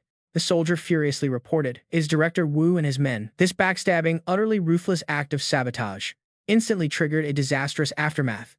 The roaring wall of fire immediately drew a pack of lightning wolves charging in like a wild storm. The sentry panicked, shouting, "A massive horde of beasts has been drawn here by the explosion," including giant pitch-black beasts with saber-like fangs crackling with wild electricity as they charge right ahead. The soldier gasped, "I think they are rank A." While Li Yi's group faces extreme danger on a nearby safe rooftop, Director Wu's squad stands with folded arms, admiring the fruits of their cowardice. A sycophantic guard sneers. As expected of the brilliant director, it was so easy to lure those beasts away. Smirking in satisfaction at the flattery, the one-eyed director rubs his hands gleefully. "I hope they can hold out a bit longer to buy us some time." Down on the ground, concrete walls shatter as a rank A monster covered in cracking blue electricity smashes through the barriers, charging into the building with a bloodthirsty wolf pack ready to slaughter. Seeing this, Li Yi half closed his eyes, his cold calm far more terrifying than any rage. The soldiers dropped to one knee in a defensive stance, tensely reporting the grim situation. "There are over a dozen rank B beasts and 2 rank A outside. If we keep hiding here, we will be found eventually. We are completely trapped." Haicheng turned to look at the young man, as if he were their absolute last hope. "Mr. Li, what do we do now?" Li crouches down on the shattered glass floor, calculating his options. Forcing their way out together is a suicide mission. "The only way is for me to draw their attention. Haicheng, you take the students and evacuate immediately." Hearing this reckless plan, one soldier quickly volunteered. "That is way too dangerous. I am coming with you." Li stood up, straight adjusting his coat, and tilted his head with his signature cocky smile. "Do not worry. If I am alone, even if I cannot win, I can easily make a safe retreat. Over at the central military headquarters, the officers were sweating bullets as they stared at the drone feed. One of them pointed in terror at the electrified beast. Rank A. That thing is absolutely a rank A. Realizing the extreme danger, the commander barked out an order. Tell the military to deploy a rank A awaken for backup immediately. His subordinate saluted, but then his eyes went wide as he glued his face to the screen. Wait, what is that kid doing? Behind the giant rank, a monster, a dark, purple aura shaped like Lee, began to rise. The officers gasped in shock. He is not going to fight those rank A beasts alone as he. Even if he is rank A, he cannot handle so many by himself. But ignoring the shock of everyone watching, Li Yi plunged straight from the sky like a dark spear, his eyes blazing with fierce purple energy. The officer's voice cracked in panic. That kid is insane. He is completely out of his mind. Yet, amidst the monster's crackling blue lightning, Li Yi swung his massive greatsword, delivering a thunderous strike right from P above, tearing through the air to clash directly with the fiercest rank A beast. The dark greatsword struck sparks against the monster's electrified claws, triggering a deafening shockwave. Rocks flew everywhere, though he was totally outmatched in sheer size and power. The rank A monster roared, delivering a crushing blow that forced Li Yi back, his boots dragging across the concrete, leaving 2 deep trenches behind him. He skidded backward as debris shattered around him.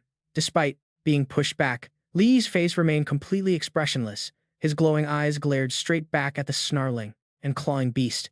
As its massive electrified fist lunged forward, Li Yi calmly raised his glowing sword, effortlessly blocking the deadly strike. Right at this tense moment, a sinister voice echoed in his head. A mere rank B kid against 2 rank A monsters. Do you really think you can win? Mocked by his own shadow, Li Yi. Li Yi smirks with a playful chuckle. Why do I get the feeling you are even more hyped than me? Your hands must be itching too, right? The phantom shadow snaps back, dripping with sarcasm. Who is itching to fight? I just do not want you looking like a fool out here, master. So beg me to help already. Come on, beg me. Ignoring his nagging phantom companion, Li Yi stands tall and ready for action. He looks down the hallway at the wave of monsters rushing in. He coldly whispers, it looks like they have all finally arrived. His eyes flash with a deadly purple glow. Gripping his weapon, an insane wave of bloodlust erupts from his body. It is time to clean house and wipe out these annoying pests. Meanwhile, a military drone buzzes overhead, recording his every single move. Raising his massive greatsword, dark energy boils around him. Suddenly, a massive black-armored knight materializes right behind his back. With his dark guardian ready, Li Yi declares a death sentence. It is hunting time. He activates his system's shadow domain, leaving the fire behind. He leaves the blazing battlefield behind. Meanwhile, a group of terrified soldiers and students are running for their absolute lives. Voices scream to hurry up and fall back together. But suddenly, Luo, he stops in his tracks, sensing an overwhelming pressure. He turns his head back and gasps in absolute shock, calling out, Coach, you need to look behind us right now. Stunned by the unbelievable sight, Luo, he swallows hard and continues, I think that is a skill unleashed by Mr. Li. Coach Yang stands beside him, trembling in pure shock. Is this the true power of Mr. Li? Giant spikes of dark purple energy erupt from the earth, tearing through the ground and stretching high into the sky. Coach Yang is completely speechless. You and I can probably guess what he is thinking. What kind of godlike monster is this guy? Back in the center of the dead zone, Li Yi and his giant shadow knight stand tall, facing the monster horde. The shadow confidently demands his share of the action. Leave those 2 A rank monsters to me and you handle the minor B rank ones. Li Yi smirks at the greedy request. Aren't you a clever one? But the starving beasts do not wait for them to decide. Roaring, the monsters charge in a wild frenzy. The shadow knight clicks his tongue. Too bad. Looks like they ruined your plan. Switching tactics instantly, the dark companion suggests with an excited tone. How about a little bet on who kills more? Accepting the challenge, Li Yi's eyes flash with excitement. He flashes a big grin and instantly charges straight into the fray. Within seconds, the campus grounds turn into a literal slaughterhouse. Severed werewolf bodies are scattered everywhere in a bloody mess. Blood stains the cracked stones. Moving like a purple whirlwind, Li Yi swings his sword cleanly, decapitating monster after monster. His strikes are quick and ruthless. At the exact same time, his shadow knight becomes a walking meat grinder. The knight's greatsword carves lethal arcs of destruction, leaving absolutely no B-rank beasts intact. Li Yi and his shadow companion finish their bloody massacre standing back to back in perfect sync. Honestly, you and I have to admit their teamwork is flawless. Looks like a tie, he smirks. Unhappy with the result, the Dark Knight immediately begins to grumble and argue. A tie. No way, I clearly got my hit in first. Their childish bickering is cut short as 2 A-rank bosses ambush them. Lightning strikes from behind as the bosses roar, seeking bloody vengeance for their fallen pack. The 2 heroes quickly split up. Facing their real targets, Li Yi looks at his companion and calls out a clear rule. one each. No stealing, all right. Maintaining his usual pride, the Shadow Knight steps forward and locks eyes on the beefiest beast. I will take the big one. Li Yi frowns confused. We cannot eat these things, so what does size matter? But the knight already launches forward like a missile. Slashing his sword down, the giant shadow leaves one final roast for his master. At least it looks bigger than you. Dodging the devastating strike by a hair, the A-rank boss roars and counters. Facing its incredible speed, the knight is impressed. He thinks to himself, who knew this giant monster could move so fast? Undeterred, he starts spinning his twin blades. Unleashing a whirlwind of dark slashes, he blocks every single claw swipe from the beast. Sparks fly wildly in all directions. Seeing this, Li Yi smiles confidently, his glowing purple eyes locking onto his own target. He calls out with a mocking grin. They are already having fun over there, so why are you still standing around? Provoked, the beast roars in absolute fury. Lightning crackles across its thick blue fur as the giant wolf lunges forward, charging straight at him with terrifying force. Scraping its sharp claws against the stone, the beast unleashes lightning that tears up the ground as it closes the distance. Li Yi does not flinch. He raises his hand, conjuring countless dark shadow tentacles that weave together into a solid defensive shield. He smirks. Let us see what you have got. His purple eyes narrow into cold, calculating slits, carefully measuring his enemy's raw power. Suddenly, the beast opens its hideous jaws, charging up a massive blast of lightning energy before spitting it straight out. A blinding beam of pure lightning erupts. Caught off guard, Li Yi clutches his greatsword and leaps backward high into the air. He leaps high to avoid the strike. The massive lightning beam sweeps right below his boots, completely tearing apart the ground. The space where he stood just a tenth of a second ago was now empty. Suspended in midair, Li Yi's expression suddenly turned dead serious. A purple trail flared from his eyes, radiating pure murderous intent. Spinning midair, he wrapped his blade in dark energy, preparing to strike. With his dark blade ready, he aimed a devastating overhead strike directly at the skull of the wild, thrashing monster below. The dark blade clashed furiously with the beast's electrified claws, triggering a blinding explosion of light that shook the entire schoolyard. As they locked forces, Li Yi grit his teeth and grimaced, muttering to himself if this electricity also carried a paralyzing effect. Meanwhile, over on the other side, the Dark Knight still stood tall and imposing amidst the thick, swirling dust of the battlefield. His phantom partner began teasing him in a sinister tone, telling the B-tier kid to back off if he could not handle the fight. Do not push yourself, just leave it to me. Hearing the mockery, Li Yi stood up straight, brushed off his dusty cloak and replied, I am just warming up, so do not worry about me. With a smug grin, dark magical energy erupted from him like black flames. Step by step, he advanced with a menacing aura. The real fun starts now. Meanwhile, the Dark Knight stood directly before the giant beast. As the beast swung a massive fist toward him, the knight stood his ground calmly, issuing a bold challenge. I will keep my eyes open, looking forward to your show. Though his dark armored frame was far smaller, his absolute power was undeniable. He blocked the beast's colossal slam without taking a single step back. Right then, a cloud of dust surged and surrounded Li Yi. Unbothered, he turned his head as his eyes glowed a vibrant purple.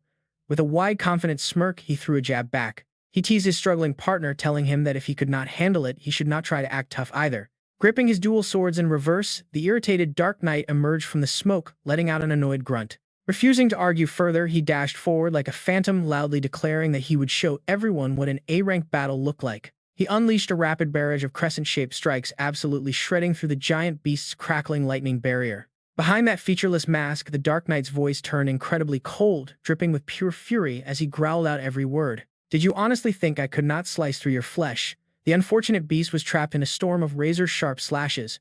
Taking heavy damage, its massive body stumbled back. Backed into a corner, the desperate monster opened its massive jaws wide. It frantically gathered lightning into a glowing energy sphere to turn the tide, unleashing a massive shockwave straight ahead. The devastating blast swept forward completely, swallowing the small figure of the Dark Knight. But suddenly, the tide turned. The monster's glowing red eyes widened in sheer terror and disbelief as it realized its ultimate attack did absolutely nothing. Stepping out of the charged smoke, the knight radiated overwhelming dark energy and coldly barked, "You still dare growl at me?" In the blink of an eye, he teleported into the air, raising his heavy ironclad heel high for a strike. Channeling the crushing pressure of the knight, his foot slammed down like a meteor, right onto the beast's head. The brutal impact unleashed a cone of destructive energy, pinning the monster down as it struggled in agony. The beast desperately conjured a barrier while writhing in pain. The Dark Knight sneered mockingly, asking how long that shield would last. He unleashed a rapid, merciless barrage of heavy stomps like an invisible pile driver, utterly crushing his grounded enemy. The knight's furious roar echoed across the battlefield, demanding the barrier to shatter under his unrelenting assault. Shatter. Just shatter. Meanwhile, Li Yi stood on the sidelines, stroking his chin and judging his partner's weird stomping obsession. Still, Qing Tian's control over dark energy was undeniably far more advanced, but because Li Yi was too distracted watching the show, he failed to notice another beast had fully charged its energy, suddenly leaping forward to catch him off guard. The monster roared and lunged at empty air, looking completely bewildered as Li Yi's figure dissolved into thin air. System activated. Using Shadow Meld, he emerged instantly from the beast's blind spot, channeling his power into his greatsword. He swung his blade to block the monster's crackling lightning. With glowing, powerful eyes, he flashed an arrogant smirk. He delivered a chilling final line telling the beast to focus because he was its opponent. Meanwhile, at the safe zone, soldiers stationed at the blockade squinted toward the ruined gate. Someone shouted that survivors had finally escaped. Leading the survivors, a smug blonde man marched right up to the line of soldiers demanding to see their commander. Hearing this, a young silver-haired officer wearing sunglasses stepped forward, snapping to attention to give a formal report. The proud young lieutenant saluted, reporting into his director. Recognizing the face, Director Wu smiled smugly. He patted the young officer's shoulder, noting that he had already made lieutenant just a few years after graduation. Not bad at all. After the brief greeting, the young lieutenant frowned anxiously, asking what the situation was inside. Director Wu's face immediately turned serious as he prepared to explain the situation inside the gate. Wu spun a massive lie. You and I know he is faking, but he claimed the area was crawling with A-tier monsters, desperately fighting to forge a bloody escape. Playing the tragic hero, he grit his teeth and forced out a fake grief-stricken expression. How fake? He lamented his limited strength, claiming he could only save 3 of them while the rest of the unfortunate students met their doom. Instantly, his brown-nosing lackeys immediately chimed in, pleading, Director, you did your absolute best. Please do not blame yourself. Another added, yeah, if you had not risked your life, we would be dead by now. But before his perfect script could finish, a soldier came running up in a breathless panic, shouting, report, dozens of other students have just escaped and made it out. Hearing this, Director Wu's face instantly turned pitch black. Meanwhile, the exhausted surviving students collapsed on the ground nearby, crying out desperately for backup. They pleaded, send the military now. Mr. Li stayed behind to hold off 2 A-tier monsters for us. Despite the frantic screams from the crowd begging him to report this immediately to the higher-ups before it was too late, Wu simply turned his head away in annoyance, cursing silently. Damn it, why did these annoying brats have to survive? Standing right beside him, his spoiled son Wu Hao leaned in and whispered with a deeply panicked look on his face.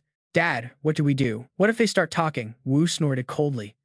Keeping those kids quiet would be easy enough. But the real problem was that damn kid Li Yi.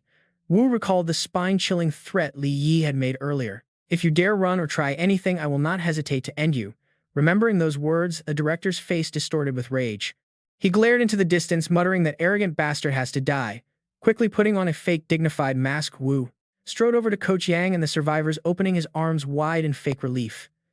Thank goodness you all made it. At the sight of a traitor, a gray-haired student sneered, well, look who it is, Director Wu and Wu Hao. Coach Yang stood nearby, trembling with rage as he roared, you bastard. To save your own son, you actually threw grenades directly at us. Unable to control his fury, Yang lunged forward to confront his despicable superior face to face. It is bad enough you cowardly abandoned those kids, but you dared too. Before he could finish, a powerful hand shot forward and gripped Yang's throat. With terrifying physical strength, Director Wu lifted the coach completely off the ground, shivering everyone to the bone. Wu whispered coldly, what was that again? Beneath his dark sunglasses, his eyes glowed with a murderous crimson light. He growled menacingly, are you questioning my tactical battle plans? Coach Yang, tossing Yang aside like trash, Wu turned and barked an order. Gao Ao, contact military command immediately and request an immediate heavy artillery strike. Yang's group panicked, yelling, no, Mr. Li is still inside. You cannot do this. Sensing the absolute cruelty of this order, Lieutenant Gao Ao broke into a cold sweat and stammered in protest. Director, launching a heavy artillery strike inside the city limits is not that a bit extreme. Besides, to deploy the artillery, we need official clearance. Sensing his hesitation, the cunning Director Wu began his manipulation. Do not forget we are dealing with 2 A-tier beasts inside. If they escape, do you want to take the blame? Tell me, am I wrong? Yang screamed in sheer desperation. I will not stand here and watch our savior die. The outraged student stepped forward to protest. You cannot do this. This will kill Mr. Li. We refuse. To let this happen, others chimed in, shouting their agreement. Seeing these survivors dare to stand up to him, Wu violently backhanded Coach Yang, sending him flying while shouting his twisted, hypocritical logic. If Li Yi truly chose to sacrifice himself for you, all it means he already accepted his death. That brutal strike sent Yang tumbling backward as his worried students rushed to catch him. Showing absolutely no mercy, Wu turned to glare at the young officer. Are you not going to arrest these insubordinate students for violating military orders? Using both threats and sweet talk, he gave the lieutenant a reassuring look.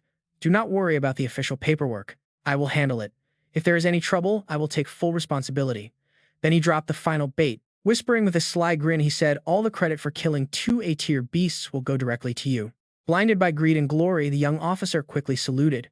Understood. Thank you, Director. His sinister trap was set. Walking away casually with hands in his pockets, he left a chilling instruction. Contact the media immediately. We need to give Li Yi a massive heroic tribute for his grand sacrifice. The eager young officer quickly nodded in agreement. Yes, sir, I will handle it, but while this cowardly scheme unfolded, you and I must look deeper into the battlefield. The A-tier monster was still wildly swinging its razor-sharp claws, clashing fiercely against a dark defensive blade. Ignoring all the cheap schemes of the cowards outside, Li Yi, cloaked in dark energy, tore through the air and charged straight ahead, plummeting like a deadly drill, carrying pure destruction to deliver the final strike on the giant beast. Meanwhile, back on the blazing battlefield, a dark figure swings a pitch-black sword, charged with dark lightning, slamming it into the ground to trigger a massive shockwave that strikes the A-rank beast head-on. Amidst the chaos, Li Yi stands cold, his eyes glowing with a sharp, dangerous purple light as he locks onto his prey. Without giving the beast a single second to breathe, he unleashes a brutal kick, laced with dark energy, right into the face of the roaring blue lightning-spewing lion beast. Cornered and desperate, the monster howls in fury, gathering all its azure lightning into a massive energy sphere for a final counterattack. As the two titanic forces collide, a blinding flash of light erupts, tearing the very air apart and completely engulfing Li Yi's silhouette. From within the glare, the terrifying face of the beast emerges, showing off razor-sharp fangs and eyes, burning with pure hatred. But as the dust settles, Li Yi is still standing firm among the wreckage, dark energy swirling around him more intensely than ever. He realizes he barely made it out alive, but cracking a confident smirk, he softly whispers to the giant beast, "You know, fighting you actually helped me realize a few things." As the giant beast charges again with a roar, he stands his ground, smirking, as he declares, "Inside this dark abyss shadow is not just some energy for me to manipulate." Gripping his sword hilt tightly, a purple light flares from Li Yi's eyes as he mutters, "It is literally a part of my body." Right after that, darkness explodes into an overwhelming torrent of destructive force, smashing into the beast's lightning barrier with devastating power, tearing the shield to shreds. Li Yi transforms into a streak of black lightning, dodging the enemy's crackling electric barrage. With one decisive slash from above, his dark energy cuts straight through the air, sending the giant beast crashing down. He doesn't stop there. A rapid-fire barrage of dark slashes rains down mercilessly, completely crushing all remaining resistance from the A-rank creature. With the job finally done, Li Yi stands panting beside the beast's motionless giant corpse. As his shadows begin to recede, the armored phantom knight behind him suddenly chimes in with a teasing smirk. "You are still way slower than me, and honestly, you look absolutely pathetic right now." Hearing the mockery, Li Yi flashes a helpless smile. "Are you really in the mood to joke around? Haven't you noticed our brand new problem?" He points upward, where a massive military missile is piercing the clouds, hurtling straight down at them with insane speed. Staring calmly at their impending doom, the phantom knight strokes his chin, musing, "That looks pretty powerful, but fortunately we can escape into the Qing Tian tower." Li Yi replies coldly, "I'm actually quite curious to see who ordered this strike." Gripping his giant sword tightly, a terrifying wave of killing intent radiates from Li Yi as he growls, swearing to make whoever did this pay a heavy price. Meanwhile, back at the military camp, a crowd of students are screaming at the guards. "What kind of garbage operation is this? They are just doing this too. Cover up the truth and silence everyone. We can't let our savior die like this." A gray-haired student boiling with rage yells, "We have to stop them right now." His friend nods in agreement, saying, "Exactly, we absolutely cannot let them hurt Mr. Li." Seeing the angry students riot, the guards immediately draw weapons and shout fierce threats. "Are you trying to start a rebellion? Stand down immediately." Leading them, a smug officer steps up to threaten Coach Yang and his students, warning them that any more noise will get them expelled and sent straight to a military court. At the mention of a military court, Coach Yang grits his teeth, muttering under his breath, "The ones who actually belong in court." Suddenly, Coach Yang channels his wood element energy, summoning sharp, thorny vines that tightly bind up the fully armed guards. He roars, "Is you guys having quickly dealt with those blocking them?" Coach Yang turns to the students with absolute determination in his eyes. "Let's go. I'm with you all." The students cheer in excitement, following Coach Yang as he leads them forward, ignoring the guards groaning on the floor, yelling, "You dare disobey orders?" Coach Yang fires back with a savage reply, "To hell with his garbage orders." But their triumphant moment is short-lived. Coach Yang suddenly freezes, looking up as his face pales with horror.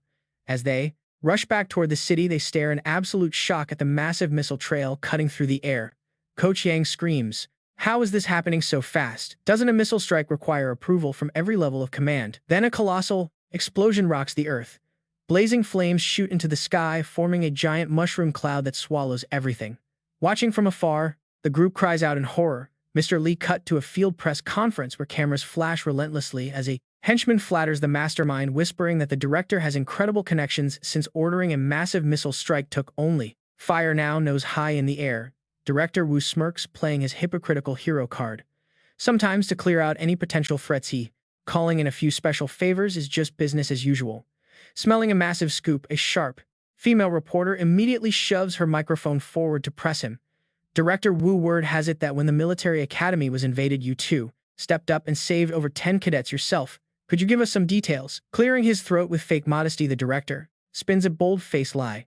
He claims that as proud soldiers, it was only natural for him and his son to risk everything. Hearing of trapped cadets, we rush back instantly. Then, grinning ear to ear, he proudly points toward his accomplice, the young military officer. Thanks to Lieutenant Cao's heroic fight, we successfully trapped those two grade A magical beasts and neutralized them with missiles. But before he can even finish his act, the surviving students suddenly crash the scene, completely shattering this fake manufactured heroic moment. Furious, they call out the lies directly. They are lying. Instructor Yang grabs the reporter's microphone veins, popping in his neck as he exposes his cowardly boss. You abandoned the students to save your own skin, and to bury the truth you did not care about. Mr. Lee fighting those beasts and ordered a missile strike anyway. Exposed and backed into a corner, Director Wu loses his cool instantly. Unleashing a savage, violent gale of wind magic with a wave of his arm, he barks, "You bunch of disobedient deserters. I have not even punished you yet, and you dare come here to slander us." The violent magical wind sweeps across the crowd, forcing everyone to shield their faces, coughing and screaming. Standing tall and imposing, Director Wu tries to bully them down with raw power, spewing more of his fake moral lectures.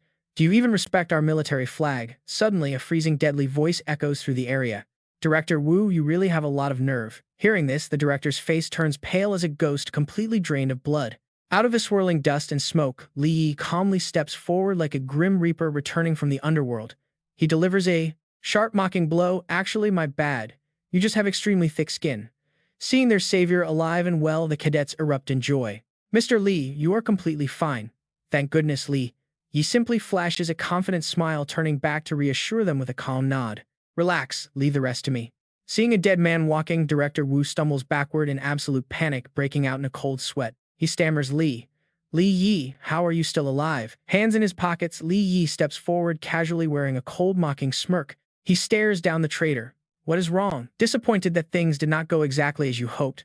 But the older, the craftier. The thick-skinned director pivots instantly. He grabs Li Yi's hand, raising it high to flash a fake friendly smile for the cameras. "Look, everyone.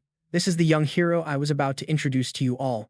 The prodigy who single-handedly stalled two grade A magical beasts, Li Yi." But Li Yi has no time for his theater. He brutally slaps the filthy hand away, giving him a cold, humiliating slap in the face. "So with just a single word from you, I am suddenly a hero." Publicly disgraced, Director Wu quickly whispers to bribe him. "Li Yi, what do you want? Wealth, fame, power? I can compensate you with anything as long as you cooperate right now." Li Yi coldly fires back, "I do not care about empty status, and I certainly do not need your money." Out of tricks to tempt him, the three culprits break into a cold sweat as they face Li Yi. Gritting his teeth, Wu yields. "Then what do you want? Name your price, and I will make it happen." Beneath his bangs, Li Yi's eyes ignite with a lethal purple glow. He growls with heavy, suffocating pressure, "I want you to tell the absolute truth."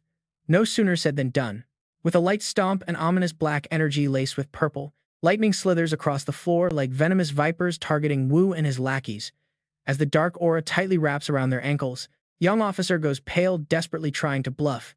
"Humph, and what if we do not? With all these reporters here, what can you do?" Li Yi tilts his head with a cold smirk, looking down at them like insects as he speaks in a smooth voice. "Do not worry, I will not touch you out in the open. I would hate for anyone to say this was a forced confession." But the very next second, the dark energy binding the three villains constricts tighter.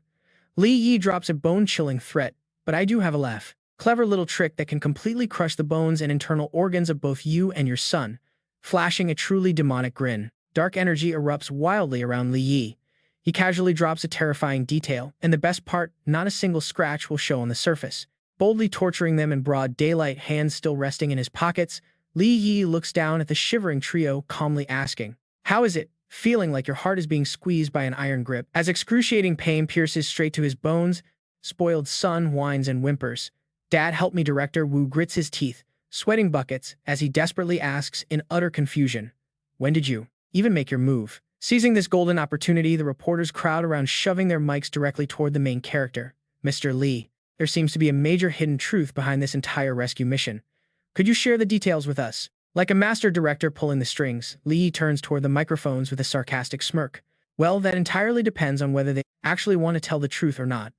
Cornering them completely, he locks eyes with the director, flashing a dark, sinister smile. "Even if, after all, some things are just more convincing coming from your own mouth, right?" Director Wu stammered with a grimace. Every single word. Li unleashed a suffocating pressure of death.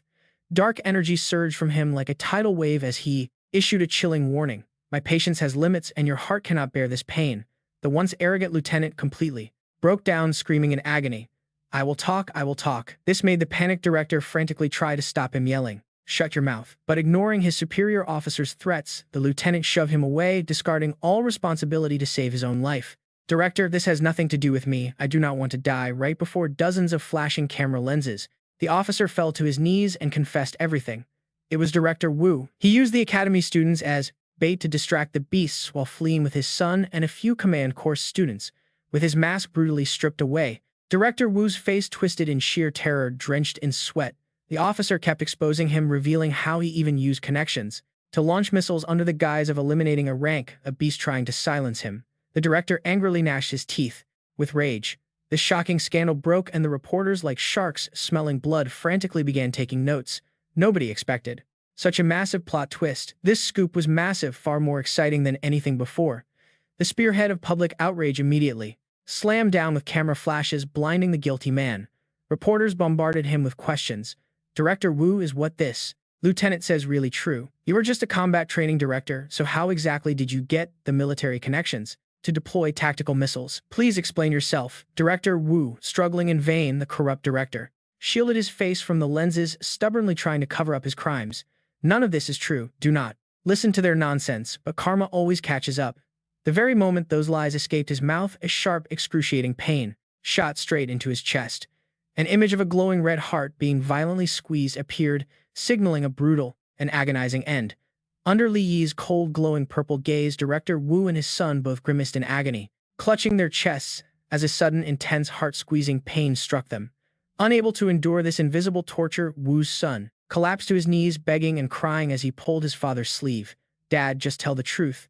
At worst, you will just get fired. But if you do not, I will die." Corner Director Wu gritted his teeth, cold sweat pouring down like rain. He muttered in absolute terror, "I do not want to die." Surrounded by countless flashing cameras, he threw away his pride and screamed, admitting his heinous crimes. "Yes, all of it is true." With total victory now in his hands, Li Yi turned to Instructor Yang and calmly asked, "Instructor Yang, according to wartime regulations, how should abandoning the battlefield and harming allies be punished?" Showing absolutely no mercy to the traitor, Mr. Yang gave a firm, cold answer. "According to wartime regulations, the maximum penalty is immediate execution." Hearing the perfect answer, Li Yi slid his hands into his pockets and walked boldly over to the cowering Wu father and son, saying, "Very well, let me carry out the execution for you." Instantly, black chains radiating sheer killing intent erupted from the ground, wrapping around the targets. Drenched in sweat, Director Wu desperately tried to find a loophole, yelling, "Li Yi, you are not part of the military. You have no right to judge me." But before he could finish, a pitch-black chain violently surged forward, wrapping tightly around his throat. His eyes bulged in absolute panic. Under that crushing dark pressure, his knees buckled, slamming hard against the ground in absolute humiliation. Looking down at the pathetic enemy at his feet, Li Yi proudly declared his absolute power over their lives. "Before arriving, the military authorized me to lead this rescue operation. Since you disobeyed my direct orders, I naturally have the authority to execute you." Wu still tried to argue to save his life. Choking on the chain, he gasped, "But the rescue mission is already over. This is no longer wartime. Killing me is just an illegal execution." Li Yi stood there, extending his hand with a cunning smirk. "Then that makes it even easier, since I was never bound by military rules in the first place." Striking ruthlessly, Li Yi yanked the chain, lifting the place director high into the air. He thrashed and screamed in terror. "You cannot do this. I belong to the city lord." You cannot touch me." Desperate and cornered, he turned his begging eyes toward the armored soldiers nearby, screaming, "You guys, stop him. If you save me, I will give you all the wealth and power you could ever want." Despite his cheap bribes, the soldiers stood completely frozen like statues. Cold sweat covered their faces, but none of them moved a finger to help this despicable scumbag. Seeing their indifference, Li Yi scoffed with cold irony. "Looks like military soldiers are nothing like a piece of trash like you." And then the death sentence was executed. A brutal dark spear violently impaled the target, blood spraying everywhere as the corrupt director let out one final desperate scream of agony. The scene shifts to military high command, where the screens reveal that the vicious beasts have finally stopped their relentless attacks. An officer rushes in with an urgent report stating that the high-stakes rescue mission at the military academy has concluded. They saved 67 cadets and eliminated 2 rank A magical beasts. Hearing this, the bearded general frowns and speaks up. He asks about the rescue squad and Li Yi. General Hong immediately turns to him and asks if he believes him now. Sweating profusely, the reporting soldier stammers out the shocking aftermath of the operation, nervous about the chaos that followed. He explains that a violent conflict erupted right after, and Li Yi executed the academy combat training director on the spot. Yes, Wu Tianfang was killed. Hearing this bombshell news, a bald man wearing glasses nearby immediately spins around in pure shock. His eyes widen with rage as he screams in disbelief. Rushing forward to grab the reporting officer tightly by his collar. Gritting his teeth, he demands to know the truth. The terrified soldier quickly explains that the whole incident was broadcasted live. The footage was shared everywhere, and he plays the recording. Now you and I see the shocking scene. It shows Wu kowtowing and confessing to everything, followed by Li Yi tightening his chains to deliver a brutal final judgment. The voiceover accuses Li Yi of taking the law into his own hands, sending the bald man into a massive rage.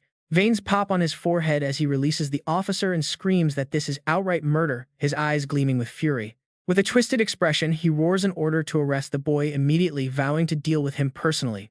But before he can act, General Hong, with his hands in his pockets, steps in with absolute authority and stops him. He declares that this matter is out of his hands. Shut down completely, the bald man glares at the general, frustrated. He demands to know what the general means, but General Hong remains completely calm and delivers a sharp, crushing retort. Since the man Li Yi executed belonged to the military department, they will handle it, meaning he has no right to interfere. Turning the tables, the general locks him down with a sharp glare, demanding an explanation from the bald man instead. He asks what kind of connection he had with Wu Tianfang, completely cornering his opponent with that single question. Taking a powerful step forward, the general exposes a major crime, asking how military missiles were launched without his knowledge. The bald man breaks into a cold sweat, stammering for excuses, but General Hong has no time for garbage explanations. He turns away his black cloak, swishing, and orders the silver-haired officer standing right behind him to take action. He commands Qin Shaoshang to bring Li Yi in.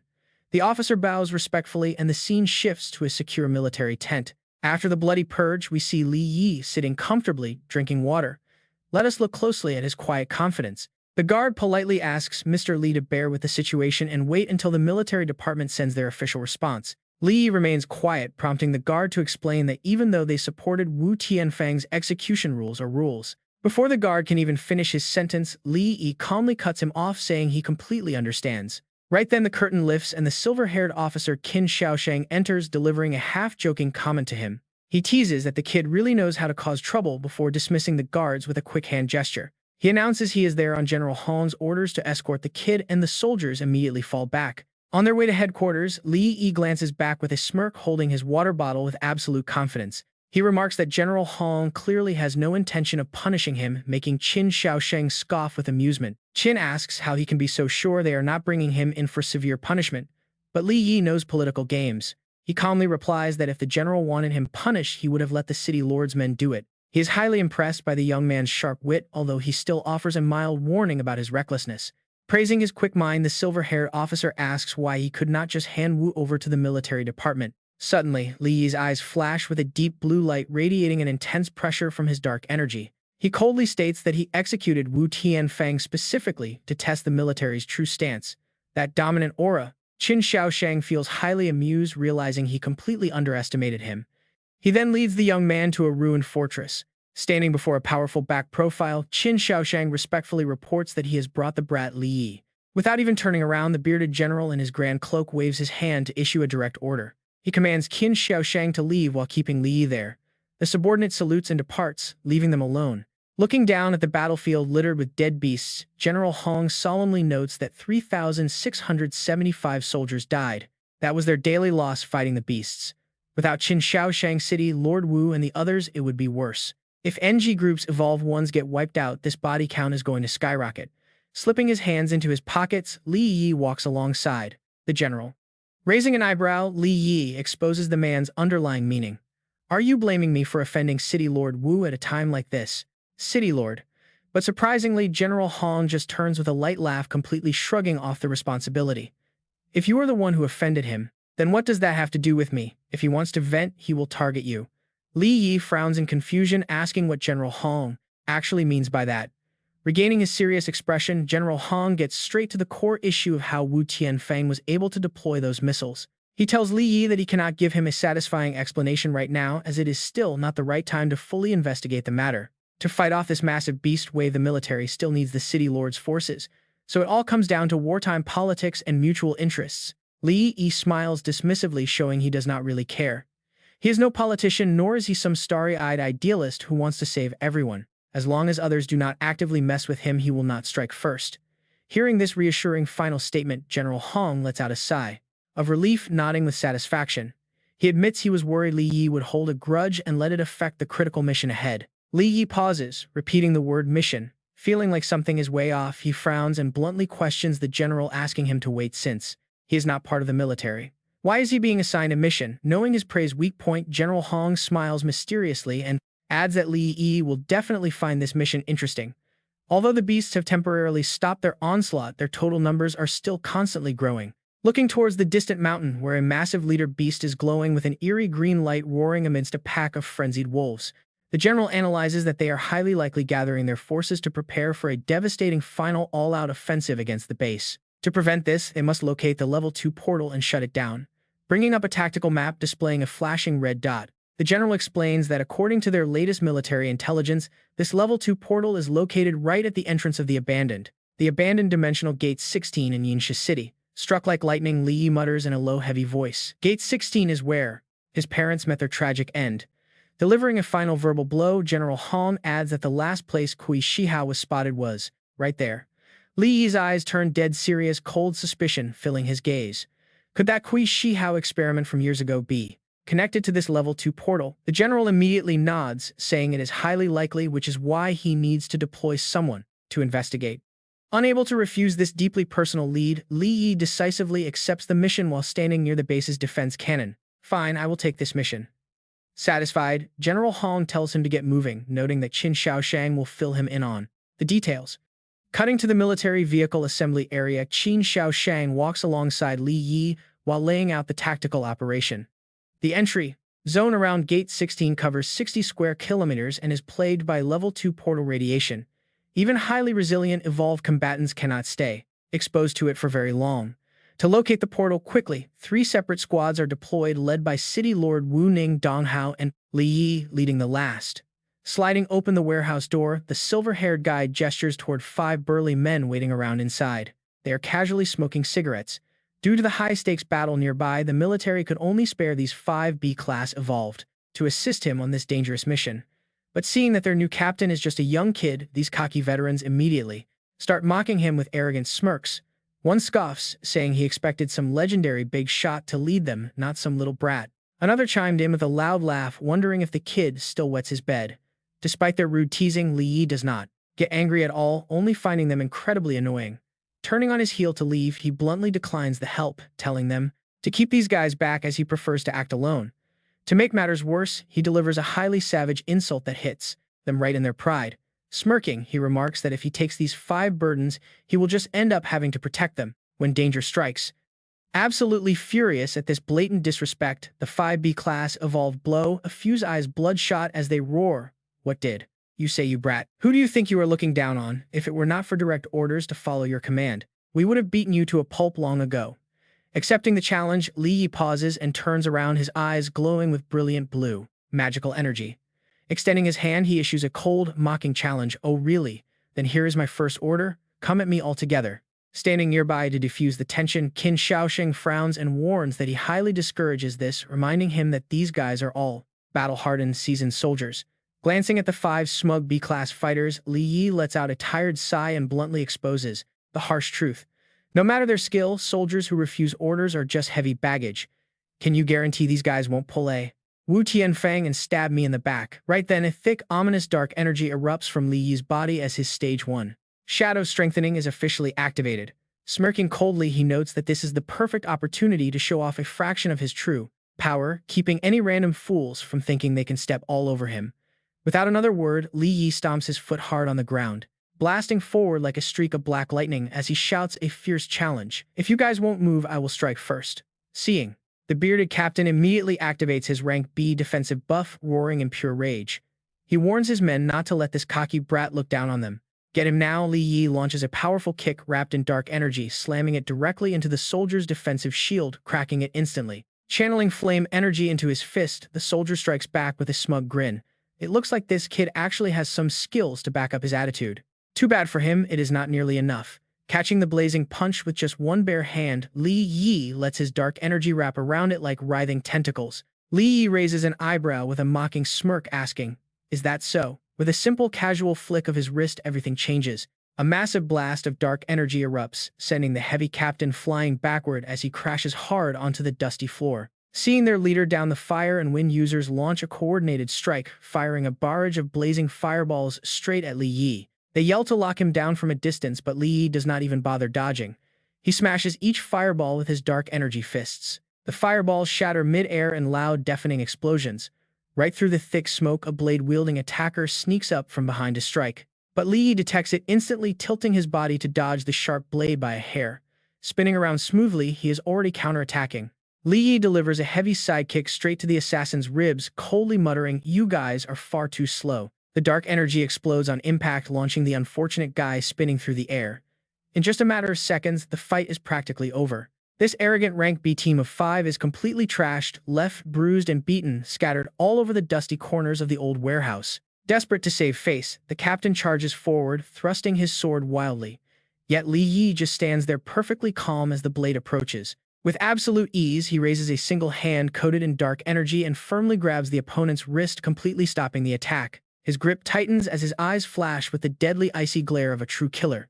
The warm-up is officially over now. An immense wave of dark energy sweeps across the room, tossing all the attackers into the air like helpless ragdolls. Giving them zero chance to recover, Li Yi follows up with another devastating strike, sending them crashing back down to the hard floor. With the one-sided battle over, Li Yi slowly walks forward, looking down at the 5 rank B fighters groaning in sheer defeat. They lay there in agony, completely humiliated.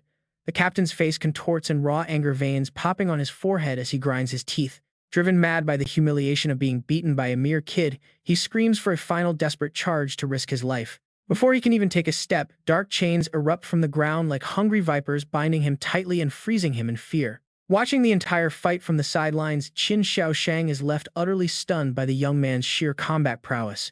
What kind of hell did this kid survive? His battle instincts and mastery over his dark skills are incredibly refined. Controlling the entire battlefield, Li Yi stands with his hands behind his back, looking down at his helpless, trapped enemies. Coldly, he declares, "You lost, but this is far from over." Suddenly, an old venomous voice echoes from right behind him. "You are far too arrogant, Li Yi." Along with the shout, a sharp, glowing green wind blade slices through the air. The jade blade rushes straight toward him with devastating force. But thanks to his sharp, razor-focused instincts, Li Yi is already moving. He tilts his body slightly, dodging it by a hair as the massive wind slash completely destroys the thick warehouse wall behind him. The real enemy finally shows himself. City Lord Wu, a bald man wearing glasses, steps forward with a threatening, furious glare. He warns Li Yi not to think he can run wild just because he killed a few beasts and saved a couple of students. "I still have not settled the score for what you did to Wu Tianfang," he roars, but Li Yi is not intimidated at all. Instead, Li Yi just smirks sarcastically. "How amusing, City Lord Wu. I only punished a miserable snake who used your name. Did I actually do something wrong?" Right then, the system screen flashes on, revealing the enemy's highly dangerous combat stats. He is a rank A powerhouse, wielding dual wind and ice abilities. The bald lord unleashes an overwhelming aura, gritting his teeth in fury. "Arrogant brats like you need to be put in their place. Let me teach you a lesson in humility today." Sensing things are spinning out of control, Qin Xiaoshang quickly steps in to shield Li Yi, demanding, "Wu Tianju, what are you doing?" Meanwhile, Li Yi casually adds that he is ready to fight. Seeing the general's right-hand man step in, the city lord fakes a calm smile. No need to get so tense, Brother Qin. I merely want to offer this young man some guidance. I won't kill him. But Qin Shaoshang steps up, blocking his path and throwing down his own challenge. If your hands are itchy, fight me instead. Trying to drive a wedge between them, the bald lord sneers at Qin Shaoshang. You want to protect him, but he won't appreciate it. Right on cue, the dark energy around Li Yi flares violently as he steps forward to face the powerful rank A enemy himself. Smirking with absolute confidence, Li Yi's eyes burn with an intense fighting spirit. Since City Lord Wu is so eager to play, it would be rude of me to refuse. Knowing the massive power gap, Qin Shaoshang quickly warns him in deep concern. Li Yi, he is a rank A powerhouse. This is absolutely not the time to let your emotions get the best of you. Li Yi casually brushes it off. Since the guy came looking for trouble, backing down now wouldn't make any sense. The tension is razor sharp. Dropping his relaxed act, Li Yi steps forward with hands in his pockets, radiating pure killing intent. He is ready to fight. Since it has come to this, might as well test his limits. Seeing his prey take the bait, City Lord Wu adjusts his glasses with a wicked, calculated smirk. This place is too cramped for a real fight. Let us take this elsewhere. The commotion draws the entire military camp. Guards crowd around, whispering in disbelief. What is going on here? Is the city lord actually dueling someone? A well-informed soldier speaks up, saying it is just some B-rank kid who just took down 5 B ranks. The others scoff in disbelief. A B rank? Is this brat seriously looking to get absolutely pulverized by the city lord? Putting his hands behind his back, City Lord Wu acts superior as the system displays his powerful A-rank wind and ice attributes. He sneers, acting generous, and promises to limit his power to B rank so nobody accuses him of bullying a weakling. Not wasting a single second on this hypocrite, Li Yi erupts with dark purple energy, drawing his short swords with lethal intent. He speaks with absolute confidence. Offense is the best defense. Turning into a blur of shadows, he grips both blades tightly. He launches forward, calling out a cold warning. Excuse me. Shocked by this insane speed, City Lord Wu grits his teeth. Sweating profusely, he quickly summons a dense wind barrier to defend himself. A deafening metallic clash echoes across the field. The dark sword strikes the barrier hard, sending a shiver down the bald man's spine. How can a B rank be this fast? Before he can recover, Li Yi vanishes into multiple afterimages, unleashing a relentless barrage of slashes from every angle imaginable. The fierce assault leaves the A-rank expert breathless. Watching from the sidelines, Qin Shaoshang and the guards are sweating in shock. Is this kid Li Yi really just a B rank? Both his speed and power seem to completely overwhelm Wu Tianju. Pushed to his absolute limits, City Lord Wu's veins bulge as he desperately blocks this absolute storm of attacks. He panics, realizing that if this keeps up, he might actually lose. Throwing away his promise to stay at B rank, the bald man plays dirty and unleashes his full A-rank power, blasting Li Yi back with a massive shockwave. Blown backward, Li Yi digs his twin blades deep into the ground, carving deep grooves into the dirt to break. Finding his footing, Li Yi's eyes gleam with excited purple light. He looks up, evaluating his opponent's actual strength. An A-rank opponent is definitely no joke. Determined to crush this obstacle, Li Yi watches as City Lord Wu stands before him, spreading his arms to summon a raging blizzard. Instantly, tens of thousands of sharp ice spears rain down. Mixed with violent gales, they tear through the air, completely engulfing the ground right where Li Yi stands. Sheltering under a thick barrier of dark energy, Li Yi braces against the relentless barrage, realizing how lethal this attack is. Without prior defense, that blow would have ended him. Believing he has already won the battle, City Lord Wu floats in the eye of the storm, hands behind his back, and mockingly tells him to kneel if he cannot hold on. But this insults the dragon's pride. From the center of the storm, a massive surge of dark energy shatters the ice. Li Yi's cold voice rings out, mocking the demand to kneel as he activates his ultimate combat mode. The system triggers Phase 3 Shadow Boost and Shadow Domain. A wild, murderous grin spreads across Li Yi's face. He asks if self-proclaimed experts like him only feel alive when bullying others.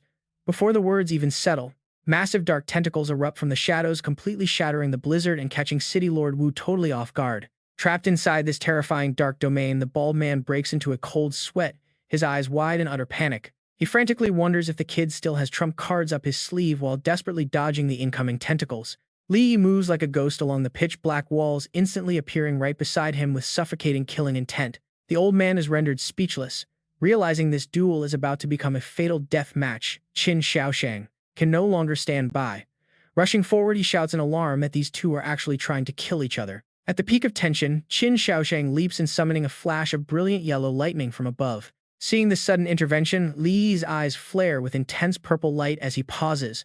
Across from him, City Lord Wu grits his teeth, sweat pouring down his bald head. He turns pale with shock, unable to overwhelm this kid with full force. Not backing down, the veteran Qin Shaosheng's eyes also burn with a fierce, blinding yellow lightning. He puts everything into suppressing the combatants, his expression turning dead serious as energy crackles around them. Creating a massive golden energy shield, he forces them apart as sparks fly, sending both fighters flying backward. They slide back, tearing up the ground to regain balance with their guardians. Li Yi blinks quickly, analyzing the situation. He thought to himself in shock, withstanding both my power and Wu Tianqiu at once. Is this Qin Shaosheng an S rank? No. Not quite, he is just peak A rank bordering S class. As the dust cleared, City Lord Wu gripped his wrist and glanced at his old rival. He forced a stiff smile, throwing out a sarcastic remark.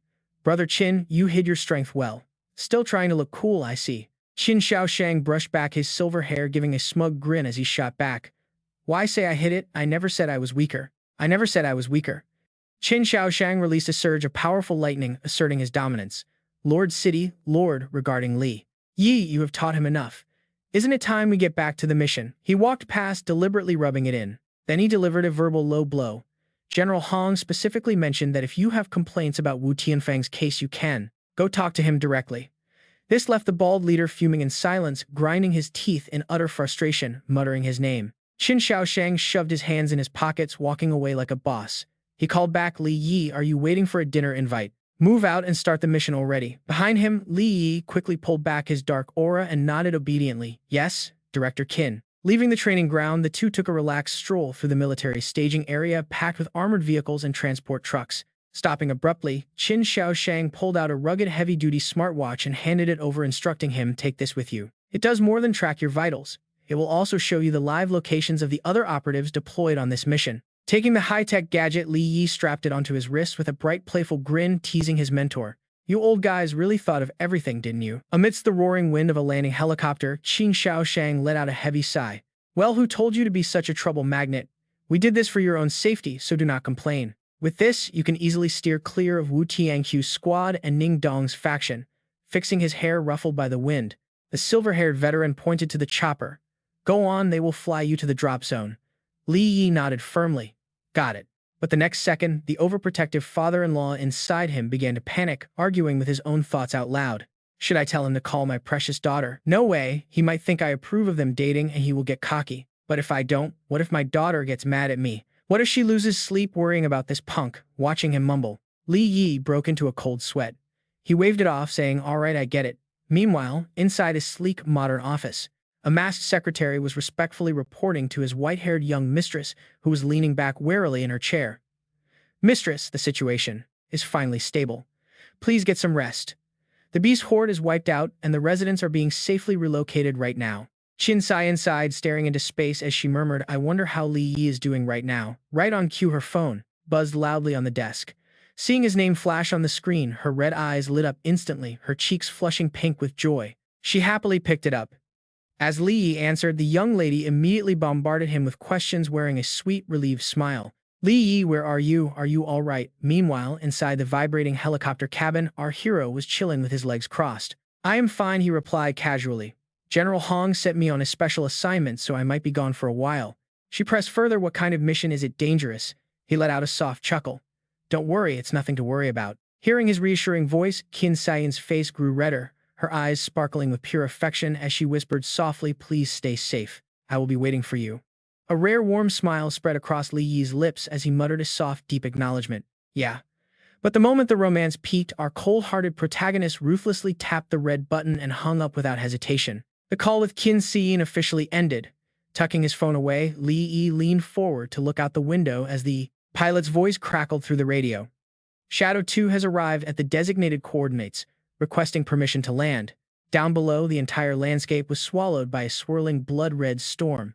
Li Yi furrowed his brows in sheer shock, muttering to himself, how did this place end up looking so messed up? In the middle of this desolate wasteland, a massive fortress loomed ahead. From the roof, a giant beam of crimson energy shot straight up, tearing the sky apart. Deep inside this highly secure research facility, a muscular, shirtless man covered in tubes floated inside a massive vat of glowing red liquid, roaring like a maniac. Just a little more and I will be unstoppable. I will never give up. Suddenly, the heavy laboratory doors slid open, and a panicked scientist in a white lab coat rushed inside to report, Boss Kui, intruders have been detected near the dimensional rift. The beast-like man inside the glass chamber glared back, his bloodshot eyes filled with raw, murderous intent.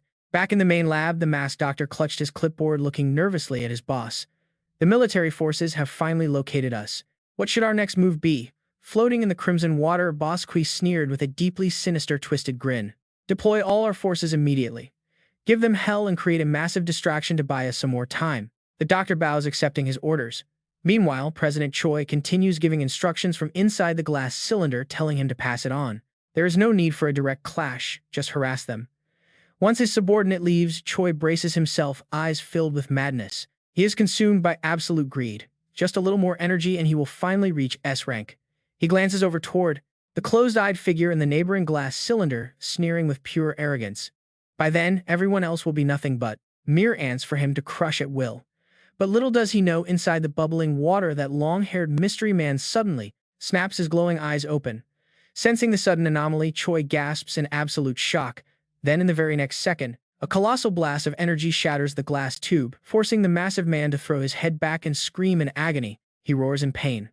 Once the shockwave settles, Choi stands tall in the puddle, a raging crimson aura swirling around his body. He stares at his hands in disbelief, feeling the limitless surge of power.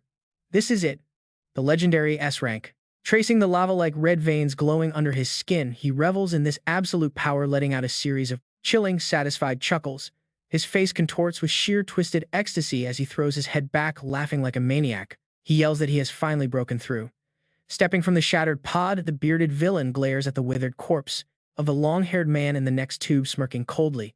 He has drained every single drop of energy from him. He whispers the name Shen Yandang. His eyes flash with brutal malice as he stares down at the motionless corpse, mocking his dead rival, taunting him for being used to the very last drop. He turns on his heel, walking away with the posture of a god who controls life and death, boldly declaring that with this power he will reshape the entire world. Leaving the quiet laboratory behind, he fails to notice the pool of crimson liquid on the floor, slowly starting to gather. It reshapes itself into a terrifying demonic face with glowing eyes.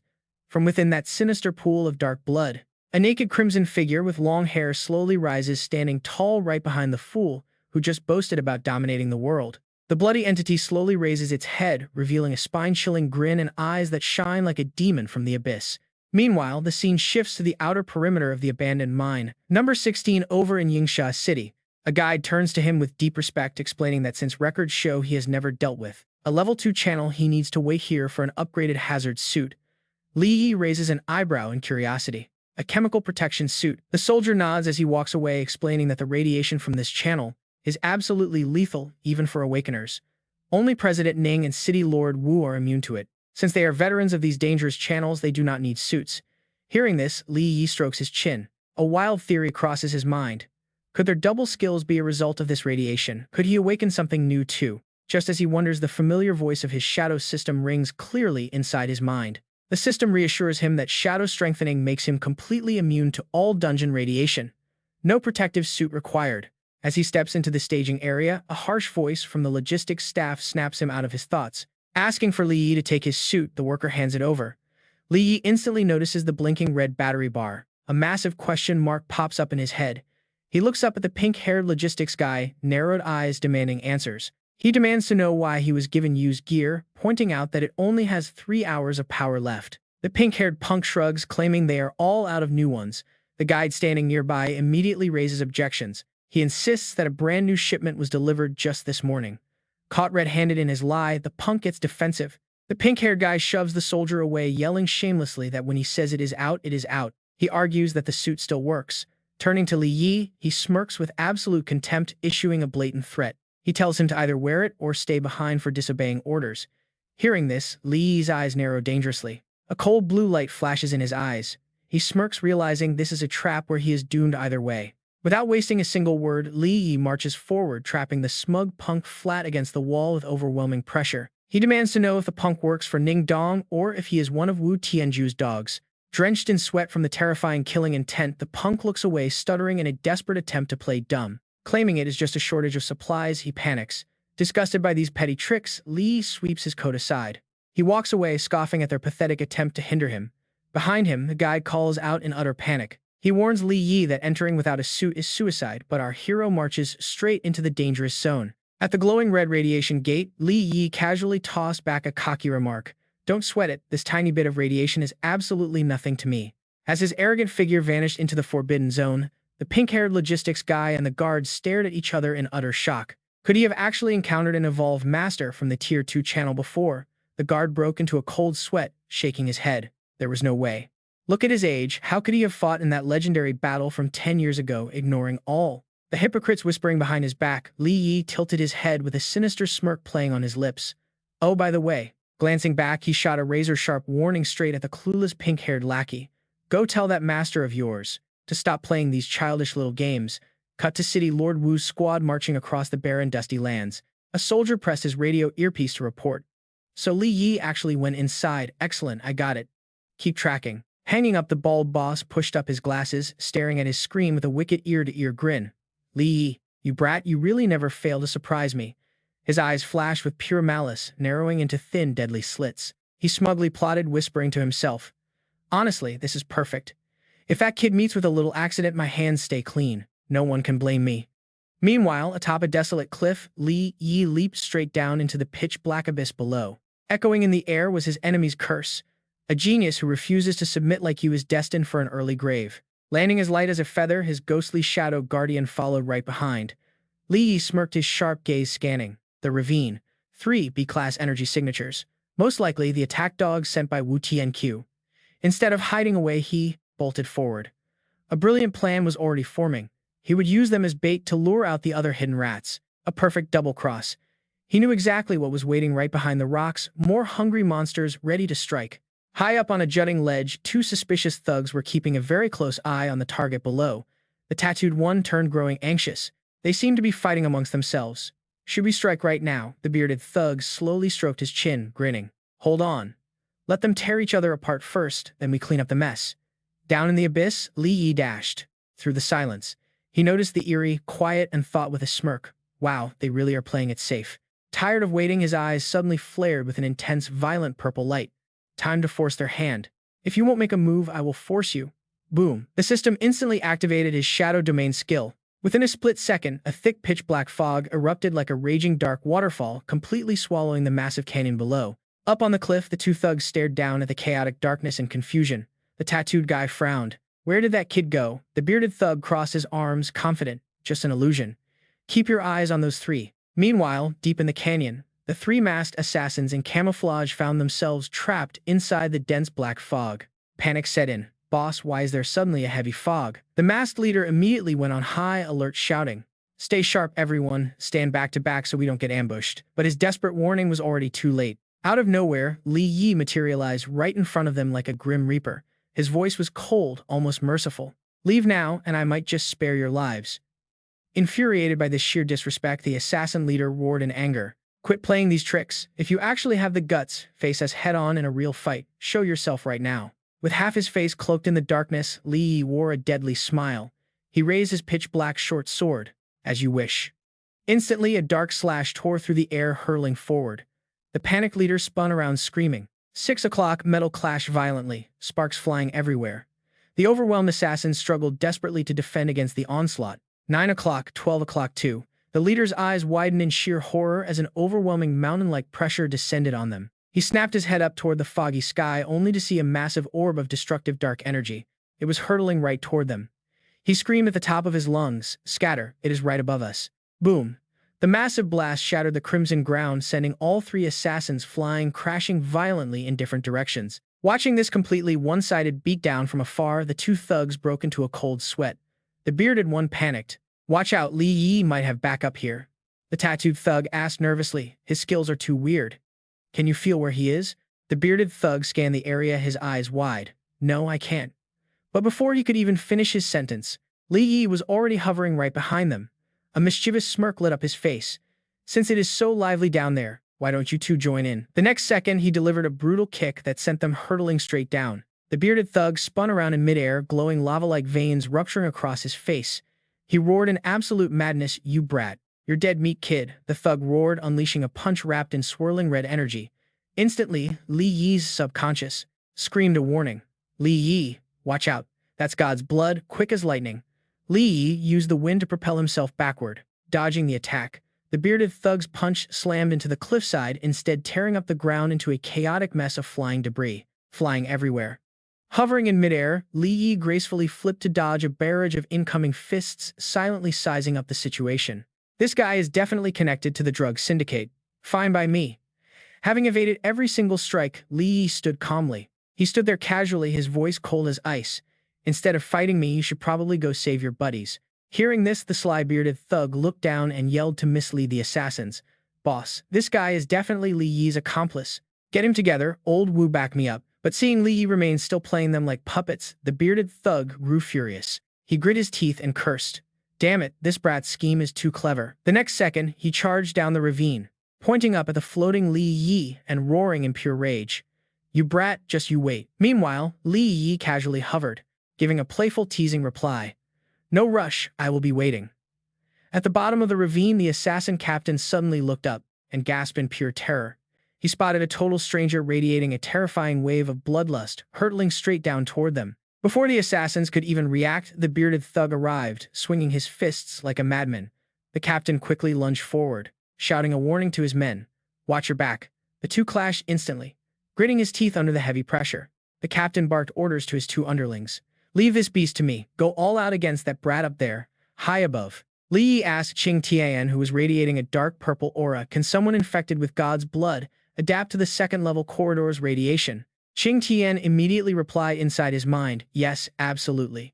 After all, God's blood is a product from the third tier. Since God's blood is from the third level, those infected can definitely adapt to the radiation of the second level. Realizing the sheer gravity of the situation, Li Yi's face hardened, his purple eyes flashing with deep worry. If that is true, we are in for some massive trouble. He quickly began calculating the true motives of Qi Shihao and his 7 beasts. If Qi Shihao really possesses God's blood, his goal in opening the second-level passage definitely is not just to release those beasts. It is highly likely he wants to use the radiation of the passage to complete his own second-tier breakthrough. The dark shadow behind him nodded in agreement. That is indeed highly probable. Li Yi glanced down at the messy battlefield and gave a cold laugh. Their stamina is almost completely depleted. Get ready to step in and capture those two. Deep inside the ravine, the tattooed thug panted heavily amidst the scattered corpses, wiping the blood from his mouth with his hand. He cursed, damn it, I never expected these 3 to be so insanely stubborn and tough to kill. Before they could recover, Li Yi's mocking, sarcastic voice echoed from the dark mist behind them.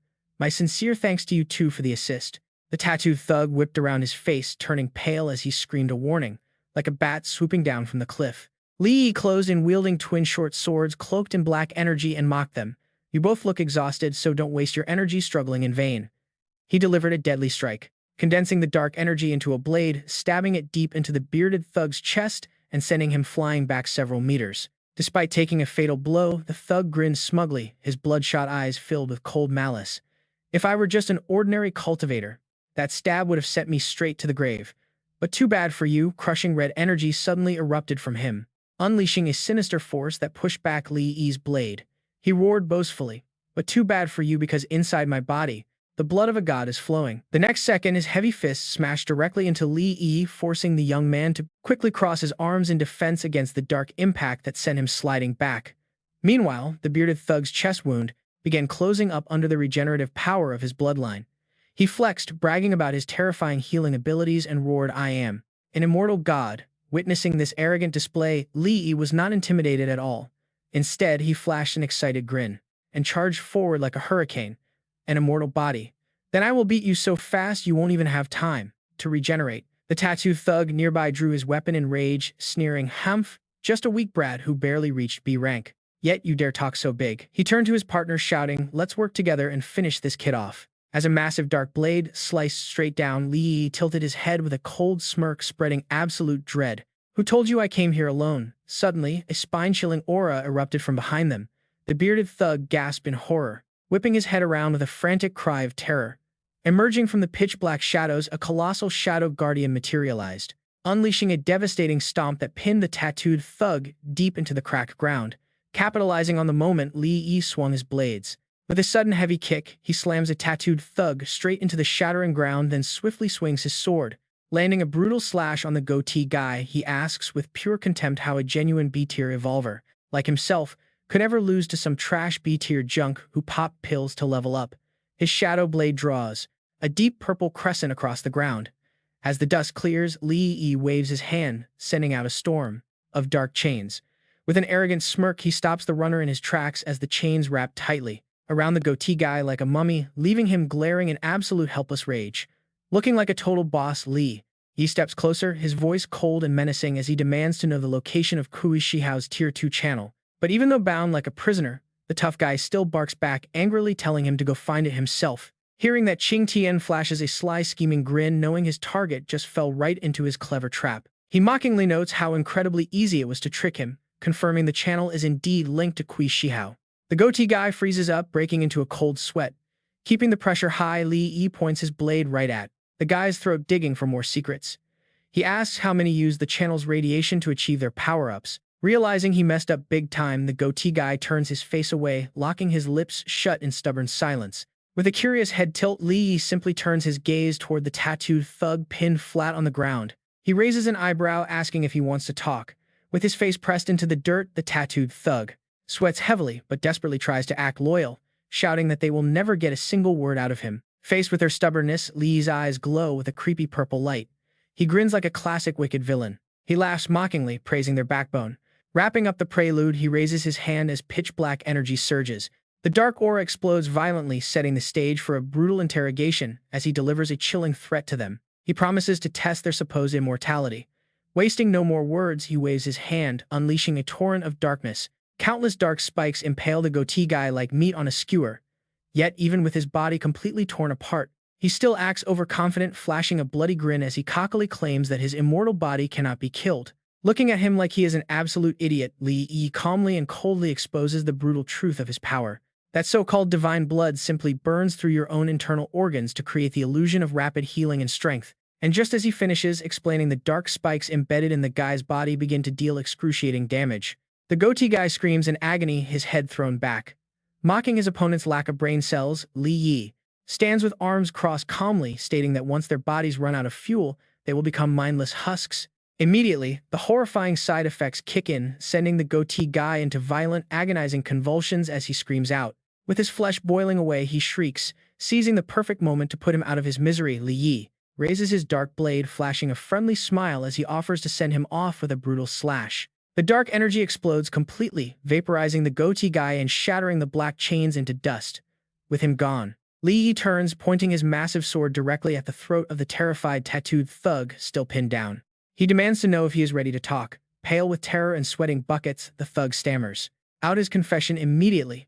In a terrifying flashback, the imposing figure of Kui Shihao and his lackeys appears. He terrifiedly reveals they have 67 B-rank members, with 9 of them already evolved into dangerous A-rank fighters. Worse yet, Kui Shihao is apparently on the verge of breaking through to S-rank. Hearing this massive bomb, Li Yi's expression turns serious. A-ranks and an S-rank. This mission just got way more complicated than expected. Meanwhile, back at the high-tech base, 3 top commanders stand in the control room staring at the main screen. One of them asks for thoughts on Li Yi's report, while the analytical officer pushes up his glasses. With a grave expression, he confirms the ambusher's blood indeed contains substances designed to artificially boost combat power. It proves that Li Yi's report is highly accurate. Stepping up with the commanding presence of a veteran Qin, Kang offers to take the reserve squad and reinforce him immediately. But the bearded officer nearby quickly shuts it down. He points out the harsh reality, noting that even ignoring Kui Shihao, those 9 A-rank fighters are too much. Going in now is a suicide mission, but can they really just sit back and watch the enemy grow stronger? Thinking it over, the bearded commander makes a strategic call to order Li Yi's team to pull back. They must evacuate the coastal civilians immediately, raising the threat alert to city destruction level before grabbing his dark cloak. He walks away with absolute resolve, leaving them with a final heavy warning. If 2 S-class threats actually appear at once, at least they can keep the casualties to a minimum. Cut to the villain's lair, where a guy in a white lab coat frantically chases after a man in a sleek suit walking with total arrogance. Boss Kui, your breakthrough was a total success. With his chin tilted up arrogantly, Kui Shihao drapes a white scarf around his neck and casually asks who the military sent to stop them this time. Knowing the details, the terrified henchman quickly reports. It is a total of 3 teams, with 2 led by Wu Tianqiu and Ning Donghao. But as for that final squad, our inside spy has not sent any updates yet. Hearing this, Kui Shihao sneers with pure contempt. Humph, I bet it is that arrogant brat, Qin Shaoshang. Send the order to seal the entrance. Kui Shihao's face zooms in, dripping with pure evil, his eyes glowing. like a demon wearing a sinister smile. I want those self-proclaimed big shots to finally taste what it is like to be treated like mere insects. Meanwhile, out in the barren desert, the military squad is marching along when a bald guy speaks up in confusion. City Lord Wu, why on earth is the military suddenly telling us to retreat? The guy wearing a tie next to him just shrugs. How should I know? Still incredibly curious, the bald guy scratches his head and mutters, wondering if those other guys have already finished off Li Yi. Suddenly, the guy in the tie frowns with a terrible gut feeling. Something is wrong. Right ahead, a pack of random thugs radiating intense, overwhelming killing intent is standing in the middle of the road, blocking their path. They mockingly call out, asking where City Lord Wu and President Ning think they are going. Sensing the extreme danger of the situation, the armored guards immediately rush forward to form a protective shield, sweat pouring down their faces. 5 A-class enemies. Protect the city, Lord, protect President Ning at all costs. We hold the upper hand here. Their leader, wearing a headband, smirks mockingly, tilting his chin to provoke them. Why the long faces, boys? Did you honestly never expect that the trash you used to look down on would become A-class hunters, just like you? Behind him, the rest of the thugs start bringing up old grudges. A red-haired thug points out, old fan did not. President Ning completely ruined your arm back in the day. The one-eyed thug growls, reminding him that his own facial scar was a gift from City Lord Wu. Erupting with dark energy, the red-haired thug snaps. So what are we waiting for? We just need to beat them to death before Boss Kui gets here, to clear the way for their brutal beatdown. The thugs simultaneously unleash a torrent of crimson energy, suppressing the guards while making a chilling threat. Anyone who does not want to die early had better not move a single inch. To kick off the fight, the tattooed headband-wearing thug aggressively charges forward like an absolute madman, targeting the armored defense line while roaring at the top of his lungs. I will go first. But facing such weak, insignificant trash, President Ning in his sharp gray suit looks incredibly dismissive. Raising his hand, he unleashes his hidden power with a cold snort. So what if you manage to reach A-class? The very next second, the headband guy's face contorts in shock, his red eyes bulging as he grits his teeth. Something is horribly wrong. Before he can even make a move, an invisible force slams him face first into the cracked earth like a squashed frog. Using gravity manipulation, President Ning acts like a smug superior veteran. He immediately activates his steel body skill, turning his skin into heavy metal. Confidently boasting that if he could ruin him years ago, he can easily do it again now, Ning unleashes a devastating, earth-shattering punch straight into the thug's armored chest, creating a massive shockwave. But despite taking that heavy hit, the thug is completely unharmed. He flashes a creepy, sinister grin as dark red energy flares around him, mocking that President Ning has not changed, using all his strength from the start. But the tables turn instantly as the headband guy erupts, launching a devastating counterstrike, blasting President Ning backward. He proudly declares that they are undying gods. Completely caught off guard by this sudden counter-offensive, Ning slides across the dirt, his face twisted in absolute horror as he gasps out, "What?" Seeing his ally about to get absolutely wrecked, City Lord Wu, the bald glasses-wearing chief, charges forward to rescue him. Brother Ning, but right in the nick of time, out of thin air, a dark figure suddenly plunges down, slamming a fist wrapped in black energy straight into the thug's face with Li Yi's signature sarcastic tone. Undying gods, huh? Not stopping there, Li Yi spins mid-air and delivers a devastating razor-sharp kick, dropping a savage, cold-blooded line. Lose your head and you still die like anyone else. Escaping death by a hair, a sweating President Ning looks up in shock at his reluctant savior, utterly speechless. Li Yi does not care about their gratitude. He simply glances back at the two military big shots with a cold, piercing gaze. Although Yu and Wu Qiangqiu are far from being decent people, he turns his face back toward the enemies. Surrounded by dark energy, his tone dripping with absolute contempt. Honestly, I hate these pathetic dogs of Kui Shihao standing in front of us. So much more. Dropping into his battle stance, Li Yi immediately activates his signature shadow enhancement skill and unfolds his shadow domain. Smirking, he proposes a temporary truce. Let us set aside our grudges and fight our way out. Quick as lightning, Li Yi takes charge like a true commander, assigning targets. The three of us will each handle one opponent, while the others stall the remaining A-class thugs. Hearing this sudden proposal from their former enemy, City Lord Wu and President Ning stare at each other, totally speechless and conflicted. Knowing exactly what they are worried about, Li Yi flashes a mocking smirk and directly calls out their hypocrisy. Relax, I am not as dirty as you guys. If I wanted to stab you in the back. Smirking, he mocks the two hypocrites. Don't worry, I am not as dirty as you. If I wanted to backstab, I wouldn't have stepped up anyway. Wasting no time, Li Yi unleashes a towering dark energy, gesturing towards the thugs, saying the exit is right behind them. Decide for yourselves. Seeing Li Yi show off a blonde guy far off, sneers mockingly, his tone highly provocative. He warns the arrogant kid not to think that sneak-killing Old Fan guarantees victory. Old Fan was just the weakest link. Taking the chance to mock back, Li Yi's eyes flash with a brilliant purple light as he coolly asks if he is the strongest. Li Yi shoots into the air like a black arrow, diving straight at the one-eyed mercenary, telling him to come fight and settle their grudge outside. The battle officially explodes as the one-eyed thug braces to block Li Yi's furious assault of dark purple aura. Both clash ruthlessly. The giant mercenary swings his giant fist glowing with crimson energy, while Li Yi swiftly parries with his shadow blade. The battle speeds up to a blinding pace. Li Yi flickers around repeatedly, launching sharp, purple slashes that collide fiercely against the dark red aura. Unable to find his target in the black mist, the one-eyed mercenary looks around wildly, shouting to provoke him. "Weren't you acting all tough just a moment ago? Why are you hiding in the dark fog now?" Before he can gloat, a terrifying presence suddenly flares behind his neck, breaking him out in cold sweat as if facing a death god. Li Yi appears right above his head, dual-wielding his weapon to strike, throwing down a single mocking word, "hide," before delivering a heavy crushing blow. Li Yi's strike sends the giant mercenary crashing face-first, shattering the rocky ground into flying debris while he makes a stylish landing. Standing calmly in the mist, Li Yi grins confidently. "I just did not want them seeing too many of my secrets." Struggling to crawl back up, the mercenary grinds his teeth and looks up in sheer horror. Right behind him, the massive Shadow Guardian has already raised a colossal purple greatsword, cornering him completely. With no escape, a lethal strike tears through space, accompanied by a freezing cold judgment. "Obediently become nourishment for my shadow domain." Elsewhere, City Lord Wu retreats while launching sharp ice pillars at his enemies, his heart filled with absolute shock. How could this kid Li Yi kill a rank, a fighter, so effortlessly? That is not all. Sweat beads on the bald man's forehead, his eyes narrowing in deep suspicion. I can faintly sense another powerful presence nearby. But on a battlefield, getting distracted is fatal. The red-haired enemy explodes with power, shattering the City Lord's ice shield with a punch, roaring in rage. "Did you dare to lose focus while fighting me?" With crushing force, the red-haired fighter unleashes blood-red lightning, slamming the Lord straight into the ground, creating a deep crater. Looking down at his beaten opponent, the red-haired thug grins, savagely covered in wild, crackling red lightning. Finishing his insults, the red-haired fighter increases the pressure, crushing the City Lord under the debris while yelling that he was underestimated. This leaves the bald leader groaning in absolute agony. But check this out, while the thug is gloating, Li Yi suddenly sweeps in with cold precision. "He didn't look down on you," Li Yi coolly mocks him. "He just overestimated his own abilities."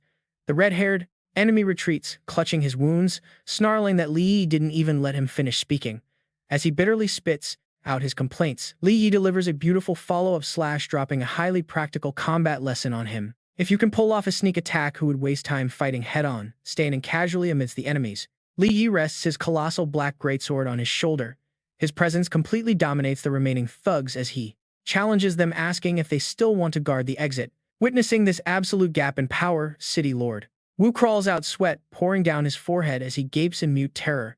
Sensing the tide has turned, the City Lord immediately turns and flees for his life, desperately trying to salvage some dignity as a veteran. "If you cannot win, retreat. No need to risk your life." Just then, an urgent warning from his shadow Guardian rings in Li Yi's mind, making his purple eyes contract. Li Yi, a rank S, is approaching. Having run only a few steps, a terrifying crimson explosion rips through the stone wall directly in front of the Lord, instantly decapitating him. Out of the billowing dust and debris, Cui Shihao descends slowly like a demonic king. Flanked by a pack of vicious, monstrous beasts, he looks down on his minions with cold disdain. Even at rank A, garbage is still garbage. Standing proud amid the swirling crimson energy, Cui Shihao sneers triumphantly at his former superiors, offering a mocking greeting. "Long time no see, you high and mighty insects." Facing the massive horde of monsters nearby, the armored soldier trembles, grabbing City Lord Wu. "As we watch," they asked anxiously, "with so many enemies, what do we do?" City Lord clutching his aching chest. City Lord Wu tried to act calm, barking out, "What is the panic? Pull yourselves together." Meanwhile, carrying the absolute crushing pressure of a high-tier S-class powerhouse, vampiric devourer Cui Shihao flung his scarf back, barking cold orders to his minions in a brutally cruel tone, telling them to guard the main gates and let absolutely no one escape. Standing right in the middle of the wreckage, Li Yi calmly rested his sword on his shoulder, his sharp eyes scanning the battlefield without showing an ounce of fear. Before the arrival of the final boss, shrouded in dark shadow energy, the young man frowned silently, cursing his terrible luck. This Kui Shihao guy had terrible timing. Just then, his shadow guard materialized, reminding him that the A-class soul from earlier wasn't fully absorbed yet. Li Yi calmly instructed his shadow, "Go ahead and absorb it now. It should be enough to trigger your A-class breakthrough. I will step in to buy you time if needed." Right then, Kui Shihao floated down, his eyes landing on Li Yi with a mocking nod directed at the high-ranking officers. "Taking down 3 of my A-rank fighters in a row, you are way more formidable than those big shots sitting up there. Honestly, only those who have been trampled and oppressed like you and me possess truly limitless potential." Hearing that cringeworthy speech, Li Yi cringed in disgust, letting out a sharp mocking sneer as he retorted, "Comparing me to you, are you trying to make me throw up?" Meanwhile, he quickly calculated his next move, thinking I need a distraction. Otherwise, he will spot me if I draw any closer. Completely ignoring the young man's obvious contempt, Kui Shihao calmly stepped onto the ground and confidently walked over, reaching out a hand as if offering an alliance. "No need to be so hostile. We are cut from the same cloth. We both started at the very bottom, and risking our lives is the only way to survive, right?" Getting into a defensive stance, the shadow guard was itching for a fight, eagerly asking, should I take him out? But Li Yi quickly scanned the area, smirking as he held up a hand. "Hold on. Someone else is about to make a move." Just as expected, Director Ning charged forward in a burst of righteous fury, pointing his finger and shouting with supreme authority, "Kui Shihao, I order you to shut down the Tier 2 portal and surrender immediately." Standing before his former superior, Kui Shihao puffed out his chest and tilted his chin up with utter arrogance.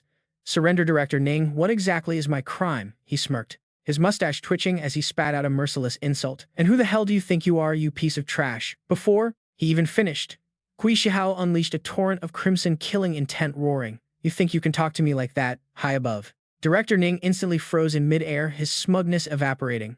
Sensing the massive power gap, cold sweat broke out across Li Yi's face as he yelled a warning to his totally useless ally, "Watch out, he is S-rank." But it was already too late. Kui Shihao lunged forward, grabbing Director Ning by the throat and lifting him like a helpless chicken, letting out a mocking laugh.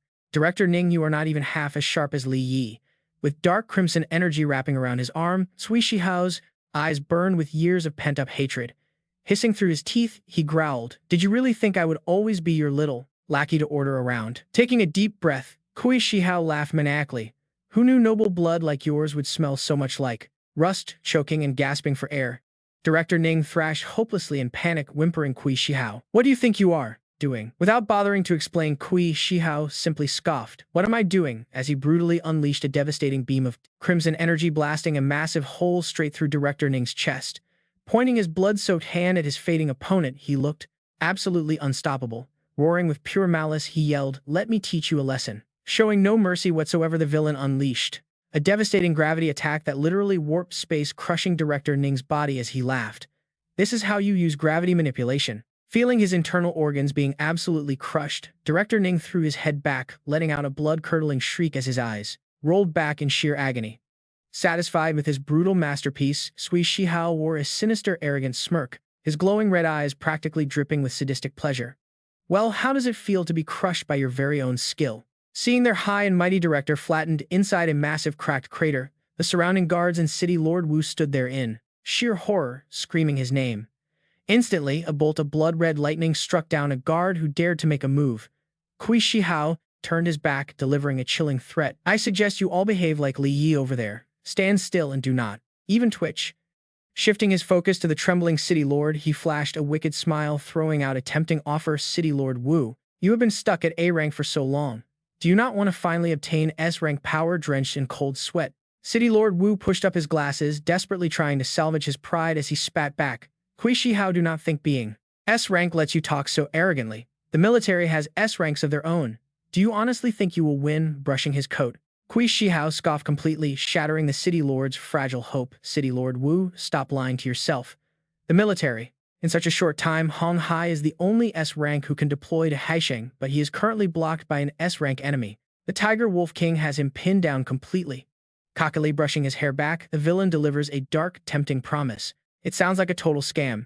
He claims that since he achieved S-rank, he can help countless others reach that same legendary level. The armored guards and the bald mayor freeze in shock as Kui Shihao drops his sinister threat. He asks, with a smirk, "Just think, once this news spreads, how many people will gladly throw their lives away just to pledge allegiance to me?"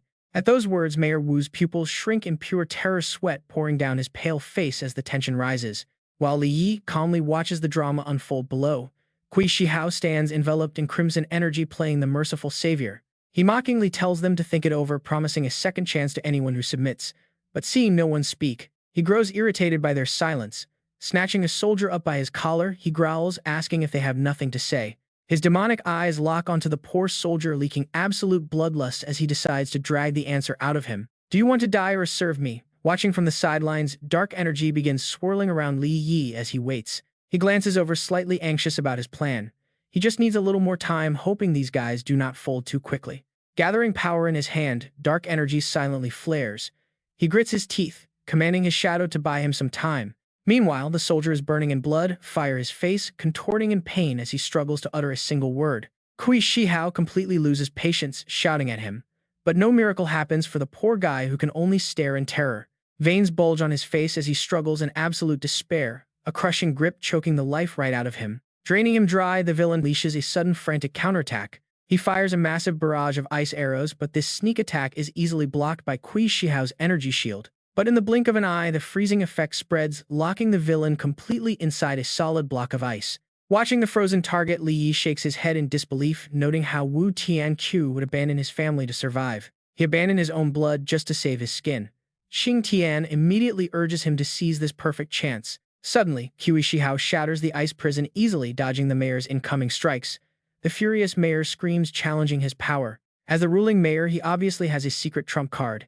He throws a brutal punch covered in massive energy. He shatters the defenses with a mighty blow, roaring in contempt that his opponent is just Ning Donghao's pet dog.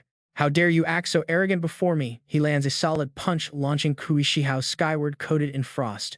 Caught completely off guard, Kui Shihao is blasted into the sky, his face freezing as the ice rapidly spreads. The frost locks his entire body.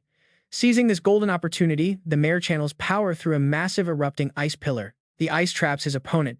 Mayor Wu immediately turns to the remaining guards, blocking his path, issuing a stern warning. Stand aside peacefully, and I might just spare your lives. The guards stare in shock at their boss's sudden power. The underlings whisper in disbelief, questioning how an A-rank could pull this off, making the mayor snap back in anger. What are you looking at? Terrified, the guards quickly back away. But before the mayor can celebrate his narrow victory, a soldier wearing a gold chain freezes in terror as blood-red energy tendrils suddenly erupt from the ground beneath them. In an instant, the violent blood tentacles wrap around the soldiers, mercilessly draining their life force as they scream desperately. They shriek in agony, wondering what is happening. Hearing the screams, Mayor Wu stops and turns back in sheer horror. His face turns pale, seeing a blood vortex swirling back toward the ice block. Suddenly, a massive S-rank power erupts. Kui Shihao emerges like a demonic god, controlling deadly streams of blood energy that completely seal off the entire area. The bald mayor can only gasp in pure despair. Feasting on the life force of the guards, Kui Shihao strips off his shirt. Covered in burning veins, the demon smirks, wiping a drop of blood.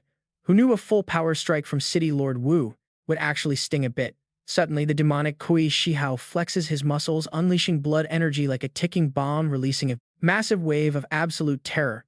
It completely crushes the weak escape attempt, leaving City Lord Wu shaking in sheer panic, drenched in cold sweat. Right then, a cold voice sneers. Let me guess. Your little life-saving tricks have finally run completely dry, haven't they? With no way out, the once mighty bald leader falls to his knees, begging the young man clad in a dark, ominous aura. I will serve you, just spare my life. Witnessing this pathetic sight, Li Yi, his face covered in dark demonic veins, chuckles. You really know how to adapt to survive, City Lord Wu. Ignoring the begging bald man, the mustachioed villain floating in the blood vortex glares down at Li Yi. He smirks. Your power grew again. You never fail to surprise me, Li Yi. Completely unfazed, Li Yi flashes a wicked grin. His eyes gleam with dangerous malice. Well, you keep surprising me too. With that, he raises his hand, condensing a thick cloud of dark energy. Without fresh blood to consume and heal your wounds, he dashes forward like a phantom.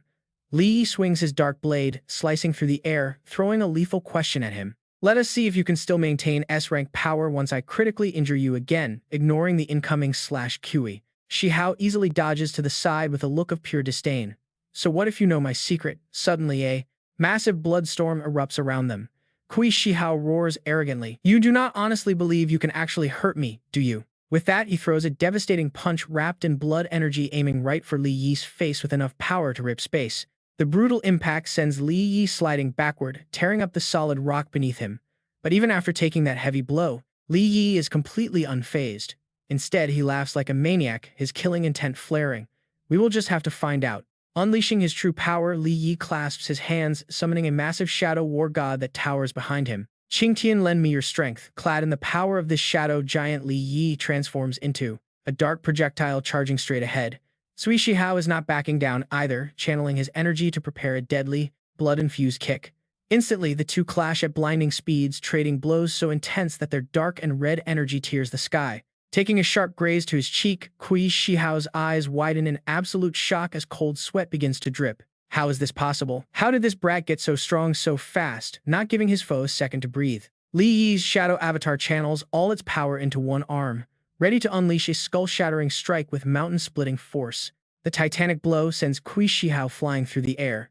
As the dust settles, Li Yi's dark shadow pulls back its fist. It stares down majestically at the opponent, but this blood monster is not going down that easily.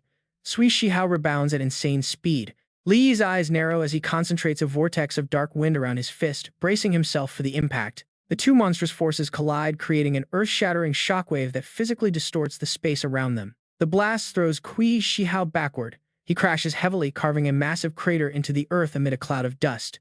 Wiping blood from his mouth, Cui Shihao grimaces and admits, Li Yi, I will give you credit. That desperate style actually works. The blood vortex behind him erupts again with terrifying fury, ready to consume everything in its path. But how long can you survive drawing a blade forged from his own blood? Cui Shihao chuckles with absolute confidence. As long as my blood supply remains, my regeneration is infinite. But before he can even finish, Li Yi looks up grinning. Do not assume you are the only one who can pull off a stunt like that. Instantly, Li Yi erupts with dark, cosmic energy, his hands gathering shadows so thick they look solid. Out of nowhere, he summons a colossal dark great sword, slicing through the atmosphere. The oppressive pressure is so intense that it makes Cui Shihao look up in absolute panic. What's smirking under the massive silhouette of his dark guardian, Li Yi speaks with absolute arrogance. A battle of attrition. You think I am afraid of that? Without giving him a moment, Cui Shihao launches blood tentacles. But Li Yi easily deforces them with rapid dark slashes, sending bright sparks flying as Cui Shihao begins to sweat under pressure. Blocking desperately, Cui Shihao roars in pure frustration. Li Yi, do you really have to risk your life to destroy me? In response, the colossal dark sword strikes down with extreme violence, shattering the ground and leaving deep craters in its wake. Floating in the sky like a grim reaper, debris swirling around him, Li Yi coldly delivers his final judgment. I already told you your life is the only prize I came for. He unleashes another 1,000-ton strike, forcing Cui Shihao to grit his teeth and block the massive sword with his blood weapon, struggling under the sheer weight. Moving like a cornered beast, Cui Shihao leaps into the air, barely dodging the lethal wind-cleaving strike. The dark specter shatters the ground. Sensing he is outmatched, Cui Shihao grits his teeth, his eyes flashing with desperate calculation. Knowing he cannot keep burning through energy like this, throwing his pride away, he turns around and runs for his life with only one choice left, gambling on the level 2 portal. To slow his pursuer, he summons a massive barrage of blood spears, flinging them backward and shattering the earth in deafening explosions. Emerging through the smoke, Li Yi yells with absolute rage, his voice echoing across the battlefield. Cui Shihao, today I will take your life to avenge my parents. A torrent of dark red energy tears through the terrain, obliterating every single obstacle as the relentless chase continues, fleeing toward a blazing crimson pillar of light in the distance. Cui Shihao pants heavily, muttering to himself, once I get in there and absorb the blood of a few A-rankers, I can finally stabilize my S-rank status. Just a little more. His face relaxes, his bloodshot eyes gleaming with a mad hope, as his goal is right in front of him. But before he can even smile, a blinding flash of light and a massive fireball erupt directly in his path, completely blocking his escape and startling him. Cui Shihao skids to a sudden halt, raising his blood spear in a defensive stance, his eyes strained as he stares into the smoke. From the sea of fire, a mysterious white-haired figure slowly emerges, delivering a bone-chilling greeting. So, Cui Shihao, you have finally returned. The stranger brushes his white hair, his rippling muscles fully exposed under the firelight. Perfect timing. I'm almost fully recovered. The system scans the new enemy, a vampire race, leveling up to S rank, possessing the Blood Devour skill, which drains lifeblood to steal abilities. Both Li Yi and Cui Shihao freeze, locked in a tense standoff with this sudden arrival, who stands calmly amidst the swirling bloodstorm, completely ignoring Li Yi. Instead, the white-haired man locks his eyes on Cui Shihao, casually mocking him. The level 2 portal you made is still not nearly as stable as mine was back then. Meanwhile, Cui Shihao trembles, veins popping on his face in sheer terror. Why do I feel so utterly suppressed by this guy? Impossible. How can a fellow S-rank level opponent possess such terrifying crushing pressure? Standing opposite them, Li Yi smirks, his sharp eyes analyzing the situation. The pressure is not just S-rank power, but rather his fully unleashed vampire aura. This is absolutely crazy. How do I keep running into S-rank monsters everywhere? The white-haired man steps forward, looking down at Kui Shihao, who is kneeling and clutching his chest, his deep voice carrying a chilling warmth. I see you survived. How wonderful. The white-haired man stares at Kui Shihao as if looking at a pathetic clown. That smile of yours is so fake. Hearing this, Kui Shihao looks up with a face twisted in pain. I am genuinely happy. Backed into a corner, Kui Shihao roars with rage, channeling all his strength into his fist as he charges the enemy. Damn it, even if you resurrected, your power cannot surpass mine. He unleashes an earth-shattering punch, tearing through the air and completely destroying the surrounding ground. But as the dust clears, the white-haired man easily catches that deadly strike with a single hand, smiling gently, sending a shiver down Kui Shihao's spine. You really haven't changed at all, always the same. Pure fury turns Kui Shihao's eyes bloodshot. He grits his teeth through the insults, calling his opponent a shameless, spineless coward. Ignoring the curses, the white-haired man lifts Kui Shihao high into the air, savoring the raw energy surging from his enemy's wounds. With a smirk, he asks, is this the power you stole by draining my own flesh and blood? Looking at his ruined enemy, kneeling pathetically at his feet, the white-haired man sneers. How utterly laughable. You can't even unleash 10% of my power. This drives Kui Shihao into a panicked frenzy, begging, please don't kill me, I will obey you from now on. But the white-haired man's eyes suddenly flash with pure malice as he delivers a ruthless and cold insult. Obey me. You do not even have the right to be my dog. With that, he violently rips the blood energy straight from his enemy's chest, coldly declaring, however, I will not kill you. I will leave you crippled, forced to drag out your remaining days in absolute misery, stripped of your stolen power. Kui Shihao's eyes roll back, his jaw dropping as he screams in agonizing pain. Realizing that the situation has spiraled completely out of control, the Dark War God, Qing Tian, roars a desperate warning, telling Li Yi to run immediately, forcing the young man to flee at full speed. Li Yi's dark specter dashes off like a black whirlwind, leaving behind the white-haired monster who stands calmly watching his prey. But before he can get far, a massive bloodstorm sweeps in directly behind him, breaking Li Yi into a cold sweat. As the vampire's teasing voice echoes right beside his ear, why run? Am I really that terrifying to you? In the blink of an eye, the white-haired monster closes the distance like a ghost, leaning in with a menacing grin. I am highly curious, why does your body carry an aura that makes my very blood tremble with fear? Without waiting for an answer, he extends a hand cloaked in crimson fire, reaching to grab Li Yi's head with a wicked smirk. Shall I take a little peek into your memories? Cornered and desperate, Li Yi wraps his entire body in a dense layer of dark armor, growling back, be my guest. He spins around at a dizzying speed, swinging his massive dark greatsword backward with a furious roar. A pitch-black slash rips through the air as the massive blade strikes directly at the beast, yet the monster easily dodges. The vampire keeps a chilling, creepy smile, casually saying, since you refuse to cooperate nicely. Suddenly, the monster stomps the ground hard, sending a massive shockwave outward as he gathers a surge of place, blinding blood lightning into his fist, coldly muttering, then let's try a different way of talking. A devastating lightning punch erupts with pure destructive force, shooting out like a bright red laser and slamming straight into Li Yi's chest, sending him hurtling back, completely unable to stop the overwhelming blast. His dark figure crashes hard into the earth, causing a massive explosion, like a meteor impact that carves out an entire hillside. Amid the swirling dust, he falls freely onto the ruined, broken ground. Struggling to get up, Li Yi kneels, gritting his teeth with a bruised face as he mutters, how is this bastard so insanely strong? His dark shadow armor slowly fades away. In stark contrast to the young hero's heavily battered state, the white-haired monster lands as light as a feather, stepping closer with a classy, elegant smile. So can we finally have a peaceful chat now? The crushing pressure of a supreme powerhouse weighs heavily on Li Yi. Gritting his teeth, he props himself up, struggling to break free, beneath the sheer authority of the beast standing right before him. Pushed past his absolute limit, he collapses completely to the dirt. In his ear, Qing Tian's helpless sigh echoes, reminding him that he must rely only on himself now. Suddenly, a sudden flash of blue lightning erupts behind him. The majestic war god, Qing Tian, steps forward to shield him from the enemy, making Li Yi look up in utter shock. Qing Tian, what are you doing? Meanwhile, far away from the bloody battlefield, a lonely Qin Xian stands on a rooftop edge, gazing down at the city below, which is currently buried in ruins and ash, gently cradling a tiny black bat against her chest. Her beautiful face shows deep worry. The entire city is evacuating, and she has no idea how Li Yi is doing. Suddenly, the little bat wakes up in her arms, its big eyes glowing bright pink as if catching a strange signal. In the blink of an eye, the tiny creature wraps itself in dark mist, its muscles bulging as it evolves into a massive, ferocious beast. Without a single moment of hesitation, the giant bat flaps its wings and dives off the rooftop, leaving the shocked girl crying out, "What is wrong with you?" Sensing that something is terribly wrong, she immediately leaps off the tall skyscraper, chasing after her pet with agile grace. "Wait for me." She lands firmly onto the back of her flying beast as it slices through the wind. Her eyes filled with pure determination, she commands, "I am coming with you," riding on its back. As they fly at breakneck speed, her face is tense with worry. If her beast is rushing this fast, has something happened to Li Yi?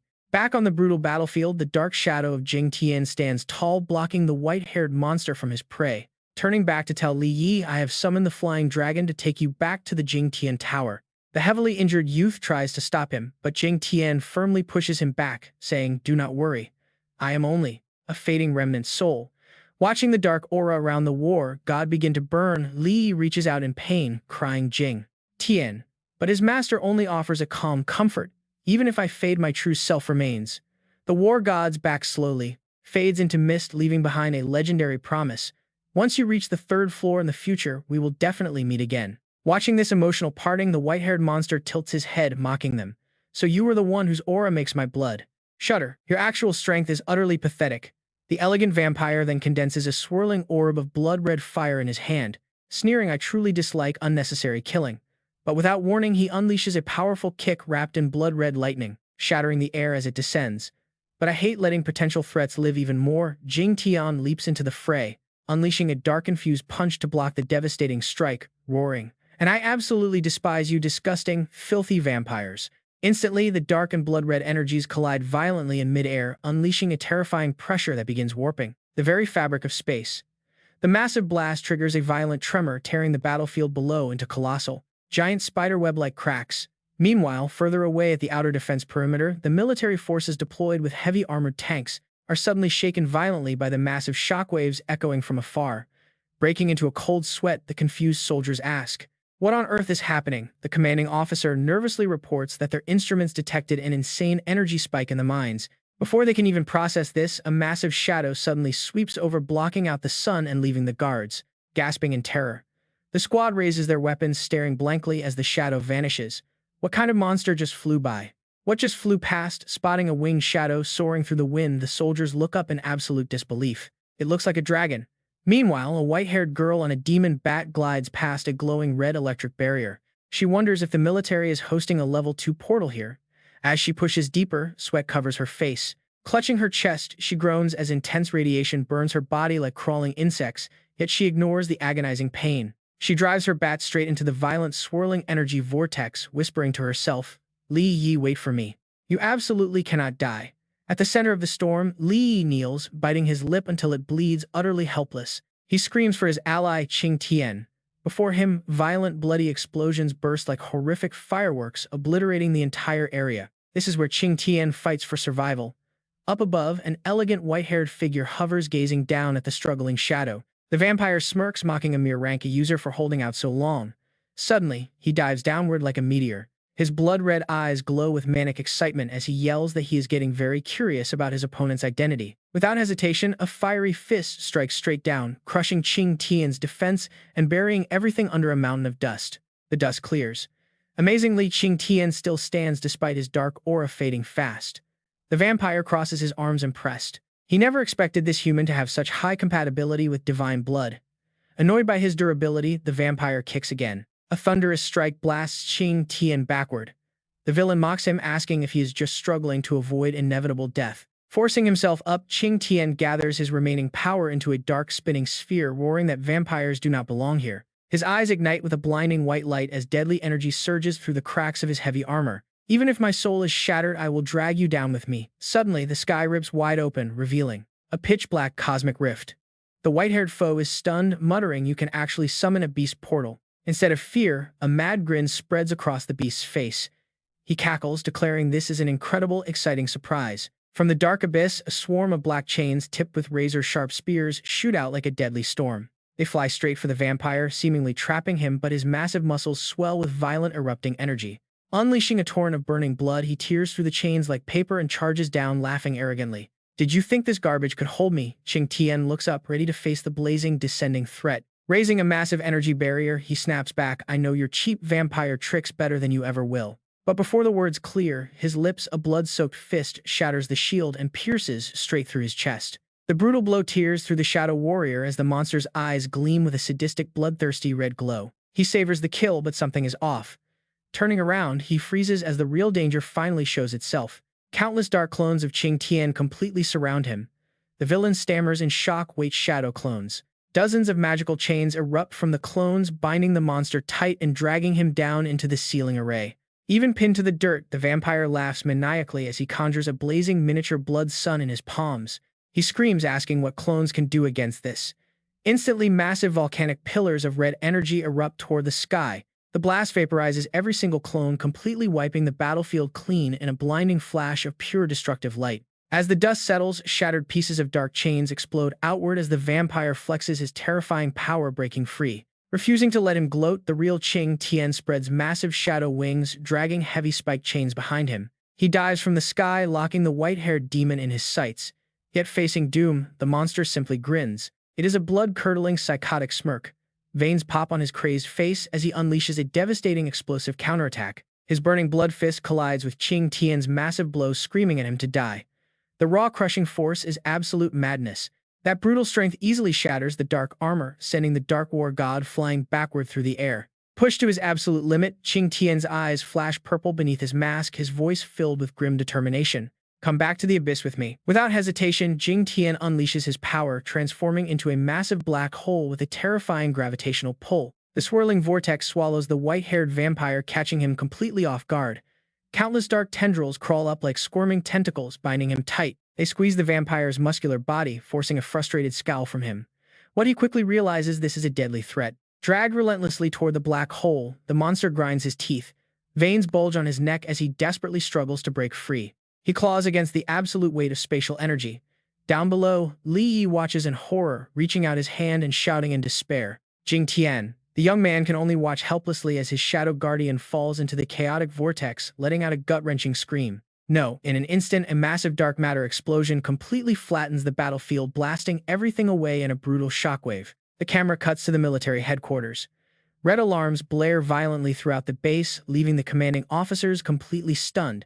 The bearded commander frowns and demands, "What is going on?" Meanwhile, the technician in glasses starts sweating bullets. He nervously reports that an intense energy spike has suddenly erupted near the secondary portal, and it is not stopping there. Staring wide-eyed at the radar, the technician's voice trembles as he adds, "Sir, the energy signature has expanded over 100 square kilometers." Realizing the sheer gravity of this, the bearded commander instantly barks out orders. "Tell the squad stationed there to investigate immediately. No matter the cost, we need answers." The soldier quickly salutes. "Yes, sir." But sweat runs down the commander's face. Anxiety fills his eyes as he mutters, "What on earth is happening over at Li Yi's side?" Cut back to the ruins of the mine. The dark sky splits open, raining blood-red lightning bolts directly onto the devastated battlefield where Li Yi stands all alone. He glares up with a mixture of rage and helplessness, gritting his teeth hard under the suffocating pressure of the atmosphere. Out of the crimson lightning, the vampire slowly emerges with an arrogant smirk, completely unharmed despite Qing Tian's final sacrifice. Staring down at Li Yi and Qing Tian's fading, smoking soul, the monster sneers. "You know, if you had held on a bit longer, I actually might have ended up trapped in there." But he has no mercy. The vampire tightens his grip on Qing Tian. Choking the life out of him, he laughs. The third tier of the abyss. A power far beyond S-rank, what a beautiful place. His eyes glow demonic red. He smirks, scanning the fallen beast's memories. "Thanks a lot. Your mind has shown me a very interesting world." Watching his companion get humiliated, Li Yi snaps. Death energy erupts around him as he roars like a cornered beast. Stop, but it is too late. The monster releases his grip, letting Qing Tian's dying soul dissolve into black smoke. The ashes scatter in the cold wind. He sighs, "Such a pity. I could not extract all your memories. Everything seems hopeless now." Li Yi lunges forward, reaching out into the empty air, screaming in absolute agony. Qing Tian broken, he collapses onto the cracked earth, his hands dropping limp as a choked sob escapes his throat. No, in stark contrast to his sorrow, the vampire wears a sadistic grin as a painful scream echoes across the skies. Og. After enjoying the torment, the white-haired monster slowly floats down, landing right in front of the defeated young man. Crossing his arms, he studies Li Yi curiously. How strange. I found absolutely nothing about you in his memories. Wasting no time, he reaches out a hand cloaked in crimson fire toward the battered youth. His gaze is dangerously inquisitive. Let me see what makes you so special. Pushed to his absolute limit, Li Yi hangs his head. He hangs his head, gritting his teeth so hard they bleed. He growls with pure hatred, I must kill you. His eyes suddenly flare with a wild, savage purple glow as a chaotic dark aura explodes, enveloping his entire body. Turning rage into power, Li Yi swings his shadow blade, slashing through the air toward the enemy. But the vampire simply dodges with a casual sidestep. Dark shadows and blood-red fire clash, leaving a blur of high-speed afterimages. Li Yi attacks like a madman, but his swings are effortlessly avoided. With just one bare hand coated in crimson flame, the vampire catches Li Yi's heavy punch. Sneering, he advises, just behave yourself and you will suffer much less. Ignoring the mockery, Li Yi roars like a rabid beast, charging back in with every ounce of strength he has left. Die. Losing his patience, the monster counters with a massive blast of dark fire that completely crushes the weak shadow blade. Taking the full force of the blow, Li Yi is thrown off balance, sent flying backward through the air. His feet drag across the ground, kicking up thick clouds of dust as he is flung away like a broken doll. He slams violently into a cracked stone wall, sending a powerful shockwave, shaking across the entire mountainside before sliding down. Li Yi props himself up with one trembling hand. He is heavily bruised and gasping for air. Meanwhile, the vampire stands at a distance and looks down at his hand, sensing that something is wrong. That brief clash drained far too much of his energy. He can barely even maintain his S-rank power anymore. Just then a sudden shout echoes from the distance. A sharp screech suddenly tears through the silent sky, catching him off guard. Li Yi whips his head around and looks up, staring into the clouds where the white-haired man spots a girl riding a giant demon bat charging down. His eyes flicker with sheer disbelief, muttering an A-rank. Just then he spots a heavily armed tactical squad marching rapidly into the active combat zone, clicking his tongue in utter annoyance. More annoying, small fry are heading this way, and he knows the odds are shifting. With time running out, the white-haired warrior summons a blood-red portal of fire behind him, stepping through with a cold "for now. I will spare your life." Li Yi desperately reaches out, pleading, "Wait, do not go," but the half-human beast completely vanishes. Space, leaving behind only an arrogant glare and a deadly promise. "Once I recover, I will come find you." The enemy had just vanished. A giant demon bat flapped its wings, crashing heavily onto the ground right behind the battered young man.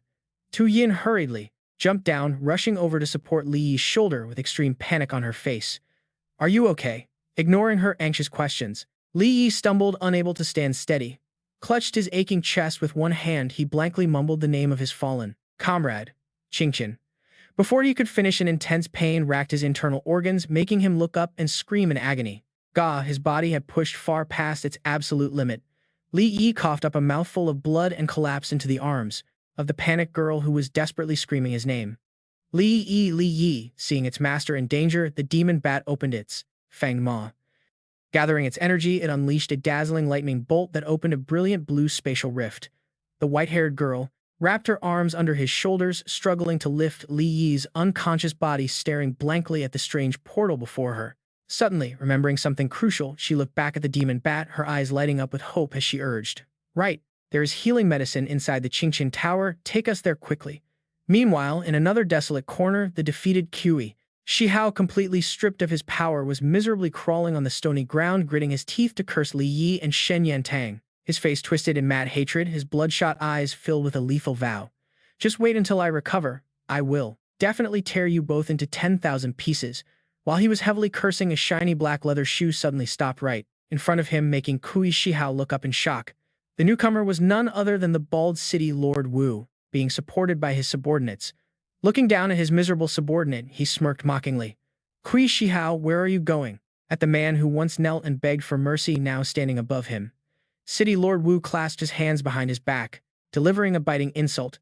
"Never expected you would end up in my hands, did you?" Seeing his life hanging by a thread, Qi Shihao trembled and crawled on the ground pitifully, begging the big boss of NG Group, "President Ning, do not kill me. I can give you all of my technology."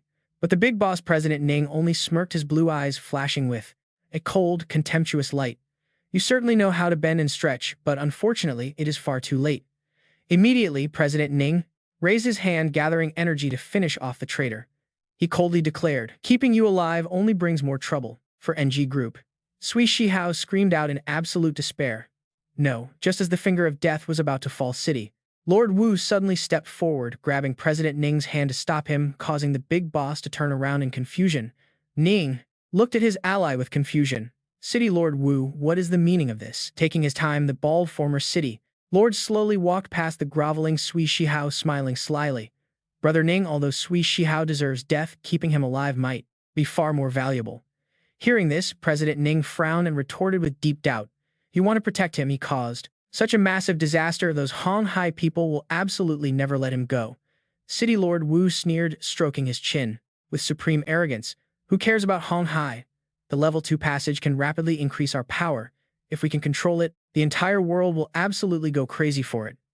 He coldly reminded, do you think the generals and other high-ranking officials in the military do not crave this? Turning back to look at the defeated man's city, Lord Wu thoughtfully analyzed. Li Yi's current status is unknown, but if he is still alive given his personality and terrifying growth rate, the bald man leaned in close to President Ning, his glasses glinting with cunning calculation. For those of us who have history with him, how long can we actually stay safe? Keeping Kui Shihao's worthless life will help us divert Li Yi's attention and hatred. With that, he patted his ally's shoulder, walking away with a highly convincing final point. Furthermore, it will help us secure more support from the high-level factions within the military. This is easily our best option. Meanwhile, in a far-off place, the pitch-black Qing Tian Tower stood majestic, towering straight up into the eerie dark storm clouds of a mystical gray sky. Inside the ancient tower, Li Yi lay unconscious on a stone platform, his body covered in blood, leaving Tu Yin in tears. Li Yi, the blood won't stop, what should I do? Seeing its master in distress, the little demon bat flew over, holding a glowing green potion bottle in its mouth to offer her, leaving the girl dazed. Medicine, receiving a reassuring nod from her pet, the white-haired girl quickly took the bottle. You want me to give Li Yi this? Without a single hesitation, she gently pried open his mouth, pouring the magical green liquid down the unconscious young man's throat. Then a miracle happened. A warm green light suddenly erupted, enveloping Li Yi's face, making the girl gasp in utter shock. What is this? The torn wounds and bloodstains on the young man's hands began to automatically close up, healing in a truly miraculous way.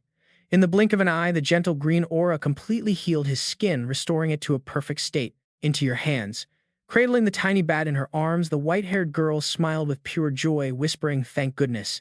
The bleeding has finally stopped. But her joy was cut short as crackling red lightning suddenly erupted, surrounding her and making her eyes widen in sheer horror. The brutal radiation pressure forced her to collapse, shattering her potion bottles. The demon bat screeched in panic at the sudden noise. Struggling through the immense pain, the girl clutched her sweat-drenched forehead, whispering to comfort her pet that she was fine. She then turned her gaze gently toward Li Yi, who lay peacefully on the stone altar, telling herself that this agonizing radiation was absolutely nothing compared to his fatal wounds. Gently brushing his hair aside, the girl whispered with firm resolve, promising to stay by his side and urging him to hold on. Meanwhile, at a military landing zone, a massive gunship touched down, its spinning rotors kicking up a blinding cloud of dust. Stepping out of the cabin, City Lord Wu and President Ning walked over leisurely to greet the waiting commander. The bearded General Hong did not waste any time, immediately demanding answers with a tense and serious expression. Where is Li Yi? What exactly happened out there? City Lord Wu quickly put on a fake mask of regret and helplessness, sighing as he reported that the battle was already over when they woke up and that Li Yi had vanished without a trace. Noticing Sui Shihao tied up tightly by the guards behind them, General Hong coldly demanded that they hand him over, believing the prisoner knew where Li Yi was. But City Lord Wu adjusted his glasses, flashing a fake smile to politely decline. He claimed the Supreme Military Commission had ordered that Kui Shihao be kept under his own custody for the time being. Hearing this excuse, General Hong gritted his teeth in fury, spitting out a sarcastic retort about the Supreme Commission. He warned City Lord Wu that he was overstepping his bounds, but the bald leader simply turned to leave with a smug look, firing back a sharp remark about how they both serve the same coalition government, so bypass reporting shouldn't be an issue. Suddenly, massive pillars of destructive red light shot straight down from the heavens, triggering a series of terrifying explosions. As the ground shook, everyone panicked. General Hong quickly spun around to face the burning horizon in utter shock. Wondering what was happening, he was approached by his pale-faced assistant, who ran over and stammered out a frantic report. He revealed that the nearby Tiger Wolf Legion was currently under heavy attack by an unidentified force. The general frowned, wondering if their troops had accidentally wandered into enemy territory, but his thoughts were instantly cut off. His subordinate clarified with sheer terror that it was actually a monstrous S-rank energy signature making its presence known. Feeling the suffocating invisible pressure crush down on them, the bearded general stared in horror as the power continued to spike. Meanwhile, on a bloody battlefield covered in mountains of dead beasts, a white-haired vampire stood arrogantly with his arms open wide. He bathed in the heavy mist of blood, laughing with satisfaction at the pure power of these second-tier beasts. Savoring his victory amidst the sea of corpses, the vampire licked the blood off his hand with a sinister grin, declaring that their blood was incredibly sweet. Suddenly, a bolt of blue lightning tore through the sky, signaling a new threat. The arrival of this terrifying entity caused the white-haired monster to narrow his eyes and look toward the blinding flash. Out of the electric blue mist stepped a colossal lion beast cloaked in azure flames, prompting the vampire to smirk. Welcoming the newcomer, he noted its arrival as the S-rank tiger wolf king towered over his small frame. The beast king let out a warning roar, demanding to know the vampire's true intentions behind this sudden massacre. Standing there calmly with his arms crossed, the vampire casually made a shameless offer to negotiate a deal, suggesting he borrow some of the king's subordinates to harvest their blood for an easy energy boost. Infuriated by the insult, the tiger wolf king bared his claws, roaring to ask if he was being provoked.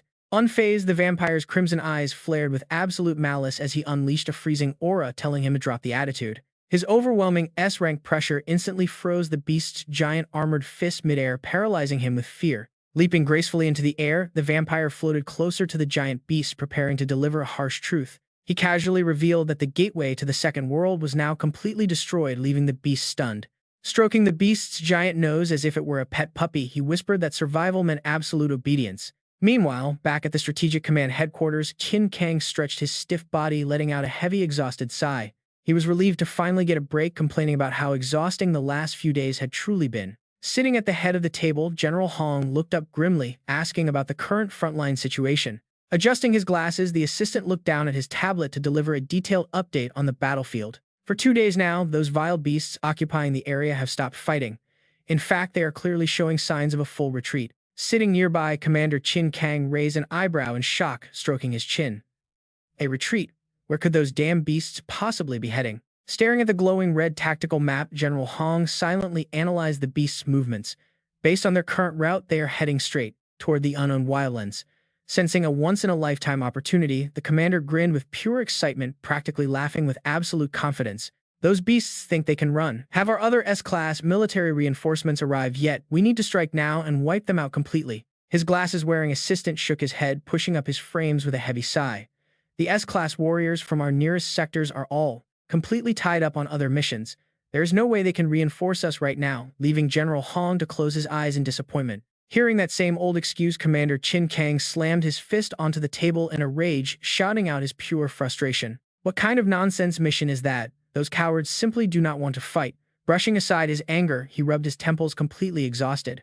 But let's look at what happens next.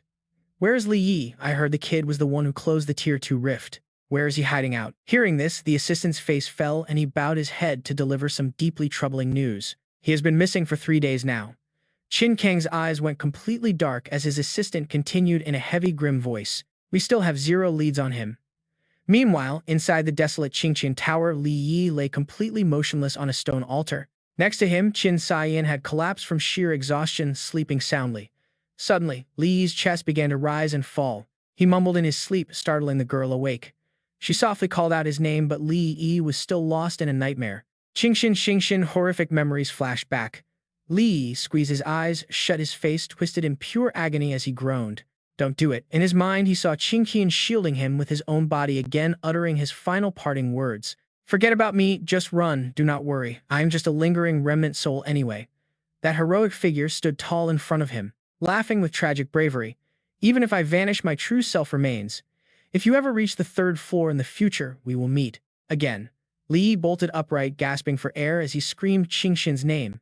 The sudden shout startled the white-haired girl. Realizing he was finally awake, Qin Xian was overwhelmed with joy, instantly throwing her arms around his shoulders to hold him tight. You are finally awake, Li Yi. With tear-filled eyes, she choked back her sobs, scolding him gently out of pure worry. You have been unconscious for 3 entire days. Do you have any idea how worried I was? Still dazed, a wave of confusion washed over him. Li Yi stared at his hands in disbelief, asking if 3 days had really passed. Wiping her tears, she smiled gently. You must be thirsty. Let me get you some water. But the moment she stood up, Qin Xian's eyes suddenly went wide with shock. Strange purple veins began spreading across her face like a glitching system error. Seeing this terrifying transformation, Li Yi's face paled. He reached out in a panic, calling her name. But under the sudden immense pressure, Qin Xian clutched her head in absolute agony. She collapsed to the floor, forcing Li Yi to rush forward and catch her slender body. What is happening to you right now? Her face was starting to bleed from the spreading poison, but she still managed a weak smile to comfort him. I am okay. She whispered, it is just a little radiation. Suddenly, her head slumped as she fell unconscious, leaving Li Yi shaking her in panic. He desperately tried to wake her up. Seeing the dark purple toxins eating away at her beautiful skin, he was completely devastated. He held her tight, whispering in absolute terror. Meanwhile, a tense standoff was brewing right outside the gates of the city lord's mansion. A hostile crowd had gathered facing off. General Hong raised his voice in a stern challenge. City Lord Wu, what is the meaning of this? Blocking the military, a bald man with glasses crossed his arms condescendingly. General Hong, by order of the committee, no one is allowed to interrogate Kui Shihao before the investigation team arrives. General Hong gave him a deadly glare. Bai Chen, do not think I do not know exactly what you and your shady backers are plotting behind the scenes. I do not care what secrets you want to extract from Kui Shihao. He pressed his eyes, cutting like knives. But right now, all I want is to interrogate him, to get some intel on Li Yi. The general flashed a smile that was so incredibly friendly it felt downright terrifying. You and I know he means serious business. I hope you will be sensible and cooperate. The bald man broke into a sweat but still stood his ground with his muscular guards. I cannot explain this to my superiors. Please do not make things difficult for me. Suddenly, a burst of blue flame erupted overhead. Explain. A voice boomed as the bald man and his goons paled, cowering in fear under the terrifying blue flames encircling them. An imposing figure walked right past the groveling guards, his voice filled with mockery. You failed to even secure a single prisoner, so I had to personally step in to help you keep him under control. Standing alongside General Hong, the blue fire wielder sneered. Is that enough of an explanation for your superiors? The bald man gritted his teeth, absolutely furious. But before they could celebrate, a sudden burst of crimson killing intent ripped through the air, completely catching General Hong's entire squad off guard. He gasped. A cloaked figure arrived on a bloody gale, scattering the soldiers, and calmly began to speak. General Hong stared as his opponent was revealed, the commander of Sector 4, General Dadang, an S-tier revolver. Stroking his chin, Dadang smirked. A general, yet still so unreasonable. General Hong scowled, ready to ruin his plans. General Datang, what perfect timing. Didn't you claim just days ago that Sector 4 had an emergency? So, you could not slip away. Why are you suddenly so free to come to my Sector 3 and poke your nose into my business? Dadang casually adjusted his hat and replied smoothly. Well, who told you to make such a massive scene here? The higher-ups already established an investigation team to handle this. He leaned in close with a creepy, sly smirk to ensure some stubborn generals do not refuse to cooperate. They sent me to keep an eye on things. Exposed General Hong could only glare in silence. Knowing this was a losing battle, Hong's faction decided to retreat. Since General Dadang is taking over, we will leave. Datang waved them off cheerfully. I won't bother seeing you out. Once they were out of sight, Old Chin anxiously asked, looking totally lost. What do we do now? General Hong sighed deeply, knowing they had to double their search efforts, hoping to find Li Yi. Right then, his phone rang loudly and a voice on the other end reported, Boss, the blonde girl is calling. Without hesitation, Old King grabbed the phone and shouted anxiously into the receiver, Li Yi, kid, where are you? But as the grim news came through, the white-haired director's face turned pale. His eyes widened in absolute horror as he screamed. What cut to the hospital, where a frantic voice shattered the silence. What actually happened to Seeing? Inside the ward, the doctor frowned deeply as he analyzed her condition. With a grim expression, he explained that she was not poisoned. Instead, extreme radiation had triggered a mutation in her body. Losing his mind, Old Chin grabbed Li Yi by the collar and roared, Li Yi, what on earth happened out there? Li Yi closed his eyes, his face twisted in agonizing guilt. Qin Xian risked her life to save me. She entered that abandoned 16th spatial passage just to rescue me. The room fell dead silent. What could they do now? Staring at Xian through the observation glass, the old doctor sighed. You have been through this yourself, Li Yi. She survived the radiation and entered the awakening stage. Whether she succeeds or not is entirely up to her own strength. Old Qin clenched his fists, gritting his teeth in pure rage. This is all because of that Tier 2 passage's radiation. It is all Kui Shihao's fault. Hearing that name, Li Yi's eyes snapped open, his pupils shrinking with pure, unfiltered rage. Damn it, if those bastards at the top did not shield Kui Shihao, I would have snapped his neck by now. Dark energy rolled off Li Yi as he muttered with intense killing intent. Is Kui Shihao really still alive? Do they still shield him? He marched over to General Hong with a dark, furious expression, demanding answers in a harsh tone. What is the meaning of this? General Hong, facing the youth's fury, the old general could only sigh in defeat. Someone in the upper ranks wants Kui Shihao's research results. Hearing that, Li Yi glared with ice-cold eyes. Research results. Do you not realize how dangerous that Tier 2 passage is? How many lives has he taken over the years? Did those people die for nothing? The old general quickly tried to calm him down, promising justice would be served. I will make Kui Shihao pay for his crimes. I just need more time. But before he could even finish, Li Yi turned and walked away, forcing the panicked general to call out. Li Yi, what are you doing? The dark energy flared. It made him look like a descending demon king. He cast a freezing glance back. What do you think? General Hong had to use the government to threaten him. Li Yi, do you want to oppose the entire coalition government? Or are you absolutely confident you can kill Kui Shihao under the nose of that S-class powerhouse from Sector 4? Hearing that Li Yi stopped dead in his tracks, he turned his head slightly intrigued. Sector 4, you say? Seeing the young man pause, General Hong quickly stepped forward to explain the situation regarding the coalition government. They have formed an investigation team. Even if someone shields Kui Shihao, they won't dare cover for him with solid evidence. As he spoke, painful memories of past tragedies rushed back. The city of Yinsa had lost over 20,000 lives.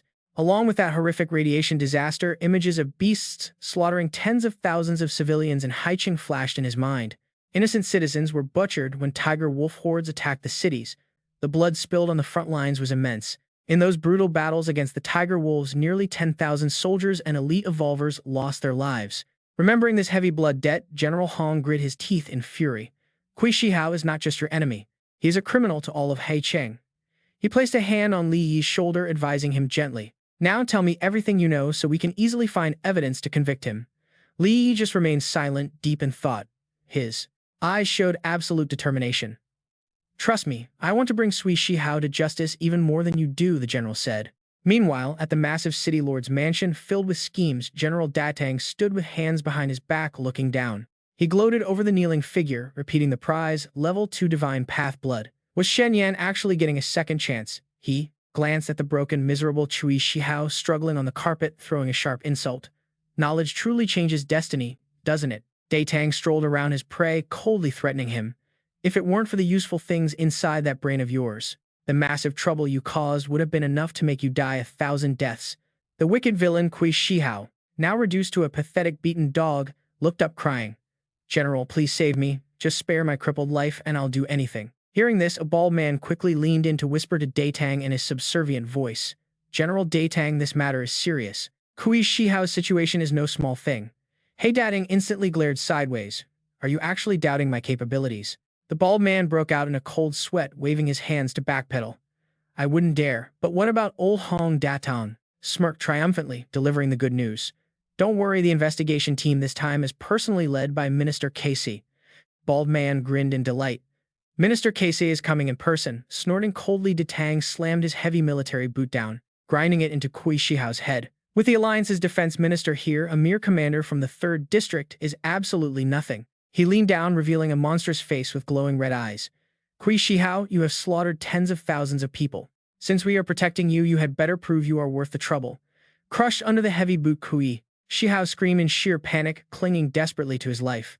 I am useful. I promise you I will be useful. Outside, a dark shadow leaned quietly against the wall, listening to every single word of this disgusting, filthy deal. Meanwhile, back at the quiet hospital, the peaceful night was suddenly shattered by the furious screams of an overprotective father. Let me in. That little brat has been holding my precious daughter's hand this entire time. The old doctor held him back, sweating as the father struggled. Brother Qin, the power Cyan is awakening, seems to have a highly toxic poison attribute. Her entire body is releasing toxins right now. Even as an A rank, you cannot get close to her, still held back. The father screamed in fury. Then why is that little brat Li Yi completely fine? The doctor adjusted his glasses helplessly. It seems he is entirely immune to her poison. Hearing this, the dad lost his mind, pointing through the glass. Let go. If you do not let her go, I will chop your hands off and feed them to the sharks, ignoring the furious tantrums of the future father-in-law outside. Li Yi gently held the girl's hand on the hospital bed. You can do this, Cyan. I know you will awaken successfully. Looking closely at her beautiful, quiet sleeping face, he whispered softly.